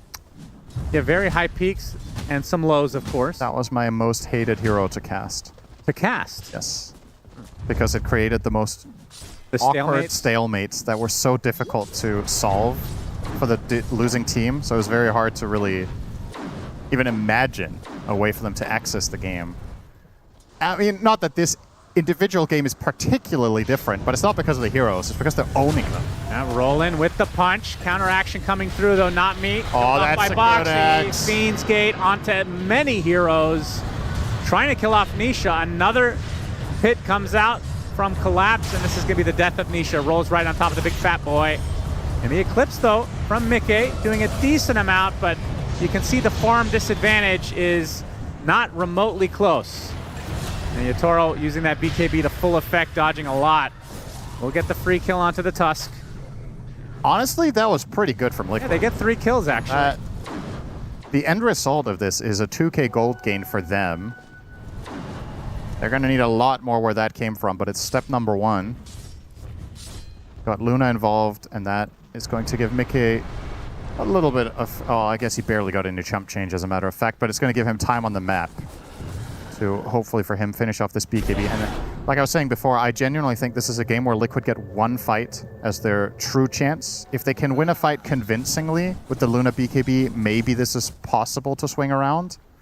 Oh, he actually made a pit stop for a Dragonlance. Okay. This is going to be a much later BKB suddenly. Okay.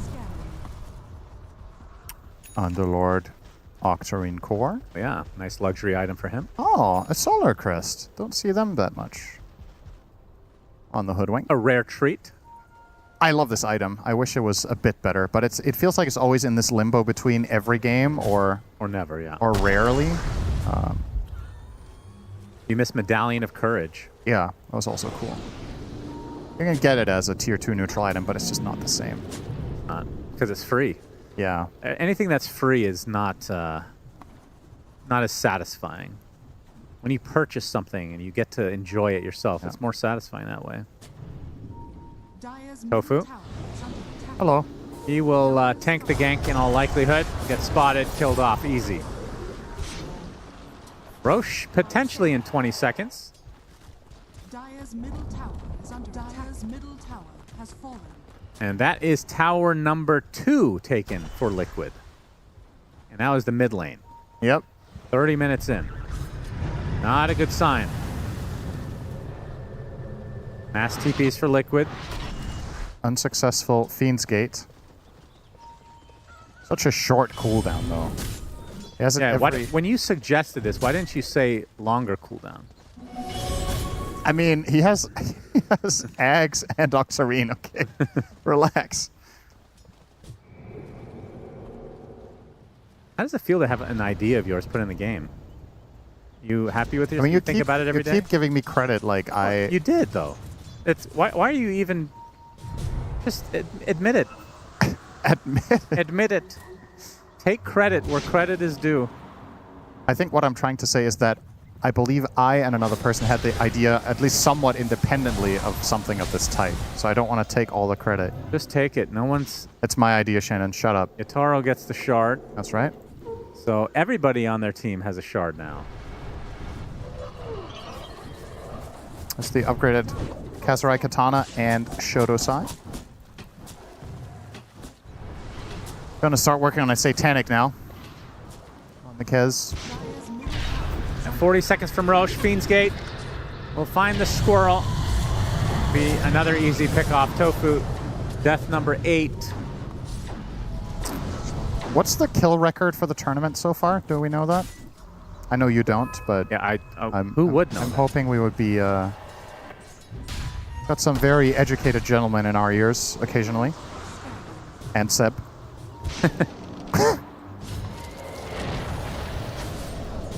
Boxy on the run. All right, the current record we are being told should be something like 23. So keep an eye on your Toro to maybe overtake Oh my that. god. He's on 18. What will decide if he can beat the record is largely whether Liquid survive.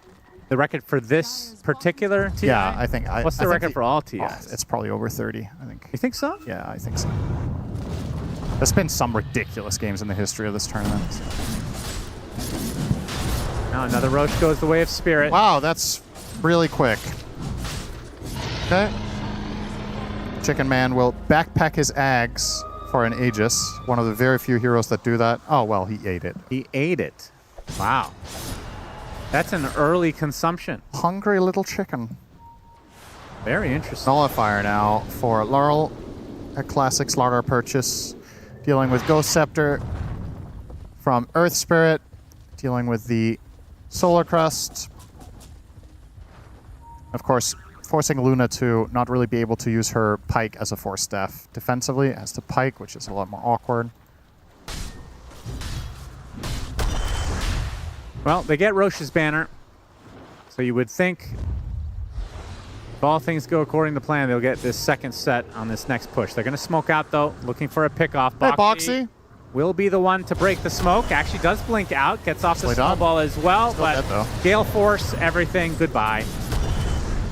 19. I feel like what do you call the announcer in darts that yells out how many points? I have no idea. Cinderin. 180. Already at half HP, in a little bit of trouble. Yator doesn't want to burn the Aegis this quickly. Gets put to the low ground. Is going to be fine. Lucent Beam. Eclipse comes out. Collapse taking the brunt of it. And they get the second kill off the back of the Eclipse. So Mickey, with the help of the buyback from Boxy, not bad. A good hold. Yep. But the good news for Spirit is they retain the Aegis, so they can just heal up, reset, and try again. Spirit were a bit eager there, but nice counterplay. Was Roche banner used? Don't. I don't see it in anyone's inventory. It was. I don't remember if the overlay in the top that shows the Aegis and the gem timer, if that also shows if somebody's holding the banner in their backpack. It did earlier, so. Yeah, so then it was a stupid question. Okay. No offense. Offense taken. It's not on me. That's the American way right there. It's on you if you're offended by this. That's right. Daedalus looks to be next for Mickey. All right. I'm doing it for Nat. If she hadn't said it, I wouldn't have made the sound too, but... I made a tier list on taunts one time. Yeah. Number 1 was, I believe it was Tidehunter, I want to say. They had Luna number 2. But Luna was 0. Oh, because it wasn't in the game anymore, and I begged for it to come back, and then they put it back in the game, Cinderin. So you guys can all thank me. Yep. And it's That was all your me. idea, yeah. Just like the Fiend's Gate was yours. You came up with the Luna taunt. No, I didn't come up with the taunt. I just... You came up with bringing it back. That's right. A very novel idea, I know. You're the first person in the history of the world to reintroduce anything. That's right. I'll take credit for Mars as well, Cinderin. Thank you very much. Sure. Itoro, how good is the 25 talent on this chicken? Very good. Extra slash, usually what we see. It's just a lot more damage. And it's obviously AoE damage, so what's not to love? Gotta say, I'm kind of impressed with Liquid keeping this. Yeah, the lead hasn't really grown too much. They've kept this afloat for the last 5 to 10 minutes at about this gold lead. They're not really progressing, but they're still... Hope dies last. That's where we are at. 86%? Okay. Yeah, that seems about right. Only you could corrosive haze the buildings. Yes. And it'd be a little bit faster. Great suggestion. Liquid clumped up right now, but not going to pop the smokes. They do have. Just playing defensively. Want to outlast the Aegis, of course. Escorting Prince Mickey to the jungle. And would you like to go to the top wave, sir?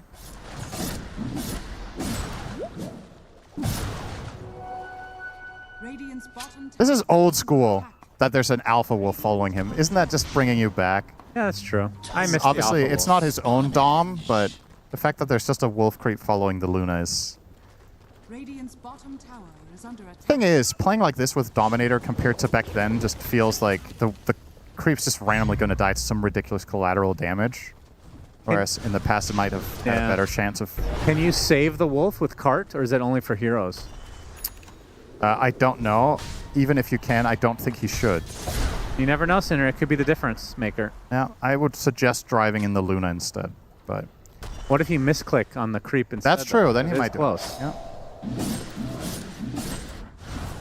What neutral has the biggest hitbox? Wow, these are great questions today. That's right. Leveling up here. I hold on to the best questions all year for TI.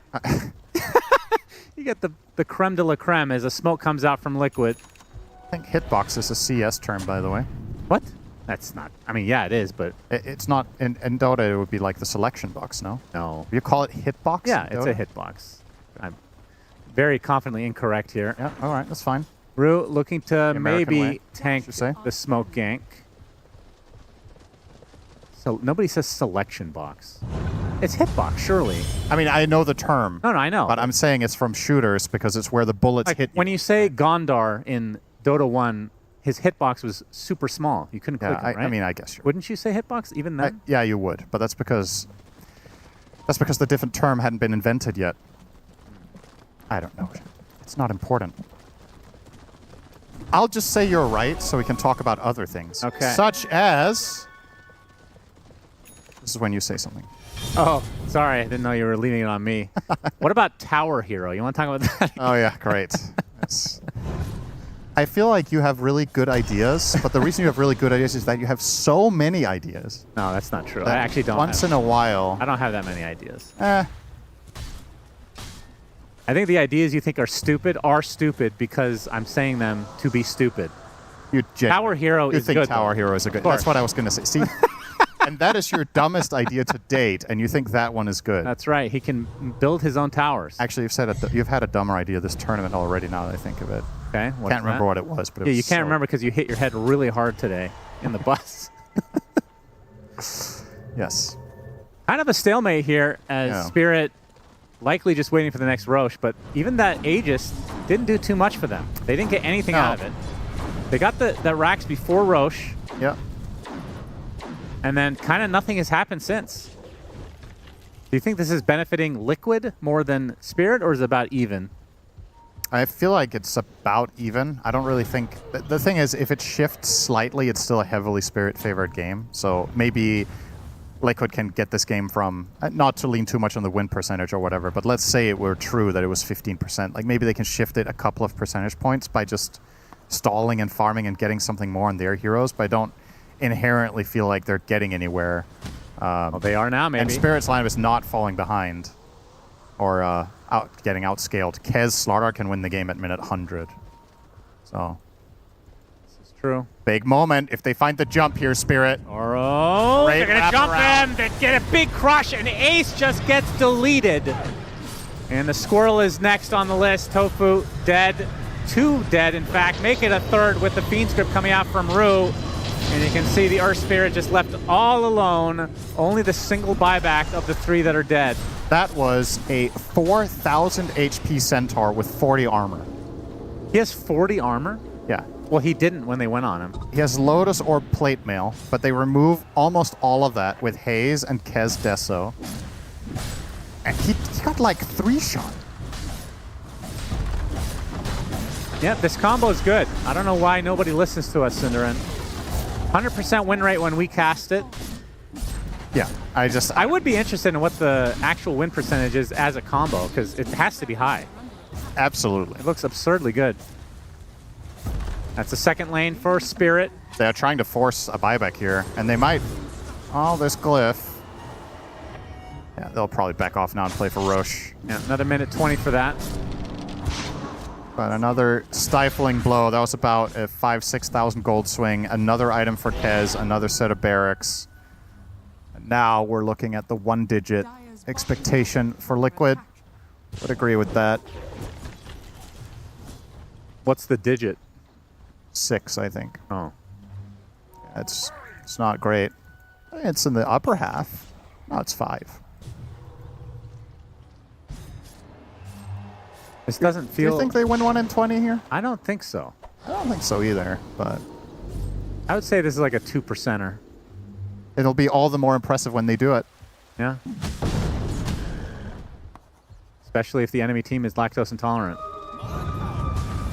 What? Whoosh. Yeah, I didn't get that. All right, Bane is 50 gold away from Ags. Foxy. Oh, Crush is going to miss from Laurel. There's the Fiend's Gate hitting 2 into the beautiful Shackle as Laurel is there to help clean up. Raptor Dance deletes both supports. They both do have buyback, but Roche is about to spawn, and that, in theory, should be a free... I mean, I say in theory, Liquid, I think, have to contest this. There's no way you can give up this Roche. Yeah, you have to buy back non-fight, I think. I would agree. That was funny to see. Not Me blinked in and got a 2-hero shackle shot, but got stuck in the tree. So he hit the really nice shackle, but then he missed the power shot on the tree he was standing next to to get out again.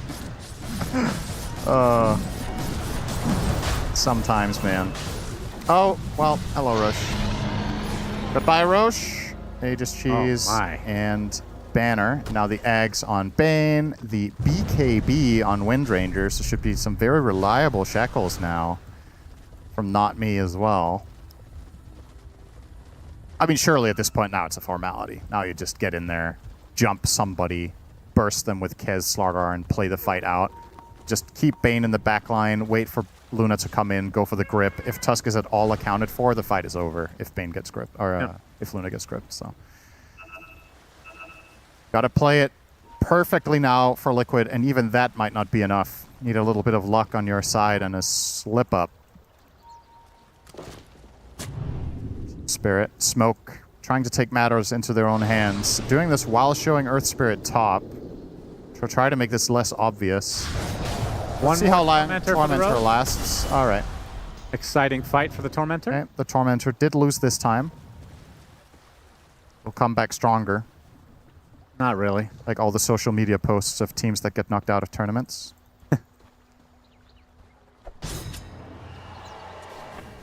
Guitarra with the Aegis. Liquid are close by, looking to pounce potentially.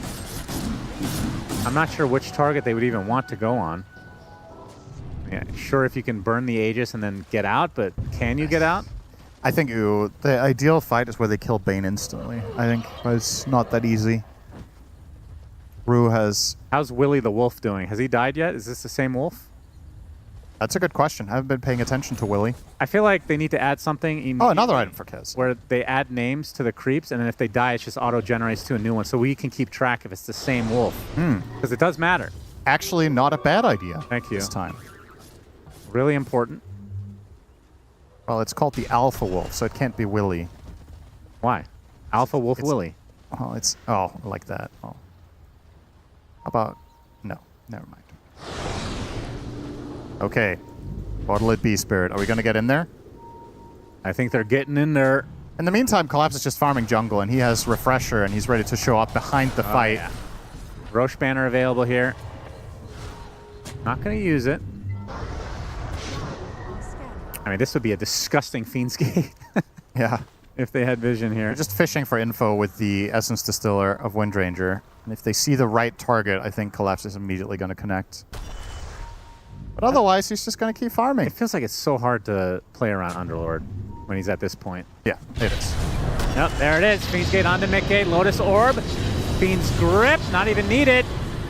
He's even alive right now. The Snowball's going to keep him alive a little bit longer. Laurel in the midst of all this, taking a lot of damage. Pops the cheese, though. Eclipse is shredding through him. He barely gets out, ticks away eventually, but Collapse is there to get another pit as Mickey, you can see the refresher comes out from the Underlord. Buyback instantly from Mickey.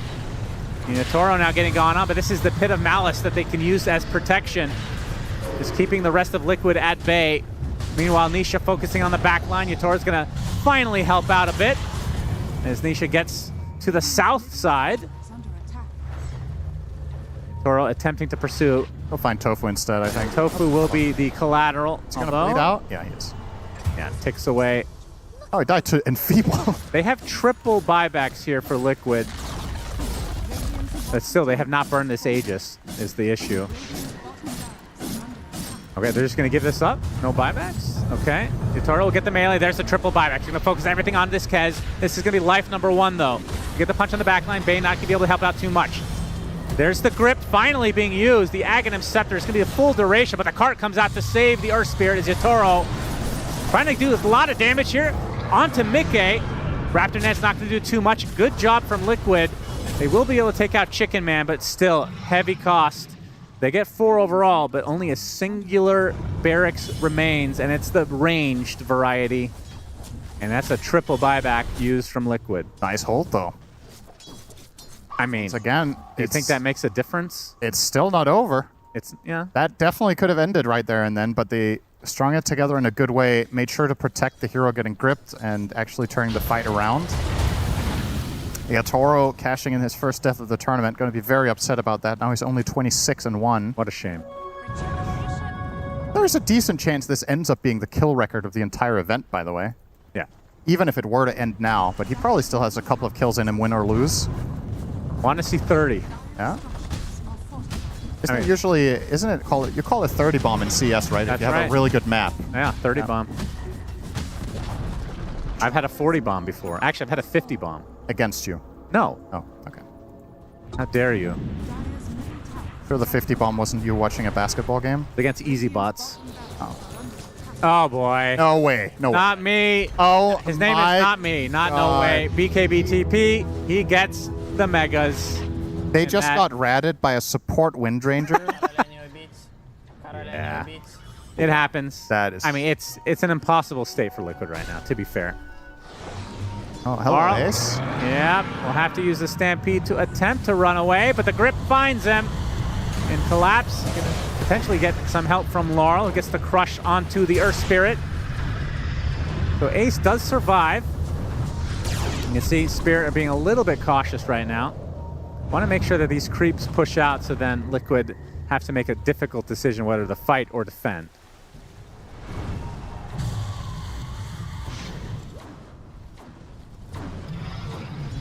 Collapse sticking around pretty long time. He's going to get blown up as a result. It's 100 seconds as well. Okay. No buyback.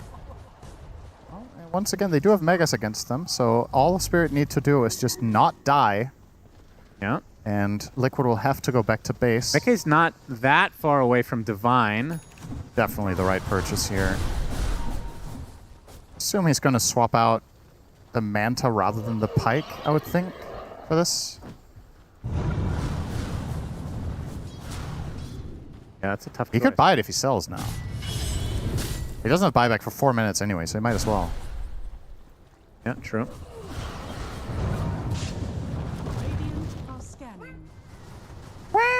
How many Mega Creep comebacks have you seen on this patch? Like, by this patch, I mean...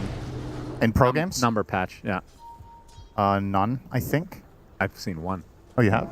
Which game was that? I think it was, I don't remember. It could have been a dream, I guess. Mickey bought a Moonshard instead of Rapier. Uh-oh. Bro! Uh-oh. What is this? Uh-oh. Are we playing to win or what? Are we playing to survive? That's not... I mean, that doesn't help you survive either, though. That's actually true. I mean, surely he's still queuing up the Rapier, right? He has to. Even that's the thing. When you're Mega'd, the best way to win is fight. And really just all in, right? Laurel gets the crush initiation. Oh, Gonna there's the force out grip. BKB. They're going to play all this action out to Kez, already half HP. Pops the BKB. There's Laurel. Trying to go on top of him, but they do have the cart coming out from Ace. He gets killed off by the Chicken Man, though. And look who's next. It is Mickey on the Luna. No buybacks.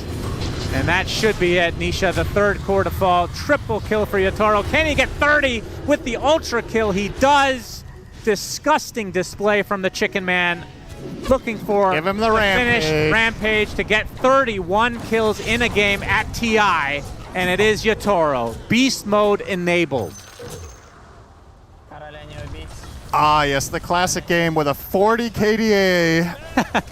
31, 1, and 9. I have to say, though, props to Liquid for making this even feel like a game in the last 20 minutes. Like, that was honestly world-class defense, but they were just so far behind that was going to be the most insurmountable situation to get your way out of. But I think that's the positive to take away here from Liquid is this game obviously didn't go according to plan, but with a better start, next game could be totally different. Absolutely, as Yatoro ends the game with 31 kills. Panel.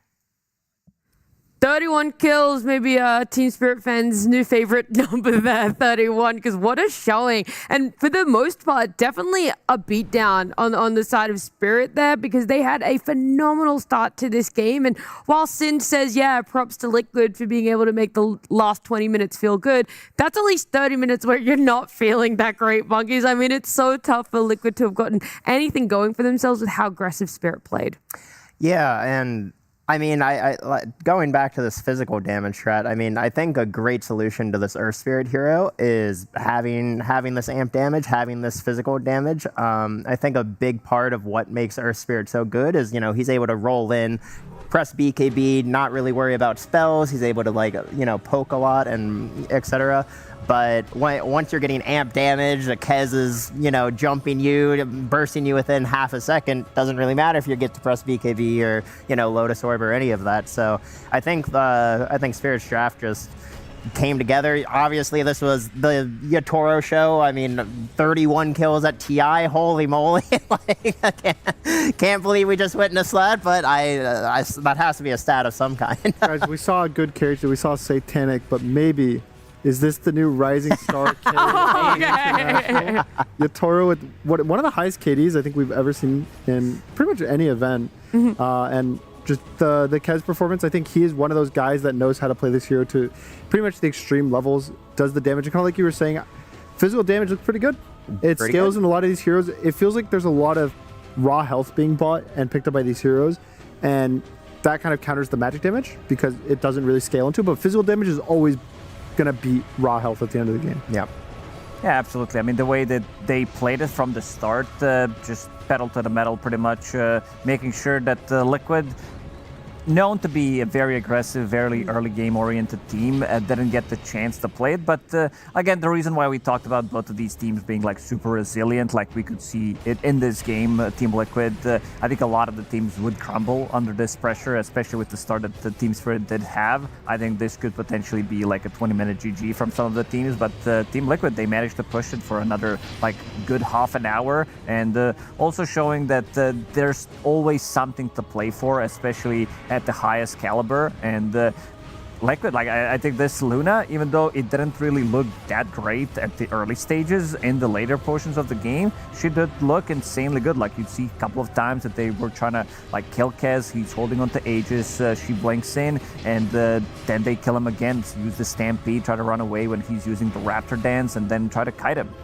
Outside of Spirit playing with that aggression and what their lineup can do, I have the question of, is there anything Liquid could have done to stop that a bit more? Is there maybe potentially a hero that could have been different, maybe positioning slightly different, drawing help or bringing numbers somewhere else? Or do you think that it really was just written that you always had to weather the early game storm of Spirit? I think that their draft was for the most part fine. Luna is one of those heroes that's on the weaker side of carries, I would say, but it's not weird of a pick. It's definitely still like, oh, that hero's like, okay, I understand where they're picking it.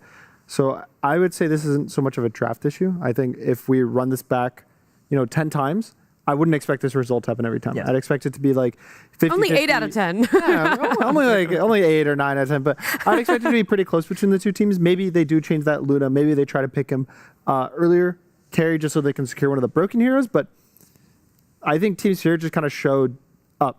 Right? I think they just played good rather than just having the excuse of like, oh, we got outdrafted. Oh, we didn't pick the right hero. I think it was just purely Team Spirit's like, we're playing better in this game, number one. I mean, when you get a carry that is 31, 1, and 9, like we keep bringing this number up, but it truly is outstanding, especially because the game didn't go past 60 minutes. I think that that's like that extra little bit of caveat I want to add to it. We've had tournaments where there is a lot of kill numbers. Whilst it's not that common, it does occur. But to do it at essentially a 50-minute game cost and to have 31 kills, that's where you go, holy heck. Yeah, this wasn't like extra 20 minutes maybe that you're playing, but I think this might be the record at TI. You're saying he wasn't stat padding. They weren't guys, give me a little extra time, let me get some more kills. He was just. I think it's tied for first. So if he had gotten one more kill, he would have been first, but 31 is tied for first at TI. So close. I believe Sumail has it. Yes. I believe he tried to dethrone the king, but you know,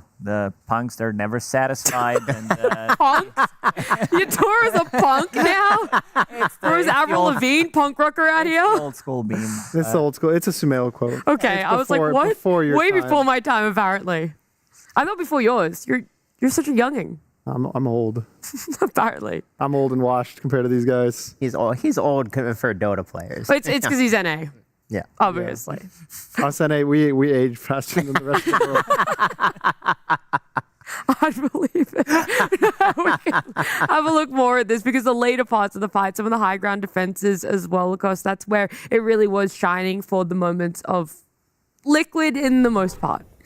Yeah, if you could say that there was a shining moment. But the way it started was pretty much where Yatoro, he joins early on in some of these fights, and you can see the amplified damage. Also, them understanding, you see the power shot coming up from the Wind Ranger, so not me. He's like, yeah, I don't want to be going for the one kill. They want to be getting more, and this seems kind of like deja vu happening. Yatoro, again, finding the right angle, knowing that they can actually invade because they managed to kill the tower, and he doesn't feel too safe behind it. And if we look at some of the timings that he did have, there's a literally night and day difference in this one. 16 minutes in, you have Treads, Mage Slayer, Deso on Kez, which again might be another record because you can't just give it to him anyway. Don't say mine. This new record broken. It's just way too much farm that he's getting compared to Luna, who is sitting at Mask of Madness and Yasha at the time, which really isn't that much. Like in terms of last hits, Mickey, he even has more, but because Luna, she goes to jungle relatively early on, but the amount of like things that Yatoro can do because you know, he's getting the kills, he's getting the last hit on the tower. Mickey, like he didn't get involved. A lot of the times you would see Luna, if she's off to a good start, maybe try to backstab the enemy carry, go through the twin gate. Couldn't really happen in this one. I think also the cool thing is Yatoro, Kez is playing this more aggressive, not farming carry. Like Kez isn't a hero that you just accelerate and farm, and Luna is, and he's still able to get ahead of him in that early game, which is where Luna really gets that like peak of just farm speed. So it's just really cool that I think kills matter a lot right now in Dota, just like the gold you get from them, especially solo kills. He was more getting teamfight kills, but just anytime you get those, that's why the aggressive carry playstyle matters so much. Like you get one kill and it's worth like 20, 30, 40 CS versus you have Mickey who's struggling to find kind of impact in the early game, and it kind of showed that because he wasn't able to do so much in the early game, it just struggles as a whole for the Team Liquid. I also think that because Yatoro was playing so aggressively in the early game, that enabled Spirit to get pretty much every objective. I think they never missed a Torm, never missed a Roche. Like they literally, you know, the combination of the early pressure from Yatoro in addition to having Slardar, I mean, Spirit were just getting everything, and you know the net worth lead definitely reflected that as well. We got your own Roche there, monkeys, sitting on your lap view, and if you guys want one at home or you want a little frogling or a big frogling sitting down here, I'm losing all my froglings here. Or-a-Lago, you guys can head to the secret shop. There's so many goodies. This TI up for grabs. I mean, there's the mugs as well that have been enjoyable. And Lacoste's new four-legged friend next to him. Yeah, this one is my favorite one. He has 2 bags. That's why he's the courier. He can. You can't fit in many things, but. What do you think you could fit in there? You could fit in like small Aegis and inside of him. Oh, what do we have here? His strap, his leash. Another hidden pocket. Named your little friend. No, we have it in here. What all goodies you have? Oh, look, $20. Looking in there for the first time. $20. Wait, actually, there might be something for Gunnar in there. In this one? Yeah. This would be funny if I actually had something in there. I don't, though. I don't. No, we don't have the badge. Oh, so close. For something at least. What do you have for yourself, Hello, Gunnar? cookie. Could have been for me. It's not, though. What's on the other side? Cookie. From Mortimer. I want to vote in chat because we were having a discussion, a heated one. Why was it so? A heated discussion on panel about which side was better. I went for the Snapfire cookie side. I like the Invoker side. If it's Team Mortimer all the way. Invoker player. Yeah, I am an Invoker player. It kind of looks like me if you if you really use your imagination. Squint a bit, change the hair color. You see I it, can right? kind of see it. Yeah, I can kind of see it. You're actually not far off. Yeah. If I just, I could see it. If I just looked away there. The secret shop, you guys can get all of these great fun goodies for yourself as well to celebrate this TI. But there's so much more that we get to celebrate. It isn't just the games and the fun that the players are bringing in that regard, but also information and personality. Before the tournament started, Piran got to sit down with Not Me. I am here with Not Me from Team Spirit. I haven't met you before. How are you doing? How was your journey here? Travel okay? Everything fine? Yeah, everybody okay. You've only been on Team Spirit for a couple of months. So tell me, how did you end up on the team and what was your career prior to joining Team Spirit? Я играл на Tier 2, Tier 3. Сначала меня позвали, первая моя команда была One Move. Вот, потом, да все в целом. What about the current meta in Dota 2 coming into the international? Do you think it suits you? Are you confident with it, even with the patch that we've had? Are you thinking, great, these are all heroes I like to play? Or are you thinking, oh, this is going to be tough. I'm going to have to figure out how the team plays. How does the meta suit you personally? Ну, в целом мета мне нравится, но мне не нравятся конкретно выраженные герои на керри. В плане какие-то дровки и сефы, которые просто без шансов. Или, он друид еще, которые без шансов сносят свою линию. Это мне не нравится. А так в целом комфортно. Have you watched much of the previous TIs? And if so, did you watch them and think, one day I'm going to play at a TI, I want to play for a great team like Team Spirit? Was that part of your plan, or was it just like a dream for you? Нет, просто смотрел с точки зрения того, что в целом прикольно то, что это главный турнир Dota. Смотрел больше из-за уровня Dota, нежели из-за какого-то титула. И то, что я не думал, что я сюда попаду, просто нравилось смотреть, как люди играют. How did you actually get onto Team Spirit to come from Tier 2 and Tier 3 teams? Did they spot you in pub games? Did you know them? How did they recruit you to play for the team? Да, просто, в моменте я играл за Heroes Marine, и мы играли какой-то турнир, и Диман написал, что так-то, у нас неожиданная замена, так сказать, что можем позвать, потестить. Он сказал, что это все на мне, выбирай сам, хочешь или нет. И все. When you guys qualified so quickly after you joined, you had to go through the qualifiers. Were you excited to play at TI, or did the nerves start to kick in and you start to think, oh my God, now I've got to go to TI with Team Spirit and it's going to be hard work? Like, was there any nerves there, or was it just excitement? Да в целом, не было ничего такого, что, я попаду там на International, все круто. И для меня больше, наверное, не значит что-то, прям этот титул, что это что-то там непостижимое или еще что-то. Просто, мне кажется, это так, микроцель. Это не то, чему ты должен радоваться. So looking at all the teams ahead of TI, obviously before the group stage, which teams do you think are looking good? Which teams are you looking out for that you think are going to do well at this international? Мне нравится, как играет Team Vision. Очень агрессивно, очень быстро. Вот. И, наверное, выделю только их. Okay, not me. Thank you for taking the time to talk to us, and good luck in the tournament. Спасибо.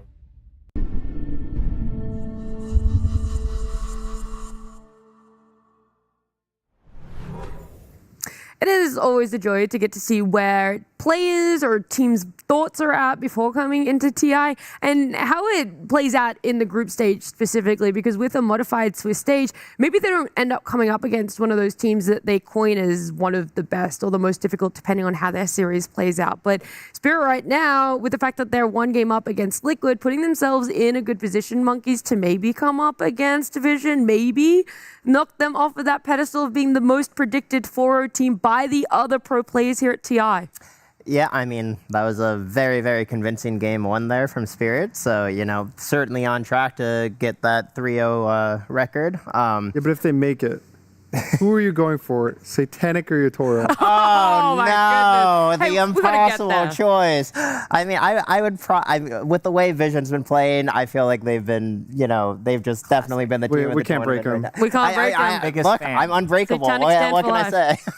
Standing satanic. I do want to, before we jump into what is going to be Liquid and Spirit, very quickly tell you guys what's happening over on our 3 other streams, because there is a lot going on. Whilst it is fun to get to see a Liquid Spirit matchup, over on B stream, we have Iron Wing and Falcons going to their 3rd game. So it is an incredibly long day over on B stream. A lot is happening, really long games there. But more importantly, some fun picks coming out as well. Iron Wing picked up Arc Warden for BZM, and that is the first Arc Warden at a Tier 1 tournament in 2026. Like, that is insane to think about, that this hero was so down in the dumpsters, and they go, TI, baby, TI magic. It always happens. Some of these heroes, like we are seeing, you know, it's TI time. There's going to be Earthshaker. There's going to be ET. We're seeing this hero being picked as well, even though nobody wanted to touch the hero. It's that time of the year when people are going to try to theory craft more. We're seeing Core Wisp. We're seeing Carry Wisp, IO from the mid lane as well, paired up with a lot of different things. So you can definitely tell that the teams have tried to cook up something completely different, and this is the best time to use it. Like, you want to be going in undefeated, you want to be going to that main stage immediately, if possible. That's why we're seeing some of these teams experimenting slightly more, and you know, gotta reveal the strats at one point. Some strats working out for teams, other strats not so much. That IO one, I still have a little bit of a question mark about. I know that VG still wanting to run it for themselves, but Monkeys, for your dark horse, GamerLegion over on RC stream, they were able to get a win against it. They're doing fantastically, just as I predicted. I mean, what can I say? Doing it live. But yeah, I mean, I am kind of shocked that both XG and VG picked Core IO against GamerLegion. I feel like neither of those teams are, I mean, like, I know they pick it here and there, but I mean, the way GamerLegion are playing, they're just kind of collecting doves against it. So. Yep, even Speed, he was very surprised. Almost speechless. Like, he was like, I don't know, like they... I thought it was a mid-IO. Mid-IO, but the place we thought they played it. I mean, sure, if Hami wants to play it, I guess. So what we're asking for game 2 between Spirit and Liquid is, we know you guys like stability. We know that you guys want to become the first 4-0 team. Sure. A little bit of Aqua and a little bit of IO here and there. Wouldn't go astray for the A stream. Yeah, where's my fun heroes in the stream? What would be your most fun hero, Gunnar, to see? They would not get bounty. Ooh. I want your most fun and then your most likely fun hero to be picked. The Ricky. We did see it on the other stream, but yeah, I miss my Ricky mid. I miss the sleep dart, personally, of Ricky. Okay, can we mute his microphone? Those were the good old days. No, thank you. Most likely fun hero, though, for these teams, okay, what if... Yeah. The Ace Meepo. Okay, I don't think that's a non-zero chance. Yep. Maybe not a full 1%, but it is non-zero. It's between there, right? Somewhere between 0 and 1%. That would be really cool, though. That would be very cool. Very fun, very cool as well.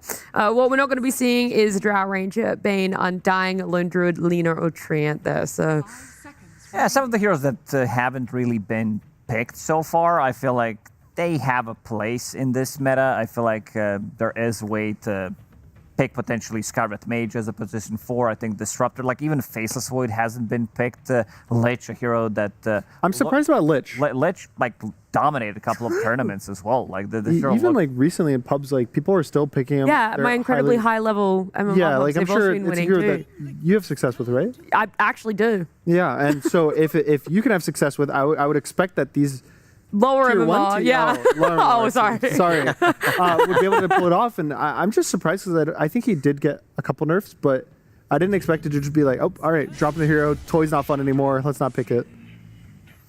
And here's the SF, which a lot of teams have been picking, including Vision. Vision was the main team that had a lot of success with it. I think Liquid also won their game earlier today where they first picked SF. So Liquid may be the second team that can make this first pick SF come to fruition and get the dub. The counter was Darkseer to Shadow Fiend in the past couple tournaments when Shadow Fiend was in this pool of being like first picked overall every single game or banned. It was Shadow Fiend and Darkseer every single game.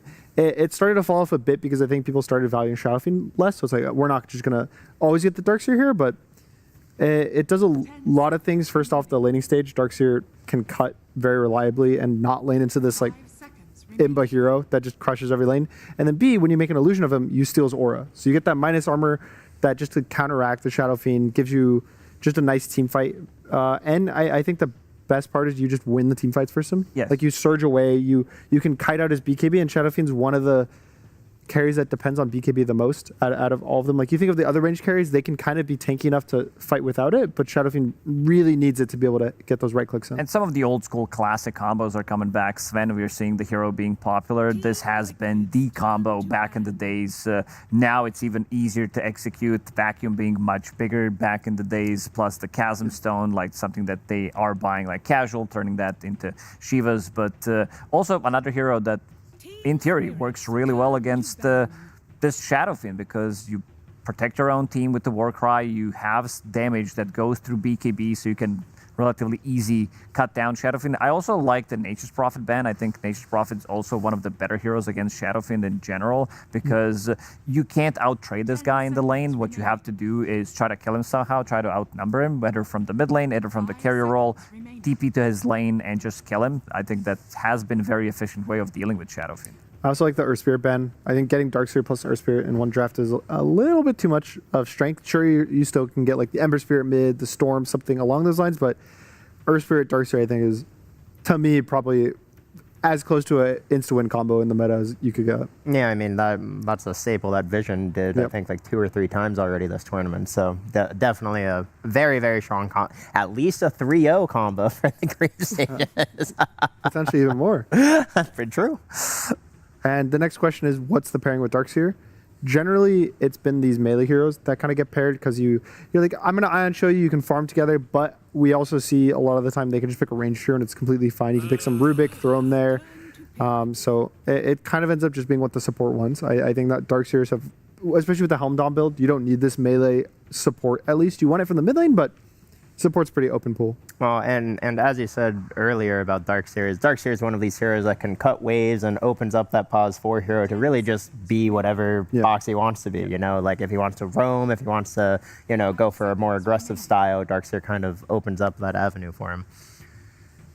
And we've seen different builds on Darkseer as well. This hero can build into many different items. Of course, your core item is going to be Helm, which is going to give you Ghost Push. And if you're paired up with like something that also can Ghost Push, it feels really, really good. Like we saw Enchantress earlier today, where you're pushing out 2 waves without actually being there, which is extremely good. And there's a Rubik pairing that you mentioned that could potentially work out.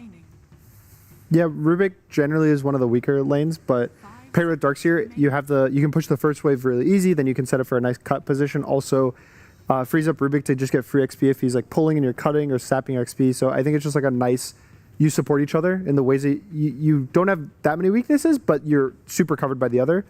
And then for Liquid now, you generally would want like a Void Spirit mid is something that looks really good to me for them.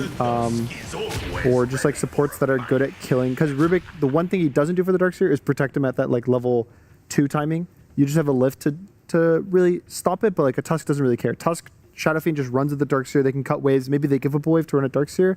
And even if they go on the Rubik, that guy dies too. And the Tusk does come out, so Shadow Fiend Tusk, a very classic, oppressive lane. Probably after Tree is the best lane, I think, to pair Shadow Fiend. Whenever I see this lane in pubs, I'm like, well, I will be losing my lane unless I can figure out wave cutting shenanigans. Do you guys think this time around in game 2, it's going to be Tofu on the Tusk and Boxy on the Hood, whereas in game 1 it was Boxy on the Hood and Tofu on the Tusk? Yes. No, it wasn't. Oh my gosh, I genuinely just confused myself so hard there. It was... Yeah, they had Tusk and... Yes. Yeah. Yes. I think that But you the think they're Tusk playing the will lane with opposite the Shadow ones? Fiend Yes. in this game, as opposed to the first game. It will be in the same Boxy was Tusk in game 1, and you think it's going to be Tofu in game 2. Correct. Yes. Thank you. Correct. I really confused myself with so many Tusks and Hoods and Tofus and Boxies. Ooh, so, okay, there's Puck Pick, which again is this... people are kind of picking it right now at this phase in the draft where it's likely going to get countered by this next pick for Liquid, but you pick it because you expect it to survive a lot of counter picks. My biggest concern for it is this is a very good Void Spirit game. Not the strongest hero overall, but I think Nisha has a very good Void Spirit. And just like matchup-wise, it's the best mid versus Rubik because he has pretty bad spells to steal and you constantly kill him. And it's one of the best counter picks to Puck. Yeah, Mikoto had a great performance the other day. I also think there's a chance to see Shaker potentially. I feel like I could see Shaker. Shaker's very good against the Darkseer, all of the illusions. Problem is you're playing against Rubik, so he can steal Fissure.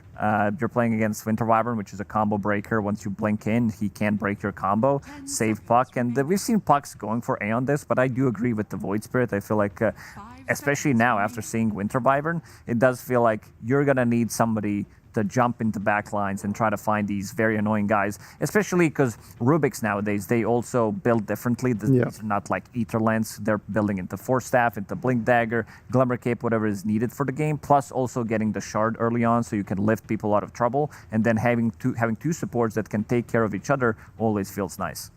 Guys, what about the Ricky mid? Ricky is, in theory, very good this game. I know. I'll give it some props. Okay. The Shard makes it so you can't target allies in the Smoke Cloud, so you can't save with the Wyvern, you can't lift with the Rubik, and you can't surge with the Darkseer. So it is a good Ricky mid game. But there's no Thompson. There's Nisha. True. You don't think Nisha can pull it off? Is that what you're trying to say? No, that's not what do you think Nisha would want Ricky? I think he's just going to go the Void. I saw him. So that was no. No, I don't think he wants the Ricky at all. Unfortunately, no.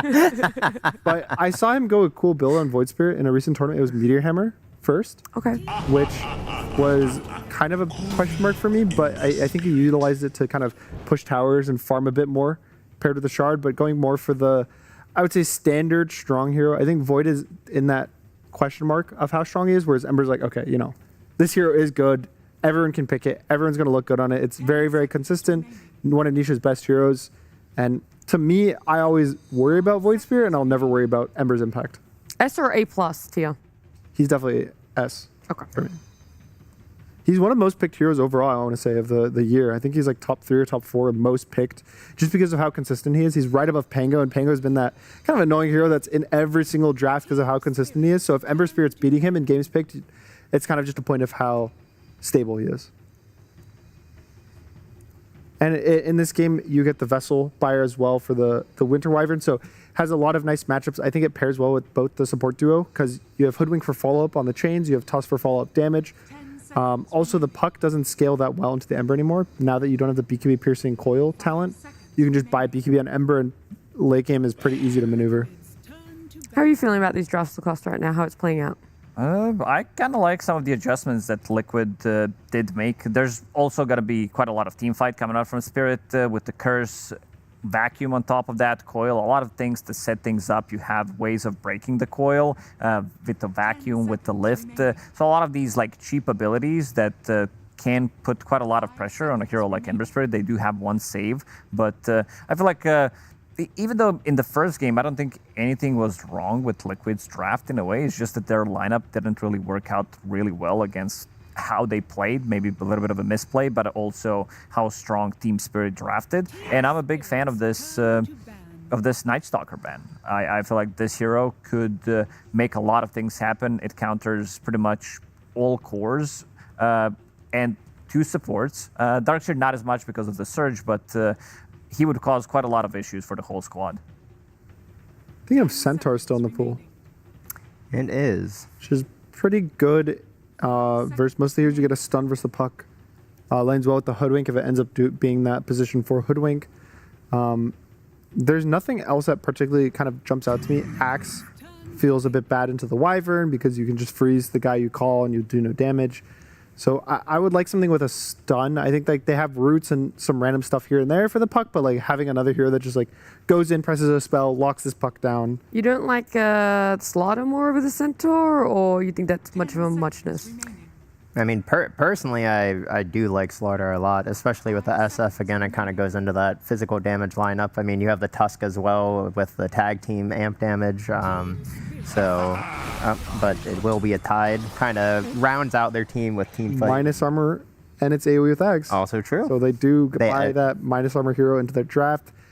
It potentially maybe is countering more heroes that they're worried about. Maybe some random illusion heroes they're worried about their draft, some PL, some Naga, so you have something a bit better versus that compared to like a Slardar.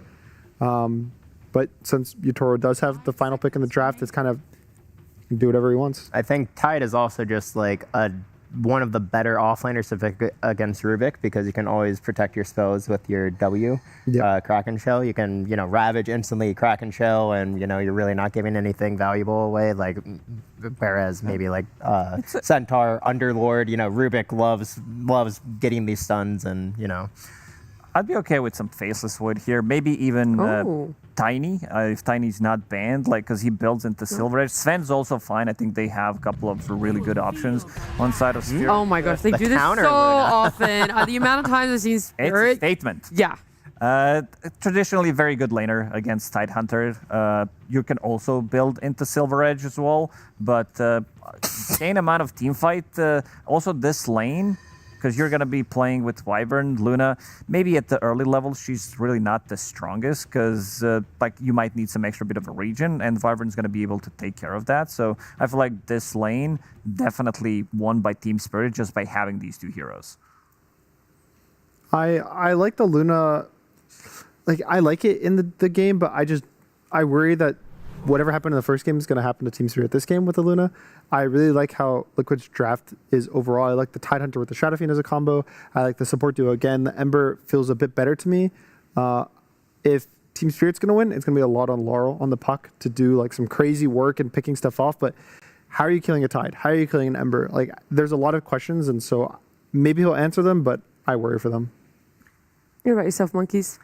I mean, I definitely, as I've been saying, I really do like these physical damage lineups. It makes objectives really easy. I mean, Shadow Fiend, it's been this hero that if the team knows how to play it, they are able to, be very aggressive. They are able to, run around the map and, create or open up towers, take objectives, etc. So, I think Liquid is one of the few teams that is making this first pick SF work a lot. So I like their draft a lot more this game. I think it makes a lot of sense. Much more even game potentially on our hands, Lacoste. Oh, absolutely. I also think that the support duo, this Wyvern plus Rubik with the puck, doesn't feel as strong compared to Liquids, what they can bring with the Ember Spirit, with the Hoodwink and Tusk. These are heroes that are going to be bringing in the damage. So it might be make or break these 6-7 minute rotations that are going to be happening in the mid lane. All right, we'll see if it's going to come back to bite Spirit in the bum the way that they want to be able to win with the Lunar after just beating a Lunar here. But either way, let's get into our game number 2 of this best of 3 with Sunsfan and Synderen! Thank you so much. Good job, Nat. You did it correctly. You hesitated to make sure that you did not make a mistake in the order of our names. We appreciate that. Synderen does as well. He likes being second. I'm so happy. He likes being bottom, as we know. Yeah. Spirit versus Liquid, game number 2. Is this going to be a different story for Liquid, Cinderman? I think so. I mean, okay, regardless of whether Liquid end up winning this game or not, I have a hard time seeing them fall into the same position as they did in the previous game where Spirit kind of just ran the entire map in the mid game. I think it's way harder to execute with the type of lineup Spirit has this time. So effectively, there's a couple of things the panel talked about that I agree with a lot. For example, the support duo, running Rubik plus Wyvern, I think is maybe a little bit too much of the same. A lot of the time, when we have active pro players talk about this as well, they like when you have one melee support and one range support, for example, which is the case for Liquid in this game with Tusk and Hoodwink, because the archetype of heroes and what they bring to the table, there is some pretty, even though they're very different in their kits, there's some overlap to the approach to fights that Rubik and Wyvern take, right? They're taking the backline position, they're waiting to counterplay mostly, is what both these heroes do. So what does that mean? That means that Puck, essentially in this lineup, has to initiate almost everything, because your offlaner is a Darkseer, not some sort of blink stunner that's going to give you the fight that you want, and your carry is Luna, who doesn't go in first. So I think if Laurel has a bad game, or has a slow start because he gets ganked, I genuinely think Spirit are going to do almost nothing offensively. And as a result, Liquid will not be pressured like they were in game number 1. Right. So a potential reversal of fortunes here in game number 2. It would be ironic if the same thing happened to the other team and they also last picked Luna in the same fashion. I mean, what do you think about that pick, though? Because Acorn Shot doing a decent amount to Rue. I think it's to be a bit careful. It's a better Luna game than the last game, in my opinion. Nah, let me ask you this. Forget about how good this is more important. Okay. If it wasn't picked in game 1, would it be picked now? As Mickey gets the first blood onto Not Me, Boxy going around the trees, Collapse will get that kill. But first blood going to the SF, a big deal for Liquid. Yep. Would they have picked Luna if it wasn't picked in game 1? Yeah, how much of this is ego, Cinderin? Not much, honestly, I think. They were looking at the options that they had. The panel was talking about some of the picks you could pick against Tide. The problem is that all of the ones they were proposing are really bad against Anchor Smash. So until you get Silver Edge, heroes like Sven and Tiny just give Tide a completely free lane. So it's a matter of what are you looking to do? Are you trying to slow down Ace, or are you trying to just get the perfect pick for your Toro in the given game? I think Luna is a bit of a mix, where this hero should, in theory, do better against Tide than Tiny or Sven will, but I just think the hero is worse in general in Dota right now. Okay, fair enough. Rue in trouble, or rather Tofu in trouble. Yes, Lucent Beam holds him in place, and Tofu eventually will go down to Yatoro's right clicks, which we should mention, Cinderin. You can do it if you'd like. His right clicks? Oh, the record? There you go. Good boy. That's a good boy. Yeah, last game, Yatoro tied the all-time TI record for most kills in a single game. The record until that point was from Sumail on Tiny. He had 31 kills in that game and lost. A very iconic game in TI history, actually. It's one of the most memorable TI moments of all time for me. It was against OG, and because of a communication error, Sumail tossed in Arteezy's gyro in the enemy base, and they ended up losing. They were super far ahead, if I remember correctly, ended up having a bad dive, and the rest is history. That must have been, was it TI8 or TI9? It was one of the two, OG1, I believe. Oh, really? I think so. So, yeah, things could have been different. That's what makes moments. So a tied record and a win this time. Yep. So Yatoro in the record books. Also, a little detail about this bottom lane that could come into play, by the way, is Arctic Burn has been changed some months back. The old Arctic Burn, you could apply once unless you had Ags. Then it lasted longer. But the new Arctic Burn can be reapplied. And the reason that matters in this lane is that if you crack and shell it off, the next attack of Wyvern will apply it again. And that means that this lane actually is a lot better for Wyvern than it used to be. In the past, every time Tide would proc Kraken, you just do no damage anymore. Yeah. But now you can just keep hitting him non-stop the entire Arctic Burn. You're going to be seeing Rue maxing this. He's probably going to go 3-1-1. And every time this Arctic Burn is ready, they are going to be pressuring Ace. This is why he's taken 2 points in Kraken Shell and not even skilled Anchor Smash, which is actually very unusual for Tide in lane. It's just not good in this lane. No, Tofu needs to trouble. Gets the bushwhack off. He is overplaying a bit in this lane. A lot of damage on the way out, but yeah, does fall nonetheless. You've got to be careful. Tide is not going to be able to help you at all. Hoodwink has to play a more defensive position here. He already did his job of blocking the small camp with a sentry, so I think he doesn't even need to... Collapse. Shadow Raises are ripping him a new one. Has to exit completely with a TP. He will. And mid lane is Nisha on the Ember versus Laurel on his Puck. I feel like they should be swapped. Right? I think I see a lot more Ember on Laurel and vice versa. Is Yatoro getting gone on? Bushwhack into the anchor smash, finally gets that level in, and the right click is enough. Kill. So Ace claims a very valuable kill onto Yatoro, who died a single time the last game. Yeah, if he wants to tie last game from here on out, he needs to go 29-0-9. That's right. Luna not generally the hero that does that. Never know. Yatoro's done crazy things. Yes. I mean, would you consider him the best carry of all time? Probably, if I had to pick one. I think so. And what about best player, Cinderin? Oh, are we going down this road now? Probably not. It's all, whenever you have. You're gonna say yourself. No, it's like whenever you have discussions like this, it's always what are you comparing them to? Because it's different eras, right? Collapse. Ooh, nice cold embrace, keeping him alive. As Boxy now on the retreat, couldn't finish the job. Was close. Trying to deny himself to these ancients. Desperately wants to die to the creeps, but will die to the Wyvern instead. Yeah, I was gonna say this top lane has actually gone quite well for Spirit. If you are even remotely close to Shadow Fiend and CS on your offlaner, you're considering it a huge win because SF, you heard it in the Not Me interview as well. He mentioned he likes the meta, he likes the heroes that he plays, he just doesn't like playing against specific carries. He mentioned 3, and SF is one of them.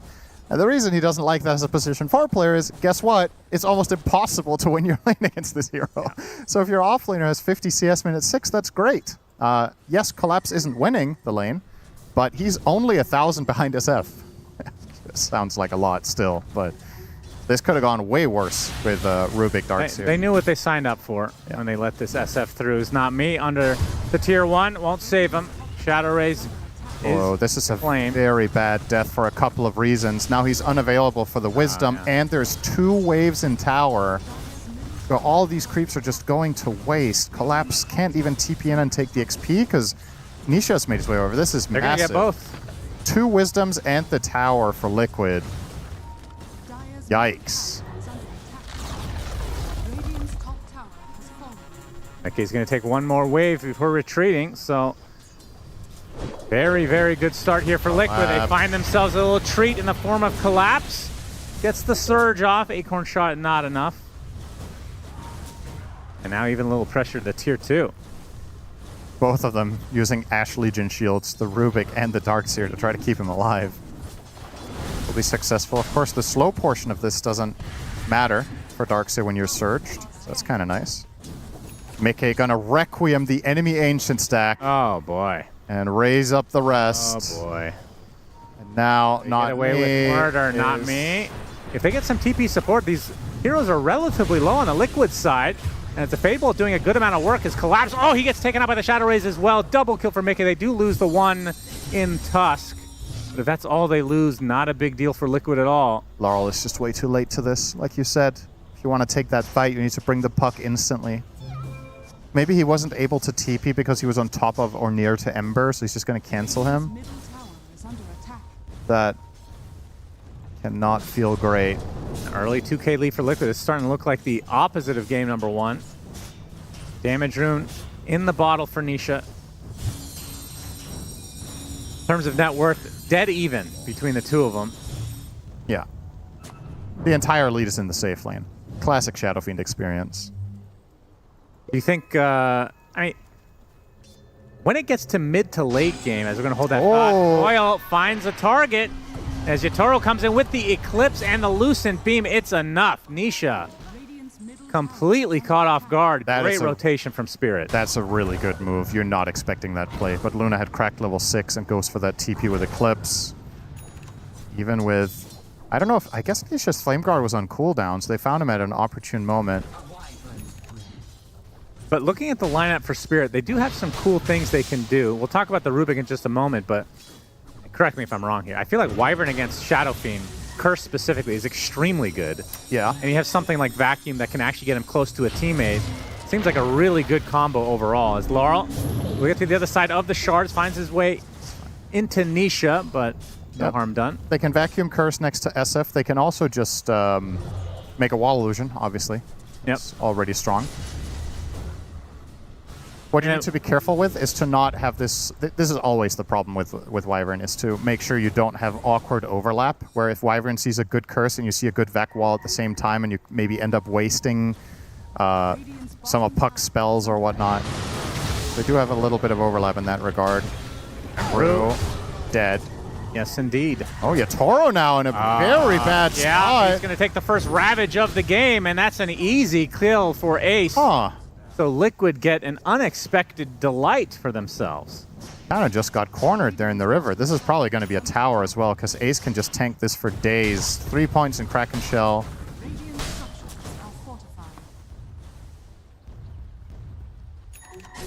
So you talked about the supports being maybe not prototypical what a team would generally want in terms of like archetypes and whatnot. Talk to me specifically about Rubik and what he offers in terms of spell steal or whatever he can do in the mid to late game. Because it feels like every game is going mid to late. I mean, I'll be honest, I don't really understand why they picked the hero. So I would be curious to hear that from themselves if we could. When they picked it, there wasn't anything inherently obvious you're picking it against. I don't think the hero is particularly great against Shadow Fiend. Yeah, you can maybe get a clutch Requiem steal, but that is still not an easy ability to use yourself. I mean, how many souls do you get for... I think you have max always. Oh, you do? As Rubik, yeah, I'm pretty sure. As Darkseer, gets sniped out by Tofu, getting some revenge after his feed session in game number 1. And also... Liquid with a 4K lead already. I mean, Rubik Darkseer is an okay lane, but it's not like a WoW kind of lane that's just going to blow you away. But the usual Darkseer combos that can win lanes, like Spirit Breaker, or we saw Bounty Hunter earlier today from Vision, are just not going to win against Shadow Fiend. So, I mean, you kind of just have to accept that you're going to lose the lane, but Rubik just doesn't strike me as a strong enough laner, and when you pick it that early, the enemy team is obviously in control of what spell steals you get access to. There's not a single like S-tier spell to steal in this game in my eyes. Maybe Snowball.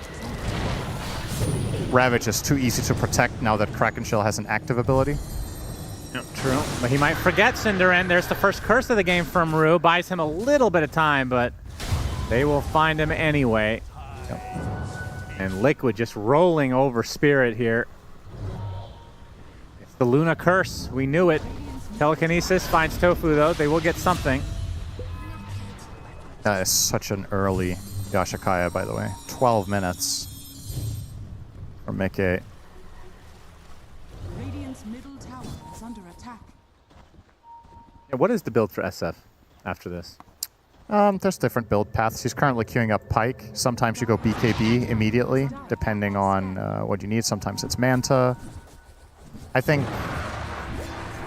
I kind of like Pike Manta and not getting BKB until even later, and just racking up some stats, getting tanky, having the Mantas to split push. The downside to making your hero stat heavy is, of course, you make the illusion of the wall better. So maybe...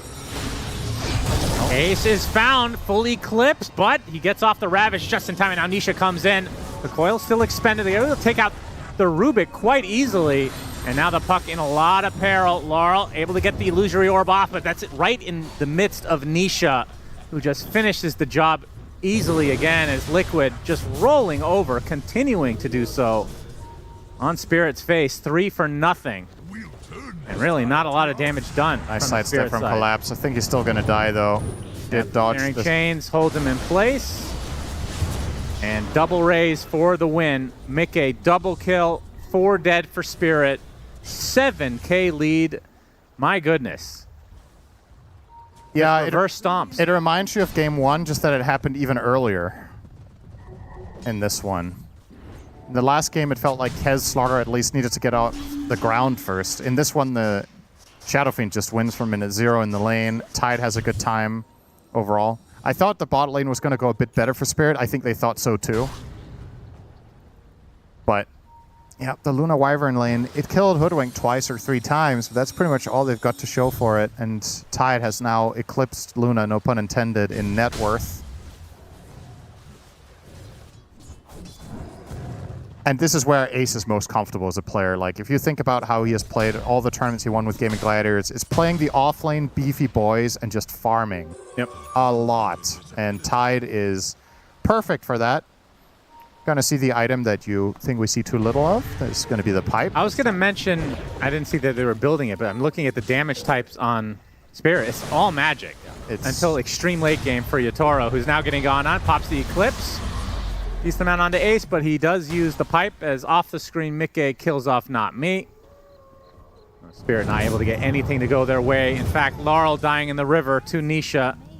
Just getting worse and worse. This seems like this is twice in the series now that Luna uses defensive Eclipse to run away. Yeah. Oh, and she might die anyway. He's Sharpshooter, Tofu, Cold Embrace, going to keep him alive. Puts down the ward for the extra vision, but now has to run away as the reinforcements have arrived.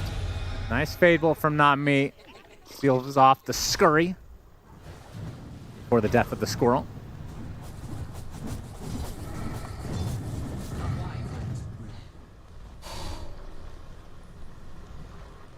Not much to write home about, though, for Spirit. No. Yeah, this is definitely where we like to see Ace just getting very farmed on any offlaner, really. But Feels like... Yeah, go ahead. No, go ahead, please. After you. I was going to say that the damage type concern is the biggest one here. Like, I genuinely think winning team fights for Spirit is almost impossible if you don't get a wall illusion of Shadow Fiend that helps kill them. You just... Tide is going to pipe and you just Yatoro dead again. Right under his tier 2 tower. That is the state of affairs here in game number 2. And Ace with the Ravage. Another couple kills coming out for Mickey. 10k lead, and yeah, they can get away with pretty much anything now. They're going to go for this tier 2 tower mid. Might be too early for Roche, but we'll see. Coil will be snapped immediately. Nisha going to get some help from his teammates. Able to get out as a result. A nice snowball there from Boxy. Spirit drowning right now. SF, okay, they do run into him. They get off the wall as well as Mickey attempting to run away, but he's dead. So a huge kill for Spirit. They need a lot more of this. Finally something, though. That's worth about, what's that, 1,500 gold. Darkseer gets the brunt of it, so he's going to get a Lotus Orb. Look how Ace saw all these heroes, still farming, has no issue staying alive in a 1 versus 3 situation. Oh, no. Oh, boy. Yatoro again. Sharpshooter opens it up for Nisha to finish it. So after getting a single death and the kill record of TI, Yatoro now 3 and 4 in this game. He's probably not going to beat the average KDA record in a series now. Could have had a chance at that one. Yeah, true. But, through. Does get off the Cold Embrace. About to die, maybe. That's a close one. Never mind. Had enough stick charges to survive the urn. Radiant's middle tower is under attack.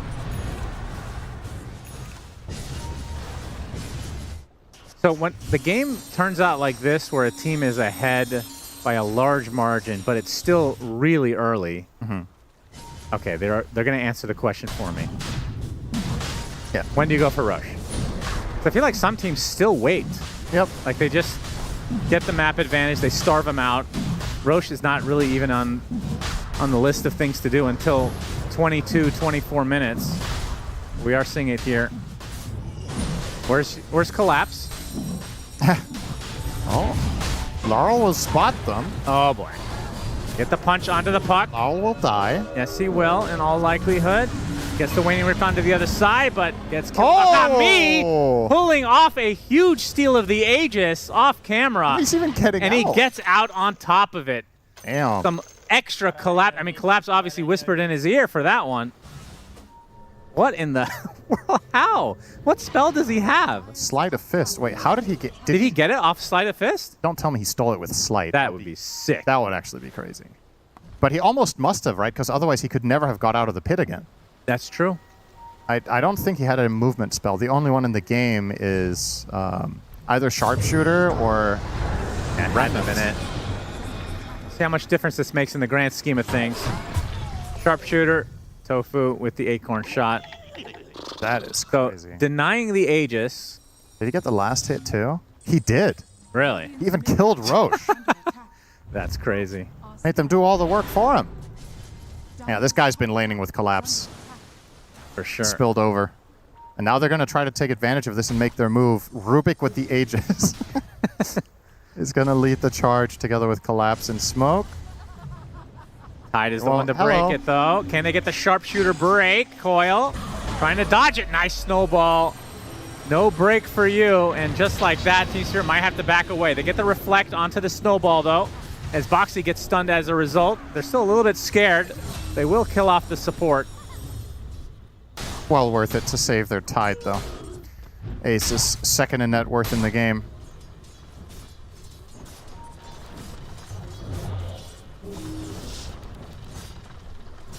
So, taking this Aegis away, how much does that change in the grand scheme of things? Does this buy you time as Spirit? I mean, definitely, Liquid might have gone for tier 2s, right?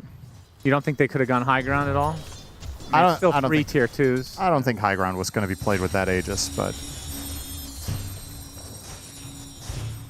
they should, even though they don't have the Aegis, I think they're still confident enough to take a Tormentor. They shouldn't be too dissuaded by it. It's an inconvenience more than anything that they don't have it.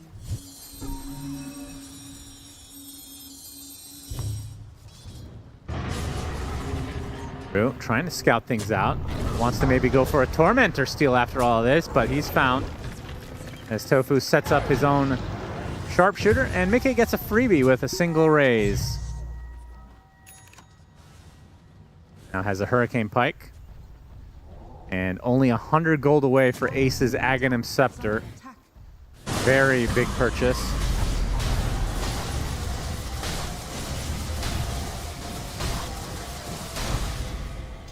Boomerang.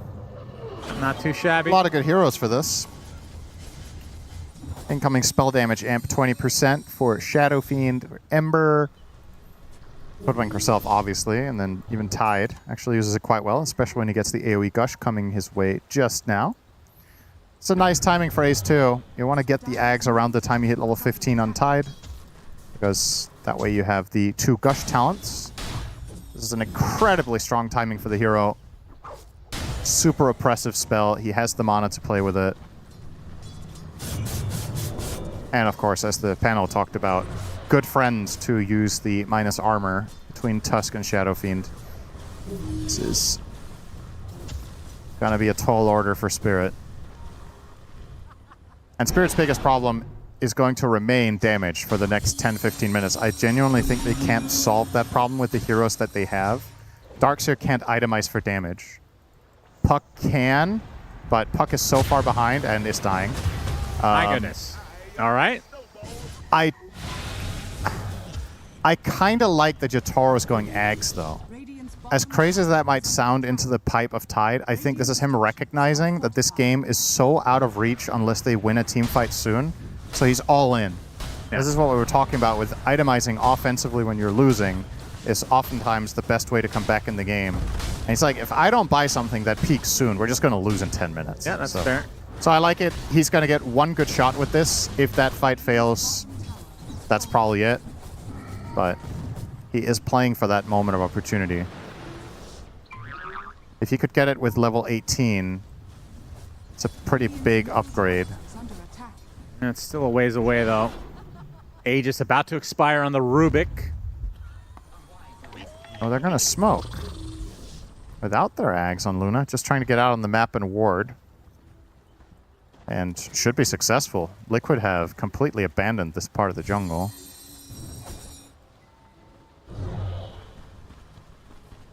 So we have a blink on Wyvern, close to having a blink on Rubik. Almost blink on Hoodwink. Blink on Tusk. There's a lot of blinks. Every support wants one. Why not? Pretty unusual. Oh, not me found. Oh, he's still remnants, though. All right. It's an anime battle for the ages. Who shall survive? Now, unfortunately, Tofu did interfere in the 1v1, so we won't count. That's a disqualification from Liquid. Yeah, so Nisha lost it.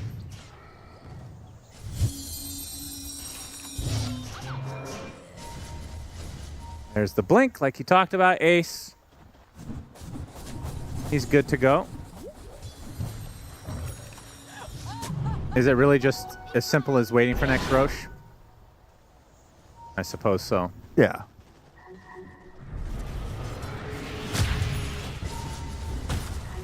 I mean, if they see an opportunity to fight outside the base, of course. But, oh, looks like Nisha does indeed. Well, didn't get the chains, though. He's going to run him down. Oh, nice dodge. Running in a straight line always works for me, too. No, unfortunately, he will be found anyway. Sharpshooter hits the ass of the Darkseer. Laurel comes in.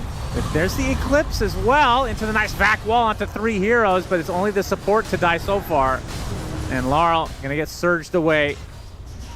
After all of that, not a whole lot of damage done from Spirit. That's the Aghanim Scepter being shown from Yatoro as well.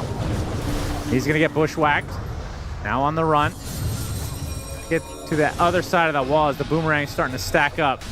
Not me. Out of position and out of life. Make is just such an insane threat. Like, he barely even interacted with that fight, but if he does, he can blink Requiem. Wipe them off the surface of the map. Oh, good curse. Will save Laurel. Yeah, he will survive. Mickey won't take any more damage, although Collapse is here. Kind of running out of steam. Liquid will retreat, regroup, reset, and probably just go for this next Roche, which is 30 seconds from when we know how early it'll spawn. You said you want Tormentor in the other pit? It's just that it feels like in almost every single game on a pro level, the Tormentor isn't really a point of contention. It's more one team gets it with no fight. Yeah. And that's obviously primarily tied to the location of it. By it being on the side like this, whichever team is in control of the game will generally just get it. And sometimes it gets traded for a Roche for the other team. But I don't know, I think it could be an interesting experiment to see how the Tormentor would work for the game if it was placed somewhere else, either in the opposite part of where Roche is or just somewhere around the middle region. Right in the center of the map. Literally in the middle of the river. That's right. Ace showing off that Blink Dagger, pops the Shivas. The damage coming out from Nisha is absurd, though. Uses all his remnants to take out both supports from Spirit. Damage coming out from Collapse is measly. There goes Laurel, too. No way out of this one. Blink on cooldown. Yeah, double kill for Nisha. First core dead in this engagement. Hey, this is just too easy, actually. This game for the side of Liquid is so much easier than the last game was for Spirit. So, if Spirit want to try to make this interesting, they got to play the mid-late game as well as Liquid did in the previous one, or better. They'd have to channel some old-school Spirit defense. They got to go down Mega Creeps and then somehow extend the game for another hour. Are Liquid going to hit high ground here? No, they were thinking about it for a moment, potentially on Mickey, but oh, look, another tower. And then maybe mid. They'll play for Roche. Could just go and grab it for free right now. Tide has Ravage, so Spirit can't contest it.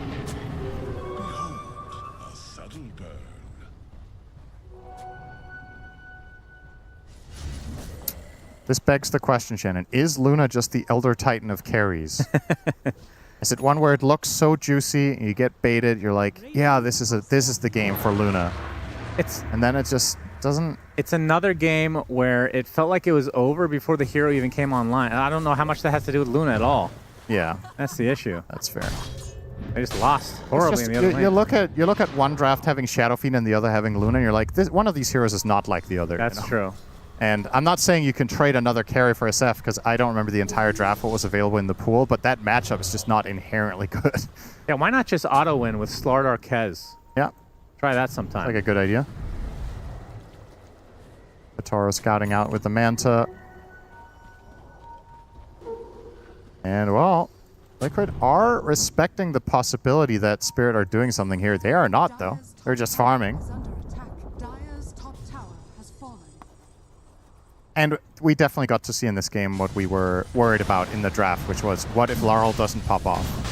And that's exactly what happened. Laurel wasn't having a good game, and therefore the Spirit lineup is struggling to string together moves.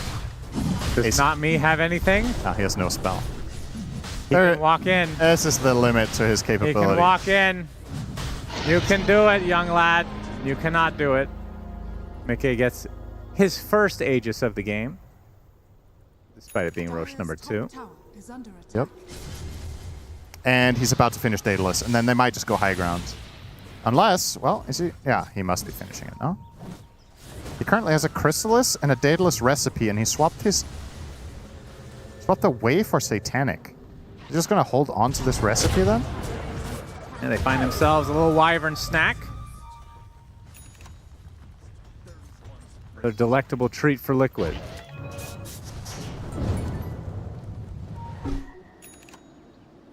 There it is. Okay, he did. I was seeing things. Or no, I wasn't. He just, okay, whatever.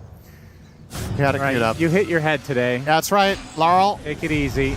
Nice eclipse though from Yatoro. Can they actually find this kill? And Tide comes in to tank up a lot of Lucent Beams, and now Mickey cancels Yatoro's TP with the Requiem, and another death to his name. Yatoro 5 in the game. 70 seconds of no Luna. It's hard to kill Ember with Eclipse through Flame Guard and Pipe. Oh, and they find Laurel again.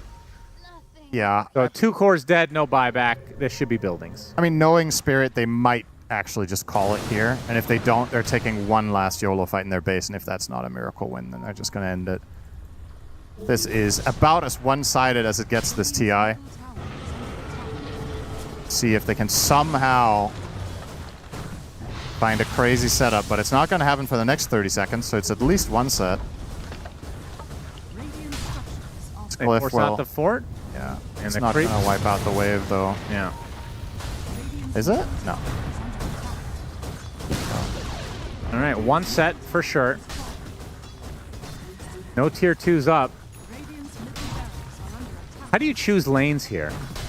Like after this, is there an optimal choice, top or bottom?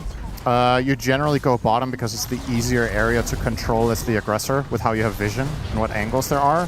And I mean, at this time it's a no-brainer because you have 2 siege creeps. And all things considered equal, though. Yeah, if there was no difference between top and bottom in terms of creep waves, you'd almost always go bottom. It's faster, it's safer, it's easier to exit for the Dire. Yeah, a clean 2 lanes and out for Liquid. Spirit, they're queuing up a Butterfly on Yatoro. I don't even know if he'll have time to try to get this before Liquid go for the killing blow. Looks like they want to maybe do the Tormentor. Yeah, why not?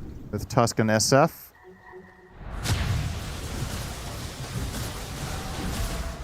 Shard for Boxy.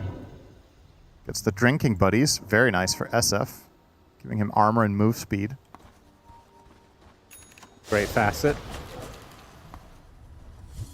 I thought this when this was changed to the facet, or excuse me, to the shard, I thought it was going to make Tusk top tier, like the most contested support, because this was effectively now you could have both of the old facets together. Yeah. Which sounds incredibly strong, but I think some numbers changes nerfed him a little bit and kept him in check, but still a very strong hero. And a lot of the time we don't see people buy this shard, which is a bit surprising to me considering how good it is. Yeah. I would agree with that. Is not me. Takes a tumble. Spirit looking for maybe one more fight here before they inevitably concede. Don't count your chickens or whatever they say. That is what they say. No, eggs. There's 7 chickens. True. That is kind of a chicken. Dragons are chicken, Cinderin. Because they're dinosaurs. Are they? We know that from history, of course, from Game of Thrones. Right, history. They're eggs, chickens. They're all the same. Dinosaurs are eggs. All right, Spirit. Last fortification of the game. Smoke up. It's time to go. Shadowfiend 30 seconds on Aegis. Perfect timing here for Liquid to get the job done before it expires. Well, if nobody's going to do anything soon, it's just Megas. Now or never, ladies and gentlemen. Mickey doesn't mind burning this. They get the melee barracks. They actually use the coil as a BKB purchase. He's actually going to run through and just take out the Aegis himself. Yeah, it was 10 seconds left on it. That's a good death. Good All right, curse. yeah, indeed. That's going to potentially be the death of Tusk. No, able to get off the punch onto the puck now. As Laurel, in the midst of all of this, able to get out for now, but gets hexed on the other side, and that's going to be the death of him. Does have the buyback, will expend it. Ravage comes out, hitting Yatoro, pops the newly picked up BKB, but this is in retreat. Uses his ult, decent amount of damage, but with that pipe, mitigates a ton of it. The Ace on the high ground. This range barracks, the last remaining building before the mega creeps come out. And that should do it, surely. There is a very important fish for Ace to eat. He's not seeing it. Mistakes are being made by the Tidehunter. Delicious fish for you to put in your belly, young man. There's the Requiem right on top of Yatoro. That is a dieback, effectively. And surely now he will eat the fish. He does. Ace consumes the fish, which means now the GGs can be... Oh, wait, there's another fish. Ace, please. Team needs to focus on getting this fish for Ace so they can finish this game in style. As somehow the GGs have not come out. I genuinely don't understand what's happening right now. I think it's the insta-hex onto Laurel. Yep. Don't call it GG yet, though. There's still a Rubik alive. Why would you call it now? After all of this, they kill off the Rubik in the base, and that'll mean the end, finally, of game number 2. This was long and drawn out. Liquid stomping their way. Yeah, that was just not even close. And just like game number 1, just the other way around, no Luna. That was a game of Dota, panel. Super observant, Suns fan. Thank you so much. It was a game of Dota. A good one or a bad one. Depends if you're either Team Spirit or Team Liquid or a fan of either or team there. If you're a fan of Team Spirit, not a great game of Dota. It was a tough one. It felt like, yeah, we could make the Luna work for ourselves. It doesn't, because you let through the SF, and the SF absolutely decimates lane, goes on to decimate the game there, Lacoste. Yeah, this SF problem, we keep seeing it. Like every single time we watch it on our stream, I don't think Shadowfiend lost yet. And it's been 2 and it's won both. it looks insane. Pretty good stats. Yeah, 100% A-stream win rate. And every single time, it's just him taking over the game. Like, yeah. He's all over the place. He takes the tier 1 tower in the top lane, goes through the twin gates, takes the tower in the bottom lane, making sure that he's getting all of this extra gold and getting insane amount of farm. Also going for Yashikaya this time around. You are playing against the Darkseer, so you want to have, slightly less damage, more damage against wall illusions and that almost instant cast speed time, which does allow you to kill off these wall illusions almost instantly. And I think it also comes down to the support duo, which was unable to replicate, like we did talk about it before the game, after the draft, where it's just lackluster in terms of the damage. These are not the type of the supports that Puck likes to play with compared to the other side, where Ember, he loves to play with these heroes that have save, that have infinite amount of damage, and are very good at rotating for 6-8 minute rune and just continue to snowball. Yeah, I think that Liquid's draft fixed a couple of the issues they had in the first game. And Team Spirit, they try to replicate Liquid's first game to success with the Luna pick, but looking towards maybe a third game here, it's hard. I feel like both teams got backed into a corner on the second pick, because both times it's last pick overall Luna, and maybe you want to value these carries a bit earlier. You want to take maybe a strong, if you're gonna pick Shadowfiend, let's just instant respond with a Drow or something strong in the pool early, because either they're just not finding the right heroes at the end of the draft, or they're just not picking them.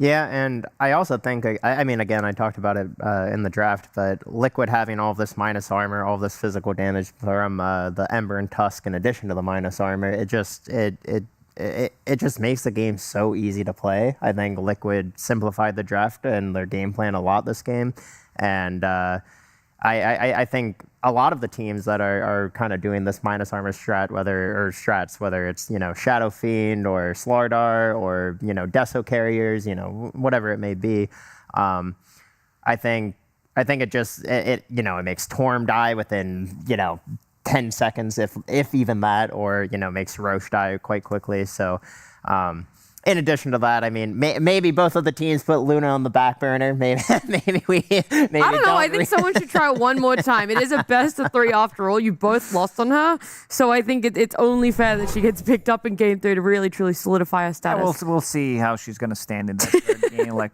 is it gonna be good or bad? We're gonna get the real test out of it. I think it's bad. Even if it wins the third game, it's still bad. It's still bad. It's still 1-2. It'll be one of those things where it's like, okay, Luna won the game, but did she win the game, or was she just in a game that was won?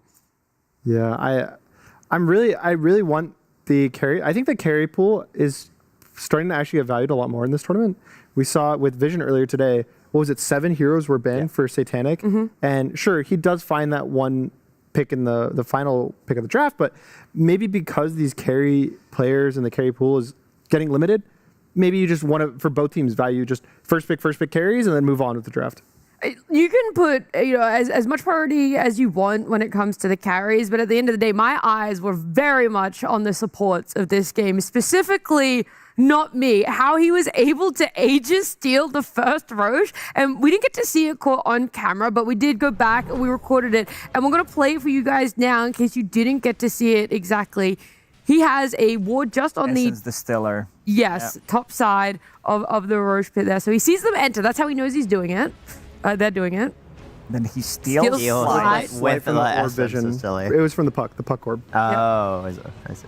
Oh, okay. And slides. This is insane. Steals Aegis. This is as a Rubik. Yeah, and then he TPs out as well, which does slow Liquid down so much. Even though this was a really quick game, this could have been like maybe 10-minute shorter. But this is how this guy came into the scene. Like when he first joined the team during the Dream League, like nobody knew who he was. It was not me. Nobody knew the guy. And I know you. Yeah, you know. But, no, not me. Not me. And he made an insanely good play, I think, on day 2. And we were like, okay, this guy cooks. Because he was playing Rubik as well. And then he stole the Ravage, stole the Winter's Curse as well. And I believe they won that game. He turned it around. And definitely a hero to look out for whenever you're playing against him. But it's just an insane play that he was able to do, but slow things down. Like it is a clutch play that can win you the game if you can try to outscale, slow the momentum down. But they were so far behind. That's also the tryout for Spirit is you have to be able to steal an Aegis, otherwise you're not allowed on the team. I mean, Nami has proven it a couple times for himself there, but at the end of the day, Spirit can't get this game number 2 for themselves. It was Liquid pretty much throughout the whole entire game here. Again, another dominant laning phase into a strong ending, but we're going to break it down a little bit more exactly how the laning phase went so well for Liquid with Purge. Thanks, Nat. Yeah, it was fairly one-sided game, but how did that start? Well, most of it started in the early laning stage, and it basically got out of control pretty quick. So despite getting these 2 early kills on Yatori here, check out his first death in the lane here.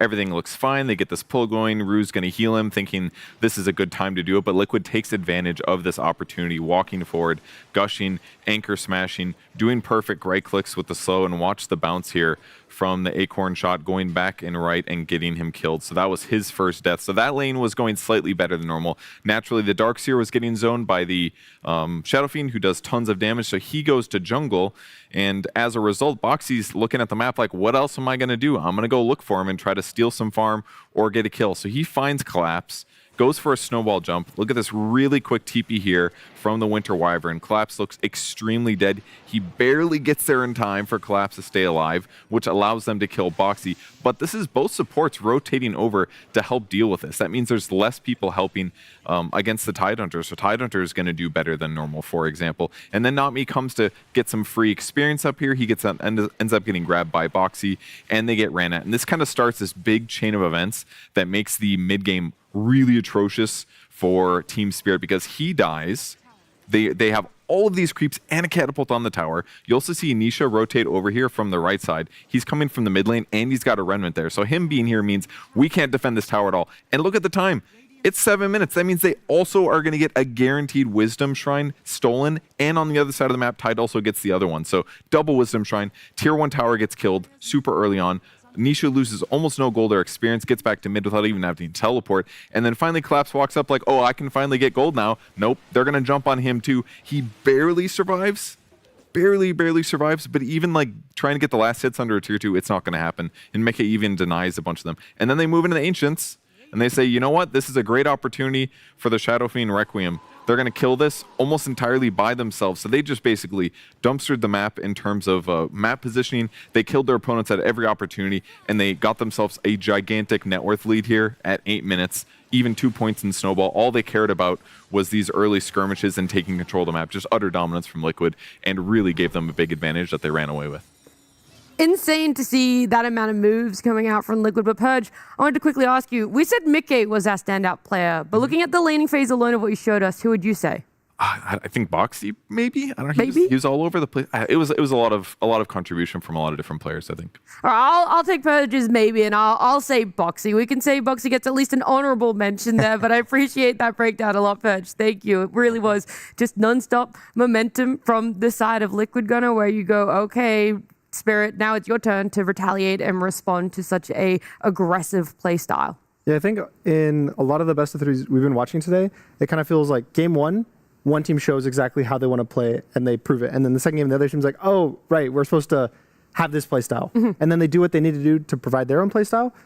This third game, I'm hoping we have this really close one where Team Liquid has their stable, strong lanes. They go very early aggressive. And then again, it's going to be the question of, is Team Spirit's draft strong enough to come back into this mid game, or are they going to kind of falter? I think, again, a lot of it for me comes to the Luna pick and potentially the support duo with the puck. So there's a bit of drafting complaints I have that I really want Spirit to be able to fix it a bit, and I want to be able to kind of shine a line on like the supports, because the Spirits have really strong support duo. I think Yatoro, I want to be able to have this strong carry. And for Liquid, not really many notes. Like, if do the same thing and Spirit doesn't have a response, it's going to be good enough to win game 3.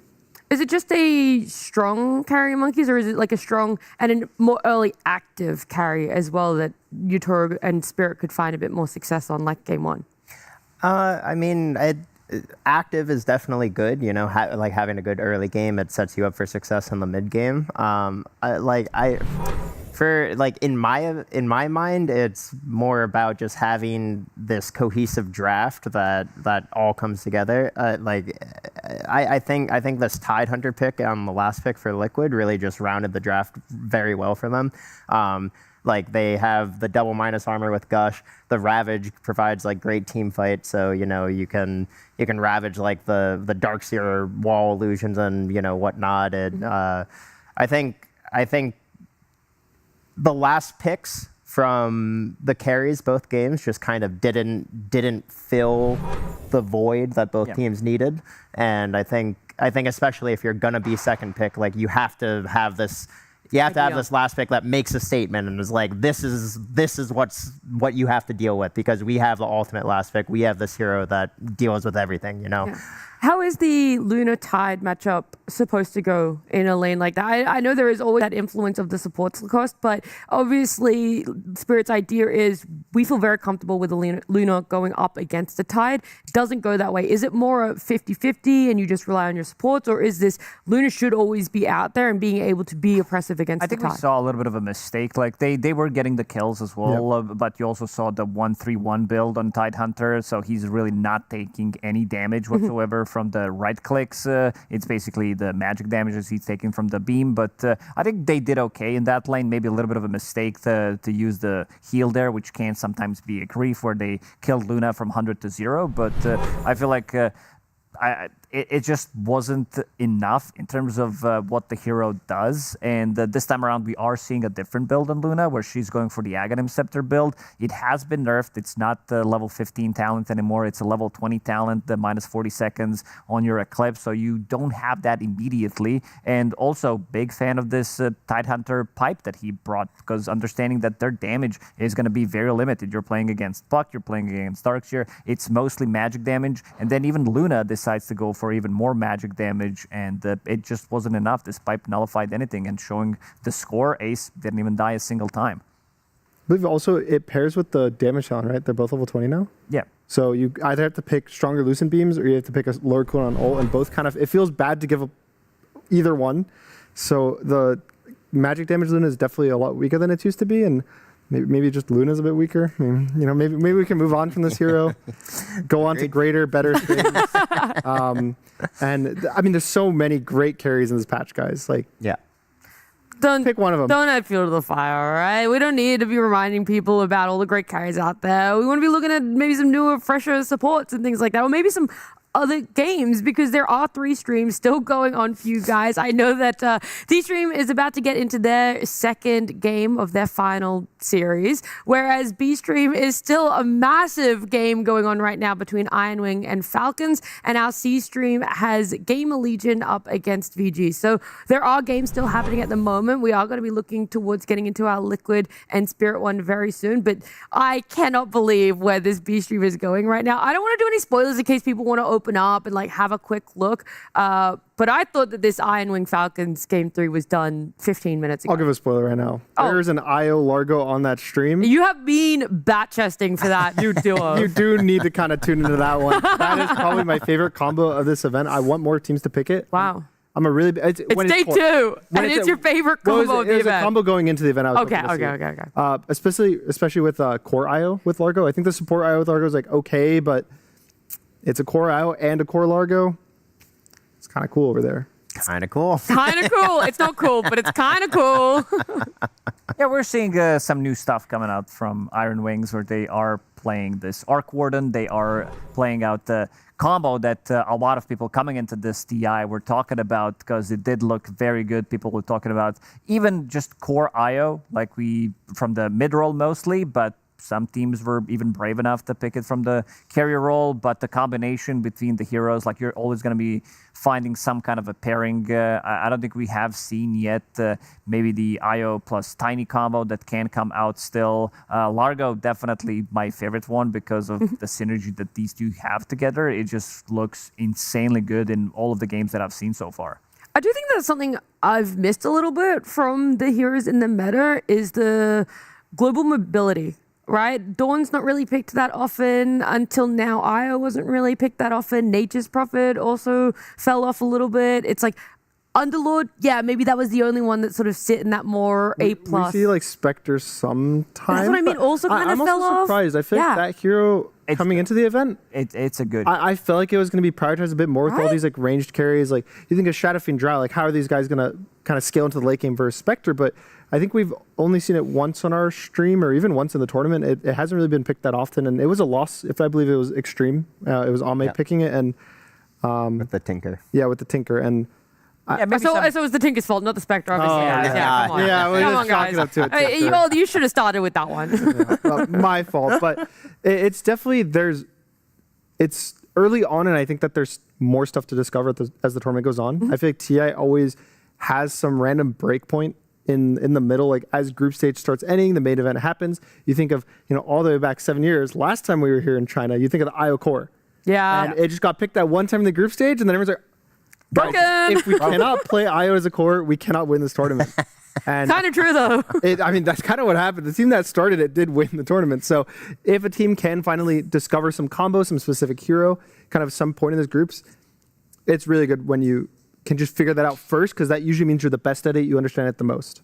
There's been so many different iterations of those things throughout TI. I think about also 2 years ago when it was main event Lone Druid in Copenhagen that got picked up on like the second last day or one of the third last days.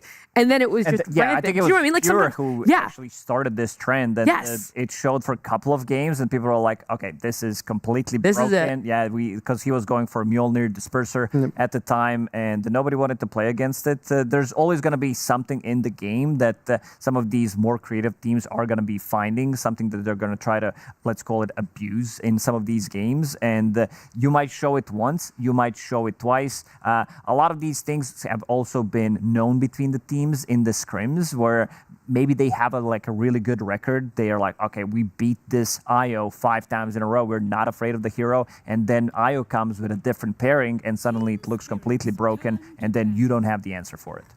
Well, look, hopefully they had the answers coming into it with that ingenuity. Maybe it happens if they end up qualifying to the main event. But right now, Liquid and Spirit, they're both 2-0 in their series for the modified Swiss bracket here that we have for ourselves. And 1-1 apiece. It all comes down to this game number 3. It is Liquid going to be first pick for themselves. And now taking out is Tree. SF is not going to be letting that pool. Neither is Drow or Bane at the moment. So Shadowfiend taken out. Again, I do think that the carry pick is going to be really important for this third game. I think that both times they kind of struggled, at least with the losing team, with what they wanted to play. So potentially, I would suggest like taking something early and stable, which again, there's a lot of, or taking a support to set it up for it and getting it kind of in that middle of the draft phase. So supports valued highly a lot. You can see the Bane, the Undying, and the Treant. Namely for me getting banned, these are these strong supports that just open up. Like you pick it, you can pick any carry, and he's gonna have a stable safe lane. Yeah, we saw like yesterday. We've seen too many games. Maybe I've seen too many games. A lot of games. It's clustered in the head, but it was Xtreme Gaming that did play, and there was a Drow Ranger on one side, and then they immediately responded with the Phantom Lancer. So definitely it's something that Gunner's talking about could potentially happen. Just put a little bit more priority on these carry picks because the last pick so far hasn't been really working out in this series. Yeah, and I mean, we do see the Lina coming out from Liquid, which it can be Mickey or Nisha, but considering there's an Earth Spirit, I know Lina lanes really well against Earth Spirit. So, I mean, for me personally, I'm probably leaning more towards Nisha here, but... It's good, but it's also a weak laner to ganks, and Earth Spirit thrives off ganks. Yeah. Like you have any support come mid. We saw even earlier today this matchup happen, and one support comes mid and just kills the Lina. And I can always set up this mid game to just give the Earth Spirit a good kind of boost of gold XP, even if he's struggling in the laning stage. So yeah, it's good, but I've seen this matchup a lot, and surprisingly, Earth Spirit is actually kind of happy into the Lina. Yeah. But also, as the game goes on, I feel like once Lina starts getting that Ags and the magic resistance and everything, it's like, yeah, Earth Spirit can roll on her, but she kind of just has this like invulnerability against a lot of Earth Spirit's damage. So I feel like it can be a back and forth matchup for sure. Yeah, the other big thing for me to quickly say is the Lina Liquid doesn't have the last pick overall, so the Lina will have to reveal what he's going to go, where the lane's going to go, which means that Team Spirit does have that final opportunity to kind of counter it, either if it's in the safe lane, pick a new off laner or pick a carry that guaranteed matches up. I'm thinking already of a Spectre for Team Spirit. I know it's very early on in the draft, but it's how this thing drafts. Like it really goes matters. to their playstyle, right? It's a very good matchup with the Lina and the core pairing with Earth Spirit. Earth Spirit loves another core that can jump in with you. Yeah, he hates when he's like he rolls in and then your whole team's like, yo, man, like, I cannot go 3,000 units in a second. Like, you need to back up. I'm taking you in. Yeah. I'm a screen away. but like, when you have a Spectre, this guy just presses Haunt, gives the Earth Spirit full vision to take the fight however he wants, and can just follow up to kill these cores. So, I know it's early, but looking for that for just something to keep in mind. Potentially a better last pick for them. They played it 2 times. They played it 2 times from the mid lane, and they also had protection. They played it against Yandex. They played it against Vici Gaming. I feel like Lina needs something. Like, she just can't stand on her own and be like, okay, I'm doing whatever I can, even though she's super tanky. She's maneuverable with the Aghanim Scepter. But they did have Shadow Demon. They also did have Winter Wyvern to give that extra bit of protection. If she gets initiated on to try to split a fight or give disruption by a little bit more time so you can maybe get your BKB off. So I would love to see something for Liquid along those lines, something that can, give a secondary life to Lina. Yeah, you want save or frontline when you have the Lina mid, because she basically plays this every 15 seconds, can kill a hero if you have vision, and can just cut your spells off with the Dagon, with the Ags, the 25 talent, all this stuff. But if you're the one that's having to just cast spells by yourself with nothing in front of you, or you get jumped without a team behind you, you just die. We saw Falcons, when they had the Marine Lina, they had a lot of save around him. So he's able to run around the fight, and with all the magic resistance, with the save, it just feels impossible to kill the hero. You can fly over cliffs with the Ags. So I definitely would like, some Tusks, some Winter Wyvern, just anything that kind of delays his death in this game. This is a Mirana for Spirit opening up the phase. Just nice standard. It's looked good. I want to say I was not a big fan of it a couple weeks ago. I was about to say the same thing. Really? Yeah, but me and Seb, like, we were really hating, like, because there was Mirana in almost every single game, and we it was were just not it was impressed. over prioritized. Yes, yeah. Okay. And definitely over the time, like, I'm becoming a fan of this. Yeah, I would say the more I play within pubs, the more I've seen it. It feels a lot more consistent. It used to be kind of the, I don't know what I'm doing support in pubs, so you just get a bad taste in your mouth because you just Aaron creeps and abandons you. But I think especially with the new Ags build, that the supports are just rushing it. It's a bit greedy, but you can provide so much by just existing with the Moonlight Shadow, giving your whole team invis, even arrow follow-up. You don't need that much gold. And you get the Ags, and you hit this massive timing where now you just solo kill cores. I've seen it where the Mirana just hits a good arrow on a core, gets him down to 20%, and just like one random nuke from another hero, and you get a kill. And so I personally started to warm up to it a lot. I also think the Mirana, we've been seeing a lot of Bane and Shadow Demon pairings with it, which, you know, are obviously great setups for Arrow and in addition to being save heroes. We do see the clock, though. That's kind of that go-in hero that you were mentioning with Lina, kind of protects her and allows you to get your spells off. Yeah, exactly. And it provides the vision. It's like a pseudo save because he has a BKB piercing tool. He goes in. We were talked about this. We were actually talking. We actually did talk about Witch Doctor. I mean, I saw it quite a lot. Like, I think Liquid picked it multiple times during EWC as well. And this is the hero that just ruins offlaners. Like, you're never going to be tanky. And having Maledict plus Lina, like, you know the damage is going to go through. So whoever gets Maledict is like, I'm noping out. Like, I'm not part of this fight. And it's the first pick. I definitely, kind of like you were saying, it is a bit underrated of a hero, I would say. But the one question mark for it is usually you pick it when you see some, like, tanky strength offlaner, knowing exactly how the lane's going to go. And it could be this position where you potentially landed like some Darkseer plus a melee hero, and they just cut your waves in area, which, like, sure, you get this like double cast on the waves, but it doesn't have the same like killing pressure that you'd have laning versus Tidehunter. I keep going back to EWC because I've seen good amount of Winch Doctor, and the teams are trying to, like, we're picking Viper. Like, we don't want to be laning into this guy, so you end up with the draft that you kind of don't want because enemy team picked a strong position 5 that ruins a lot of these melee offlaners, and that's kind of a gotcha pick where he's putting quite a lot of pressure on the draft. What is the item progression for Witch Doctor more often than not? Like, what's the itemization? I mean, that you I've seen different things. Like, from I was Blink gonna say, I've Dagger, seen, like, Holy Locket to amplify the healing.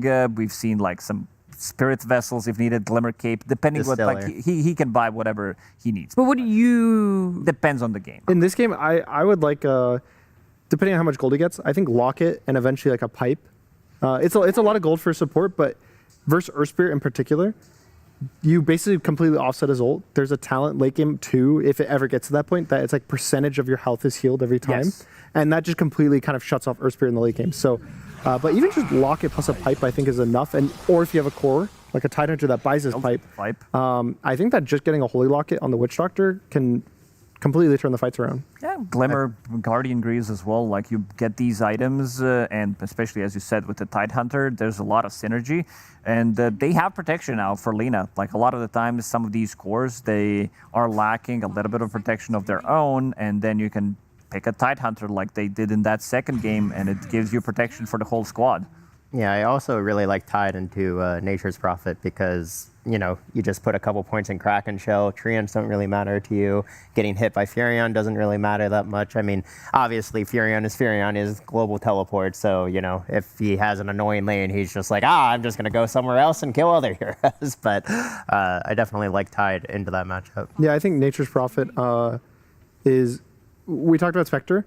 It's a pseudo Spectre because you have a global TP. So it's like if Earth Spirit's able to come into the fight on the Lina, you find the supports, he can always TP into this backline, has a BKB, can kill the heroes, and it's a much better blind pick. And kind of like we said, since they have this overall last pick, they guaranteed get to know where the Lina's going, whether it's safe lane, whether it's mid, and with having this Witch Doctor potential as the pause 5, you kind of want something that knows what he's laning into, knows either do I want to cut, do I want to play the lane, I think Axe could be good because he can cut. He's very good against Tidehunter because he can't track that off. That one's scary into Witch Doctor. It is. Like, I think most of the melee ones. Yeah, pretty much every hero is scary. It's good against Lina as well, depending where Lina is going to go. Because Lina, she still does quite a lot of right-click damage. So with the Blade Mail, they also don't have many abilities that go through, like BKB, which is his core item after he picks up Blade Mail Blink.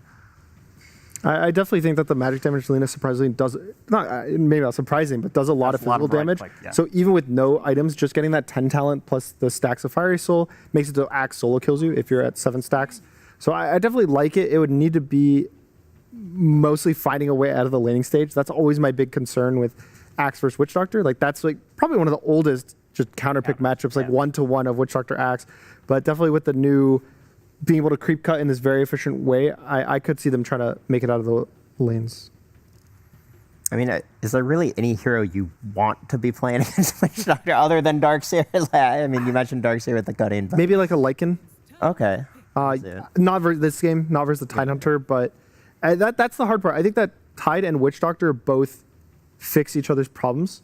And then, I mean, depending on whether this Lina is carry or mid, also potentially fix some of their problems. So as of now, Liquid's draft looks really well-rounded to me. I think for me, this pick for Liquid's not as important. I think to know whether I like Spirit's draft is on Collapse's hero. I think if they find some offlaner that looks good in the lane, looks good for what they need, it's gonna. Okay, there's a Spectre. It's good. Like it's one of the better matchups against Nature's Prophet because like he TPs in, you have this global vision as well, and there's going to be a lot of vision coming up from them. You have this Lina, you have Clockwork with the rockets, Tidehunter kind of parking himself in the front, and Spectre with the ulti. I mean, I don't really see this as a Collapse hero, but this is a real good Viper game, right? Like you have Break versus the Tide, you have Break versus the Spectre. Yeah. You don't have to lane against Witch Doctor, like really, like you because you just kill the Witch Doctor. Exactly. I like it. It doesn't really feel so much as a Collapse hero to me. Like when I think of him, I think of more a team fight, like the Centaur Mars, Slardars kind of vibe. And I even think the Slardars not too bad here, pairing with the Nature's Prophet. Slardar got banned. Oh, to get banned. Oh, Death Prophet. I was thinking the first Death pick Prophet. of Death Prophet because I was going through the hero list, and I think this hero also has a place in meta. I feel like this hero has received constant small buffs that people have been sleeping on. Tried it a couple of times, and it felt good. Every time I played it, I feel like this is also one of the old school classic counters to what Tidehunter wants to do. With the Spirit Siphon Exorcism, you just run him down with the BKB, multiple options that you can go with the itemization as well. And in the lane, I think this DP, of course, being the range hero, playing into Witch Doctor and Spectre, she's going to get a lot up from the lane. Yeah, and also you really don't have to worry about Maledict that much as Death Prophet because you heal up more than you take the damage for. So Maledict, like it's supposed to be this very oppressive ability in the lane that just like makes you never want to approach creep waves, but Death Prophet is one of those heroes that can approach creep waves against a Witch Doctor. I do worry a bit for their catch. A lot of it's on the Earth Spear and the Tusk. They have to do pretty much all the work. The arrow setup. It's like, yeah, go roll on an Earth Spear and then I'll arrow off it. I promise bro, it'll land. Like, I got you, man. So it definitely, for me, Team Spirit's a tempo draft, which they're good at, but their tempo, I feel like, is more the mid-game. It's not so much on average like the Death Prophet tempo, but they do have the perfect carry to match that tempo of the Death Prophet, right? You have this guy who's going to Exorcism, take the towers. You have Yotoro's going to be able to TP and do it. Earth Spirit's going to be follow-up. So I think if they kind of hit all their timings, I actually do really like the Team Spirit draft. And Lacoste, do you want to quickly put it out? Liquid, Spirit, it's game 3. I think I'm going to give a slight edge to Spirit. Like we've seen two very one-sided games that did go on for like relatively long time, but I think this one's going to be the most even out of the 3. And I'm already just going to assume Monks is going for Liquid here because he loves the Tide, so I won't even let him speak on this one there. I'll just say it for you as we're going into this game 3. The winner comes out on top. A 3-0 team for their group. It's with Sunspen and Syndron. Thank you very much indeed. Game 3 it is. 2 stomps so far for each respective team. Will it be even, Syndron? It'll be closer, than any of the previous 2 games, which is, I guess, not. That's not saying much. That's not saying much indeed. I do think this time around, though, first of all, we've changed the carry away from Luna. Not that either of the previous games per se was Luna's fault, but she was in those games, so it is her fault. That's right. That's how it works. Now, I think the overall looking at the pacing of the lineups, if there were to be a very one-sided affair here, it's because Spirit run them over with DP and Prophet. So Prophet and Prophet, if you will. The nature and the death variants. I like that last pick a lot. It's cool to see Death Prophet in this tournament. First pick of this year's International, and she has a lot of things going for her. Like they mentioned, the laning phase into Witch Doctor is good. Death Prophet is one of the best heroes you can pick against Tidehunter, in my opinion. You can't Kraken off Spirit Siphon. You do a ton of damage with the Ghosts that does not get reduced by Kraken Shell because it's damage block and these ignore damage block. And it matches the tempo so well. That's the biggest part of the pick for me is I love watching teams play Prophet with heroes that want to push.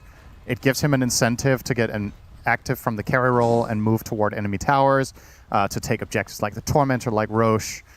And in my personal opinion, I think Prophet is, Nature's Prophet that is criminally underpicked this tournament. I think this hero is S tier.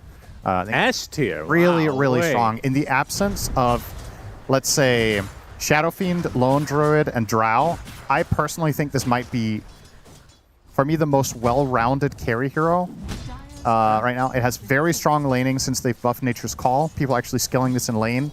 It makes Prophet lose basically no lanes.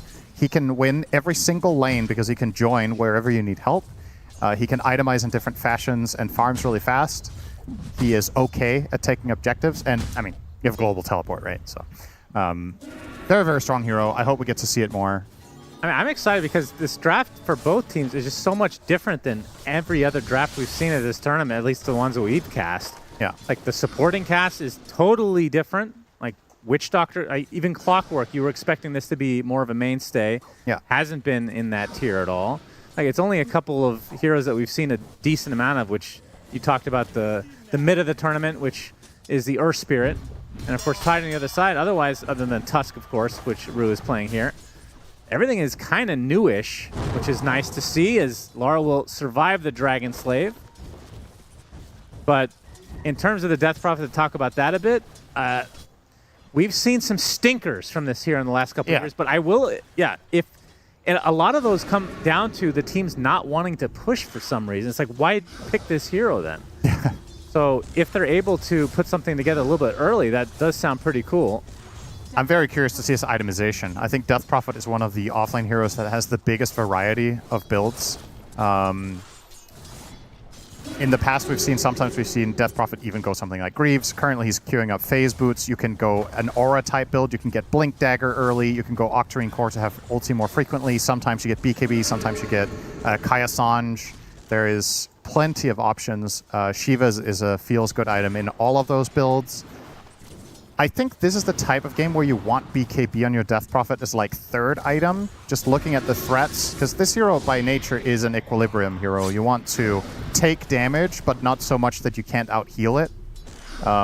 It's not ideal if you don't pose enough of a threat, however, so you also want to have mobility items so you can really get in there and use Siphon and Exorcism offensively. Yeah. That's the natural part of why you get Phase Boots. It's also a big part of why you often see Yules, is it's a multi-purpose item. It gives you mana regen, move speed, and of course the ability to set up your silence reliably. So I'll keep an eye on Collapse's build. I think it's very telling of how Spirit interpret the game that we're in. And I agree, pacing, right? Like, play fast. Don't get to late game against Spectre Lina. It's not going to be that fun. Well, speaking of Spectre, we haven't gotten to cast her a ton as of... I mean, when did they change Shadow Step to be the illusion? Oh, I have to hold that thought. Ace will be first blooded by Yatoro. Oh, Kraken Shell not enough to survive there. Tag team can offset that armor or that block. Very true. I don't remember exactly when it was changed. It's somewhat recent. Yeah, but we maybe have cast 1 or 2 games at most, but what do you think has changed with the hero with this new skill? It has better laning. The laning was garbage before. It has Desolate as an innate. which is crazy strong because now you don't need to put skill points into that. So now you actually have an ability that connects you to an enemy hero in the lane, and then you inherently have Desolate. So yeah, just that's pretty much it. It's a much better laner, which makes it more pickable. I'm surprised we've only seen it 3 times so far this year. This is going to be picked more, especially as we get to the main event. A lot of the time, teams pick. You see this trend of looking more and more towards safer and heavier late game and team fight, and Spectre is just, especially if 1 or 2 of the Chinese teams make the top 8, that region has always favored this hero more than the Western scene, I would say. What's the build these days? So typically you would go Earn into either Radiance, or if you want to go back further, Diffusal. Yeah, it's Earn Radiance most of the time.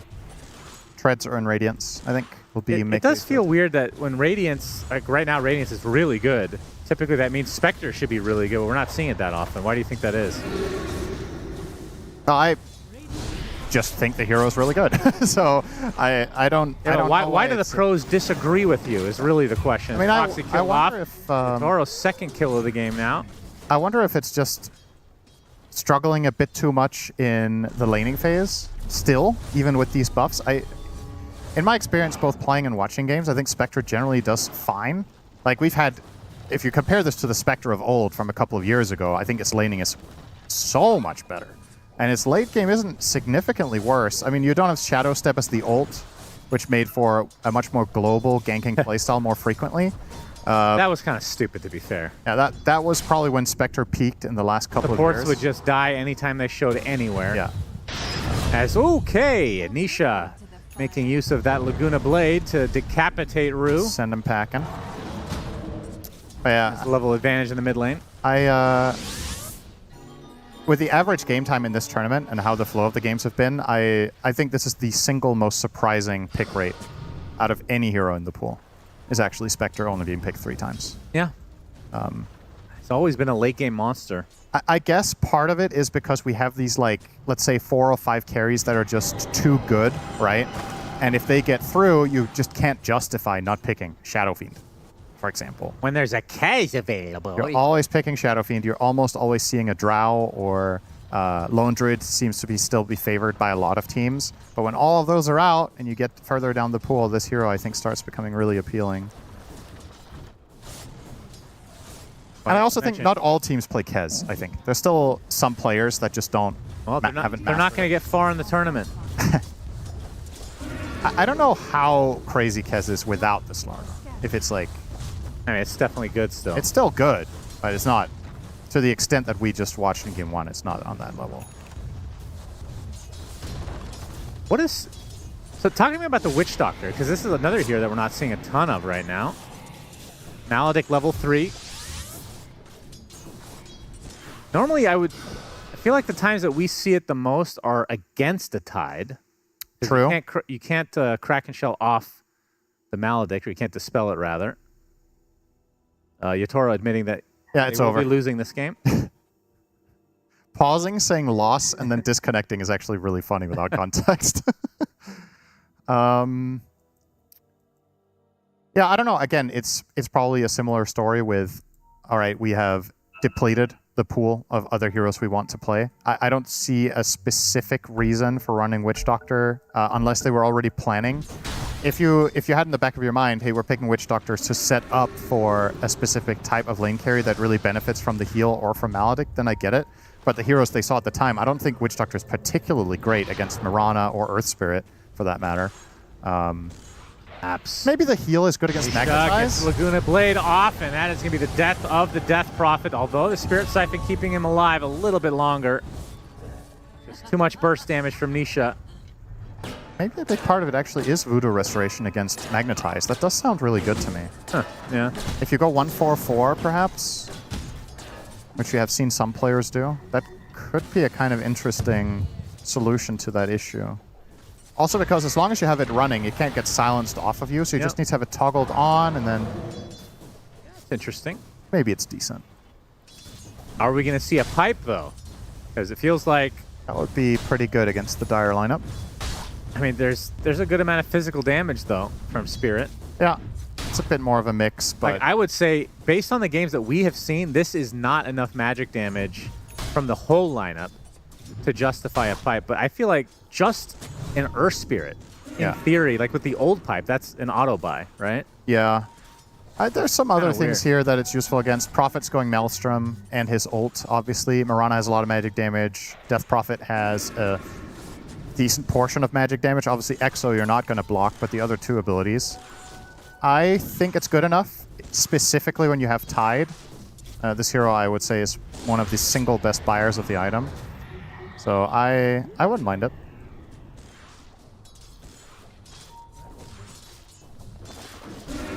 Mickey on the Spectre. Liquid have to be wary about bottom now, by the way.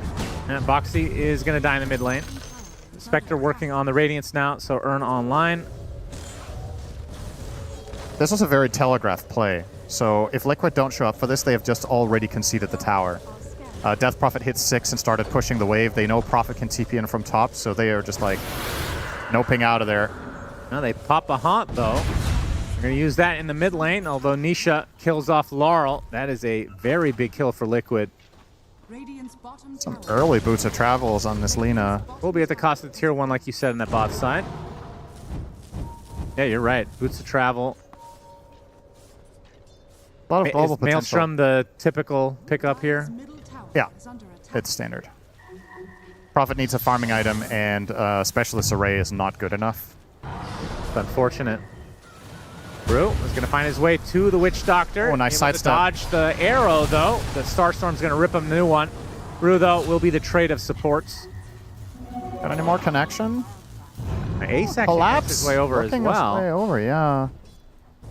Not me being forced out. A little bit of vision now with that rocket flare in the tree line. Cannot get away, so Nisha does secure his double kill. Yeah, this hero was banned previously against Nisha in this series.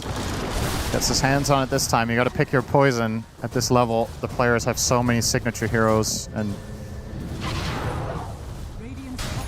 Lina was the choice this time around. And like the panel was talking about, Prophet is an interesting solution to her, but it's contingent on Earth Spirit or Tusk connecting in the first place. There's nothing else really threatening Nisha, and it's going to get a lot trickier once Nisha gets Ags, because then he can fly out of the shards. Yeah.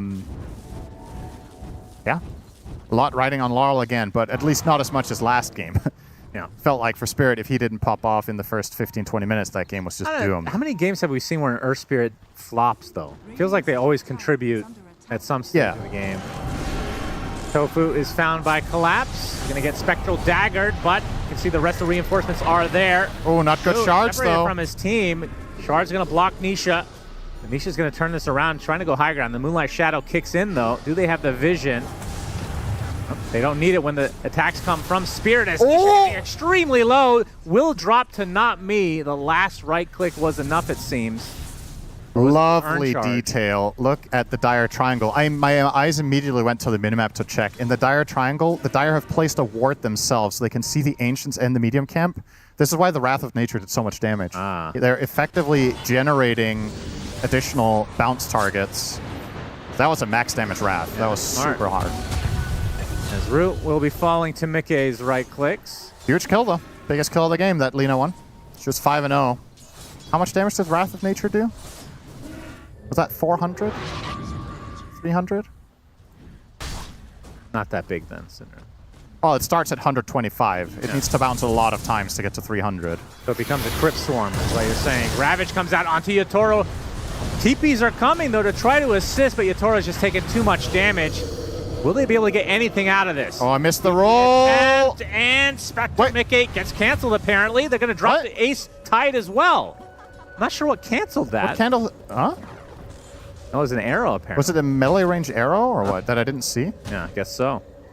I hurt my head earlier today. So.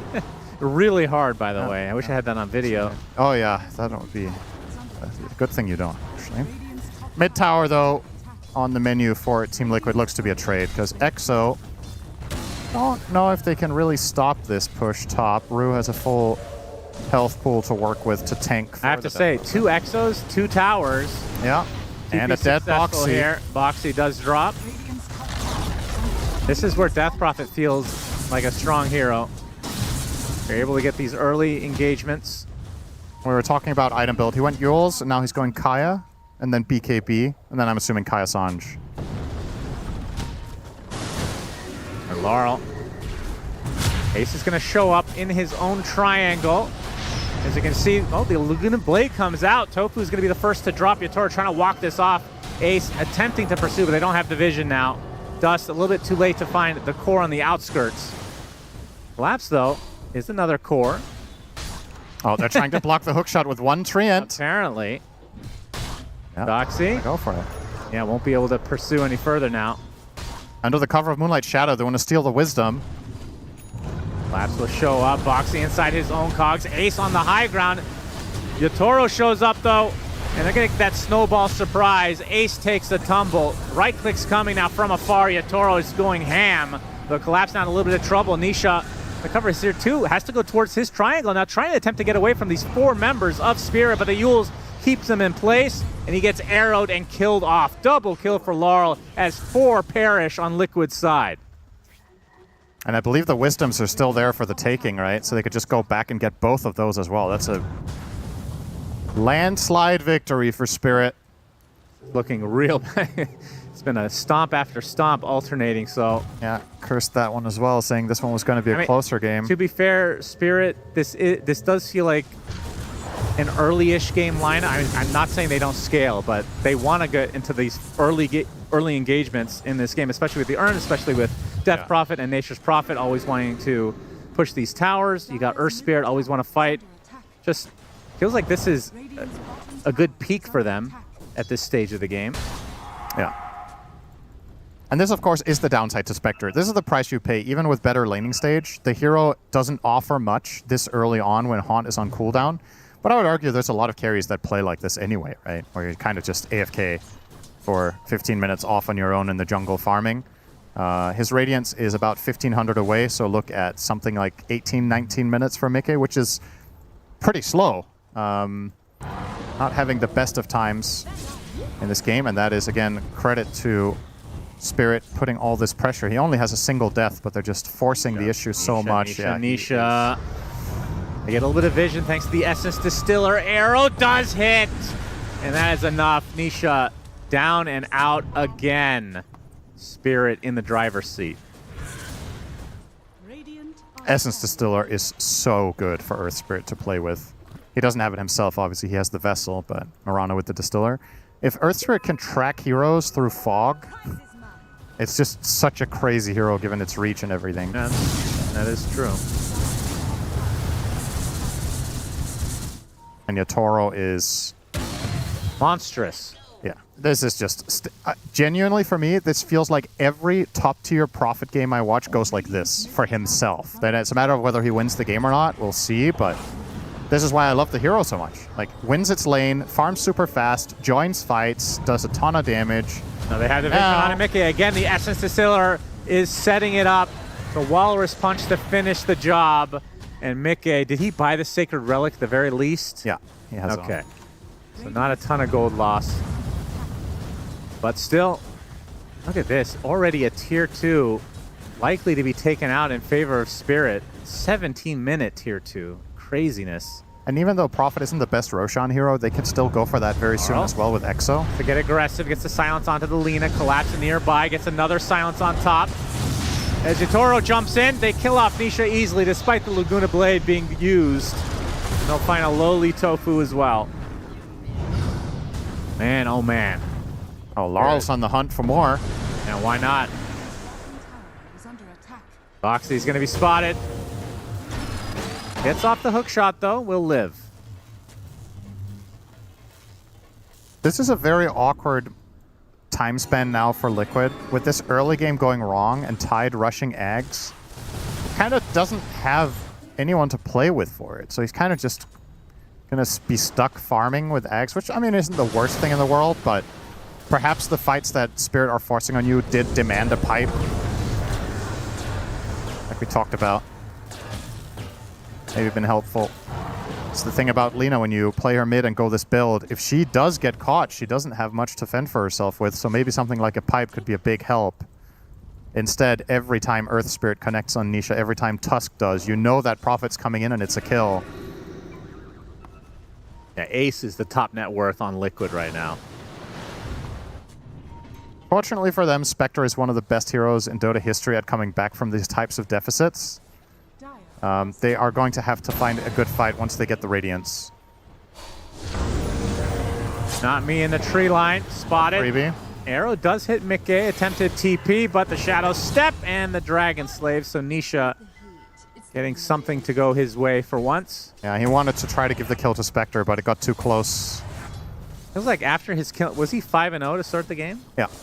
7-4 now. Yep. So until the kill he just got, he went 1-4 after being 5-0. Not a mid-game you see very often.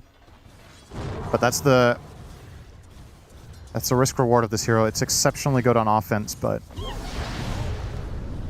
defensively, they've probably also, if you go back through this game as Liquid and you look at the replay, maybe there was some matter of support positioning. I think it's very important that they protect Nisha. You can see they're starting to play that way more now.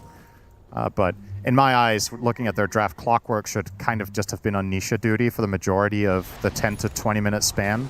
Because who else would he play with? Tide offers no kill threat. You're not protecting Spectre, most likely. Rather, if you're playing with Lina, you actually give yourself the opportunity of making counter plays where they go on her, you hookshot, you haunt in, maybe you find a kill or two, even if Lina dies. Because she has a lot of counterplay potential on her own if she does get to cast. Whereas if you're protecting Spectre, well, what's she going to do? Dagger and run away. Not exactly all that inspirational. Torment time, if they want. Spirit, hookshot. Oh, very nice cog work. Nami cleaned up.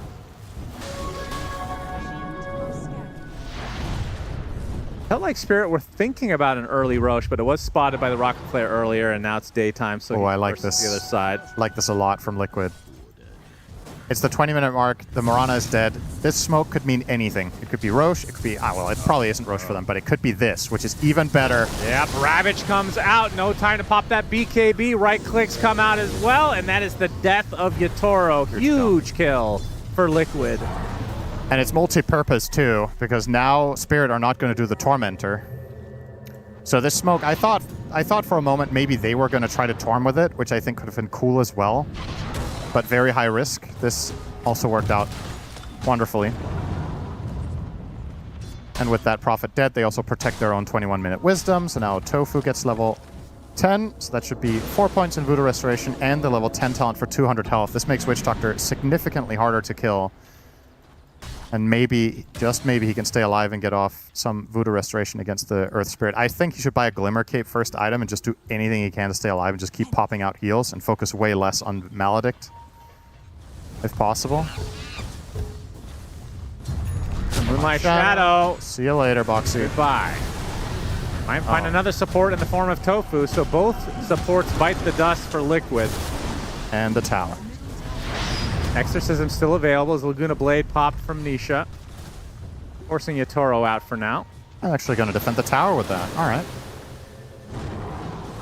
Yeah, the Ags from Ace starting to see some of the use. Oh, that's a convenient rune for Mr. Yatoro. As we head into the pit. 2 heroes dead, no Laguna, no resources on Lina. So Liquid, even if they know this is happening, they can't do anything about it. Rocket Flare. Close. And it's an Aegis for Nature's Prophet.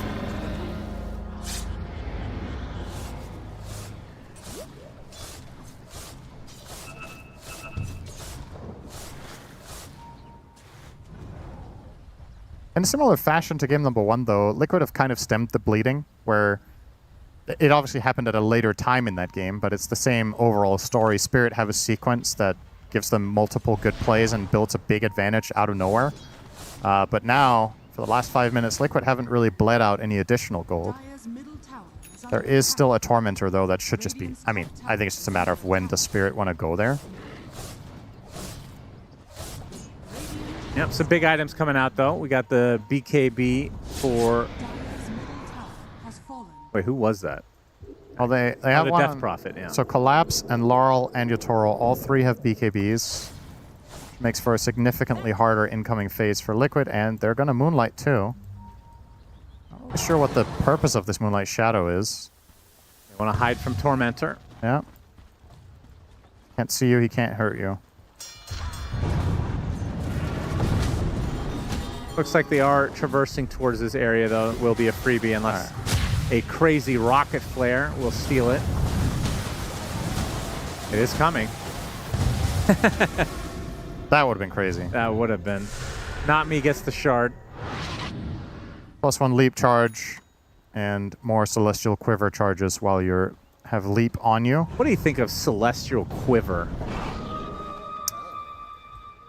I feel like it feels like a band-aid solution to give Mirana better laning because her laning was falling too far behind as a support. I mean, it's fine to give her more right-click damage like this, and it's very thematic for the hero. Obviously, you could have also done it by somehow buffing the spells or giving more base stats or whatever. That's fine.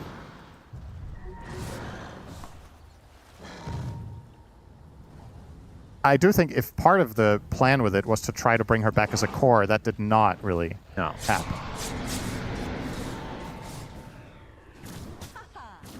Kind of missed the old Aghanim Scepter by Blink Dagger. You just Starstorms happen around you every 7 seconds or whatever it was. Yeah. Pretty cool. Yeah. That's if you like that gameplay, you will love Quaswex Invoker right now. Just buy Ghostwalk Shard and run through creep waves and they die, and you don't even show your hero. Well, I would say based Very on how many heroes can now just kill entire waves, it was ahead of its time. Yeah. In a way. True. Could bring it back and it would be no different than a lot of other heroes. If you brought that Axe back now, it'd be significantly worse than it was back then relative to the field. That's very true. Aegis for 2 more minutes. What can Spirit get out of this? What do they want to get out of it is maybe a better question. There's still 2 tier 2s. Do you think they group, or is this a farming Aegis? I think they wait for Yotaro to get his Silver Edge, and then maybe they make a move. Oh, hang on. And Isha Okay. attempting to TP. Looks like he's fine. So, oh, he actually baited 3 TPs. They think he flew north. That's pretty nice. Give some space to Liquid. Thing is, they don't know they have this space. Mickey is still terrified in mid because he didn't see them TPing. It's a bit of smoke and mirrors for both teams, really. Blink Dagger on Tovu. Interesting. I did not think he was going to buy that. And I mean, it gives you a way easier time positioning yourself for getting off Maledict and Death Ward, but the downside is you're still as frail as before. If you get caught by anything, you're just toast. He saw it. Silver Edge. That Sentry gets off the nice hookshot TP. He's good to go. Silver Edge online for Yotaro. Less than a minute, though, on the Aegis, so I'm not sure this is enough time to really get any more objectives, so got to give Liquid credit. Even in that game that they were completely stomped, they did fight back reasonably well. Better than expected, in fact. Kind of seeing that to a degree now as well. Oh, Ace spotted, though. He's There's broken. the break, and there is the death. This hero is not tanky anymore in this game until he gets BKB. They can literally just do this every time. Laurel wants to get the action started. Able to fly away, though, is the Lina. Still pursuing. It was Nisha. Able to sidestep. Laurel. Very, very confident with this shield rune active.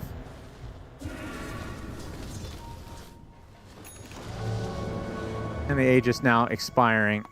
So 3 minutes from knowing when Roche will spawn next.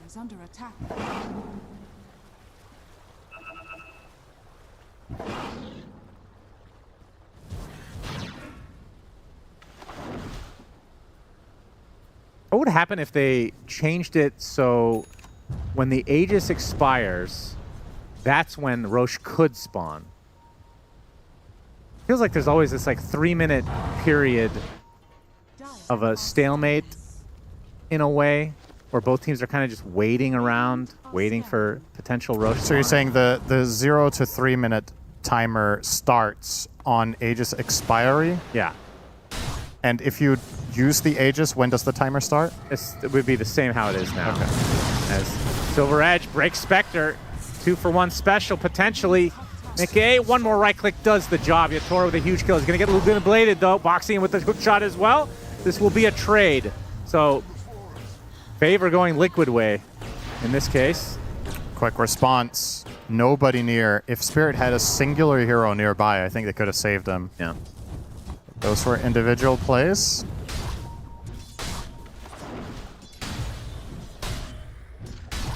Really is a god tier Silver Edge game. Yeah, it's incredibly good. That's also why the panel is talking about picking Viper instead of Death Prophet in the slot. They've got a lot of value out of the Viper, or out of the Death Prophet, though, gotta say. Really liked Collapse's contribution to the game so far. Boxy gonna tank the gank. Easy kill for Spirit. Well, easy-ish.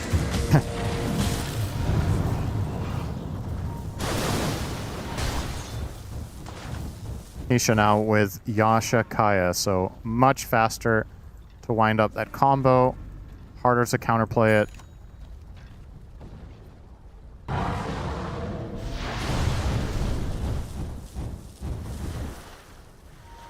Radiant's middle tower. What's the next item for Nisha? He didn't end up going to the Maelstrom at all. Oh, on Lina? Yeah. No, it's... Did I say he should? Yeah. Oh, I thought, weren't we talking about Prophet then? In the beginning of the game already? Maybe I have brain damage as well. Yeah, I think so. So what's the typical progression here for him? I think for a game like this, I'm not sure what is better here. I think sometimes you see Linus just buy a dagger or Shadow Blade to navigate better, be able to get the combo off.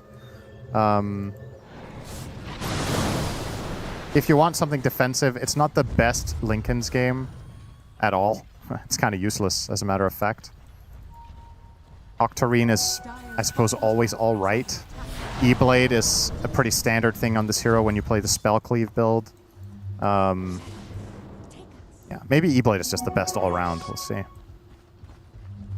Moonlight Shadow into a smoke from Liquid. Nisha's smoke pops. Don't have the vision initially. Collapse gets off the silence onto 2. Exorcism is popped as well, and that means disengage time for Liquid, but they're going to get caught out by that Yules. Boxy's going to be the first to fall. Oh, great cast! They do get that big cast onto several heroes, and Ruse attempting to run away now. Collapse with that BKB. Exorcism doing a good amount of work. Should be able to get the kill with the help of Laurel onto Tofu. The buyback from the clock, though, and it looks like the fight will break up. Only support's dying. Yeah. Ace, no good opportunity to use the Ravage. Has to use the BKB defensively to get out. Kind of not interested in looking for too much more trouble after that. Big item alert here for Yatoro. Pick up the Daedalus.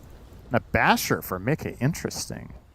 I guess wants to have a reliable way of getting the Prophet when he does catch him globally. So he can't just BKB TP out. I assume that's the rationale here. Same for the Earth Spirit. A lot of the time in this slot on Spectre, you see either Bloodthorn or Scotty. So I want to say Basher maybe the 3rd or 4th most common item in this slot. A little bit different, but makes sense still. Sometimes you see Nullifier, because then you just kill supports. But he's going to go straight Abyssal. Doesn't really have the best attack speed to utilize this just yet. It's okay.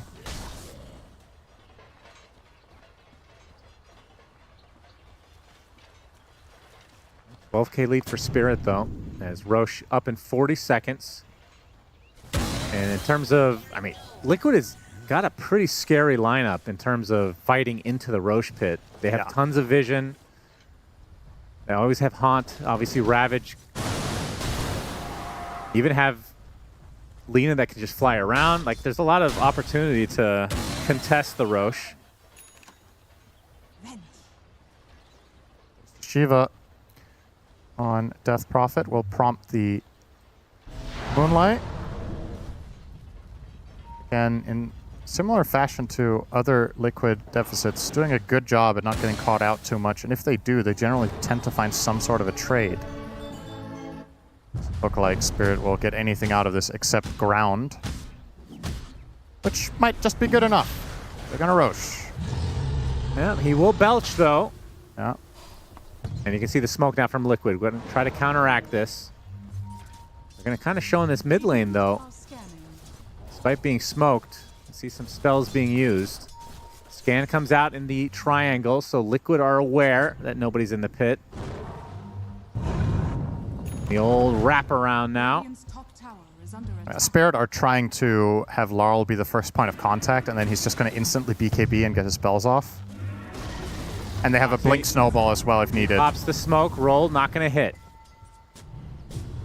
No, he's going to take the Ravage just on him into the Laguna Blade. Laurel blown up. So he tanked it, Cinderin, but I don't think he was planning on dying. Does have the buyback if they really want to try to engage here. Boxy does get cleaned up. You can see Yatoro with no mana to speak of, so he just gets the hell out. And now Collapse and company stuck in a bit of a weird spot, but can always come back with that hero as Rue taking the right-click damage from the Lina. 2 supports dead for Liquid as there's the right-clicks from Yatoro as he comes back into the fray, and Mickey bites the dust. And that's Roche. Lina gets away, absolutely. Buyback did have to be expended, though, from Laurel. That's well worth it. I kind of like the mindset of Ace there to just blink Ravage the Earth Spirit, because they know if they don't do that, he's going to get saved by Tusk. So you're kind of doing it as a zoning spell, half of the reason. You're seeing the replay here, so Tusk can't come in from the side for a snowball save in time. But still, the buyback and, of course, the Prophet connecting. Oh, back in live. Yes, indeed. Ace pretty damn low here. Attempting to TP. Looks like he's good. Gonna lose his tower still. Collapse has a shield rune. He is omega tanky right now. He's gonna go for the Hex next on Death Prophet. So still playing... Oh, never mind. He is going Blink. I was gonna say still playing without Blink, but that is the next item.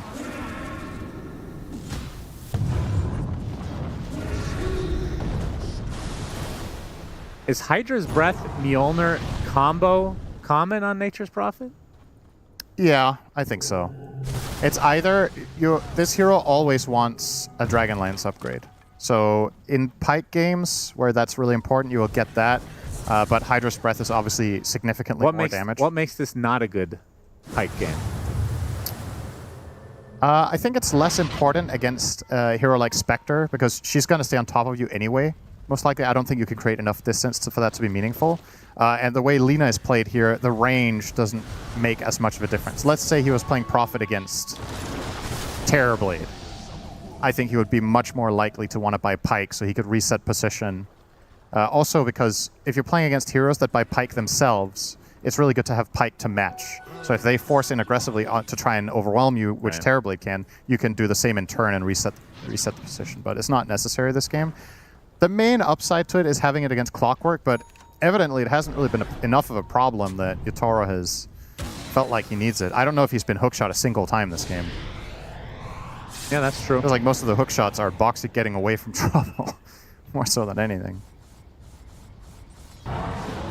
Nisha has a Daedalus, and looks like it will be a Hurricane Pike coming up. So he's going Pike now. That does change the equation a bit for Prophet, but I mean, he's committed at this point with the Hydra's Breath. Tofu's sitting on a lot of gold. He's got 3,000 gold and still has the Gree. I forgot that was even a thing. I mean, at this point, it's probably too late for Glimmer. He's going to go Ags, it looks like. So more damage. All right, Roche Banner plays from Spirit.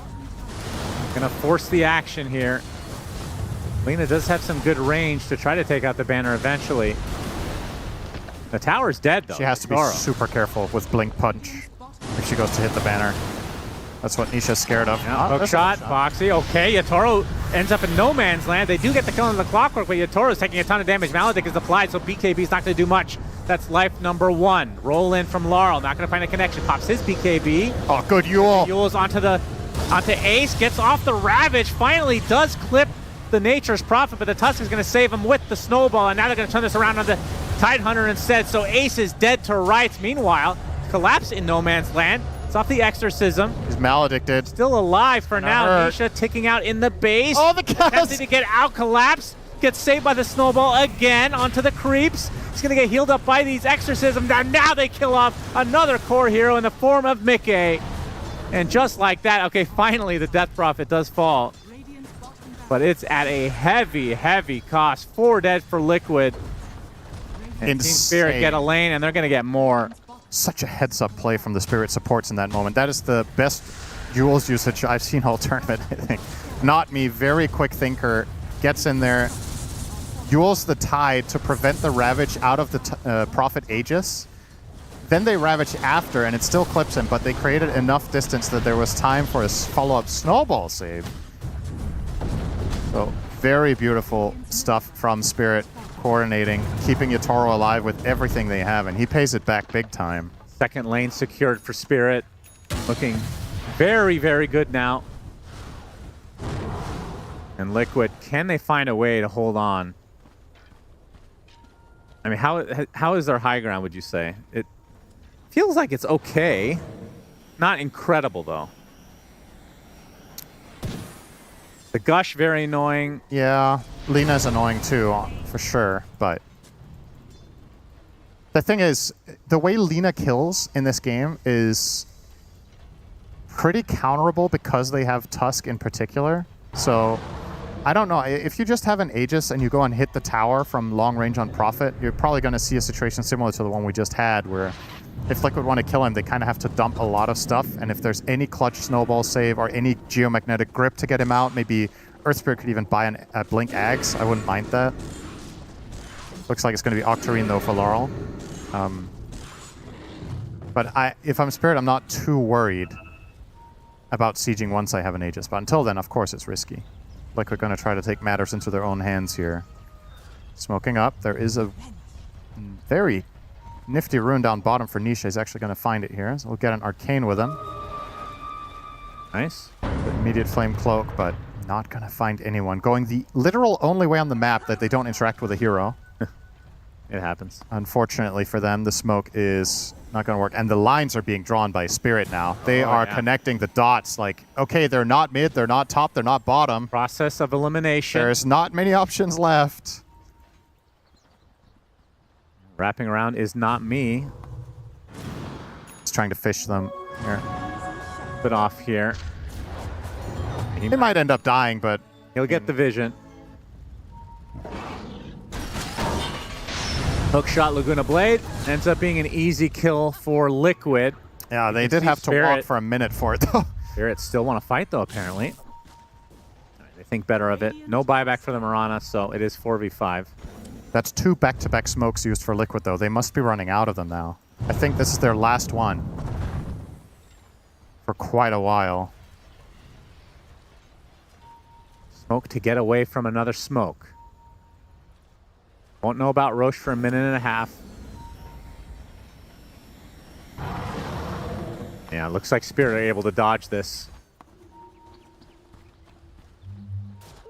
This is the benefit of having a Spectre, though. You can join at any time and still push out those lanes that do not have barracks any longer. Okay. Gets rolled on. Gets broken. Gets killed. Huge kill overall for Spirit. They could force a buyback with this because Liquid simply cannot teamfight without Spectre. So you could think about knocking on the high ground with Exorcism. Go and take the outpost so Mirana can TP down. Which is exactly what Rue's going to do. And then you're going to go over, pop Exo, have Prophet hit from range. And yes, you don't have Aegis, but I still think being able to force this Spectre buyback is extremely valuable. The question is, how do you do it the safest so that they have to buy back, but you don't expose yourself too much?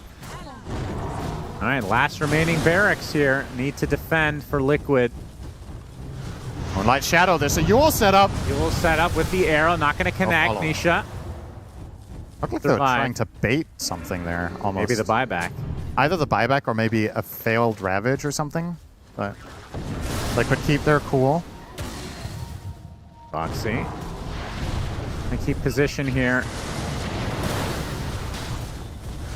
Creeps are pretty damn annoying. Laurel gonna take a Laguna. Not me. Jumps in. And jumps out. Didn't realize there's still a tier 1 top and bottom. What the hell? Yeah, well, one team doesn't really have any push power and has been behind the whole game, and the other team has Prophet. So tends to push out the lanes very effectively the whole game. It's hard to access anything. It's a bit of a late Roche spawn. Minute 45 now. I don't even know if that's good news for Liquid. Are they close to anything meaningful? Tide, Refresher, still a couple, like 2,000 away. Spectre is working on Butterfly now, so Mickey swapped away from the Scotty. Okay. Interesting. I mean, he's almost doubled in net worth by the Prophet, by the way. Just throwing that out there at 43 minutes. Prophet 40k net worth, Spectre 20. Yeah, that's normal. It actually kind of is. Prophet's the real alchemist. Yeah. Except he's actually good late game.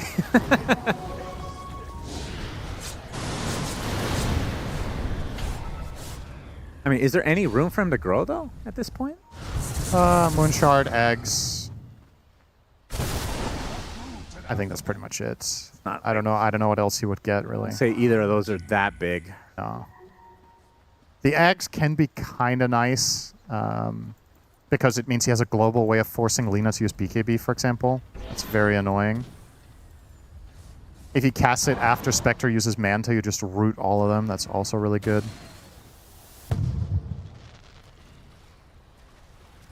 "20 seconds away from Roche. And Liquid definitely have to contest, or else this might just be it. Did Ace just craft a tier 4 neutral item at 44.5 minutes? Nice. Well done. I mean, maybe he had the tokens for a long time and was just keeping something else, and now eventually decided on Conjurers. Otherwise, they have not hit a lot of neutrals. That is kind of crazy. The big Roche. He's got all the goodies now. 31k lead for Spirit. Laurel spotted. Will roll away, though. Level 24 now. And that 25 talent, like we've talked about in past games, insanely good. Conjurer's Catalyst on this hero is disgusting. Yeah. It is so good. I feel like you could say that about a lot of heroes in this patch right now. Boxing in the tree line. Aghanim Scepter is picked up by the Nature's Prophet. Yep, Laurel, Eon Disc procs. BKB's attempting to get out of dodge, but the nice hook shot from Boxy brings him back, but the snowball's going to save. Meanwhile, Collapse with the Exorcism on the back line. Ravage comes out as well. Able to get 2 kills off the back of that. No buyback onto the Earth Spirit. Yatoro right-clicking to his heart's content, and that means a mass TP for the Tidehunter. An attempted one from Tofu, not happening for him, though. So, pretty good fight for Liquid, all things considered. They might still end up losing Roche here. Yeah, they spent all their spells, so they'll take the 2 kills, one of which being Boxy. core, but this is a very good hero to try to do this. Yeah, he doesn't have dagger though, makes it significantly harder. Hook shot. Ooh, so close. If he fired that a second early, he might have tried. Yeah, 100%. Yatoro gets Aegis. Oh, they find the break now. Oh, onto no. the Spectre, and Mickey dead. Uh-oh. No buyback, and that probably does it. That's just classic Prophet. You get Aegis and you immediately kill the enemy carry on the other end of the map, you know? Just such a fast connection immediately. He might find more. He's going to walk into Ace. Ace, okay. Broken inside. He's dead. Does have buyback this time, though. But Yatoro just... he's so slow without boots, without the silver edge up. But he still finds his... and he gets a damage rune as well. All right. Okay. All right, buddy. Let's see how long this Rax stands. If he gets to swing a couple of times. Pew, pew, pew, pew, pew, pew, pew. An attempted defense from Liquid without their Spectre. Witch Doctor takes the tumble. Buybacks are going to come out now. Laguna Blade not going to be nearly enough to find a kill. To get the Yule's connection though onto Nisha. Mega Creeps have come as Collapse tanking up the right clicks from Nisha. Pops the BKB in retreat. And with Mega Creeps and all the buybacks coming out from Liquid, Spirit are going to play it a little bit safe. Obviously, Aegis is still online for 3.5 minutes, so they can reset, wait for the Earth Spirit to be back, and of course for these creeps to push into the base inevitably.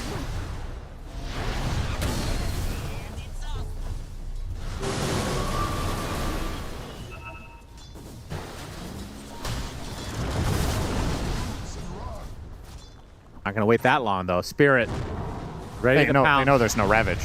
So, Roche banner no reason placed. to wait. And they're going to try to end this right here, right now. Yatoro with the Mjolnir applied.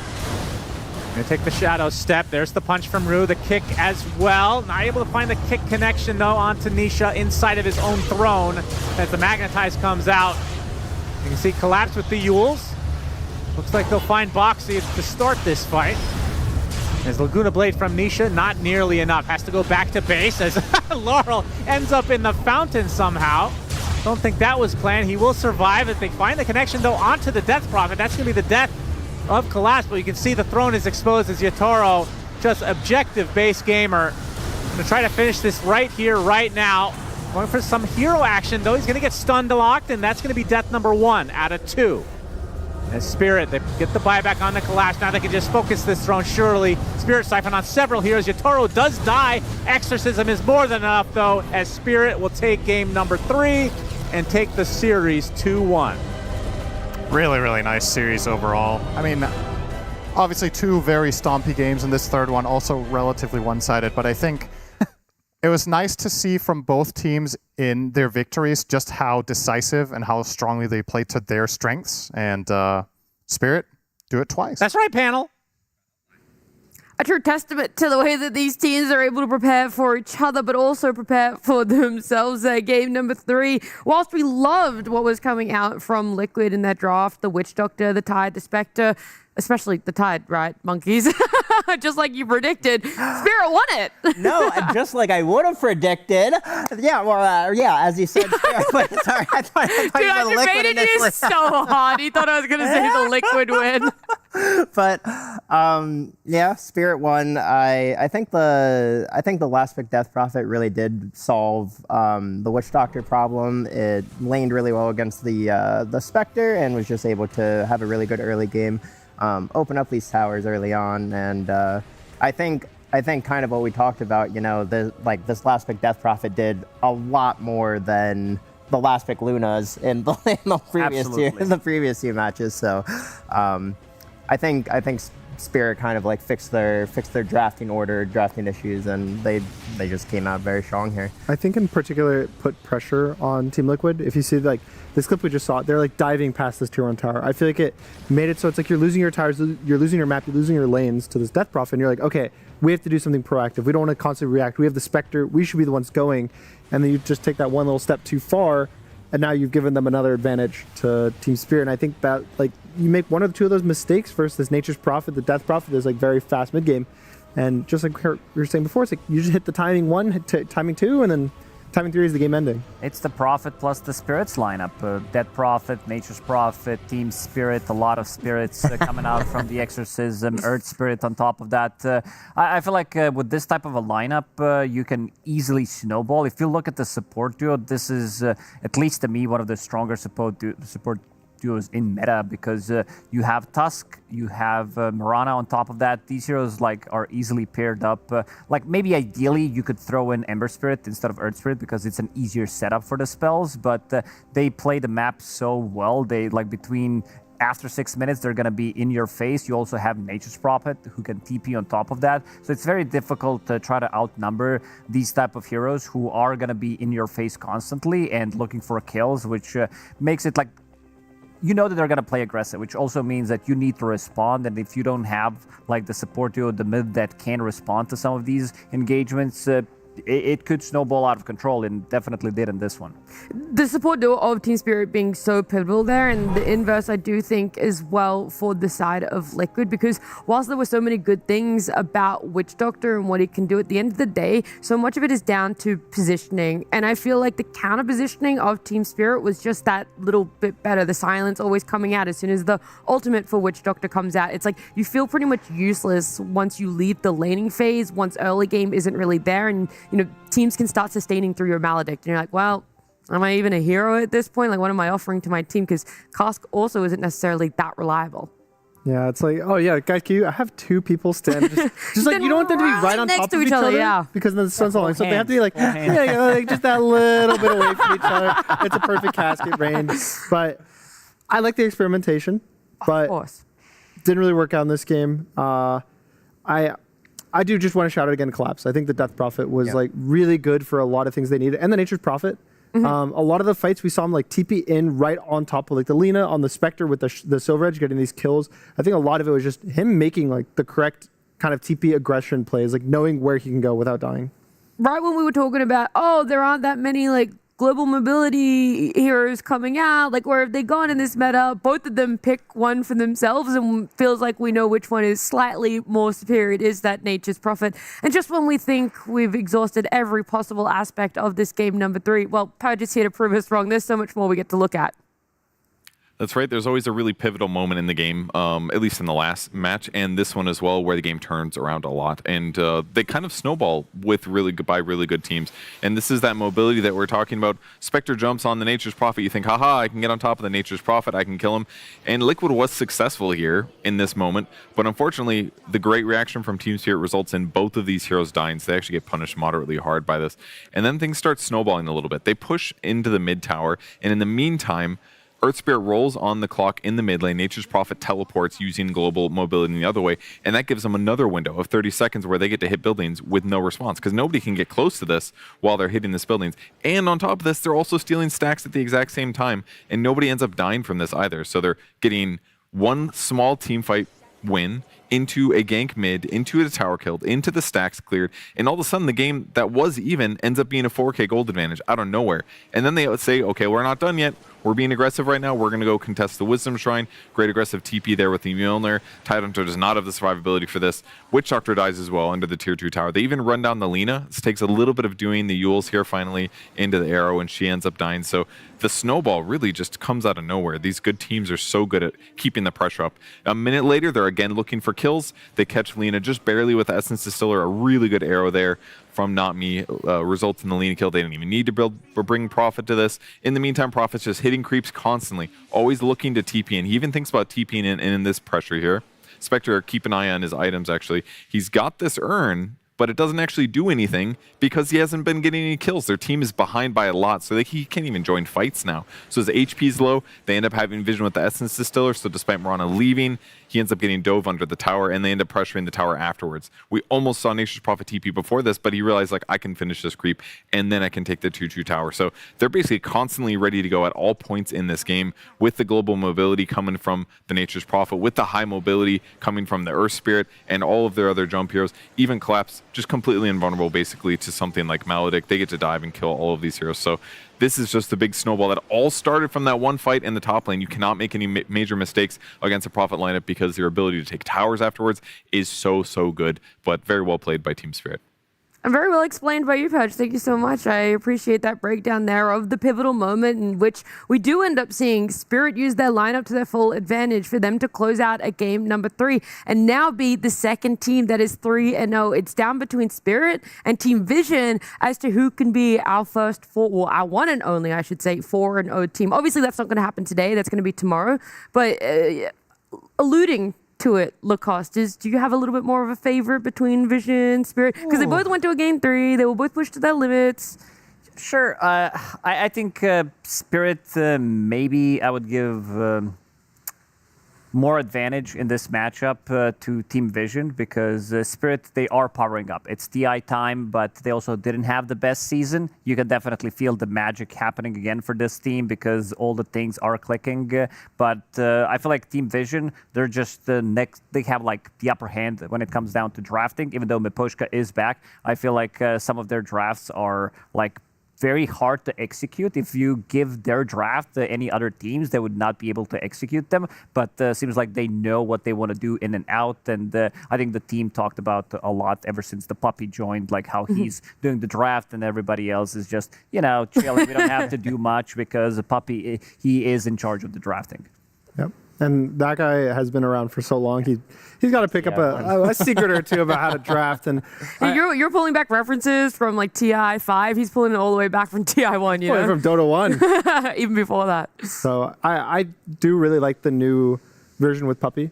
It feels like they're a little more consistent with 9 class. I think before, sometimes he'd look really good with his supports and sometimes he wouldn't. And I feel like now it's more like, look, man, you can play like a slightly weird hero, but probably we're going to make you play a normal hero. I feel like he's kind of that guy who's fine saying no to 9 class and putting him on a more standardized hero. Yeah, not as many support TAs or support Slarks or whatever nonsense he was up to back in the day. And who knows if we're better or worse for it, but Team Vision being 3-0, Spirit as well 3-0 for themselves. It makes me wonder where the rest of our teams here still at TI have landed themselves in this modified Swiss bracket. And we're going to show you exactly that, because right now there are still, well, actually there's only one series still currently being played. That's not even playing is not a word. Played is there. We've had our other C and D stream concluded for ourselves. Stream B still going on there, but you can see some of those results there in round 3 that played out today. Boom Boys losing to Team Vision in a quick 0-2. Spirit being able to take Liquid there. Both of those series we covered here, but the Iron Wing and Falcons one went incredibly long. It finally went the way of Iron Wing. Nigma Galaxy won theirs. Aurora and Yandex is what is being played now. Unfortunately, Monkeys, GamerLegion losing their second series for today, but Vici Gaming looking like they're warming up a bit more for themselves there. Yep. And Team Resilience and Xtreme Gaming getting some good wins for themselves, which leaves OG and HULIGANI Gunner in a bit of a question mark position for that TI group stage. Yep, they basically have to win out now just to get a chance at those tiebreakers. So unfortunately, one of those teams will be going home tomorrow in the matchup. And it's kind of sad. We're getting to that point. Yeah, day 1 and 2 is always fun and joy because you get to look at new heroes and a lot of fun strategies and teams, and this is great. And then tomorrow you have the sad reality of we have to start saying goodbye to some teams. Yeah, unfortunately, that's just how it works. I mean, I'm looking at these teams, and I feel like OG, we really haven't seen much from them. Like HULIGANI as well, them being, I would say, the team that not many people expect to be here. They did look good in the qualifiers. They deserved the spot to be here, but you can definitely tell the difference between them and the other teams. And I even think they kind of had the mentality of like, this is just like a learning experience. Yes. We're just excited to be here. I mean, obviously, I'm sure they wanted to do better, but I mean, what team doesn't want to do better at TI? Everyone has that dream, that Thompson dream, where it's like you come in for your first TI and you just win it. Of course, everyone would love that. But our day isn't over just yet for day 2. Of course, our series on Stream A here have wrapped up, but Stream B is still going. It is Yandex up against Aurora, and we want to jump on into that action and see exactly how Game 1 is unfolding with Lyrical and Trent.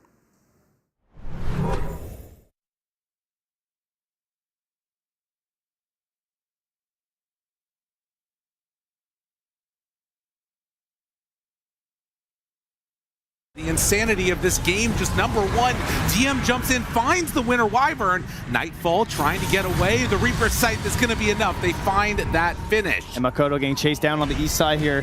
He's got talent level 20. He's not even getting a chance to use it, though. No, as they find him and kill him. There were many moments throughout this game where it was looking like maybe there was a way for Aurora to get back into it, but that kill hurts a lot. Trent, do you want to give a recap for all the folks joining us now? Well, I mean, this game, it's been, I'd say, mostly in Yandex's favor, right? Throughout this, pretty much this entire game. They've had the gold lead. They had pretty much the strategy looking solid for them, and a lot of it's been these two, DM and Shira Jr. DM especially doing a ton of work on this Centaur, like you've seen all over the International so far. This group stage Centaur has allowed his team to stampede to many victories. Nicely done. Trying to help out his Mirana there, but Mira is going to be brought down. Yep. And that solid backbone of Watson, now godlike in this game on the Necrophos. He had a very solid laning stage, and he has been farming up a storm. Malady, you guys have seen a lot of Treant Protector bans this tournament. Not too many picks, I'm sure, because he gets banned so often. Malady, one of the Treant Protectors that makes you ban this hero. Yeah. Because he is very good at controlling the entire map, and has really aided in this victory here for Yandex. So, well done all around. At this point, not much Aurora can do other than just wait for this respawn of the Earth Spirit and hopefully find a massive magnetized play. Oh, Kiori. He was hunting for something there, but they're just not giving. I mean, they know the way back into this for Aurora is off the back of a Wyvern Curse. They need to find that angle.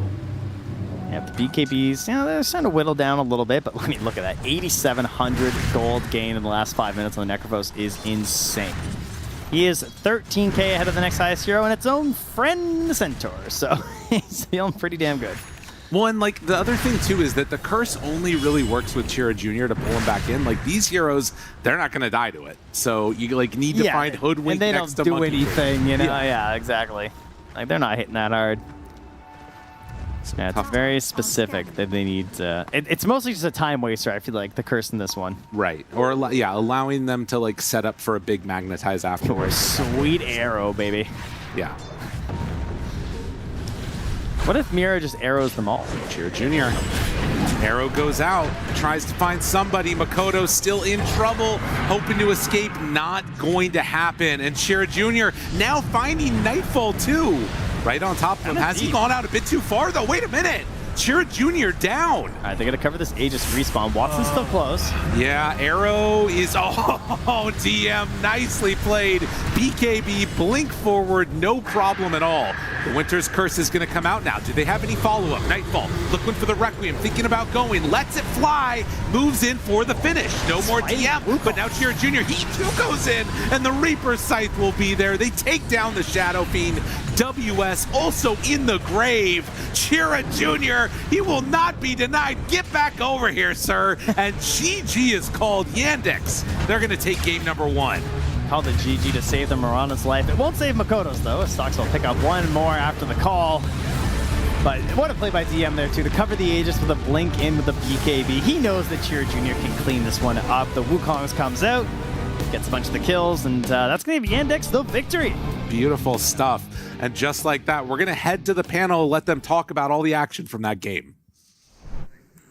It's been a long time since we last saw you guys tuned into Stream V right as they were pushing the high ground, taking some racks there, which I feel like you ended up just getting all of the glory and the fun and none of the build-up. Maybe that's what some people like to enjoy when it comes to Dota there. But the Monkey King being the biggest outlier, guys, when we look at that draft, everything else felt so stock standard, but it also was just above the rest when we were looking at what it was doing towards the tail end of that game. I feel like Chira Jr. is one of the final guys to play it, but now we see. I don't know what that means.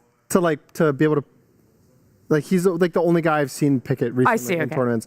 So it's nice to see like Monkey King being picked up by other players, and I was just impressed with the Earth Spirit, like just being able to crush it. We see this Earth Spirit and we're like, how do we deal with the Earth Spirit? What are we gonna do picking versus him? So maybe a new solution to the Earth Spirit. No, for sure. Like there has been, you know, rock, paper, scissors situation where a couple of tournaments, even before TI qualifiers, Puck, he had very high stonks because you needed to ban or pick this hero. Didn't seem like he had many counters, and then Earth Spirit suddenly came out, and then people were like, okay, this hero's Imba, what do we do? How are we going to prepare against him? Some Huskars, some Necrophos, Linas that are working out, but like Monkey King against most of these melee heroes, he does work really well. And there's a bit of a new trend build where people were not going for Diffusal or anything, so straight up going for Desolator, just increasing the damage. You get 1 Wukongs, and if you have any abilities that can keep inside Wukongs for 2-3 seconds, everything's gonna die. It's hard to know exactly what happened in the mid game because we were breaking down the ending of our series here on Stream A whilst that game number 1 was kind of hitting that critical mass just before we tuned into it. But I do know in the earlier part of it, the Monkey King laning phase was pretty insane. I mean, he was on a bit of a kill streak, monkeys, and then he got caught out. And I'm wondering how many times you get on a hero, and sure, you might have a great laning phase, but you get caught out once and you can still continue to go on to be dominant because normally or more often than not, that stagnates a lot of your item progression and your map presence. But for a Monkey King, it doesn't seem to have that effect. I mean, it certainly can slow you down, but at the same, Monkey King is just a very aggressive hero. He jumps around on trees, you know, he can get aggro on the map and whatnot. And in addition to that, he has a Treant on his team that, you know, is able to give him living armor and, you know. Gives him another tree to jump on. Yeah, true. I didn't even think of that. Smart, Lacoste. But yeah, I think the fact that they have Tree, they have Necro as well, like you were mentioning, Monkey King is really good against these melee heroes and pressuring. I think Necro does that really well as well. I believe I saw an Underlord there. I don't quite remember the drafts. Yeah, there was a Shadow Fiend, Earth Spirit, Underlord, Mirana, Hoodwink. I'm just going through all of them. Top to bottom, we got Necro. A monkey There's a tree, a monkey. Yeah, there was a tree there as well. But yeah, for me, I think Chiro Jr., again, kind of like I was saying, he's the last bastion of these monkey players. I think in the past, there's a lot more of them. But recently, I think everyone kind of gave up on him. There was this phase in the past, I want to say like a year or two, where we've seen it get picked versus Ember, and then it's like you get chained, and then some random support throws this spell and you die. Miserable. So I really haven't seen anyone else pick it in recent times. So again, I'm really happy to see it again. I like Monkey King as a hero. I like it as mid. So it's always like sad to not really see it in the meta, but I don't know if it's like something consistent that other teams are going to be able to do or replicate, but I think it's paired with kind of what you were saying, the sustain. You have Tree Armor, you have Necrophos, and both those heroes kind of fix Monkey's problems of being this like squishy hero with built-in damage, but you don't have the HP to use it. The inverse question is, well then, Monkey King, newer hero and great success that we're seeing there for the side of Yandex, but Aurora going for the Shadow Fiend, and it's really mixed results right now. Everyone saw just how amazing it looked last night when Satanic was able to play it and get a win with it, but it's not like Shadow Fiend hasn't had its flavor of the month recently. It's not like it's felt impossible to win on, but it looks like a lot of teams are actually still struggling. He has been, equation that needs to be solved for a lot of the teams because you can't just ban every single hero. You don't want to be playing against some of these more Imba heroes, so you're trying to figure it out. You also want to shift things around. You can't just leave, ban one hero through every single game. Maybe there's one really hero that you don't want to be playing against, which is fine if you don't have the first pick, but I think you need to also figure out how to play against these strong meta heroes and try to surprise them, and we are seeing a little bit of a downfall of a Shadow Fiend. Yeah, I would put in the same tier of how I feel about Lone Druid that 2 months ago, we're like, yeah, this hero's broken. Only Satanic can win on it? No, sorry. Honestly, I was thinking we watched Satanic play these heroes and we're like, wow, this hero's so broken. Every team should be first picking these heroes. But then I think the reality of the hero is they're really good in the lane, but they kind of start falling off the more people know to play versus it. And also, namely, the talent change recently with the Shadow Fiend level 25 is the raise is now just a flat physical damage. It's not considered an auto attack anymore. Because in the past, it was a full auto attack. So you could get Satanic heal off it. You could crit from a Daedalus off of it. But now it's just if you have 200 damage on a Shadow Fiend, you just do 200 physical damage with a raise. So your scaling's a lot worse. And I think people are abusing that sure, good early game, great mid game, but if you can survive long enough or you get that ahead, he doesn't really have the comeback like he used to. Yeah, we are seeing quite a lot of longer games, so probably we're going to be seeing less of him in terms of what he can do in the late game, even though, again, Satanic, he had an insane performance yesterday on that Shadow Fiend, but removing the part of his level 25 talent is definitely going to hurt him in a way, because we have been in meta where the games keep just going longer and longer. Yesterday, the average game time was 51 minutes after day one ended, so you're definitely going to be hitting that 25-minute mark, 25 talent. 25 per that normally happens. You normally hit 25-minute mark, and then the 50-minute mark comes after that one. It's still an early game in this patch. We're seeing the highlights there from that game number one between Aurora and Yandex, reliving some of the earlier moments of them. The Wyvern was the one that we'd sort of missed out when we were naming all 10 heroes in the drops in the games there. So SF figured out equation, definitely a different sort of scaling, but this is it. This is the Monkey King that we're seeing the impact of, but this was his earlier death, I'm going to say, where I felt maybe he could have slowed down a little bit. Maybe Aurora did have this is more towards the time for Monkey Kings where it's you crush your lane and you do everything good, and then you hit some random you death die once, at and the, then there's 15 to 20 minute mark. You're ooh, and then you just feel so far, you're falling really far behind. You might not farm fast enough, or the cores of the enemy team might just have the damage to chew through you. But I think again, he knows this hero well. He knows how to get past it. I do agree with the Desolator build. I think it's really good in this kind of physical damage meta. It's a mid hero that's able to buy this Deso. I think that item in general, maybe if you're able to pick heroes that buy it, we saw Satanic yesterday in the TA, we see it a lot on the Kez's. I could see that item picking up some value. Not necessarily you have to buy it on these heroes, but the heroes that buy it might just be that little bit better now.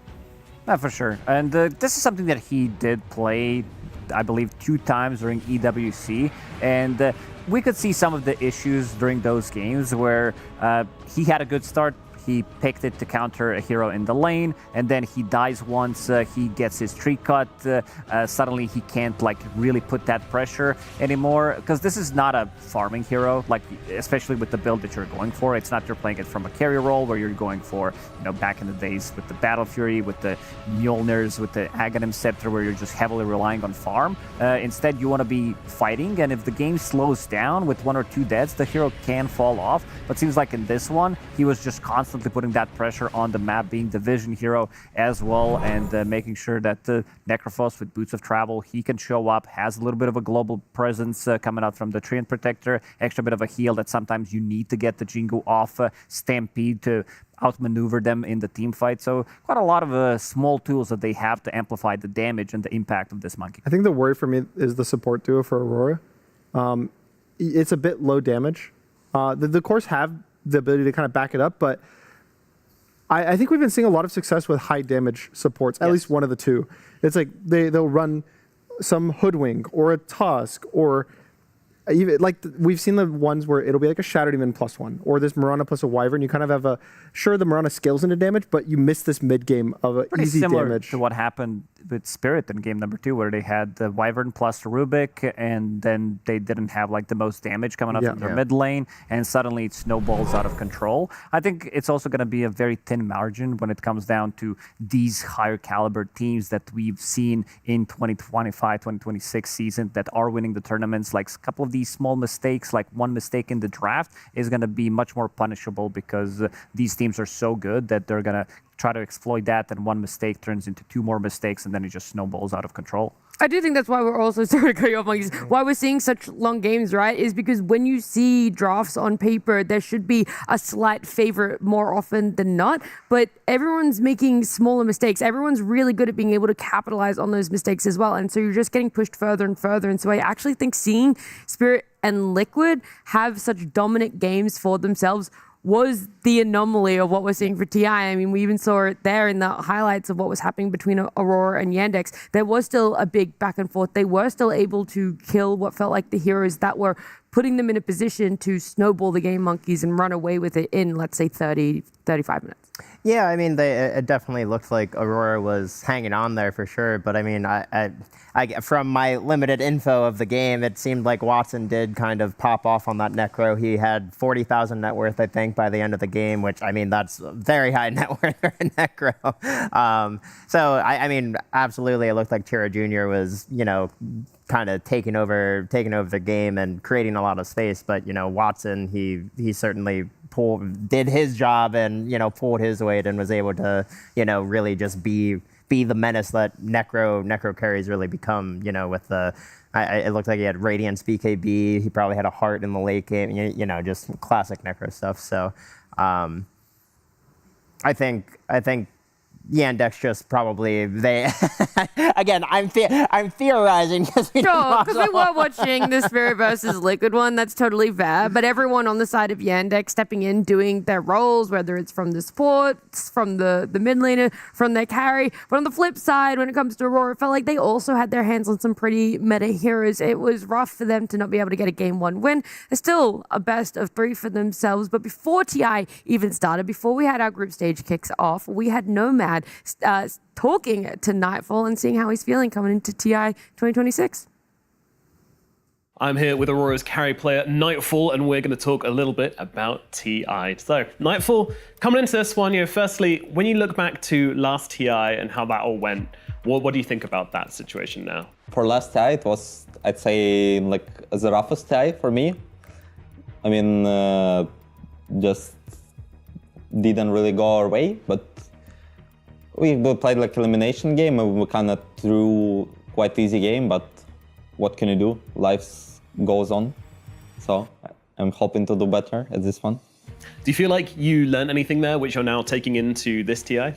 Not necessarily. Okay, just play better. Just play better. Easy. So you have 3 new players on the team. Has that kind of changed how your core gameplay works? Has it changed your sort of overall strategy, or is it still the same team? I'd say it changes, especially depends on your like trio of cores. I'd say each core playstyle can be different in like other teams, and like depends on what you really need. But I'd say just my gameplay with time became more active. I see. So are you going to be sort of leaning towards the greedier style of gameplay now then? Yeah, just kind of what Dota makes you now. And is that what you like to play, or do you like to go fight? Do you like to go hit people? Kind of depends on the mood. But I guess hitting people and like taking a lot of risks is like more funny gameplay. That is true. So with the international team, you've got a lot of new voices coming in. What have they sort of brought to the team? What has WS brought to the team, and what's Kaori brought to the team in particular? If I take WS, I think he brought just some confidence, and he also making calls around his hero. And for Kaori, I'd say he bring, some calmness inside of our comms, and he also bring a strong laning phase for our safe lane, even stronger than it was, I guess. You and Mira have been playing together a pretty long time now. Why do you think you guys are so compatible with each other? I mean, it's just nice to play with Mira. He's like, I'd say, one of the best teammates I had in my career. Like, such a nice human being. And obviously you want to lift the Aegis yourself, but is there any part of you that gets more motivation from thinking about, giving Mira a third Aegis and having him be the first?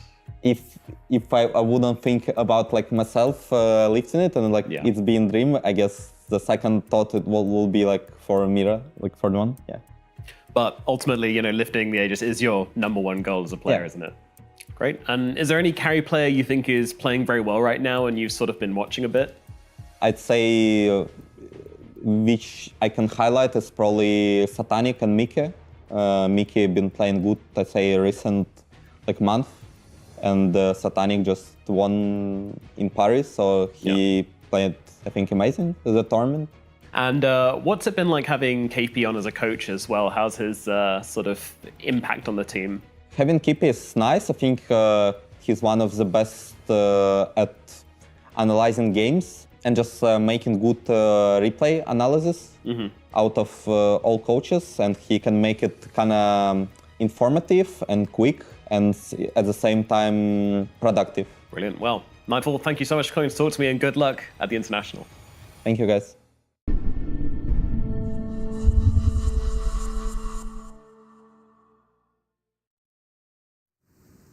It's always nice to hear the motivation for players, what their end goal is. Everyone dreams of lifting that Aegis, but it's extra special for Nightfall considering what has been a second place blessing to some degree. Try and spin it a bit more for himself. I'd love to see it, but it's on the edge at the moment because in this best of 3, they're already down 1 game. So Aurora are going to have to bring something more for themselves, despite how good their draft did look for what they could achieve. It just wasn't there for them. At the end of the day, Yandex had that next level when it came to execution.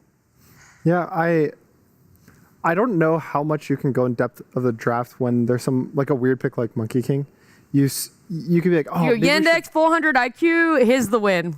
Yeah, you could consider banning it, but I don't think that if it's banned, it's not a replaceable hero. There's nothing they could be like, oh, this is going to do the exact same role Monkey King filled for us in the draft. So it's really easy to say, okay, all of our heroes are fine. The way we want to play is correct. Maybe we ban the Monkey King because that's their most comfort pick that just throws a wrench in the cogs, but just do everything the same. And I think that is fine. I think their draft, sure, I don't like how their sub-duo works for me, but I think that that's kind of what has been working for them. These kind of like support utility without the damage, and then you shine a light on the cores. Their cores are very like, I would say like high skilled execution cores that have consistently been able to make these plays and carry the games themselves. And so when you give their supports the tools to like make them look good, they always do. Yeah, and I think Trion is one of those heroes where I mean, obviously we've only seen this hero a handful of times, but whenever this hero is let through, I mean, Living Armor is just I mean, you've talked about it before. It's a complete game changer because, like, you know, a lot of like mid players or you know, side lane players, they have this idea of how a matchup is supposed to go, and they like make all of their calculations and whatnot on, you know, on their matchups, and then suddenly Living Armor, and that's just like the difference maker, you know. And I think while the Monkey King definitely is a standout hero, I think Tree is just an easy hero to, you know, maybe ban it, just like switch it up a bit, not deal with that Living Armor aspect, and, you know, try to create a more stable lineup against them. Yeah, we're seeing the adjustments as well. Really glad that Corellas Crozier has been kind of the item of the tournament so far. In terms How many of times has it been bought, Lacoste? I don't have the stat right now, but I feel like with stats, no you one. you need something to reduce the healing. Like even in the previous game where they had Treant, Necrophos, Centaur with the heart, Underlord buying this item, which is, you know, there's one physical damage guy that's Monkey King, and it's more about stealing the region and slowing them down, having that extra bit of a move speed, and having a region on top of that. It does feel really nice. It kind of feels cool in a sense that when they only have one physical damage core, they don't even really want to buy a nullifier to counter your item. So then you get this full duration item, as opposed to in a lot of the other games where it's particularly good versus the physical damage cores, you have to protect it with a BKB, and then now you don't get the physical immunity because you're BKB'd and you can't be ethereal at the same time. And so it's like, it gets a bit worse. But now it's like your reverse magic damage. You're like, oh, I'll buy a pipe, and then I'll press Ghost Scepter, and then I'm invulnerable to pretty much everything. I steal your life. I get 500 per second.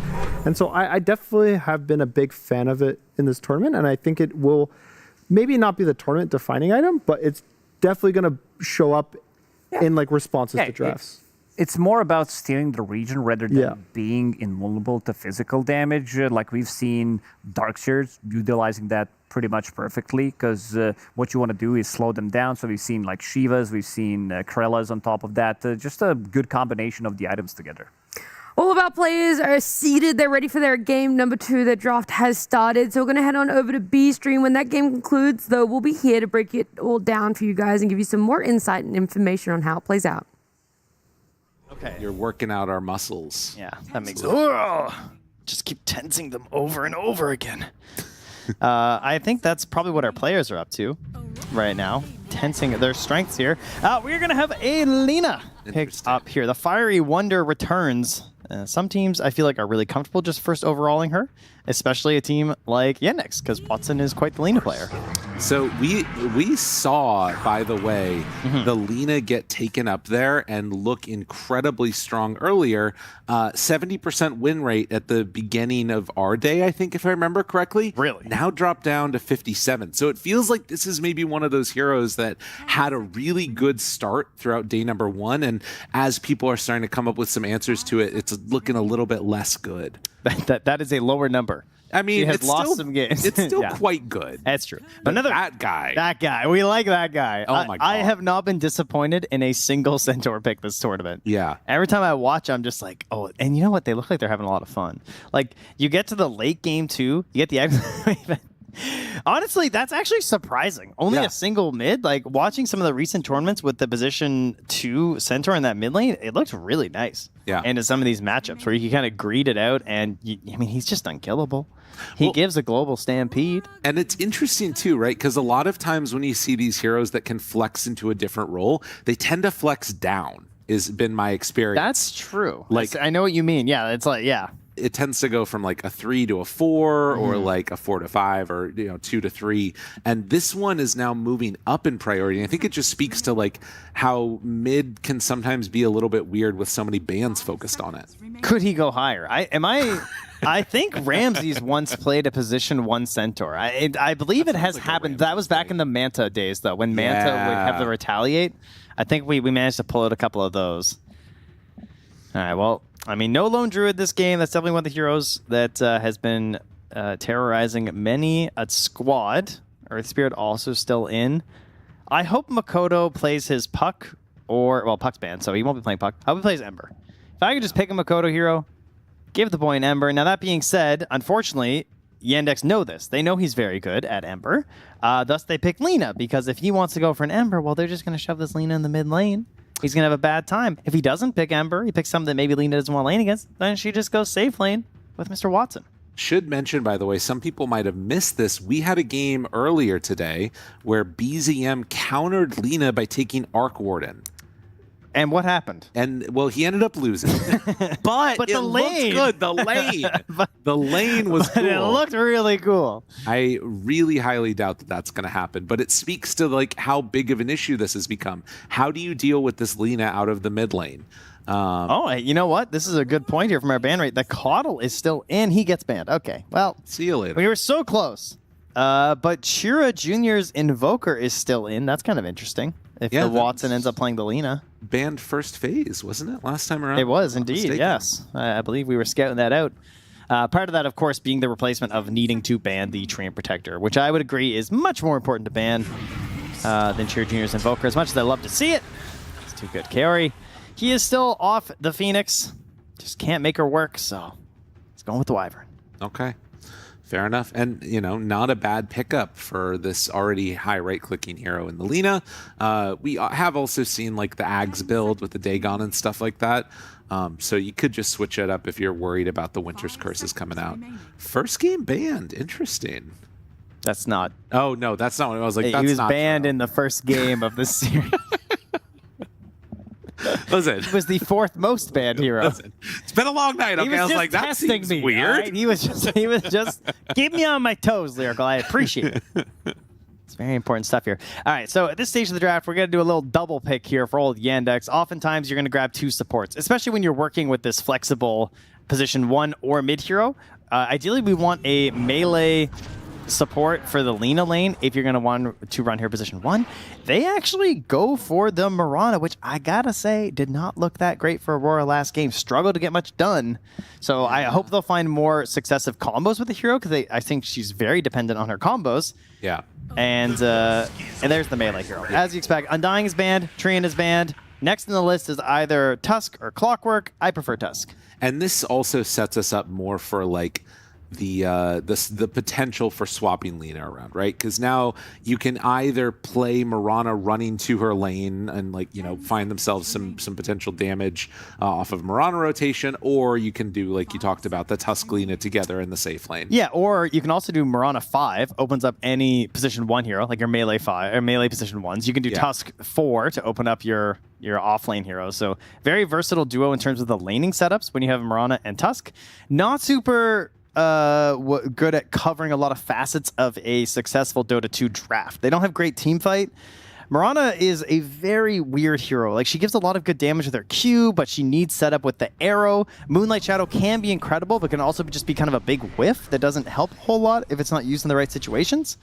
But like, there's no easy team fight from these two heroes. You get a great save from the Tusk. He's much more well-rounded. But Mirana, I think, as a support that helps with the whole draft, she's generally pretty weak. Right. She requires a very high skill of execution in all of her abilities to really be useful. The other thing about it, as we see the Shira Jr. Invoker come out, is like that's the other side. Yeah, it is the Shira Jr. Invoker stolen by Makoto. Yes, there it is. Sorry, that's what you wanted. There's the flip around. But the one thing about it is that you've also sort of, with a Mirana support, committed to going for like that solo kill, right? Like you're gonna be trying to isolate somebody, get them with the arrow, and this is where Centaur shines. And this is part of the reason this hero's been so good, is this save in the late game. Like, yeah, you can be a big damage dealer, big hoof stomp, double edge, whatever else, but also being able to keep somebody alive when they otherwise wouldn't be able to. Clutch stuff. Dark Willow been looking good, getting those stocks going up a little bit. Yeah, she tends to be this hero that is just like, I mean, she's in that next level, I think, of position 4s. So she's on the come up here. Has a lot of good team fight, of course, and early burst damage. So very similar to the Hoodwink in that regard. How is her Shadow Realm this game? Not bad, right? I mean, you got the LSA, you got arrows and stuff, but you can certainly slip away from a Tusk in some situations thanks to that. Could be useful. And yeah, we did. We get Makoto on the Invoker and Shira Jr. on the Ember. So they're each going to show each other how it's done properly on two of their signature heroes passed over to another. And of course, this is what they needed last game. They needed the Ember with the Mirana. I really think that would have done a little bit better there for Aurora because it's just too costly in the Mirana to not have a mid that helps her. Right. She's a finicky hero. Yeah. Like I think that's why she often looks so bad is that you don't do enough in your draft to support her, and that feels like a bad thing to do when she's potentially your position 5 or even position 4 to have to draft so much around her. But she's still doing all right. As you can see, 25 picks, 48% win rate. That's not too bad. Yeah. Well, and already has now an ability to rotate towards mid if needed with that Ember. I'd like to see a pretty like self-sufficient offlaner for Yandex. Yeah. In the last phase, you could think about like a Tide or a Timber or something like that maybe.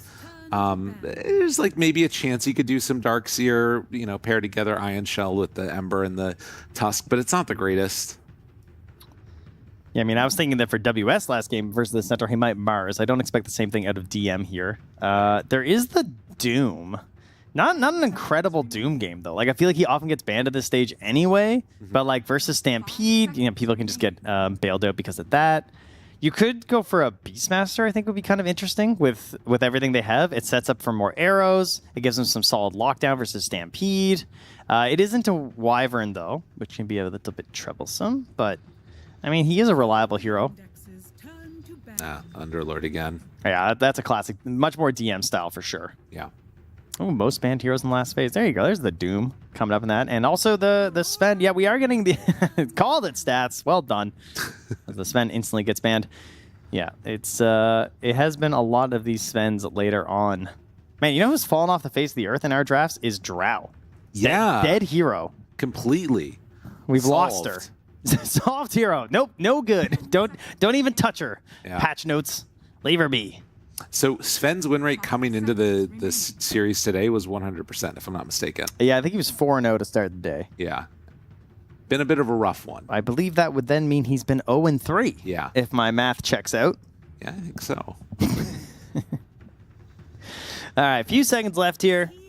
They're going to ban out the Necrophos here as a potential DM hero. Now, I think this is where DM should go back to his patented Ogre Magi offlane. Oh, wow. That's my least favorite DM pick. Why is that? Just watch. Okay, just watch. It ain't right. All right. Honestly, it'd be kind of hype. We've been seeing people pick up hearts. Why not? Okay, now you're thinking. Now this guy has got some ideas. Team fight will be great. Their team fight is pretty abysmal. They have great initiation from the Ember and then the Tusk being there, but like in terms of just like solid AoE and control in a space, they lack that quite a bit. It is also an Ember lineup, so your push is generally weak, but you do have Lina for the tower hitting and stuff, so you're not super dependent. It definitely looks like they need some beef. Yeah. So I mean, just get in there and make the fight easier. A Shiva's Buyer would be great. Some additional vision or just confidence to just run into the fight. Yeah, they will still go for the Doom, but again, there's a reason why they didn't ban it here. Even if it is one of the most banned heroes, it does have some problems. So it's not like this incredible Doom game. That being said, DM is a very good Doom player, so that will certainly help. And we'll get a late Tiny. We had one earlier. Synergizes very nicely here with the Invoker. We get some Avatar Sunstrike plays. A lot of burst to follow up after a Winter's Curse. Stampede from the Centaur can really initiate for you early when you've only got the Echo Saber and can try and get online a little bit before the Blink Dagger. I like the ideas. Well, Yandex, they're up 1 game right now over Aurora. And both teams pulling together some pretty solid drafts. Definitely more like single targety type of dynamic coming from Yandex between the Doom, between the Arrow, Laguna Blade, these types of things. It's about like finding that one pick off and being able to take a hero out of the game before everything else starts up. And I feel like some of this game is going to come down to, can DM find Makoto and get that Doom on him? Yeah. I want to see the difference in the Mirana's gameplay in this game, because I feel like it really struggled to have an impact in the last match, just with the way the game flowed and the allies that she had. And, I'd like to see a little bit more success on the hero. Saksa, obviously very much a leader out of that position 4 role. I think you could see last game with his Hoodwink. He's like constantly drawing on the map over and over again, just like dictating the team. And Mirana's a good hero for that, obviously with the Moonlight Shadows. And then the fact that you have to be ready for every stun for the arrow. So combining those together should make him pretty potent on the hero. Absolutely. Well, we'll see if he's going to be able to pull it all together. The other one that I feel like we have seen less of is like there's been a lot of these Tusks getting blink daggers early, and it's mainly been focused on the idea of like a blink snowball save. I want to see more of these like Tusk blinking in, go for a walrus punch, and then immediately afterwards there's like a follow-up arrow, some more damage following up. Like that to me feels like if they can sort of let Malady be able to really get in there and fight, I think they're going to have some success. I want to see another Aghanims like we did earlier on the Tusk. Yeah. That would be my goal. That'd be awesome. That was very, very solid. So, yeah, again, though, I got to say, I mean, Yandex coming in as the favorites, no doubt, for this matchup here. And I think draft-wise, I also I like it better. I think it looks a little bit easier to execute. So, again, some problems with the Doom, though. So maybe those problems will come to fruition. Maybe he's going to go for these Dooms. The Stampede's going to save somebody. They get the reverse with the Wyvern. Right. It could come into play. Yeah. But tough times here for Aurora, looking at this one, I'd have to say. We'll see if they can do it indeed as we get ready to go into this game. And there's the pause. Hey! F9, F9, F9. Very good. Love to see that. Well done, Neil. Yeah, so I think the other thing to watch for is like, are there going to be any early rotations towards mid to try and like really ruin this Invoker's game? If you get some like early point in the chains, maybe have a snowball move forward or an arrow or something, could be solid. Yeah. I mean, Tusk Tusk and Murata, two of the best heroes for doing that too, and also the Doom, right? You wanted the self-sufficient position 3, you got it. Yes. So that does open up these opportunities for Soxa to do these roaming plays. Yeah. Let's do it. All right. Will we get a 2-0 or are Aurora going to bounce back in this one? Will they see the brilliant northern lights of which they're named as we push further into the evening? Oh, yes. Or will they fall and crumble during the dusk? Lyrical, what will it be? It's always darkest before the dawn. That's not true at all. Though it's just not. I don't know. But then Batman said, and everyone's like, "Gotta be true." Yeah, I think so. It wasn't him who said it. I don't know. Was it Harvey Dent? No, it was definitely. Oh, was it Alfred? It was Alfred. Alfred. Of course. Old Alfie, they call him. You got to remember that. Smoke up is 5. Simultaneous smoke coming from Aurora. Actually, it looks like DM might run into them over here. Yeah, but he's got 2 gauntlets of strength. I mean, can he even die? Yeah, he realizes the danger, immediately turns around. I don't want any of that mess. And any of that smoke. It was right there. Yeah. It should be a trade-off of 2 apiece. Yeah, still just popping them there, seeing what's up. I mean, neither level 1 is particularly inspiring at this rune battle, is it? No, it's not. But they'll let it go, yeah. 2 for 2. All right, so Lina and Tusk heading into a matchup of a Centaur and a Dark Willow, huh? Yeah. Okay. Call it. That's good. I hadn't seen that one before. They're feeling pretty good about it, apparently. Yes, definitely. So yeah, things to watch for. Of course, you know, very annoying to play against Lina in any lane. As Cheer Jr. going to try and put some early pressure here onto Makoto. Flame Guard starts to hit. And we'll see how he ends up dealing with this lane. Yeah, but you see that Sunstrike on the creep, though? He hits that every time. Hey, you're not wrong. Easy peasy. Oh, right in his face. Another one. Nah, he's backing away. All right, decent start here. Soxa already trading some blows here with the Wyvern and losing out on them, obviously, with that Arctic Burn. It's a bit of a pain. Oh, yeah. More damage here on the Soxa. Yikes. I mean, he's got 4 Tangos and a Fairy Fire, but getting so much value early here from Kaori. And just left his courier there to get taken down. DM now chasing him. Getting some more damage on the Kaori.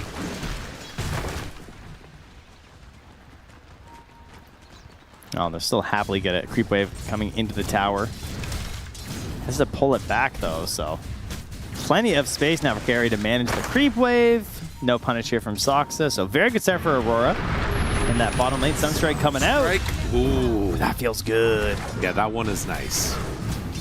I mean, it's one of the biggest determining factors for a good Invoker game is if you can hit these Sunstrikes early, because the hero's not really expected to win many mid matchups, has really low damage early. I mean, not as low as it was for a while there, but this idea of just hitting these Sunstrikes, getting the gold going, getting your Meteor Hammer on the faster end, all set up for a good game for the hero. Up top, things relatively even. A couple of denies here for WS. He's going to be a beefy guy. 2 rings of protection to start, plus the gauntlet. So just trying to reduce the damage that he takes from this plinking Lina over and over again, right-clicking you. Armor and Retaliate can definitely do a lot in that regard. And the Lave already pushed fairly far forward. We'll see the Tusk try and get that pull off in just a moment.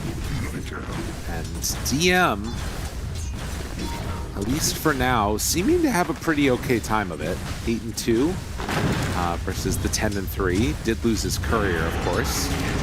Arctic Burn starts to spam some out at him. Well, it's such a frustrating hero to try and lane against your like any strength hero versus Winter Wyvern. When you're relying on just that fat HP, it's just so much more effective than up against some of these agi heroes that have a little bit of armor or something to work with too. Doom obviously though needs no armor, as we're all well aware. I thought that was the wolves. Ah, it's Doom turns out actually. Oh, nice one. Go to the middle and gets that with a Forge Spirit. Easy peasy. Yeah, he also is having a good one. 5 denies already on that Invoker. And one of the kills with the Sunstrikes.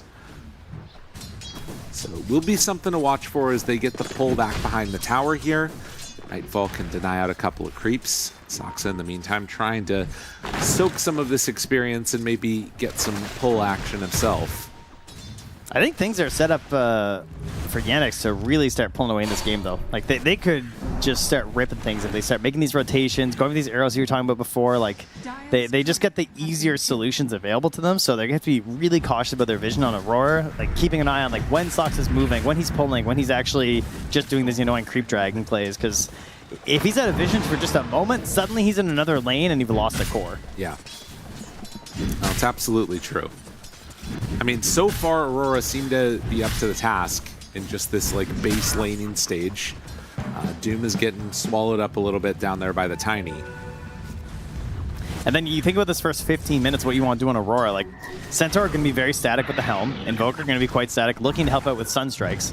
And then Tiny, maybe he can make plays on heroes in his lane, but oftentimes they kind of retreat back to the jungle. They farm through to their Echo Saber, then they go for the Blink Dagger. Like, right. It's a little static and stalled out. Now, that being said, the last hit's looking pretty good for Aurora. So if that is the game plan, at least they're off to a solid start. They just have to watch out for that aggressive potential from Yandex coming out.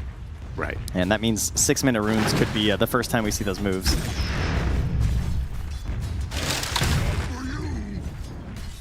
Any Wisdom Stealers this game? Tiny can maybe make those moves, but not really expecting it. I mean, with a Sunstrike, yeah. Yeah, that's what I was going to say. That could be it. The difference maker. Junior messing with him. Look at Makoto scanning. Because he's so low HP, he's like, dude, is that Mirana coming? Like, what is going on down here? I'm scared, guys. Yeah. I don't know if I can be here right now. But no, she's a little bit busy. And Invoker also busy. Hits another Sunstrike kill. 2-0. Soxa will pull the wave, though. It's going to give him the chance to move in for the 6-minute rune. Makoto also level 6, though. First one to crack it. I mean, some of this is just this like strong laning setup that they've got. You can see top of the net worth chart from these cores, and if you're getting Sunstrike kills, it can alleviate some of those sort of concerns about just standing still. And look, another one. Nice play. Goes down, and they're not done yet. Snowball out. The supports pairing together, though, trying to chase him down. The body blocks are going to be there. But then can Shards push himself down to the low ground? I mean, they don't have the heroes to make moves mid like they do on Yandex, so instead they just use the Twin Gate plays. Because their Invoker is just hitting on everyone these Sunstrike plays. You know, he's no slouch on the hero just because Chira Jr. is more known for it. Doesn't mean Makoto can't do it. TP from the Lina coming up top to defend this tower. Nicely done by Soxa to take out that catapult. That probably keeps the tower alive. Now WS decides, yeah, I'll keep fighting. Can they even kill him? I don't think so. He's a big boy. He's got his Helm of the Iron Will already. Like this, the Helm of the Dominator is only 300 gold away. Listen, sometimes you can get away with winning all 3 lanes. Oh, here comes the Sunstrike. Oh, good. Soxa gets boots delivered to him, but now is just going to have to back away. I think this is done almost. Yeah, despite that save, like you mentioned, not going to be enough. Soxa is able to salve up, so he can come back in on this, but They need the Ember to be here if they want to make a play. And you know what Ember's doing, though? Chira Jr. is going for the Wisdom. Oh. A little sneaky play in behind here. Okay, that is really nice. All right, now here's the problem, though, is that they're getting the same situation that DM had last game of the Centaur. This is a 7-minute tower takedown into the gold for the Helm, and now Centaur owns this zone of the game. Yes. Like, the whole part of the map is his, and Lina is level 4 in the jungle. Yeah, that's brutal. That's not good. That is not where she wants to be right now, and she's lost 2 of her camps now to a Centaur, pretty much. Yeah, this is, I mean, they need to make this move work. They actually got to kill Makoto here, I think. Arrow goes out. Makoto does get hit by it. Does he end up falling with the snowball in? Definitely. So, Yandex pulling something back a little bit for themselves. You can also think about maybe going for like a Doom play eventually when he gets 6 online, and that could be a way that you maybe punish this Centaur. Yeah, I guess you have to Doom him, right? Obviously, you Doom another target, they're just going to stampede away, so... It could be a play as Soxa rotates up here. Nice D-ward. Gets a sentry. He's going to steal the creep. Yeah, why not? And he's going to block that camp with his sentry with that D-ward. So he's trying to reduce the overall gold being gained by WS. Chira Jr. also thinking the same thing. So they see what's happening, right? Chira Jr. is leaving his safe farm from the mid for his Lina. The Lina has been kicked out of top. She's absorbing the usual farm spots for the Ember. Chira Jr. uses the ability of the Ember to be slippery to take some of the farm away from Aurora. Now, this would be a really nice kill for them. They could take down DM as he tries to make his way through the brambles. It's not going to be out of there in time. And now, maybe thinking about going on to WS as well. I mean, it has to be perfect here. There's no Laguna Blade. Like, they need more heroes, so this guy's going to die. But I like what you said there, because it is worth noting, like, they make a couple of these solid plays. Chira Jr. stealing away the wisdom. Like, if you're going to lose 3 lanes like this, there needs to be some craziness that starts to happen to reset the game. And if the Yandex are able to come out with the victory here, they would definitely deserve it. And you can see KRA wants to keep this pressure up, though. Puts the ward in between the towers. They want to kill this Doom again. Yeah. Like, they know DM's coming back down here. They want to hold this tower with the Tiny, threaten with Avalanche. And Mira just refusing to go anywhere else. Not a lot of opportunities elsewhere on the map, so they're kind of desperate for DM to return to this tower, and he is not taking the bait right now. I mean, it's pretty appropriate with Tiny, but Aurora's draft is like a ball rolling down a hill right now, and Yandex are just desperately trying to stop it before it builds up too much momentum, and then they take over. We have 2 towers gone very quickly, and opening up a few more avenues to attack the mid tower as well. Tiny now into the Echo Saber, greatly increasing his damage. But needs a bit of setup if he wants to connect. It would have to be a Stampede play if they want to go into it. And obviously if you pop the Stampede, that's going to leave WS a little bit more vulnerable up top. And after seeing that ward there, we'll understand maybe part of the reason that they weren't able to connect with that kill. So they do manage to survive that movement from Aurora on DM. Watson now trying to play some catch-up and get into that Maelstrom. In the meantime, Invoker finishing off the Meteor Hammer. Yeah, let's get that mid tower. So let's go knock him with the hammer, you know? Why not? The hammer in our game, it doesn't build, it breaks. Yeah. You know? Okay. It's not a carpenter's hammer, it's a meteor hammer. That's why it's called that. It's dropping rocks on stuff. Soxa bullied back here once more. Man, what a comfortable game for Nightfall. A Tiny who just gets to sit on a lane. This is the dream for this guy. Oh, yeah. You know, he doesn't like the jungle that much. He likes just farming through entire waves, getting a ton of gold for himself. Starting to accelerate towards some of those other items. That's a good slight dodge there, able to get away from the tornado.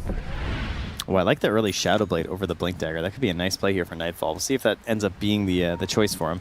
I think Blink is a little tempting with the fact that the Lina is poor and the fact that you have Sunstrike, so I wouldn't be surprised if he switched. But Blink is more of a like, oh, we have to do something now item, whereas Shadow Blade just feels really good to have on Tiny. Yeah. He can keep farming with that one if he needs to. Yeah. Soxa abusing the fact that Mirana, a very slippery support, so you can play in some slightly more dangerous spots. Obviously, DM cannot be here. He would just die. But Soxa's not really worth committing on. You'd have to like use a Stampede, force a leap, still chase him down, get the kill. It's not worth it. So if DM's there, he dies. If Soxa's there, he doesn't. He still gets farm. Feels good. They're going to hunt down Makoto. They're trying to get this combo of the Ember Mirana, but they're not going to get him in time. He's out. They saw this too, right? Like they saw the Moonlight Shadow come out, and now they know, they are well aware of this. Mira goes into the Shadow Realm, arrow off the mark. Are they going to keep going for any more here? Doesn't look like it. Instead, it might be Watson that they go on. WS shows up. Well, Sunstrike, yes. So the Lina will fall again.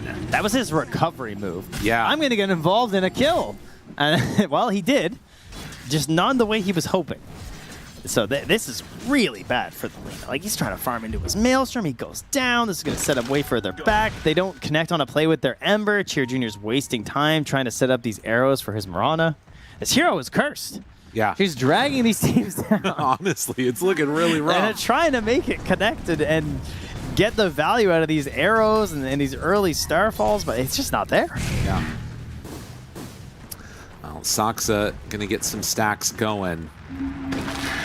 Speaking of curse, I mean, look at this. Yeah, DM's life is so sad down here. He's the lowest net worth core. He can't even go to these two camps. I mean, I'd like to see like what Falcons were doing, where you're just like dropping sentries in here. Yeah, just to mess with them even further. Yeah. Well, but then Willow can't farm it, right? You make a good point. You make a very good point. Boots of Travel finished up here for Makoto. So they go hunting, he can join. They, of course, another game where you're getting early Boots of Travel plus a Helm of the Dominator, so you can just jump on the Centaur's creep. Always feels really good. And there was a Maelstrom now finished up for Watson. So he died trying to complete it. He has it. Now the farm can accelerate quite a bit. And boy, does he need it. Yeah. No, I agree with that. Needs some me time, a little bit of chance for a turnaround in these fights. I mean, again, sort of the issue that we've talked about is this Yandex draft is very one-dimensional in terms of how it operates. Oh, Tornado mid, catches the Ember. Oh, man. Yeah, got him caught. Oh, gone. Boy. My guy had a Remnant. Does it matter? No. Not apparently. Nope, not even a little bit. 468 from the hunting. They're still going, man. He is not letting up for a moment here. I mean, this Sunstrike is like a third of all of their HP right now. Yeah. It chunks these heroes at this point in the game. I mean, it's a problem. Like, because again, like, how do you find kills? We haven't seen Doom this game, really. Who? There needs to be some type of an arrow. I mean, is he really Doom if he hasn't skilled his ultimate? No, I don't think so. So what? Nameless hero. Oh, there we go. Goes. Okay, now he's got Doom. All right, he can be Doom again. Is he really Doom if he hasn't cast his ultimate? I mean, that is a very Doom thing, to be fair. They just want to keep farming. All right, I mean, he's going to have to because he wants to get a Radiance this game to try and bounce back into this one. This is not a blinkable game. I definitely agree with that take on this one. Of course, I also don't feel like a Radiance is going to instantly make things much better for them either. No. It is a long road to recovery here for Yandex as we get some faces interacting up top. You know, to be fair, though, I do think that since these games have been, like, averaging around 50 minutes or something else, like, getting a Radiance now, why not? Like, I mean, if the game's average 50 minutes, yeah, and if there was, like, this item that you could buy that, like, every so often it gave you gold. That's a pretty cool idea. Wow, maybe. Maybe that's what we need. Nightfall wanting to get involved now. Will not be able to find DM over in the jungle. All right, well, a bright spot for Yandex then. They're wasting a little bit of time with these hunting plays. Not making any connections with their heroes. And of course, you also have a Spirit Vessel Ember who's not able to make anything happen, though, on the side of Yandex. That doesn't feel too great. Right. Makoto coming in with a Ghost Walk. Ember pops his head down bottom to check for a room, but it's an illusion taken by Kaori. Saksa shows for a moment. That's all it takes. Makoto gets him. And Meteor hammering the tier 2 tower. What are they going to do about it? I'm not really sure. Honestly, I think they just have to keep dodging. Like, I don't think you can fight them right now. But, God, how much are you going to have to, like, lose across the map? There's no limit. Oh, the Grassy Seeds is surrendering by WS. He just wants to keep the push going, keep the party on. All right, they get the chains. Uh-oh. The Serenity is gone. And now the punch, but the Terrorize hits onto both, and in trouble further. They have any way to get out of there. Cheer Jr. trying to escape, but Mira right on top of him. Now they, the Passover! WS living, Mira saving the day. Doom tried to go for the ulti onto him, does not happen. Watson wanting to get away, but the more damage coming in, and they finally will drop the Doom onto the half HP Willow. All right, he goes down. Where's the Sunstrike? Oh. You guessed wrong. Imagine, though. I mean, he had a decent chance. He had a couple of heroes running home. Honestly. Oh, what a Lotus Passover from Mira. He ends up dying for it, but well done. Gets his Centaur War Runner out of there. I mean, that's crazy. WS under the tower like 30% HP, and then you're just looking at his DM with the Lotus already active. Like, what am I to do here? I can't doom myself right now. I can't afford that.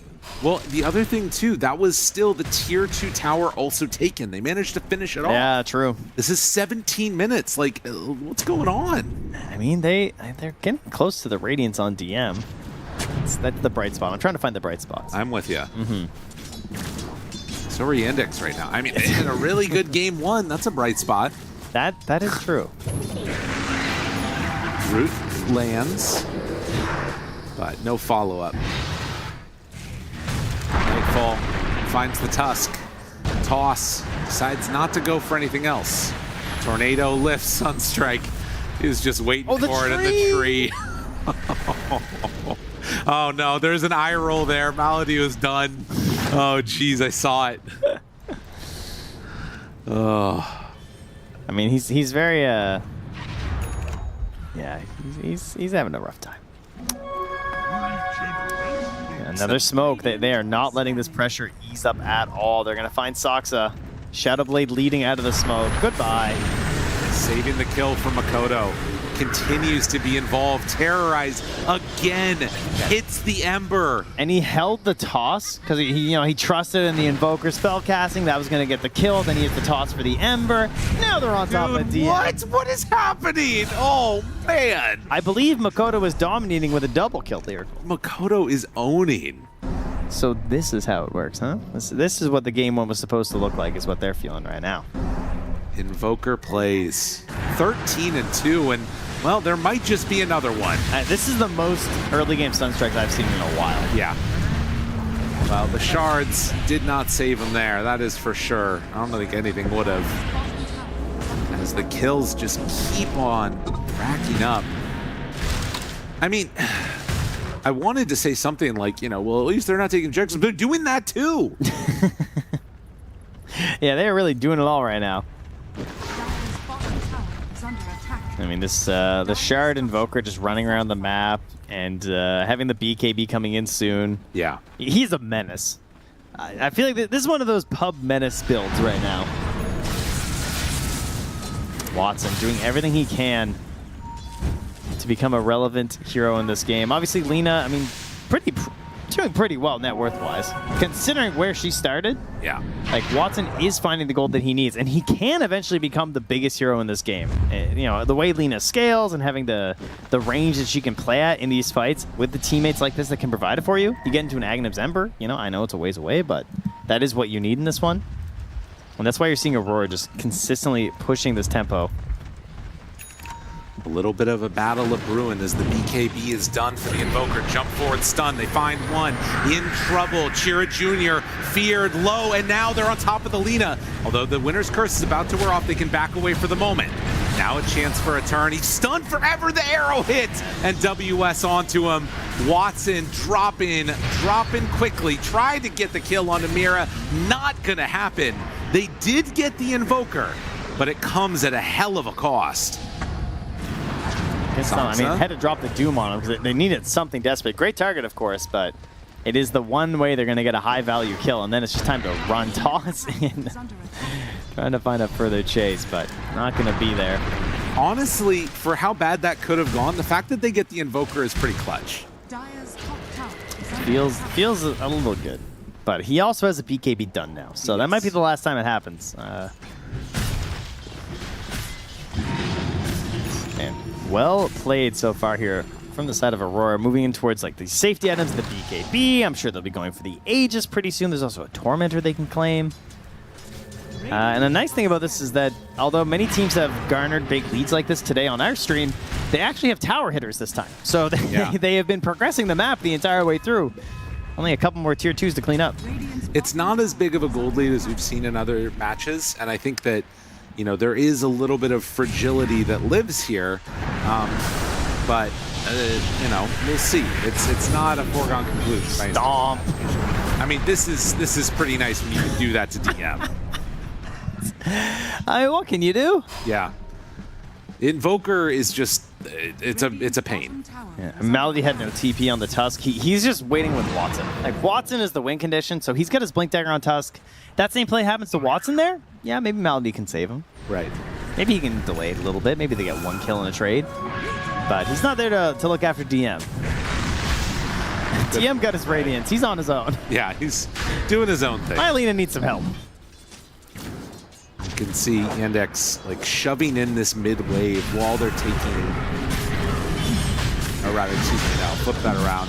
He's trying to get the wave shoved out. So we know they're going to be coming down mid very soon. Alright, Nightfall gets the Aegis. He can lead a little boldly with his Shadow Blade now. Could have been alright for the Invoker too, but Nightfall wants to grab it. 8-2 and 8 right now for Makoto. Yeah, he's been involved in almost everything. Oh, no shortage of comebacks this TI, but you know, this like literal ghost push. Yeah. As we've discussed before, this idea of being able to push these creep waves as much as you can, hiding while doing it when you're in a losing position. Well, you're in a winning position with a ghost who's just pushing these waves. That feels pretty good right now as Aurora. And if you try and contest him, or if you don't notice that he's doing this, yeah, you might walk right into your death. That's a serious problem for sure. Saksa, he'll get some bounty runes. You gotta take the wins. The value. Look, he's so fast in the river. He's running quickly. I mean, the dust is wearing off, but the invis is...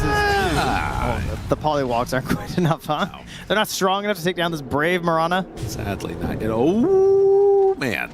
Oh. Dire's bottom tower has fallen. DM getting away. We'll have the second component of the BKB. That's good. It's 2 to 3. Yeah. Nightfall. Kodo on the hunt. Shira Jr.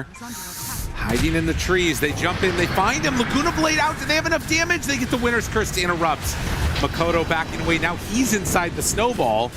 Malady will get hit there, and Shira Jr. realizing it's not quite going to work the way he wanted. Oh, he gets all his mana drained. DM can't get anything off there. Needs that BKB. And now the Sunstrike follow-up is going to be there. Avalanche, one more toss. I thought he was out. You can see they look at it and they try and turn. Like, Watson chucks a couple spells. They're analyzing the situation. They're like, is there any way? And then the EMP hits. It's like, nope. Yeah. We're done. Well, Watson, he has to play risky. He gets scanned. So he's not going to get found by Makoto, though, as he does move out just in time. I mean, look at where Nightfall is playing. Like, honestly. Yeah, and he's just running straight there. They're like, there's only so many places Watson can be. Oh, don't turn for that. Don't turn for that. Oh, my God. He needed that proc. Yeah, they scanned and they knew immediately. Turns red right as he's leaving.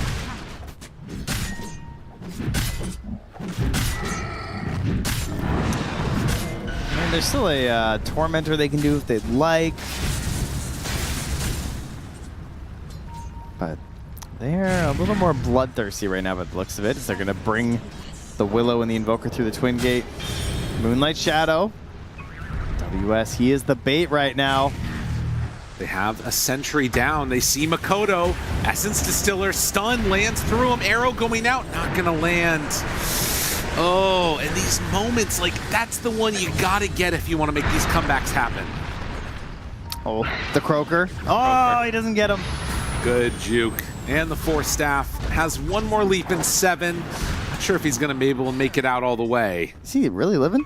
Looks like it. Oh, all right, nicely done. Can't take down Sox, they're too strong.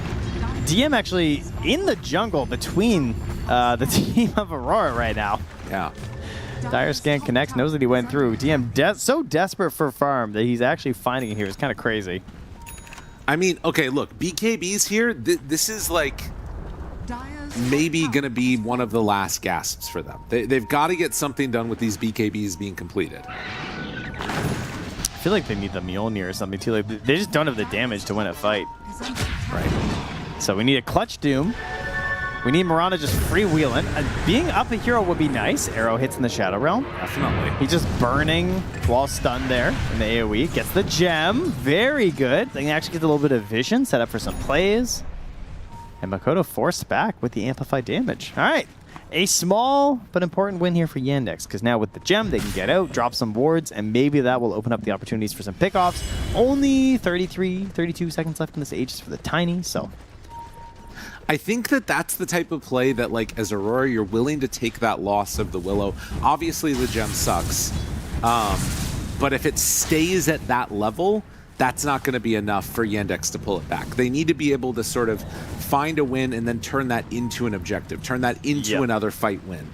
And otherwise, it's just sort of keeping things set at sort of a steady level, as opposed to actually pulling themselves back into this. Every journey begins with a single step. True. And this was a real baby step. It was like an inch. You know, it's not even a half step. Yeah. But it is a partial step nonetheless. Double wisdom. Soxa just going to try and cut waves in a bit here. Kodo is doing a similar thing, killing off waves in the mid lane. But yeah, it's sort of just Operation Farm in secret. Silver Edge break into the slash. Oh my goodness. So crazy. Ugh, it is tough. It is tough for DM. Tough for all these heroes. Yeah, that's a lot of damage. And it's not getting easier. No, Nightfall's getting the Blink Dagger to further close down this map. Because, frankly, DM's been getting a little too much space. And he's played quite well to get the amount of farm that he has gotten, but at his current kill score of Bob, also known as 8-0 and 8, for Nightfall wants to keep increasing that total. Stomp to kill the creep wave. Backs out. Shira will be stunned, has the Terrorize now, decides not to throw it. Wants his gem back. Yeah, not so fortunate. Shira's gonna hold on to that for a little bit longer. Octarine Core on Makoto. Okay. I mean, more and more powerful. Also about to be level 20 here as well on the Invoker, so... yeah, a little frightening. All right, well, the risks of going high ground. How good is the defense from Yandex? Not crazy, to be honest. No. The plinking of the lean is a little annoying, but without an Aghanims on Tusk, you're not necessarily that worried about going high ground. The flip side to that is that the only hero that can like go and hit towers, and it's not even comfortably, is the Tiny. Like, you can Meteor Hammer, I guess, but it's a little sketch. I mean, Invokers right clicks are good. They can Alacrity as well on the Tiny too, so it's not as bad as usual. Right. They're going to go in for the Tormentor now. Should be pretty quick. I mainly mean that, like, if they're going to do that, they're presenting themselves as a target. Oh, did Doom just sneak down there? Yes. Definitely did. I got to give credit to DM. He is finding the farm. Yeah. Like, this is really impressive stuff. He's stealing it right out like, from wait a WS. second. There's somebody here. Somebody's down here. Oh, God. Yeah, he's just got to keep running. I mean, he's just going to BKB TP, you know how it is. And he'll just TP out nice and early.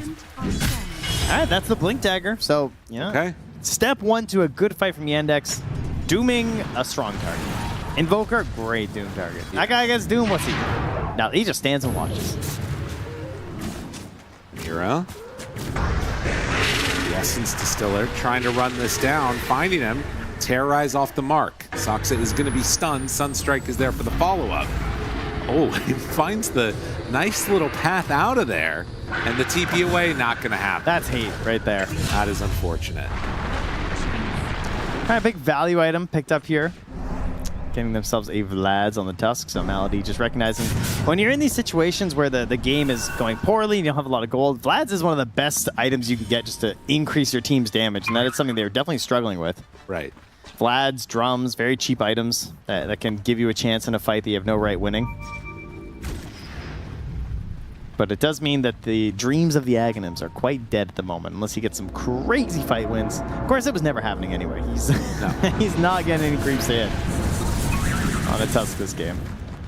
It's definitely been all going into the coffers of DM, Ember, Lina. But if they win a fight, then suddenly a huge injection of gold. Yeah. Do we have a Shiva's Guard being worked on? No, WS is going for the BKB first. I mean, Shiva's Guard has just been so clutch going high ground. Uh-oh, jump in. Chira Jr. gets the BKB off and able to separate himself out. So that's BKB used by Nightfall. Malady goes forward for more. Now the Doom used, chasing down, no Wyvern ulti. So they have already taken down the Willow. Can they fall more? Nightfall trying to get out of there. Laguna Blade, TM still on the chase. They've also caught the Centaur. Okay. Yandex waited so long and it ended up working for them. Malady, he might burn out here. Yeah, he's going to end up dying to that one. Dude, the camp was about to respawn. He didn't have Snowball anyway. Okay. All right, big win. That's a 4,300 gold swing. That's big. 10K experience as well. Buyback from the Willow also used. 5,100 XP for Doom. Yeah, that's nuts. That's a lot of experience. He's level 20. Yeah. He's got plus 66 damage. He's a beast. He's got the number of the beast. So I think this has been like one of the sort of things that we've noticed throughout the day today, right? Like teams kind of waiting for their moment to take that one big shot, and then when they finally hit it and they win a fight, it doesn't necessarily like completely change the dynamics. Definitely Aurora is still winning, but you can see a pathway to how Yandex could win this game. I would be so bold to say they've now taken 2 full steps. Okay. That was 1 step plus like 90% of the other step that they didn't have quite yet. Yeah.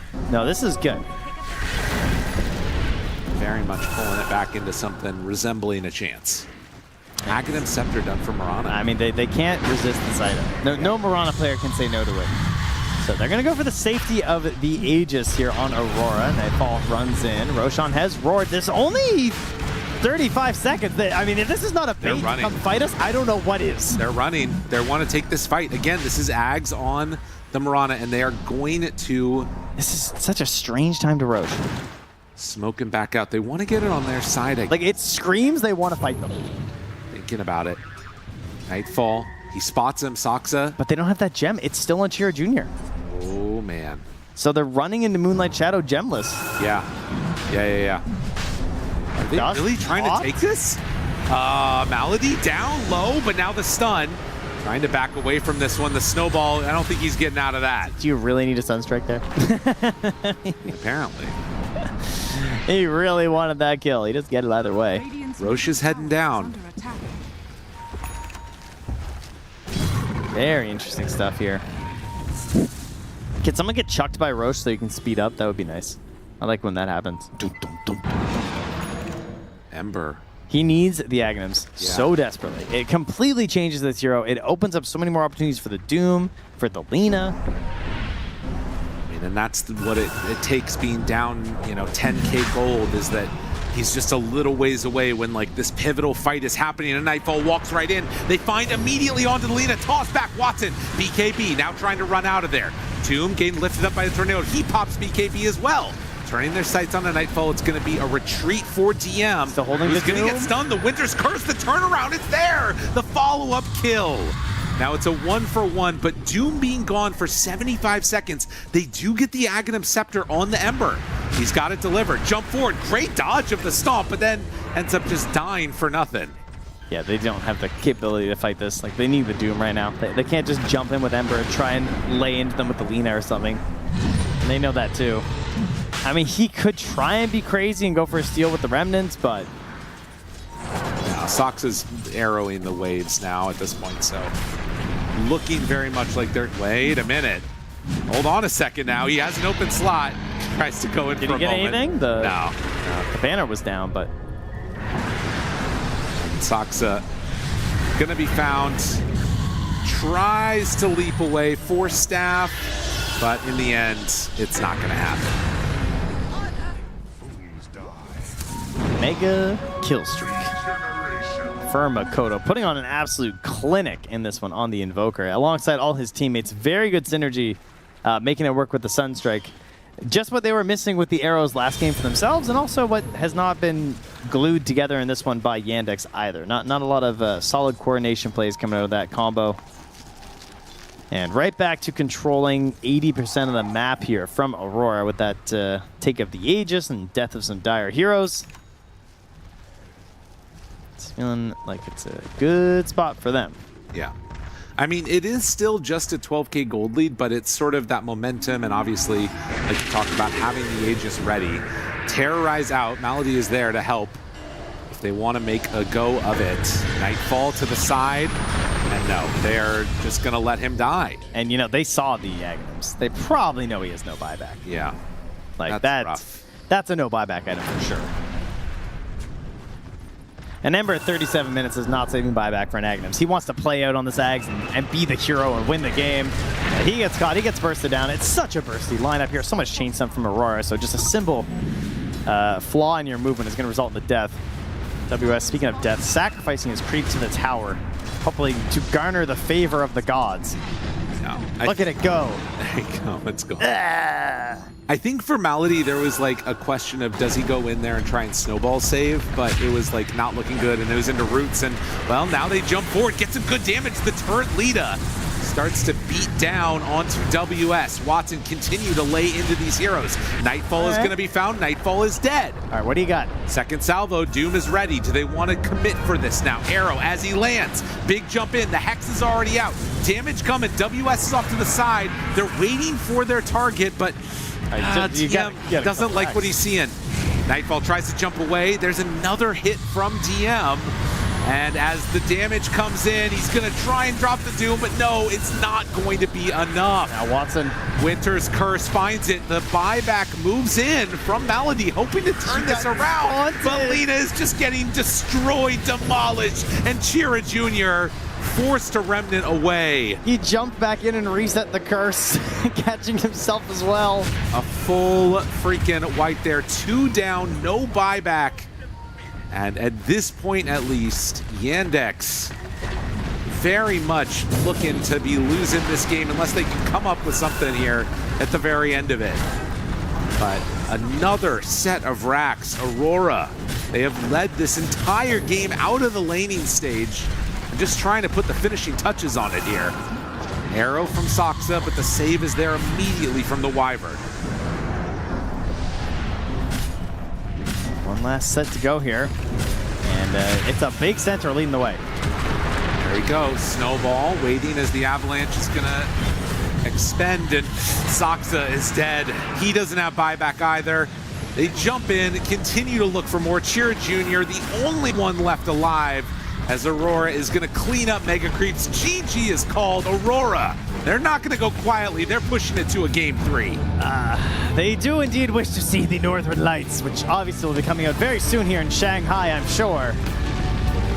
Impressive performance. 37-9. I mean, again, it's one of these games where like the laning stage just starts to like look a little bit sketchy, and then they're able to just keep that snowball going. And what were your thoughts from that one? Sunstrike, yes. Sunstrike. All like, over the place. It's the dream. Like this he made it look really easy, but so many Invokers do not connect on so many Sunstrikes early. That's what catapults it into a good Invoker game. It was awesome to watch. Well done. All right, let's head on back to the panel. Let's break down that action. Thank you so much, Lyrical and Trent. A lot of fun that was had in that game number 2 there, and definitely an accurate description. Sunstrike, and a normal Sunstrike when you get an Invoker that's fed in the mid lane, or at least that's far ahead in that gold ratio there. Monkeys, it feels like there isn't too much that you can do to feel like you're even playing on even footing anymore. Yeah, I think I think Aurora did a really good job of picking heroes to set up the Sunstrike, and it really enabled Makoto to land all those Sunstrikes, enabled his game. He had, I think, 12,000 net worth around like 20 minutes or something like that. Oh, is that all? That's a good amount. Easy money. So I think it was him and Nightfall on top of net worth. So I think it just made the game plan really easy for Aurora. A lot of setup stuns. Sunstrike obviously does a ton of pure damage, and it was a very smooth sailing game for them from there. I didn't know how I felt about the Wyvern for this tournament in general. Not so much this draft, but just this tournament, because sometimes it feels the usage of Cold Embrace is more just delaying the inevitable. I'm not really seeing it be this sustained tool that you would love it to be. It's just, well, now my core is in a position where everyone else can collapse on him and just deal more damage. But this time around, the Wyvern had a pretty good impact. I did see the idea behind why teams are favoring it, Lacoste. I'm like, actually, yeah, I can see it. This Wyvern has great presence in the game. I'm a big fan of the hero. I think this hero just gives you a lot of things, especially the ones in the laning stage, because it's a percentage-based heal. So you're playing with Tiny, who has insane strength gain per level. So even 1 point in is 160 base plus percentage. It goes over 200. I mean, you're not going to be killing this lane anyway. I wasn't really the biggest fan of the Doom picked before the last pick overall, because they had to pick it blindly and they wanted to go with something. And then giving Nightfall Tiny in this case kind of felt like it was coming. I don't know if Yandex maybe, got a little bit of a misread what's going to happen in this. Do you think one. it misread, or they just felt they had answers to it? Like when you look at a Tiny to Lina carry-to-carry matchup, at what point do you feel... Like Lina traditionally had, I don't know the numbers, but from the top of my head, I'd say the win rate for Tiny against Lina is pretty high. She doesn't like always, it was very bad because she could get tossed back, having the stun, skewer pretty much when you were playing against Lina as well. Any repositioning tool against Lina feels really good, even though it's a carry Tiny, so he plays a bit of a different game. But I do feel like in this, he has a lot of status resistance. Playing against Doom, it's always going to benefit. They have ways of resetting the fight. They have Centaur on their side with the Stampede. So a lot of ways to bail him out of the trouble. Yeah, I think for me, this was a big game for Aurora. I was definitely, for me, and I think a lot of people were putting them as potentially they make it through, potentially they don't. And Yandex was, for a lot of people, probably in that top 3 spot for the group stage, either 4-1 or 4-0. So I think being able to show not only, it's like a close game. It was a convincing game number 2 for Aurora, and potentially if they take the series, I think that puts them in a super good position to feel pretty good getting out of the group stage. Did you have Aurora going through the group stage? Oh, yeah. Oh, 4-1, or it's like they weren't even considered to be not put 3-2 getting through. Okay, so elimination round. Confident 3-2. Okay, confident 3-2. What about you, Lacoste? Did you have I think I had them the same. I can't remember from the top of my head, but I do remember that Monkeys didn't put them at all. They didn't put any other team. I heard he actually put every team not making it through. Yes. I haven't gotten the prediction wrong so far. Except for GamerLegion. He put GamerLegion 4-0. So yeah, maybe that's a wrong prediction. It is that weird team where I know a lot of people just put them in losing the elimination round. Like you already said this, Gunnar, but it's because what's been happening recently leading into this. They had lost confidence as a team. I know that there was a little bit of commotion around what their scrim results were giving as well. And it's that question mark of maybe if another team was having those results, they would be feeling even worse for themselves. And more often than not, though, we see that when you're having tough scrims, you come out into an official, and you actually end up being one of the better teams. So I think as well, seeing them have a confident game a lot of learning experience. That's what I'm saying. You win or you learn.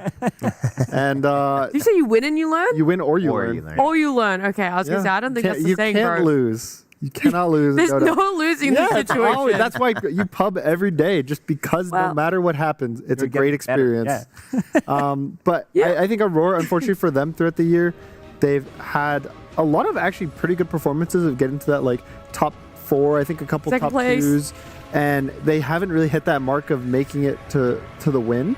But kind of like you were saying, as the year went on, I think they've started to fall off a bit more. So some question marks for them going into the biggest event of the year, and I'm hoping for them to kind of find their stride in the group stage. I really want to see them because when they look good, they look really good.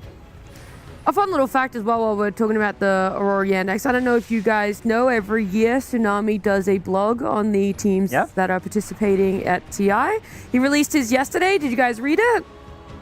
You could say no, that's fine, because I'm about to give you I usually do read it. I always read it. That's my bedtime morning. I really read that thing. Is that your like prep for TI? You're like, I gotta wait for him to prep for me. No, I love the way that Tsunami writes. I think he is just genuinely so eloquent. But that's not the point of what I'm saying. The reason is because some of the fun things that he was pointing out with the teams, especially for Aurora, is like this joke that we all have about him coming second place. He's made fun of it before as well. He calls it Munacy, who also had a great success for himself in his career recently. So for him to have this many second places, he's like one of the highest earning Dota players without having won a tier 1 event.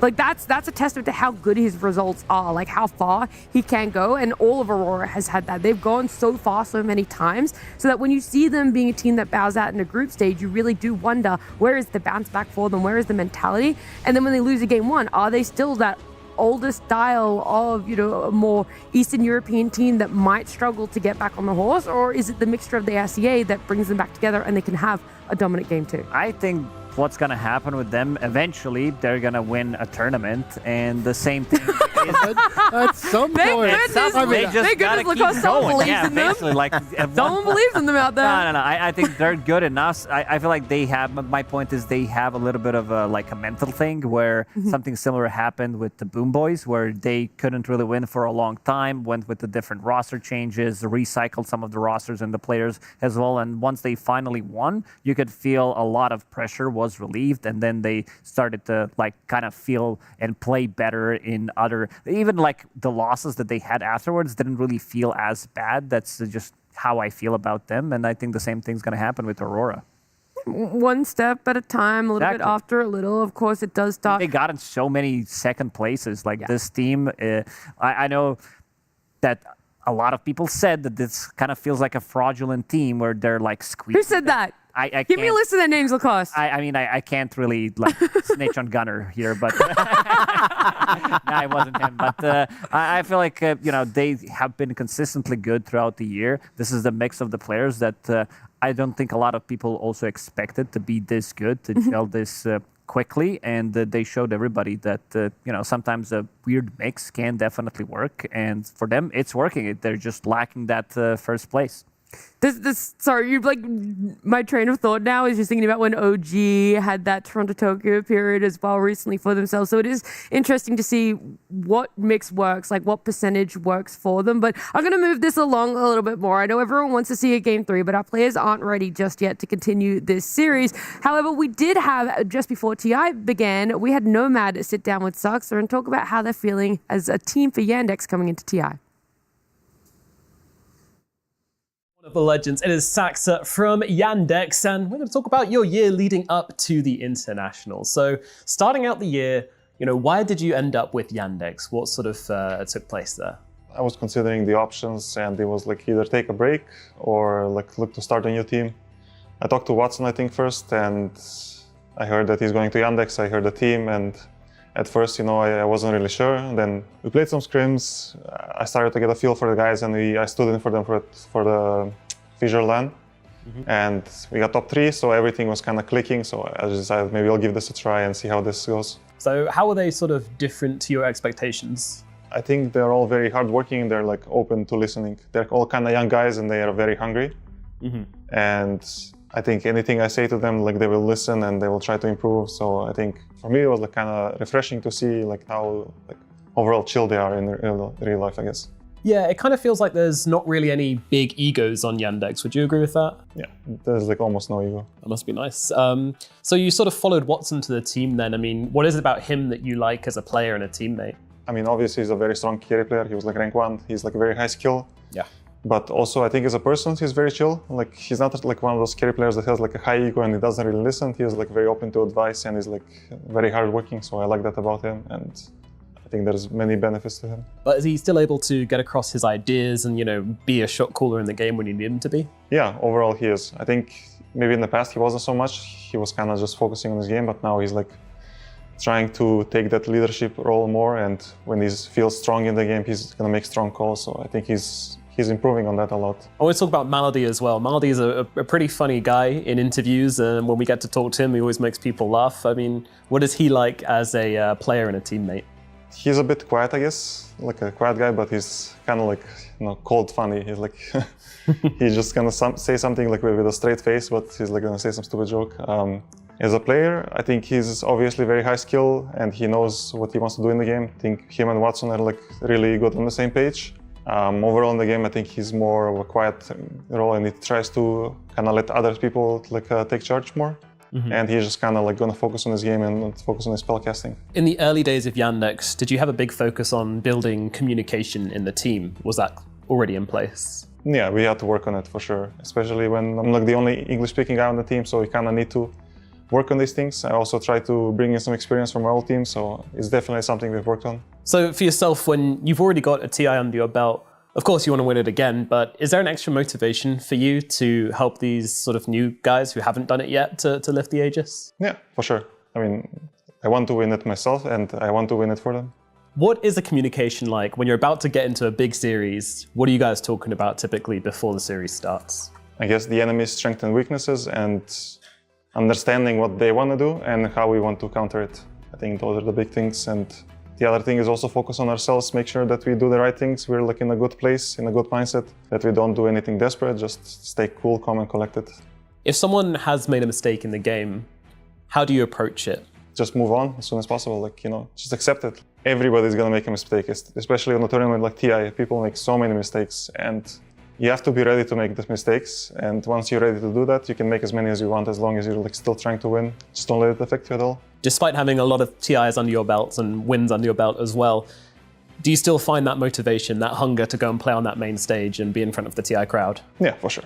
I think this tournament is obviously very important in Dota and is the biggest deal. And my whole career I was always striving to win TI. I did it once, but now it's like I see other people do it a second time. So yeah, I'm definitely motivated to do it too. Brilliant. Saxa, thank you so much. Good luck. I'm really looking forward to seeing you play at TI. Thank you. Thank you.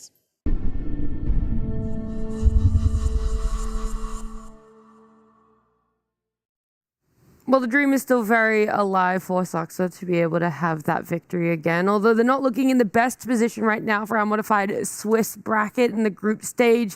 And even in this series, right, they lose game number 2 there after what was a pretty great game number 1 for themselves, and the question marks come back around. How is game 3 going to unfold? He alluded to the fact that their communications and their conversations before coming into a series is all about the strengths and weaknesses of their opponents. And I might not know them, but luckily I have 3 fantastic brains that are going to tell me those strengths and weaknesses of Aurora here. And if we feel that Yandex can exploit them in a game 3.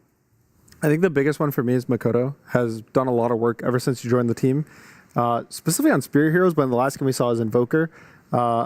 Earlier today, it was Ember Spirit. He was popping off and kind of keeping them in the games earlier today and trying his best to win them. And I think for teams versus when you're playing against Aurora, I think maybe counterpicking him or having good stuns to not let him have these, like, just run around the map, do whatever he wants to. I think heroes like maybe like a Lion or Dark Willow, just something to just control him, I think is the best. And we've seen Saxa Lion a lot. I think that's some hero, like, just before the draft even starts, I'd be looking towards. Yeah, I kind of agree. I also would like to point out WS as a player. I think he has been probably the most improved player of the season. When, like, before he played for some other lesser known teams, and when they picked him up, like, he just got into the groove almost like immediately. And with each game, with each tournament, this guy's just playing better and better, has insanely high hero pool. Like, he's very versatile, and also certain heroes that he does play well. Like, if it's a Timbersaw meta, he's going to squeeze it in. If it's a good game for Lycan, you know that he's going to be playing it. So definitely a player that also enables his other cores because he takes over the map so quickly with the certain heroes. Yeah, and also with WS, I feel like he kind of fits into that that offlane role of just offlane players that don't die very much. Yeah. Like, he's very good at playing the map, honestly getting kind of aggressive, but also like knowing when to reel it in and when to back and when to kind of reset. And not overextend too much, you know. I also think the part that Soxa said, where he's like, we also have to focus on ourselves and just play our game. I think it's always the best thing you can do after a loss. You don't want to. The worst thing you can do in a best of 3 is you have like one guy and he's like, oh, we did this wrong in the draft. We have to do this, change this. We have to do so much of these things better. A lot of the time, your prep work and preparation is all done before the thing. You can maybe you change like one hero pick. You just say we have to focus on maybe Roche a little more or a map control, but you don't want to have to feel like you need to change everything. It's better to say, okay, we've done so much work over the months, over the year, over the last week, over the last day. My coach has done all this prep work for draft. He's taught us all these things. Let's just trust in what we have here and just fix the small things, but we have what it takes to win. That's what I would say about this panel as well. I was trusting you guys to be able to come up with all the ideas and the solutions and the broken heroes. And you guys lied to me. You said Lina, broken. There is no way you could ever possibly kill her, especially in the late game. But now we've seen her lose 2 games on the A-Stream. Nisha lost on her mid to Spirit. And of course, then we just saw Watson lose with Lina carry up against Aurora. So what's going on? What's the deal? She's not as broken. She's already figured out. It took 24 I think hours. it hurts even more because it's Watson. He's kind of the OG Lina carry player. Like he played it when other people didn't want to play. He was one of like it. the very first people to play it as well. Pretty much, and then everybody started to copy it. And I think at this one, they were a little bit more on the greedier side, especially with the Doom pick compared to like this bit of a global presence with the Stampede, earlier Sunstrikes, and it felt like all of these things for Aurora, it did click early on, and that again just snowballed out of control. Well, we'll see if the Lina makes a return in Game 3, if it's maybe potentially more successful, as we're going to head on back to our B stream, and our casters, Lyrical and Trent. A very impressive Game 2. Yeah, I mean, it was dominant. Like, we've talked about sort of impressive games from the comeback point of view, where teams are able to sort of hold out and extend the match. But we haven't seen, at least you and me, a ton of games where you just, like, win from the outset and just continue to stomp. It looked really nice. It's been quite rare for us. Aurora, I love it when teams do this. That when you win with a hero and then ban it. I like that. Like, you don't give them the chance to answer back with it. Yes. And I think it puts a little anger in someone like Cheer Jr. He's like, how was that fair? How do I not get to play my Invoke after you guys just had it? All right, we're back to this. Yeah, back to the Game 1 strat. They opened, and it was instant. It was Tree they gave up last time. That is banned this time. I wonder what the answer will be instead. I mean, Darkseer was something that was coming into this tournament. That was the go-to. When people were opening first overall Shadow Fiend, you'd have an instant response of a Darkseer. I don't know if that's a Yandex idea at the moment, though. Well, I also think that it's proven to like have some answers.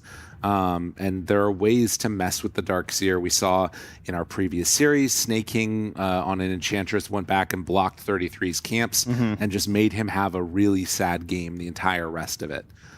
So, you know, it's a tough one. I mean, I think the Centaur might just be the answer at this point, just to have him in the game, you know?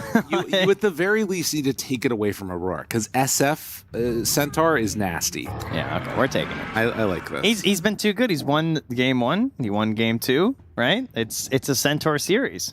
Yeah. And not a Mirana one. No, there will be no Mirana this game. It's over. Let it go. Yeah. You know, there probably will be.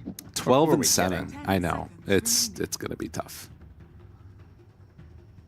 Well, we're going to throw another ban here from Aurora. What do they not want to see with this Centaur? I could see a Hoodwink ban. That hero's a little bit too good. Obviously, they had it earlier with the Centaur in game number 1. She's just the best 4. It's just the way it is. They could...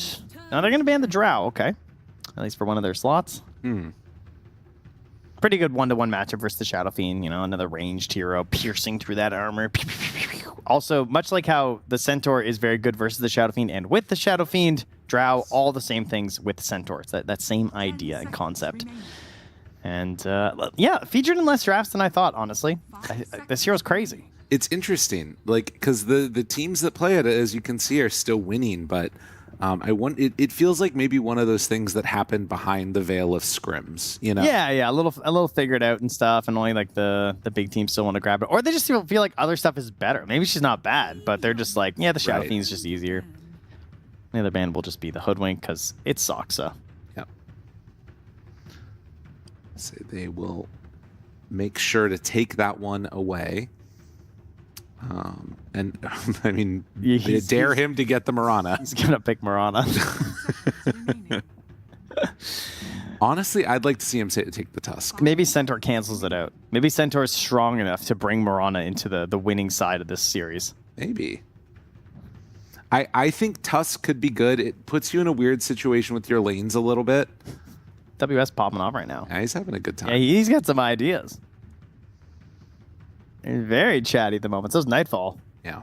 I mean, that's a classic, though. This is what I need. I mean, the Tusk is, like you were mentioning, the Tusk is a big thing right now because we have the Shadow Fiend on one side, and just the fact that Tusk is also really solid. I like Tusk and Centaur together, too. Yeah. They can be a pretty annoying. For double melees, they can be a very annoying lane duo.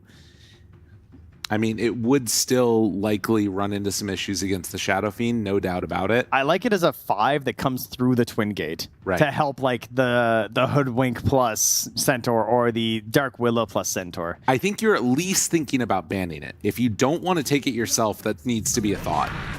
But they're going to go Undying, actually. Yeah, I mean, he's been banned in so many of these games today. Okay. So finally slips through. It's Tree, Undying, and Tusk. Undying saves have been crazy. The Tombstone, it's very like sneaky the way the save happens. Yes. I feel like it's much more obvious whenever I see someone get snowballed. Tombstone, I'm always like, where'd they go? I was like, oh, right, he's in the Tombstone. Yeah. The visual's a little clearer now, I think. It like grows more, it feels like. So it's a little easier to spot. But he doesn't have the initiation potential of the Tusk. And I would not be surprised if we still just see the Tusk picked up here.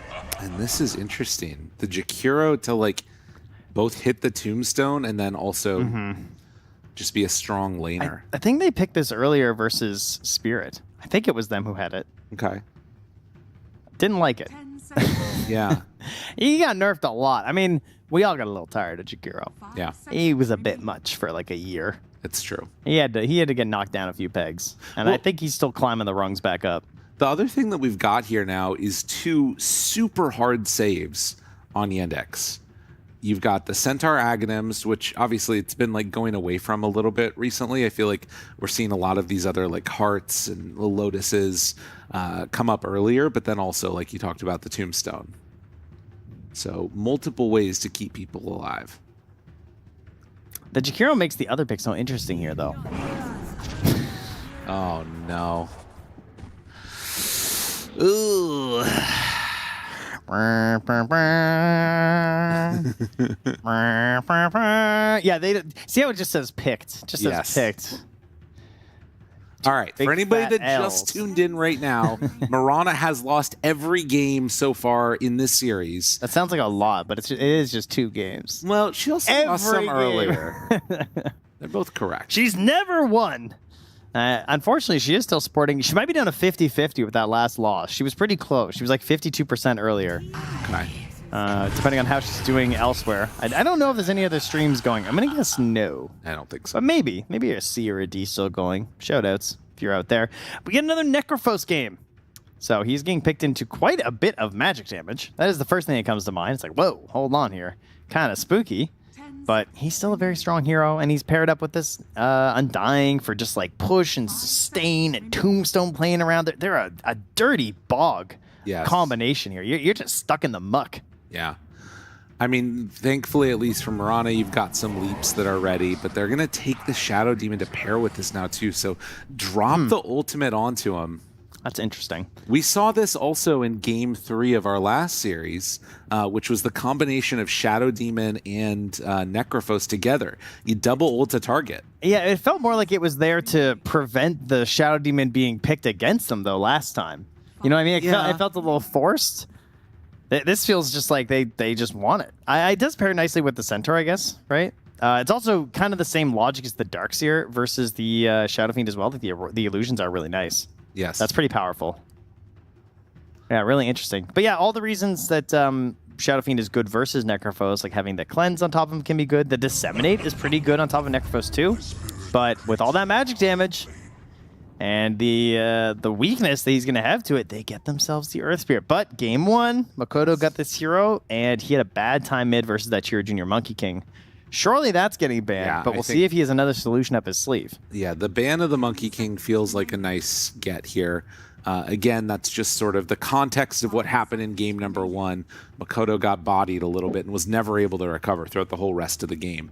But we've seen how strong this Earth Spirit can be in terms of the damage amplification that you get up. You get an early Kaya, and then particularly once he gets into Bloodstone, it's just like nuts. It's so interesting how much Makoto and Mira and Nightfall are all talking right now. Yeah. While they're making WS his hero. Yeah. You know, like, is he just throwing them out there and they're just like, bro, you know, that ain't it. You have to check it, little vibe check with the hero. I have been super interested in Aurora's Gaming's communications. It's such a interesting team. And the other interesting thing about Yandex is they've gone this far in all of these tournaments without a coach during the draft. As far as I'm aware, I don't think they have any coaching during any of their drafts. They're always set up like this, which is quite rare for tier 1 teams. Yeah. Very unusual these days. If it but broke, don't it was fix kind of a crew that got thrown together, and they've just stayed that way. You know what I mean? Like, they got their sponsorship, and they're just happy with what they have. They don't want to mess with success. Maybe they could use like a hype man though, like someone who's just you trying to get in there. I'm just saying, you know, or someone with just like the papers in behind. Yeah.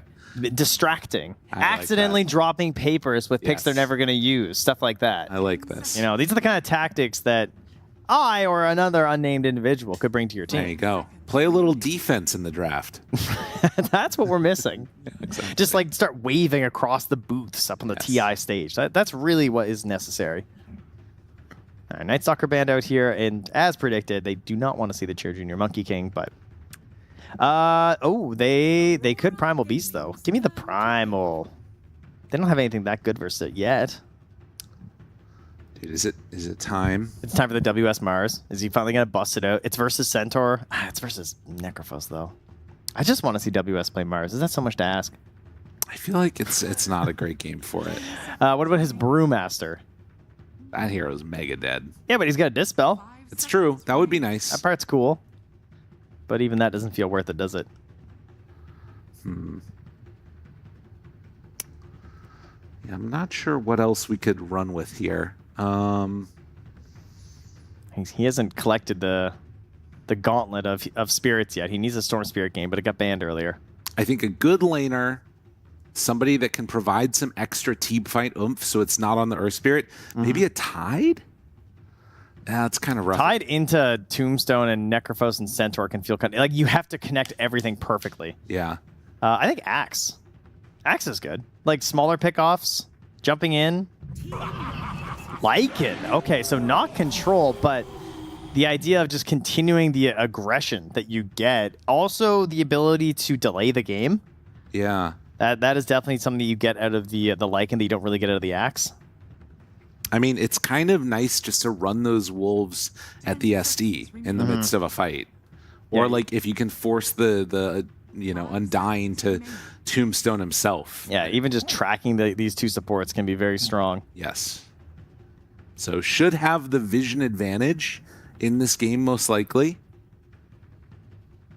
I mean, a slippery hero could still be pretty nice though, right? Because the lockdown's rather weak for Aurora. Like if you want, like some players would force a Storm Spirit here, I feel like. It'll be the Kez. Ooh, is this the coveted Kez mid here from Chiro Jr.? No, it's the Chiro Jr. Necrophos. That is an option, right? You can just run it mid versus the Earth Spirit. Okay. It means that their timing and tempo is a little strange though, right?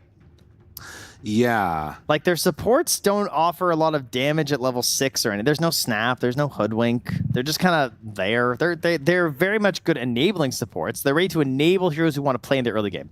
What does Chiro Jr. want to do in this Necrophos? What kind of a build can he find to be aggressive? Or does he just like go Radiance out of mid? If he goes Radiance out of mid, what's happening with your Kez and your... This looks so passive from Yandex. Yes. Potentially. They could itemize to be a bit more aggressive, and there definitely are ways to do that on Necrophos, but we haven't been seeing that much here. How good are the lanes? Because that's the other question is like, if they come out ahead in each of the lanes, then maybe it's not as big of an issue if they're a little bit more passive. Yeah. No, I think I'd say it looks fine. Just maybe slightly behind. Maybe slightly behind. Okay. Ever so slightly. But like we got Moran on the other side, right? Who else we got? There's another screen over here I can look at. I'm going even lanes across the board. All right, I like expert opinion after looking. Honestly, I can't even tell who half the heroes are with the cosmetics right now too, because they're from so far away right now. And also, Jakiro's wings are like this, covering the entire draft screen. So it's kind of hard to tell what's happening. I mean, I think it feels to me like it's set up for one of those like game threes.